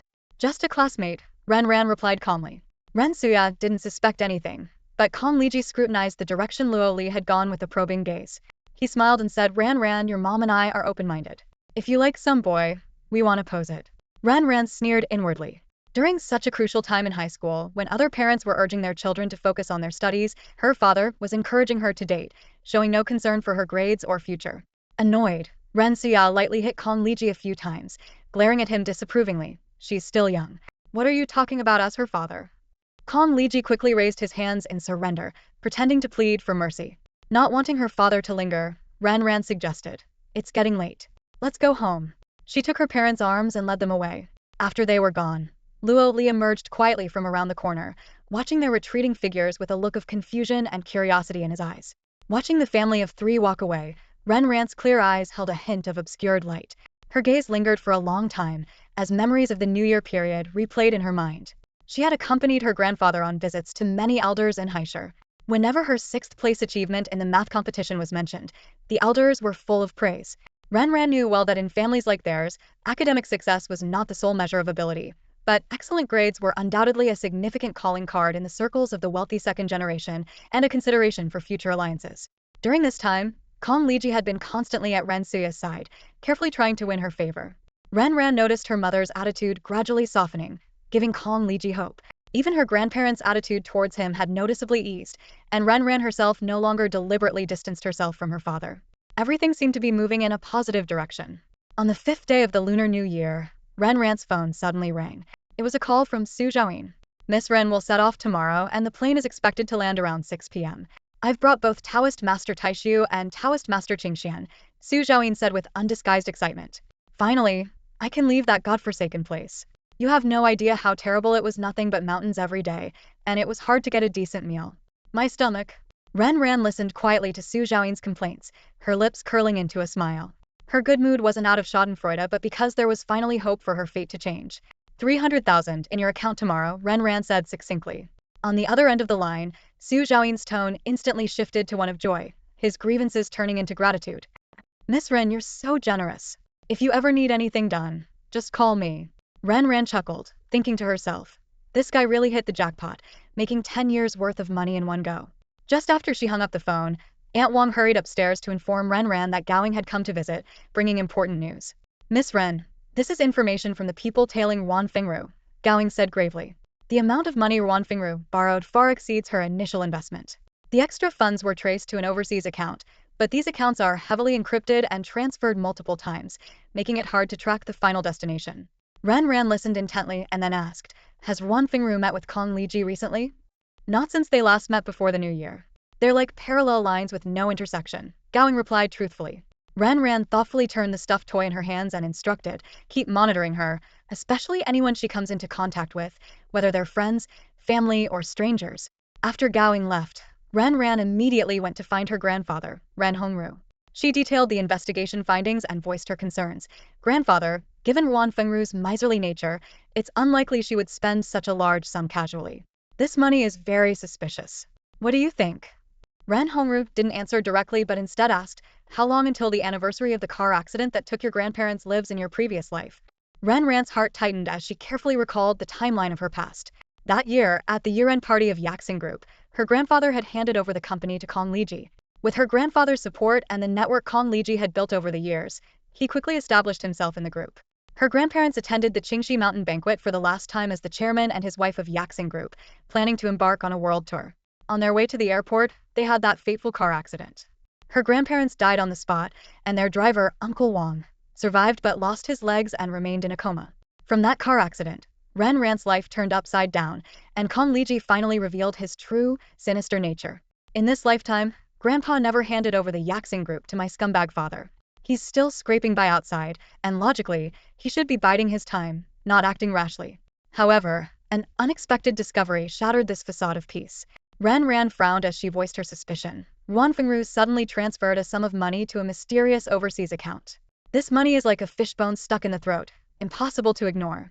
What's more coincidental is that this transfer happened at this sensitive time. I suspect they might be planning something against you. That money could very well be blood money. Ren Hongru listened quietly, his face expressionless. After a moment of contemplation, he spoke slowly. Ran, there's a strategy among the 36 stratagems called luring the tiger out of the mountain. While caution is wise, sometimes we need to take the initiative. Since they have such intentions, it wouldn't hurt to force them to reveal themselves and seize the initiative. Ran exclaimed, Grandpa, that's too dangerous. Using them as bait if something goes wrong, we'll regret it forever. Ren Hongru calmly replied, nothing ventured, nothing gained. I won't be involved in this operation. I'm leaving it entirely to you. Remember these points. First, if there's no reason, create one for them. Second, if there are no conditions, create the conditions for them. Third, if they lack confidence, make them believe they have certainty. Go back and think it over carefully. Ran understood that her grandfather was testing her, and this was about the safety of her grandparents. She couldn't afford to be careless. She stayed up all night refining the plan, considering the personalities of their adversaries and figuring out how to lure them in without arousing suspicion. At dawn, Ran eagerly presented the plan to her grandfather. Ren Hongru looked at her bloodshot eyes and gave her a firm tap on the head. Don't make this a habit. Yes, Ran replied, rubbing her head. After carefully reviewing the plan, Ren Hongru nodded frequently but didn't express his approval. If you think it's feasible, then carry it out. Okay. Ran was about to turn away when she suddenly slapped her forehead. I almost forgot, the Taoist master Taishu and his apprentice are arriving in Haishur today. Grandpa, should I help arrange a meeting? No need, I'll pick them up myself, Ren Hongru replied. Having stayed up all night, Ran went back to her room and fell asleep immediately, setting an alarm. Before leaving, she learned that her grandfather had an urgent matter and had to go to the airport alone. The flight was delayed, and Ran looked at the display screen, feeling her empty stomach. She found a fast food place and ordered some food. Just as she took a couple of bites of noodles, a familiar figure entered her sight. It was her. What was Ruan Fengru doing here? Ran immediately put down her chopsticks and quietly followed her. Soon, Ruan Fengru arrived at International Arrival Gate 2. Ran hid behind a pillar, observing. Shortly after, a stream of passengers began to exit. Suddenly, someone bumped into Ran. Sorry. Ran picked up her fallen bag and waved at the person. When she looked back at the exit, Ruan Fengru was nowhere to be seen. She scanned the area and soon spotted Ruan Fengru again, with a man in Taoist robes beside her. Taoist robes. Ran's heart skipped a beat. In her previous life, apart from the schemes of Ruan Fengru and her scumbag father, one other person played a crucial role, the one who altered her fate. Without hesitation, Ran followed them. She headed in the direction they had gone, her heart ablaze with a fierce determination. She had to find out who was among the culprits responsible for her suffering in her past life. The Taoist walking alongside Ruan Fengru suddenly furrowed his brow and came to an abrupt halt. He spun around, his sharp gaze sweeping behind them. Ran reacted quickly, ducking behind a pillar in an instant. Just then, a noisy tour group passed by, the crowd conveniently blocking the Taoist's line of sight. The Taoist stared at the bustling exit, the unsettling feeling of being watched gradually fading. Sensing something amiss, Ruan Fengru glanced around but found nothing unusual. Master, what's wrong? She asked softly. The Taoist withdrew his gaze and replied calmly, nothing. Ran pressed herself against the pillar, holding her breath. Her eyes followed the two as they walked away, but she still couldn't make out the Taoist's face. She silently cursed herself. This person was too vigilant. She had barely followed them for a moment and almost got caught. Perhaps her tracking skills were still lacking, and that's why she was detected. Pulling out her phone, she quickly dialed Gao Ying's number. Miss Ren, what are your orders? Gao Ying's respectful voice came through. Ran's tone was serious. Tell the people watching Ruan Fengru to be extremely careful. The person she's meeting this time is not easy to deal with. He's very alert, so they must not be discovered. It's better to give up halfway than to be exposed. Understood, Gao Ying responded, not daring to slack off. A black business van slowly drove away from the terminal. Inside, Ruan Fengru cautiously observed the Taoist next to her. Although it wasn't the master himself, having his disciple come personally was enough to make her uneasy. Tentatively, she asked, Daoist Yao, is there something you need my help with on this trip? Daoist Yao's half-closed eyes opened slightly, and he glanced at Ruan Fengru indifferently. You've been too quiet on your end. My master sent me to assist you in completing the task. Ruan Fengru's heart leapt with joy, and she quickly flattered him. It's an honor that the master, despite being so busy, still thinks of us. Daoist Yao snorted coldly and said bluntly, the expenses for this trip will be extra. Of course, Ruan Fengru readily agreed. Hearing her quick agreement, Daoist Yao's expression softened a bit. Ruan Fengru settled the Taoist into a 5-star hotel, ensuring everything was meticulously arranged. Daoist Yao's resentment towards the trip slightly diminished, and he finally gave her a proper look, his eyes narrowing as he carefully examined her face. Ruan Fingru felt uneasy under his gaze but didn't dare show any displeasure. She asked softly, Daoist Yao, is there something wrong? Have you encountered any troubles recently? Daoist Yao inquired. I have indeed, Ruan Fingru admitted. No wonder you're surrounded by bad luck, Daoist Yao remarked nonchalantly. Ruan Fingru quickly asked, Daoist Yao, can you help me get rid of this bad luck? Although Daoist Yao was a disciple, his skills were not even a tenth of his master's. He was good at drawing simple talismans and occasionally setting up formations, but removing bad luck was beyond his capabilities. Of course, he wouldn't admit this. No need to worry, he said with confident assurance. Once we complete the task my master assigned, your bad luck will naturally dissipate. Daoist Yao's self-assured demeanor was convincing. At that moment, the phone on the table suddenly rang. Ruan Fingru glanced at it. It was an unknown number.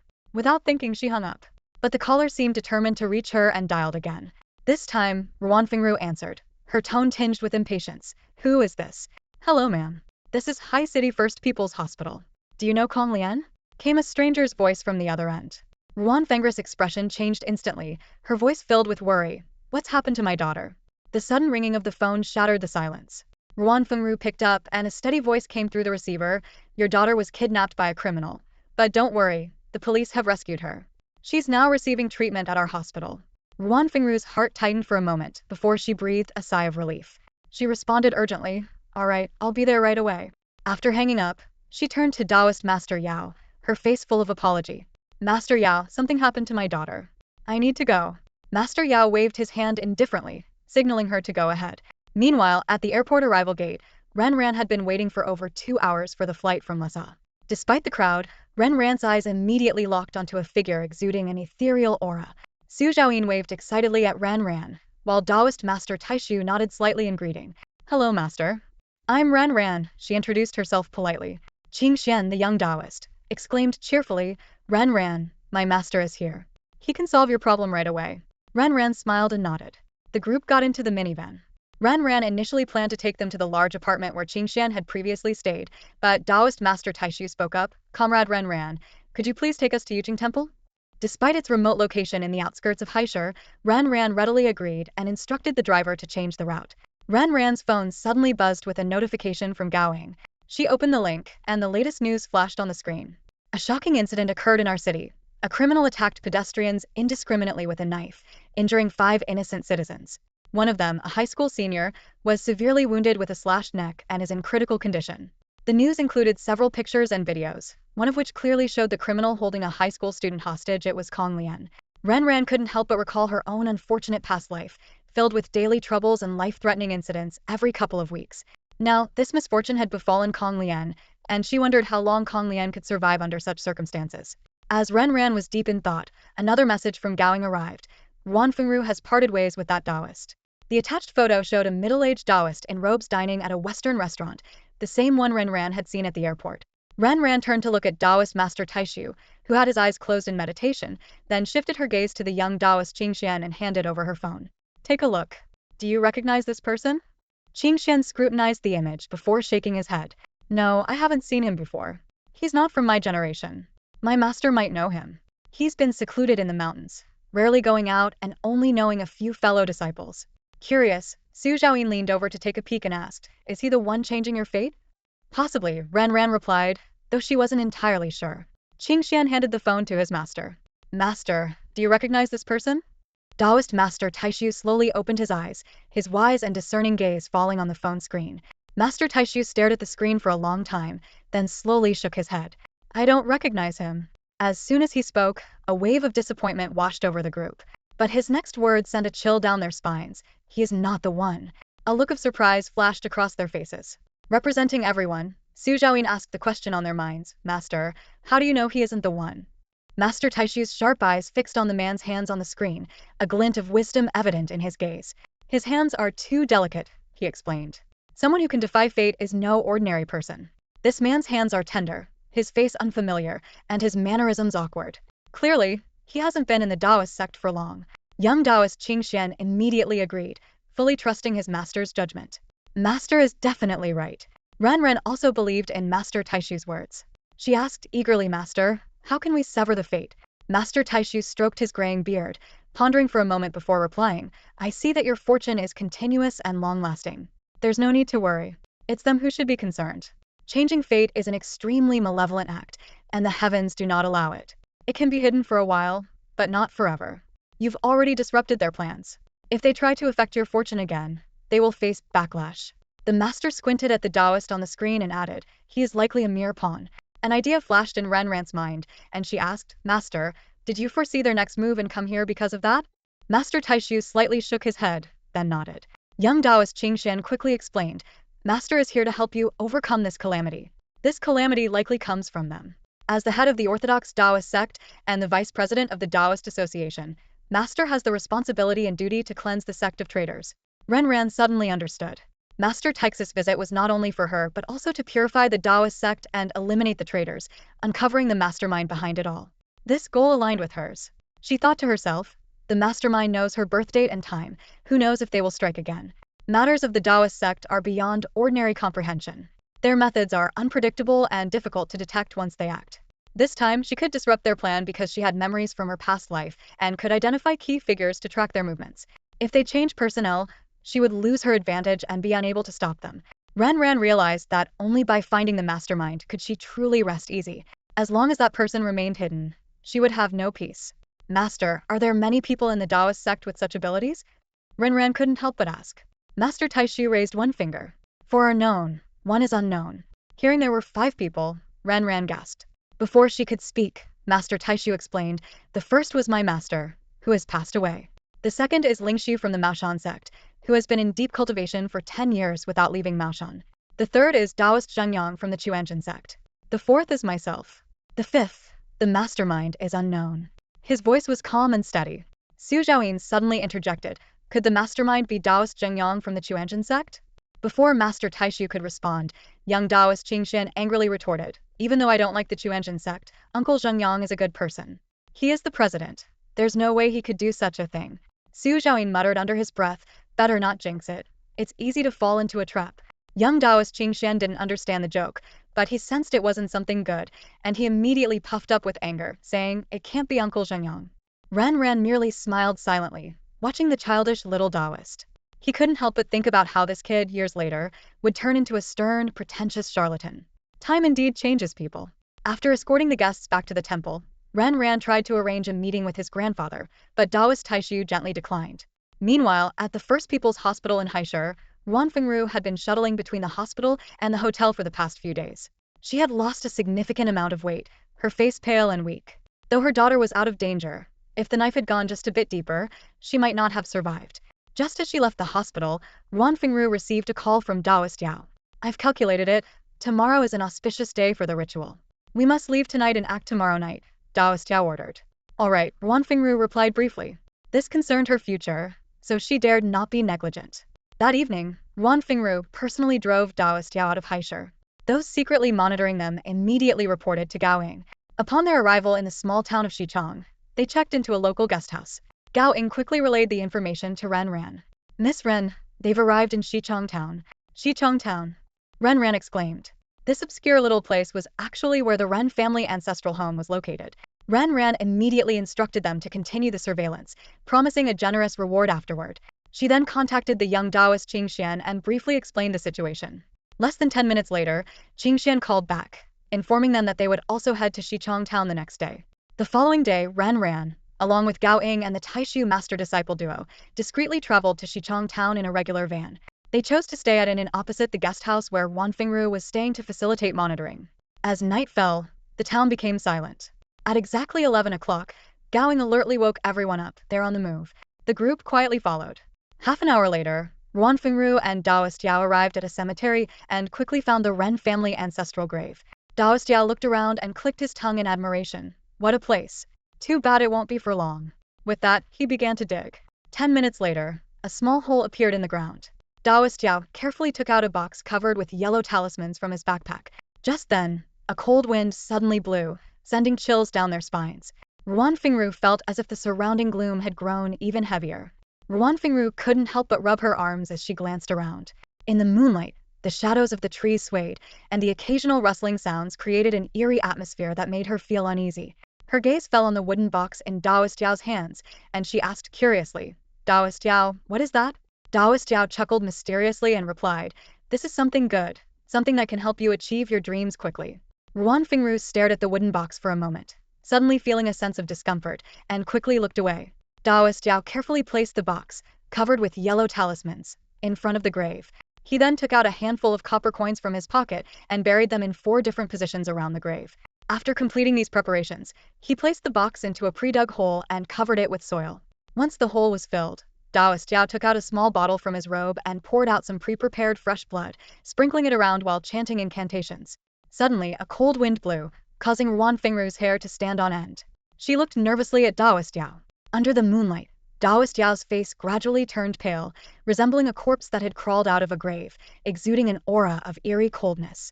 If it weren't for the hope of a brighter future, Ruan Fingru might have already run away. After a while, Daoist Yao finally stopped chanting. Seeing him looking weak, Ruan Fingru asked with concern, "Daoist Yao, are you alright?" Too exhausted to speak, Daoist Yao just waved his hand. He leaned against a stone stool, panting heavily before managing to say, "Pack up and let's leave." Ruan Fingru nodded in agreement, quickly packed his bag, and helped Daoist Yao leave the Ren family ancestral grave. Shortly after they left, a group hidden in the darkness emerged.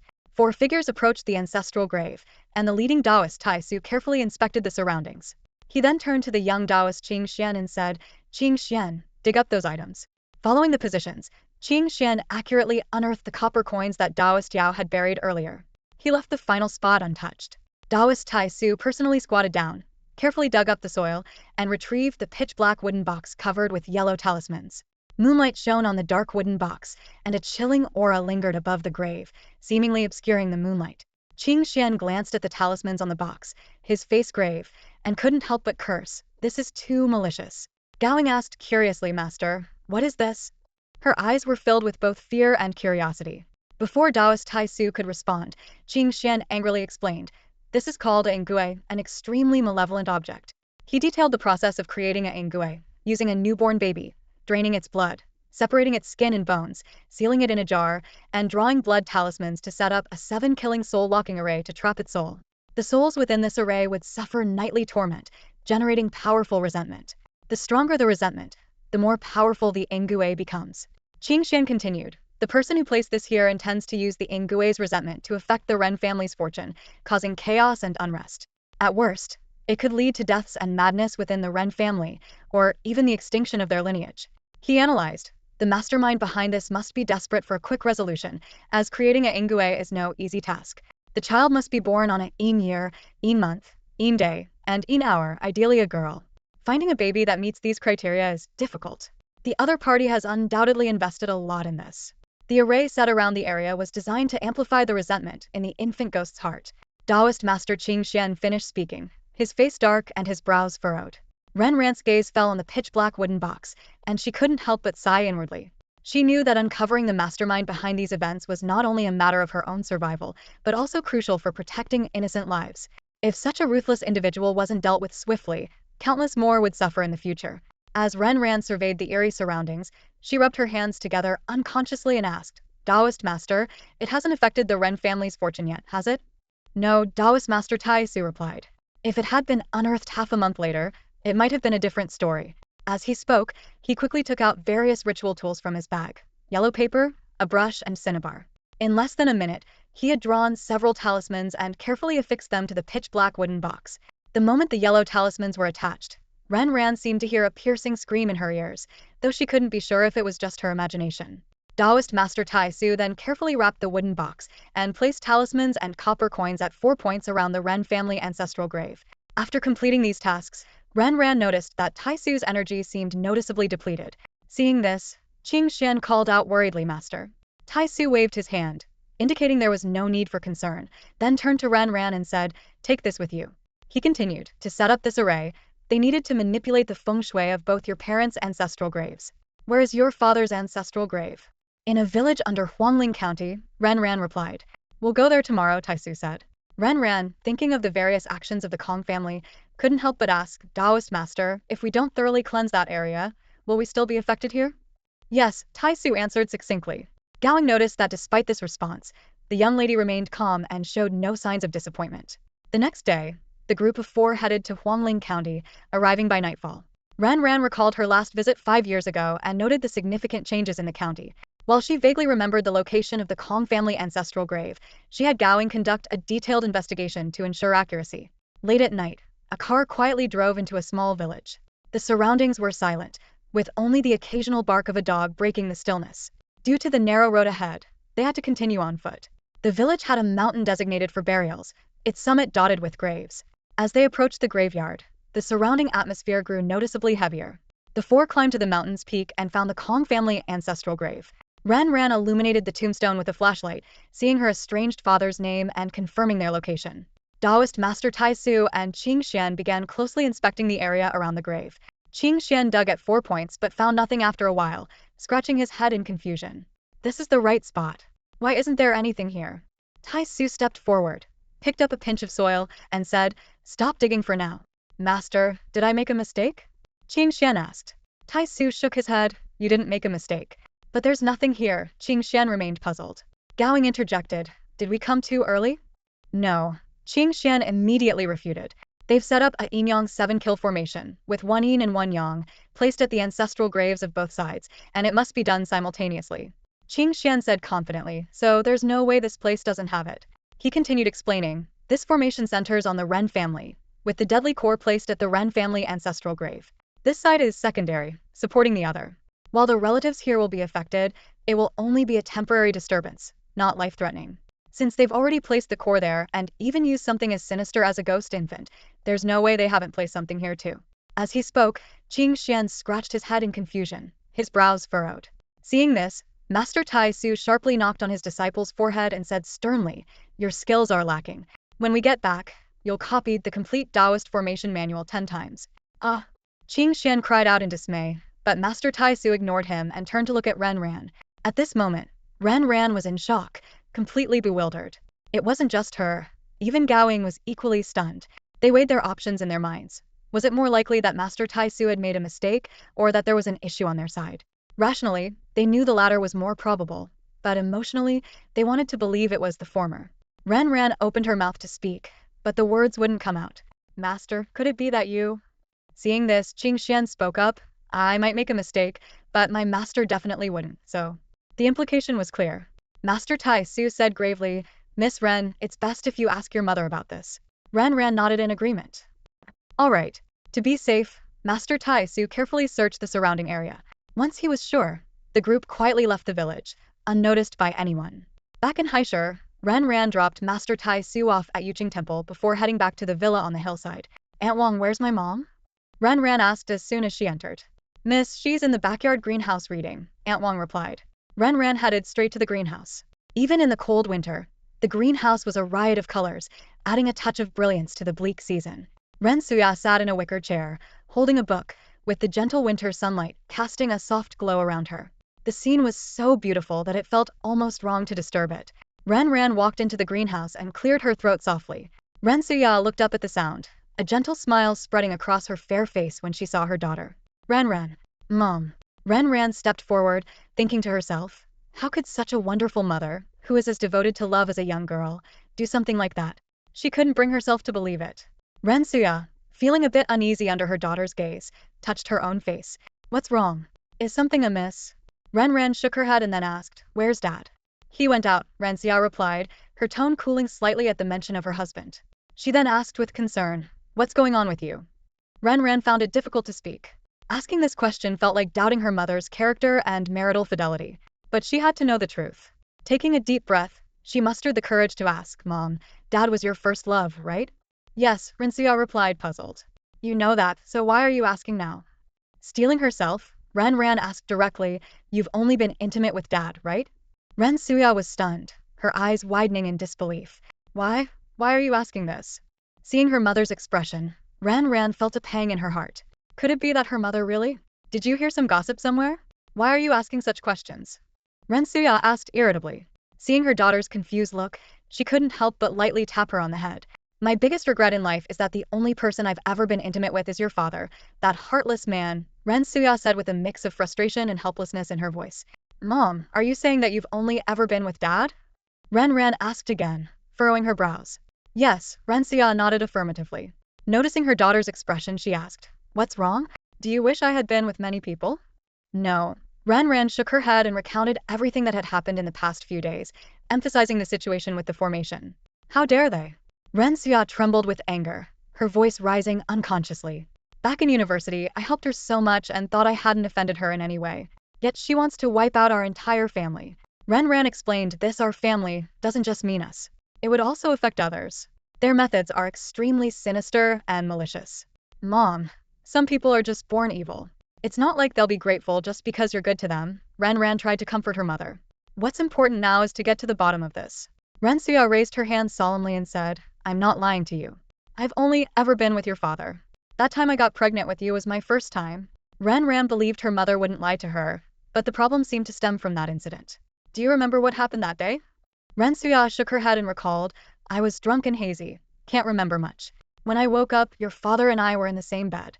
Ran Ran, could it be that the master made a mistake? Whoever made the mistake, we'll find out, Ran Ran said thoughtfully. Mom, we'll find out.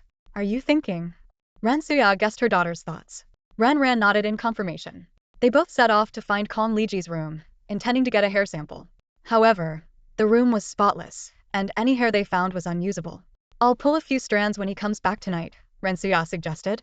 Mom, let me do it, Ran Ran hesitated. Ren Xia, seeing her daughter's distrust, earnestly said, trust me this once. Under her mother's sincere gaze, Ren Ran finally agreed. That night, Ren Xia took Kong Liji to the garden to admire the moon. Ren Ran watched from a distance as the maid brought over wine and snacks, waiting silently. After half a bottle of wine, Kong Liji looked at Ren Xia with a dazed expression, unconsciously leaning towards her. Xia, you look so beautiful tonight. Suppressing her discomfort, Ren Xia blocked his approaching kiss with her hand and changed the subject. Honey, you have white hairs. Really? Let me pull them out for you. Kong Liji gladly agreed. Ren Xia let his head rest on her lap, her fingers running through his hair, pretending to search carefully. She pulled hard, making Kong Liji wince in pain. Does it hurt? Ren Xia asked innocently. No, Kong Liji forced a smile. In her lowered hand, Ren Xia tightly held the freshly plucked hairs. Having succeeded, she found an excuse to send Kong Liji off for a bath and quickly went to find Ren Ran. I got them, Ren Xia said, opening her palm to reveal several hairs with follicles attached. You're amazing, Mom, Ren Ran whispered softly, giving Ren Xia a gentle kiss on the cheek. Efficiently, she took out 2 sealed bags from the drawer and carefully placed a few strands of hair with follicles into one of them. Then she pulled a few strands from her own head and put them into the other bag. Mom, you should pull a few strands too, Ren Ran suggested, a flicker of barely noticeable tension in her eyes. Ren Xia shook her head with a smile. You came from my belly. With such similar features, if you're not my daughter, then whose could you be? Ren Ran smiled, but her worry lingered. She knew that some things needed to be confirmed personally to put her mind at ease. The next day, Gowing accompanied Ran Ran to the testing center. The staff explained, there are 2 pricing options for the paternity test. One is expedited, and you can get the report the same day. The other takes 2 days for the results. Gowing looked at Ran Ran, who immediately said, expedited. While waiting for the results, Ran Ran leaned back on the sofa in the waiting area, closing her eyes to rest. Gowing received a mysterious package from Su Zhaoyin, which contained hair from an unknown source. Gowing returned to the waiting area and whispered, Miss, the private investigator has delivered the item. Ran Ran opened her eyes and calmly said, have it tested for paternity. Expedited. Memories from her past life flashed through her mind. Her brother's true parentage was only revealed after his death by Kong Lian. In this life, she was determined to uncover the truth. Finally, the first paternity test report came out. Ran Ran took the report and flipped straight to the last page. Seeing the words, parent-child relationship, she exhaled deeply. The report confirmed that she was indeed the biological daughter of the Ren family. Not long after, the second report was handed to Ran Ran. She quickly turned to the last page, and her eyelid twitched slightly upon seeing the words, no biological relationship confirmed. Just as I thought. Ran Ran chuckled softly, her laughter tinged with relief, release, and a hint of joy. The truth was finally revealed, and the weight on her heart was lifted. No matter if it was in her past life or her current one, Ran Ran could never come to terms with her father's actions. She repeatedly reminded herself that it wasn't her fault, that he wasn't worth it, that it was his mistake. However, whenever she recalled those years of affection, she couldn't fathom how he could be so heartless towards her. When the result confirming their lack of blood relation was laid out in front of her, Ran Ran finally felt a sense of relief. She couldn't help but let out a low chuckle, feeling fortunate that she didn't have such a merciless father. But as she laughed, tears involuntarily welled up in her eyes. The heavy burden that had weighed on her heart for so long was finally lifted. She no longer needed to bear the guilt of patricide, nor be suffocated by the moral obligations instilled in her since childhood. Ran Ran took a deep breath, and the turmoil in her eyes gradually settled. She looked at Gao Ying, who was anxiously handing her a tissue. Ran Ran didn't take it but wiped her tears away roughly with the back of her hand, her expression turning indifferent once more. Next, it'll be the Ren family against the Kong and Wan families, Ran Ran said softly, a hint of resolve in her voice. Gao Ying placed 2 freshly printed reports in front of her. Ran Ran picked up one, which was the paternity test result between Luo Li and Kong Liji. The result showed no blood relation, and she couldn't help but sigh in relief. The second report confirmed that Luo Li and Ren Suya were indeed mother and child, which completely put her at ease. Kong Lian didn't lie to me. Luo Li really is my younger brother, Ran Ran murmured to herself, carefully placing the 4 reports into her bag. Back home, Ran Ran ran into Kong Liji. He noticed her good mood, the joy in her eyes almost spilling over. Ran Ran, what made you so happy? Kong Liji asked with a smile. A friend gave me a gift, Ran Ran replied, a faint smile on her face. Make sure to return the favor, Kong Liji reminded her. Of course, Ran Ran chuckled. I'll give them a gift they'll never forget. Kong Liji was very pleased with his daughter's response, thinking that his lifelong efforts in raising her had not been in vain. Ran Ran cheerfully went upstairs, heading straight to her grandfather's study. Her grandfather was in the middle of a video conference with high-ranking officials abroad, and she quietly found a seat to wait. 2 hours later, the meeting ended. What's up? Ren Hongru asked. Yes, Ran Ran nodded, standing up to take out 2 reports, which were her and Ren Suya's paternity test results. When Ren Hongru saw the paternity test result between his granddaughter and Kong Liji, his pupils contracted sharply. What a scheme, he said through gritted teeth. If it weren't for that incident that got my daughter pregnant, Kong Liji wouldn't have been able to enter the Ren family. Ren Hongru recalled that it was only because of the child in Ren Suya's belly that he reluctantly agreed to her marriage with Kong Liji. He had always suspected that the child was a result of Kong Liji's machinations, but he hadn't realized how complex the situation truly was. Grandpa, don't be angry. Ren Ran quickly took out the second report, hoping it would calm him down. Ren Ran took a deep breath and met her grandfather Ren Hongru's stern gaze. Grandpa, please don't get angry yet. Take a look at these 2 reports first. She handed over the documents. Ren Hongru frowned as he took them. His curiosity piqued. As he opened the first report, his frown deepened, and a flicker of surprise crossed his eyes. The report clearly indicated that there was no blood relation between Luo Li and her supposed father. When he opened the second report, Ren Hongru's head snapped up, his eyes piercing as he stared at Ren Ran. This is... His voice trembled with shock. Ren Ran spoke softly. Grandpa, he's my brother. She explained that because her brother was declared a stillborn at birth, according to the family's traditions, such a child couldn't be officially named or included in the family genealogy, so they always referred to him simply as brother. She continued, in my previous life, I only met my brother after I was driven away by that person. At that time, I didn't know his identity. It was only after he died saving me that I learned the truth from Kong Lian. Ren Ran asked anxiously, Grandpa, you won't blame me for telling you this only now, will you? Ren Hongru shook his head, his eyes filled with tenderness. Silly child. What are you worried about? How could I blame you? He keenly sensed from Ren Ran's words that Kong Li and the others were unaware of the brother's existence. In the previous life, they must have only noticed him after he came into contact with Ren Ran. Ren Hongru understood his granddaughter's intention. She wanted to protect her brother. If things proceeded as they were, Kong Li and his group wouldn't discover the brother, keeping him safe. Any premature contact could risk his exposure, and given Kong Li's ruthless nature, they would never let him live. How many people know about him? Ren Hongru asked, concern evident in his tone. Ren Ran thought for a moment and replied, aside from us, there's only Gao Ying. No one else is paying attention to him for now. Ren Hongru nodded approvingly. You've done well. He advised, don't tell your mom or grandma about this, especially your mom. Okay, Ren Ran agreed, then pointed to the first report. What about this one? Ren Hongru glanced at it and spoke firmly, show it to her. She needs to understand the true nature of the person she's been living with. Ren Ran nodded. All right. I'll arrange for her to go abroad for a while tomorrow. She knew her grandfather still cared deeply for her mother. As Ren Suya returned from a social engagement, she immediately sought out her daughter. Once the door was closed, she eagerly asked, how did it go? Ren Ran took out the 2 paternity test reports from a drawer, her tone heavy. Mom, you need to prepare yourself. The words instantly made her heart race. With trembling hands, Ren Suya opened the first evaluation report. Upon seeing the result, she let out a sigh of relief, her taut nerves slightly relaxing. She silently thanked her lucky stars, nearly scared to death by her daughter's words, thinking she might not be her own child. However, when she flipped open the second report, those glaring words, no blood relation confirmed, left her stunned. Her mind went blank, and she muttered to herself, How is this possible? I was only ever with him. Ren grasped her mother's trembling hand, his voice low and resolute. Mom, things back then might have been more complicated than you think. You were probably set up, and the person behind it wasn't him. Images from that time flashed through Ren Suya's mind. The thought of being delivered to a stranger's bed made her stomach churn. She abruptly stood up and staggered towards the bathroom. Ren followed closely, watching his mother retch helplessly at the sink. His heart ached with both sorrow and rage. He was heartbroken by his mother's betrayal and enraged at the heartless man. She had given her all to him, yet he had done something so despicable. Mom, it's all in the past now, Ren said softly, embracing his mother's frail frame, unsure of how to comfort her.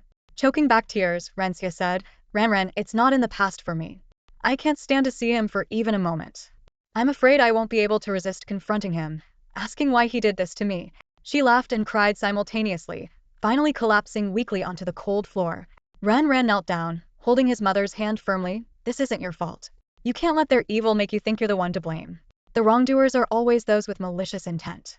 A victim is a victim, and being imperfect doesn't change that. The ones who should be condemned are them. Gripping her daughter's hand tightly, a hint of obsession in her eyes, Rensia said, Ren, don't believe in love.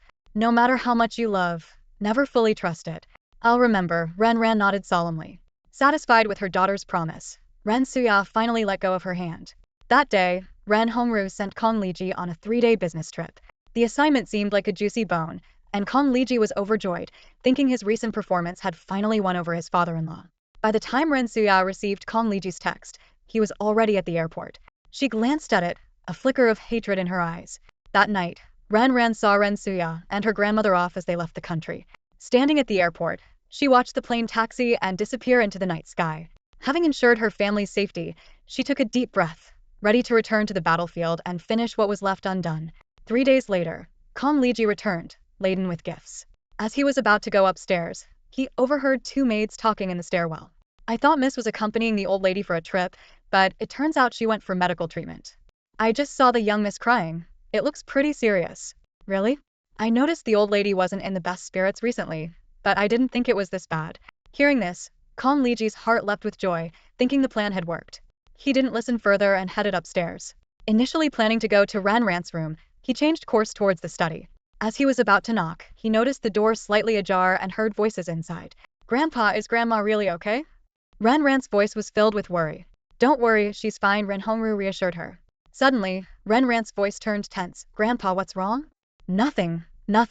Just a bit dizzy. Maybe it's from overworking these past few days. Don't overwork yourself. How about bringing Dad back to the main office? Ren suggested. Standing outside, Kong Liji's heart soared, and he continued eavesdropping. Your dad still needs more experience outside, Ren Hongru said.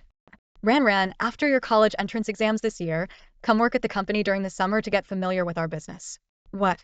You don't want to? He asked. It's not that. Just feels a bit early, Ren hesitated. It's not too early. You'll have to take over eventually, Ren Hongru insisted. Outside the door, Kong Liji stiffened, his face gradually darkening. And what about Dad? Ren asked, surprised. Your father will never be one of the Ren family. Ren Hongru's voice came through slowly, like a sharp blade cutting through the air. Standing outside the door, Kong Liji froze, as if his blood had turned to ice.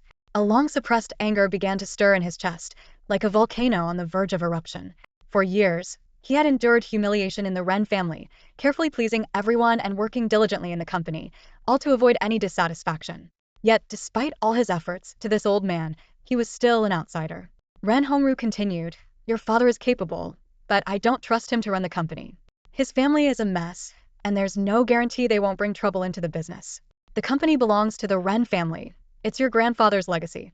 He doesn't want it destroyed by the Kong family, so no matter what your father does, he'll never truly be one of us. Kong Liji sneered internally. So, this is what the old man really thinks. Even if he married into the family, he would always be a Kong. The gloom in his eyes deepened, like storm clouds gathering before a tempest. Grandfather, my father knows his boundaries. He won't bring Uncle and the others into the company, came Ran's voice. But perhaps this is for the best. My dad has always felt exhausted and wants to travel the world with my mom. I'll just have to work harder. Hearing this, Kong Liji's face darkened further. The Ren family members were all the same, selfish and self-serving. Good, Ren Hongru replied with a smile. I can hold on for a few more years. By the time you graduate from university, I'll be ready to retire. I'll strive to reach my goals early, so you can enjoy your retirement sooner, Renran said.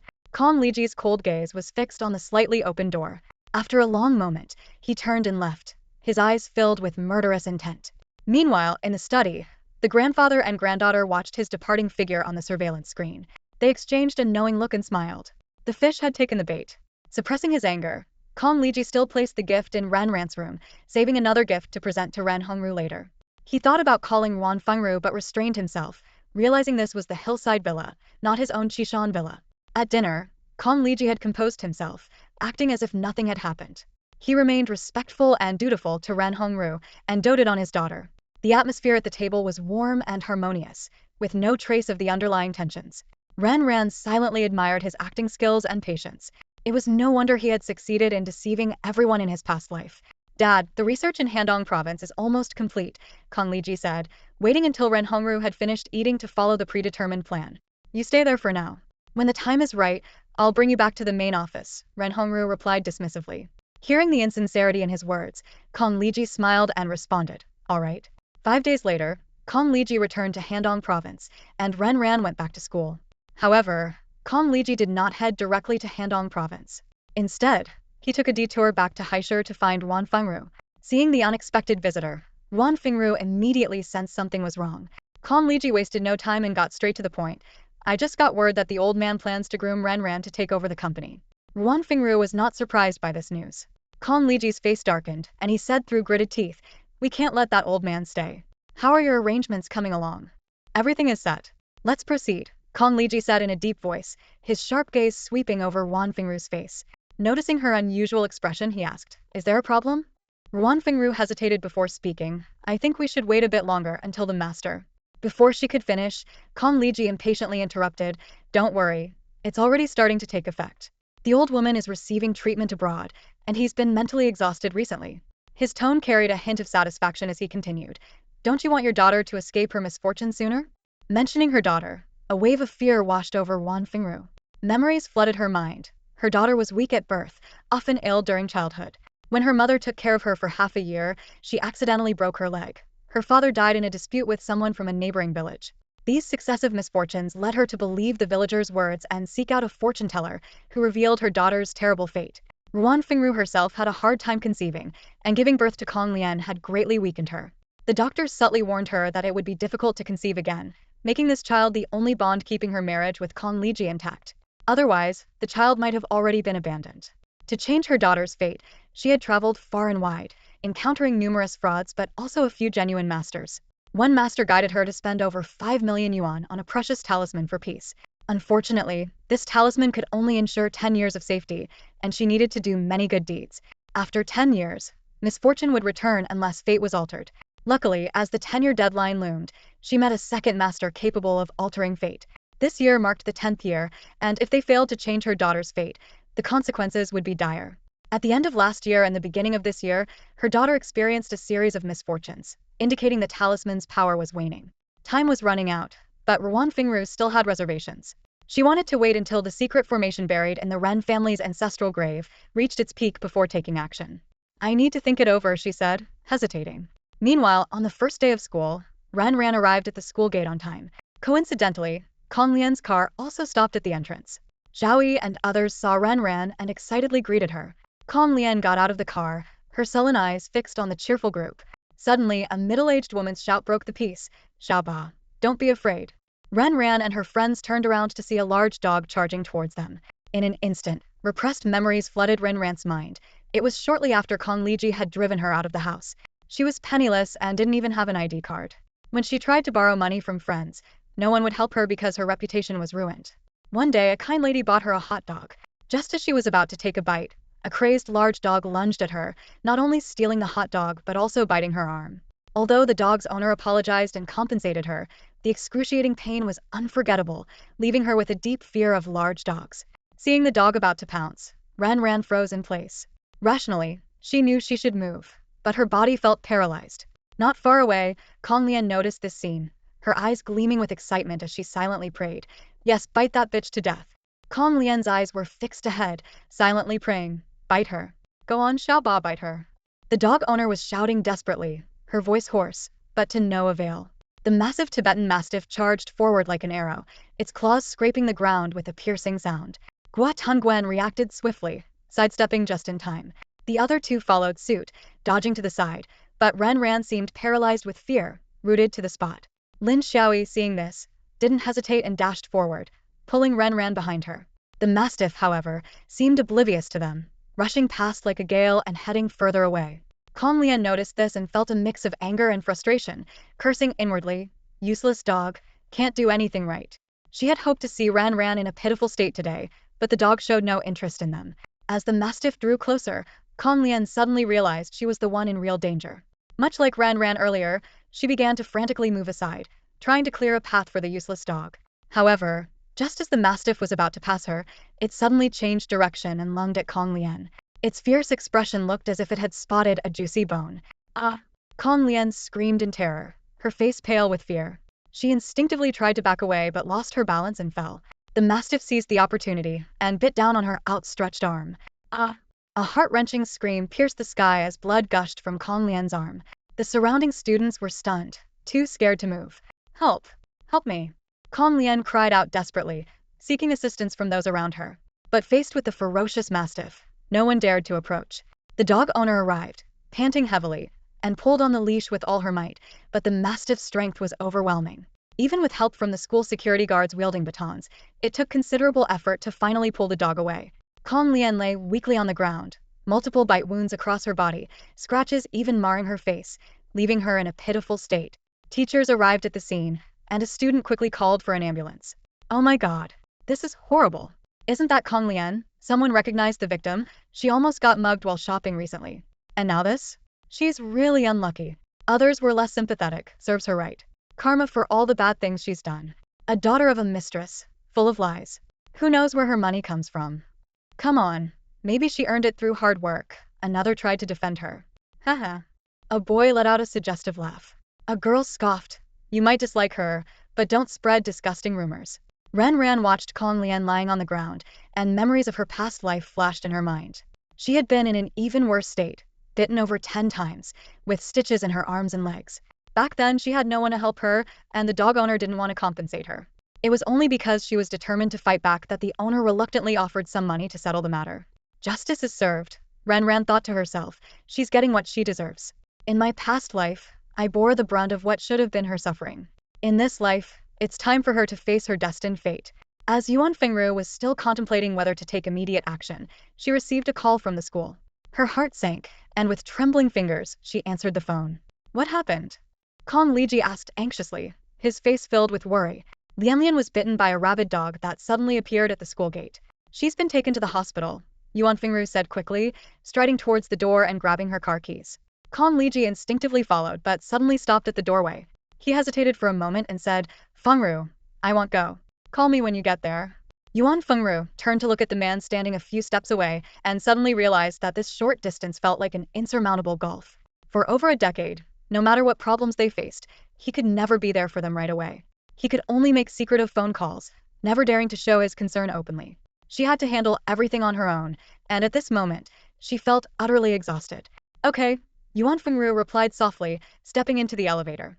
Kong Liji didn't linger. He turned and left. At the hospital, Yuan Fengru looked at her daughter's wounds, her heart aching.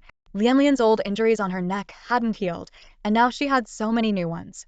She recalled the master's words. 10 years of peace were merely temporary, and after 10 years, they would face double the misfortune. This was just the beginning, and already so much danger had befallen them. She couldn't imagine what other calamities awaited them in the future, nor which unforeseen event might take her daughter's life. Kong Lian looked at her mother, tears in her eyes and fear in her trembling voice. "Mom, am I going to die? Mom, I don't want to die. I'm still so young. I don't want to die." Yuan Fengru tightly held her daughter's hand, gently comforting her. "Don't worry. Mom won't let anything happen to you. I'm here for you. It was my mistake before. I shouldn't have let you get involved. It should have been me." "Mom," Kong Lian sobbed in terror. She used to dismiss the idea of destiny as mere superstition, but now she was truly frightened and no longer dared to underestimate fate. Her eyes suddenly turned wild. "Mom, I must get Ran Ran's destiny. I must. If I have Ran Ran's destiny, it'll become the adored princess, someone above all others." "You will, and Mom will help you achieve it. You rest now. Leave everything else to me," Yuan Fengru reassured her. She walked to the outer room and dialed an unknown number. It's time to act. The reply was brief. Okay. Yuan Fengru hung up the phone, thinking to herself that her daughter couldn't wait any longer. This intangible and elusive fate was beyond her control. Meanwhile, at a low-key repair shop, a Volkswagen Phaeton slowly drove in. The shop owner immediately came forward to greet the car. Uncle Wang got out, and the owner quickly handed him a cigarette. The usual, routine maintenance, Uncle Wang said. The owner nodded, turned to the mechanics inside, and shouted, Old Meow, take the new guy and do a thorough job on this car. Then, he led Uncle Wang to the second-floor lounge. Come on, let's have some tea. After the owner and Uncle Wang went upstairs, Old Meow called out to a young man washing a car outside. Hey, Xiaolei, handle this one first. Let Old Hu take care of the other one. The young man named Xiaolei responded cheerfully and joined in. As the car was lifted, the two began working, with Old Meow taking the lead. Xiaolei glanced at Old Meow and said, Brother Meow, let me handle the inspection. I can take care of the dirty and laborious tasks. Old Meow laughed. You've got a good heart, kid. He crawled out from under the car, and Xiaolei took his place. A few hours later, Uncle Wang drove the serviced car back to the hillside villa. In the study, Ren Hongru and his granddaughter Ren Ran were deeply engrossed in a game of chess. Where do you think they'll strike? Ren Hongru asked, contemplating the chessboard. Maybe the same way as in the past life, Ren Ran replied, though her tone held a hint of uncertainty. In recent days, she had arranged for Gao Ing to bring in retired elite scouts to secretly protect her grandfather. She couldn't be sure if the adversaries would use the same methods as before or had new plans. Ren Ran recalled, last time, grandfather went to a business banquet at Qingxi Manor, located on the outskirts of Haishur on a mountain. He died when his car fell off a cliff on the winding mountain road after the banquet. A car accident on a winding road seems quite plausible. The Qingxi Manor business banquet is a fixed event, held every year at the end of March. But now it's only late February, still a month away, Ren Hongru said, frowning. Just then Ren Hongru's phone rang. It was a call from his chief secretary, Qin Quan. Chairman Ren, we just received notification that this year's Qingxi Manor banquet has been moved up to this weekend, Qin Quan said over the phone. Ren Hongru and Ren Ran exchanged a wary glance. They're here. Ren Ran whispered, her expression serious. The Qingxi Mountain Banquet holds a pivotal position in Haishi's business district, and its organizer, Fu Hongxin, is a figure of significant influence and prestige. It's rumored that he has powerful connections in the capital, making it rare for anyone in Haishur to disrespect him. However, this high-profile event has been rescheduled for some reason, a revelation that suddenly made Ren Ran and her grandfather, Ren Hongru, look serious. Ren Hongru put down his phone, gazing steadily at his granddaughter. What's your take on this? He asked calmly. Ren Ran didn't answer immediately. She furrowed her brow and, after a moment of contemplation, said, From what I know about Yuan Fengru and Kong Liji, they aren't well acquainted with Fu Hongxin. She recalled her past life. It wasn't until they took over Yaxing Group and Yuan Fengru established herself in the financial circle that they had any dealings with someone like Fu Hongxin. A hint of doubt flashed in her eyes. Perhaps some things in the past weren't as straightforward as they seemed. There might be truths we haven't uncovered. Ren Ran began to analyze. How did they manage to get Fu Hongxin to change the rules? I can think of 3 possibilities. She held up her fingers, listing them one by one. First, they offered Fu Hongxin substantial benefits, making it worth his while. Second, they hold something over Fu Hongxin. Third, they influenced his decision through other people or forces. Ren Ran paused before continuing. The first 2 possibilities seem unlikely, maybe about 30 to 40%. The third possibility is the most probable. She remembered a previous detail. I recall Yuan Fengru once loaned an amount far exceeding the investment quota, with the excess going into a mysterious account. It's highly likely that the person or organization behind that account used their connections to facilitate this change. Ren Ran silently hoped it was the third possibility rather than the first 2. She frowned. The more extensive their network, the worse it is for us. Suddenly, Ren Ran thought of a crucial point, and her tone grew serious. Grandfather, there's one thing I'm certain of. They plan to have you accidentally hit by a car, just like in the previous life, even at the same location. Recalling the tragedy of her past life, her voice trembled slightly. In the last life, your and grandmother's passing plunged mother and me into deep sorrow. At that time, Kong Liji hadn't shown his true colors and smoothly took over Yaxing Group, leaving no apparent reason to harm you. So everyone, whether family or outsiders, believed it was just an accident and didn't think much of it. Ren Ran took a deep breath, a hint of pain in her eyes. Grandfather, I suspect that mother's suicide by sleeping pills in the previous life might not have been as simple as it seemed. She might not have committed suicide. She could have been murdered. Remembering the words of a young Daoist, her expression grew more resolute. When the young Daoist revealed the truth, I had my doubts. Your and grandmother's car accident, along with mother's suicide, likely weren't just due to fate but were premeditated murders. After being reborn, everything I've experienced has only solidified this belief. Now that they want to stage a car accident at the same location, I'm 100% sure of it. Ren Hongru nodded slowly after hearing his granddaughter's analysis. From the moment Ran first mentioned his car accident and his daughter's suicide by sleeping pills, he had sensed that things were far from simple. He knew his daughter well. Though she was well protected, she was not one to avoid reality. Especially not with Ran still alive. She would never leave her daughter to suffer alone. Ran Hongru didn't immediately share his thoughts, only speaking softly. I didn't mention it at the time because I didn't want to anger your grandmother too much or make your mother lose her sanity. Suddenly, Ran's eyes widened as if she had just remembered a long overlooked important detail. She asked urgently, "Grandfather, do you remember what I told you before? After you and grandmother passed, Aunt and her family thrived, and Uncle's chain of restaurants flourished." Her tone was filled with doubt and unease, as if this detail might reveal more hidden truths.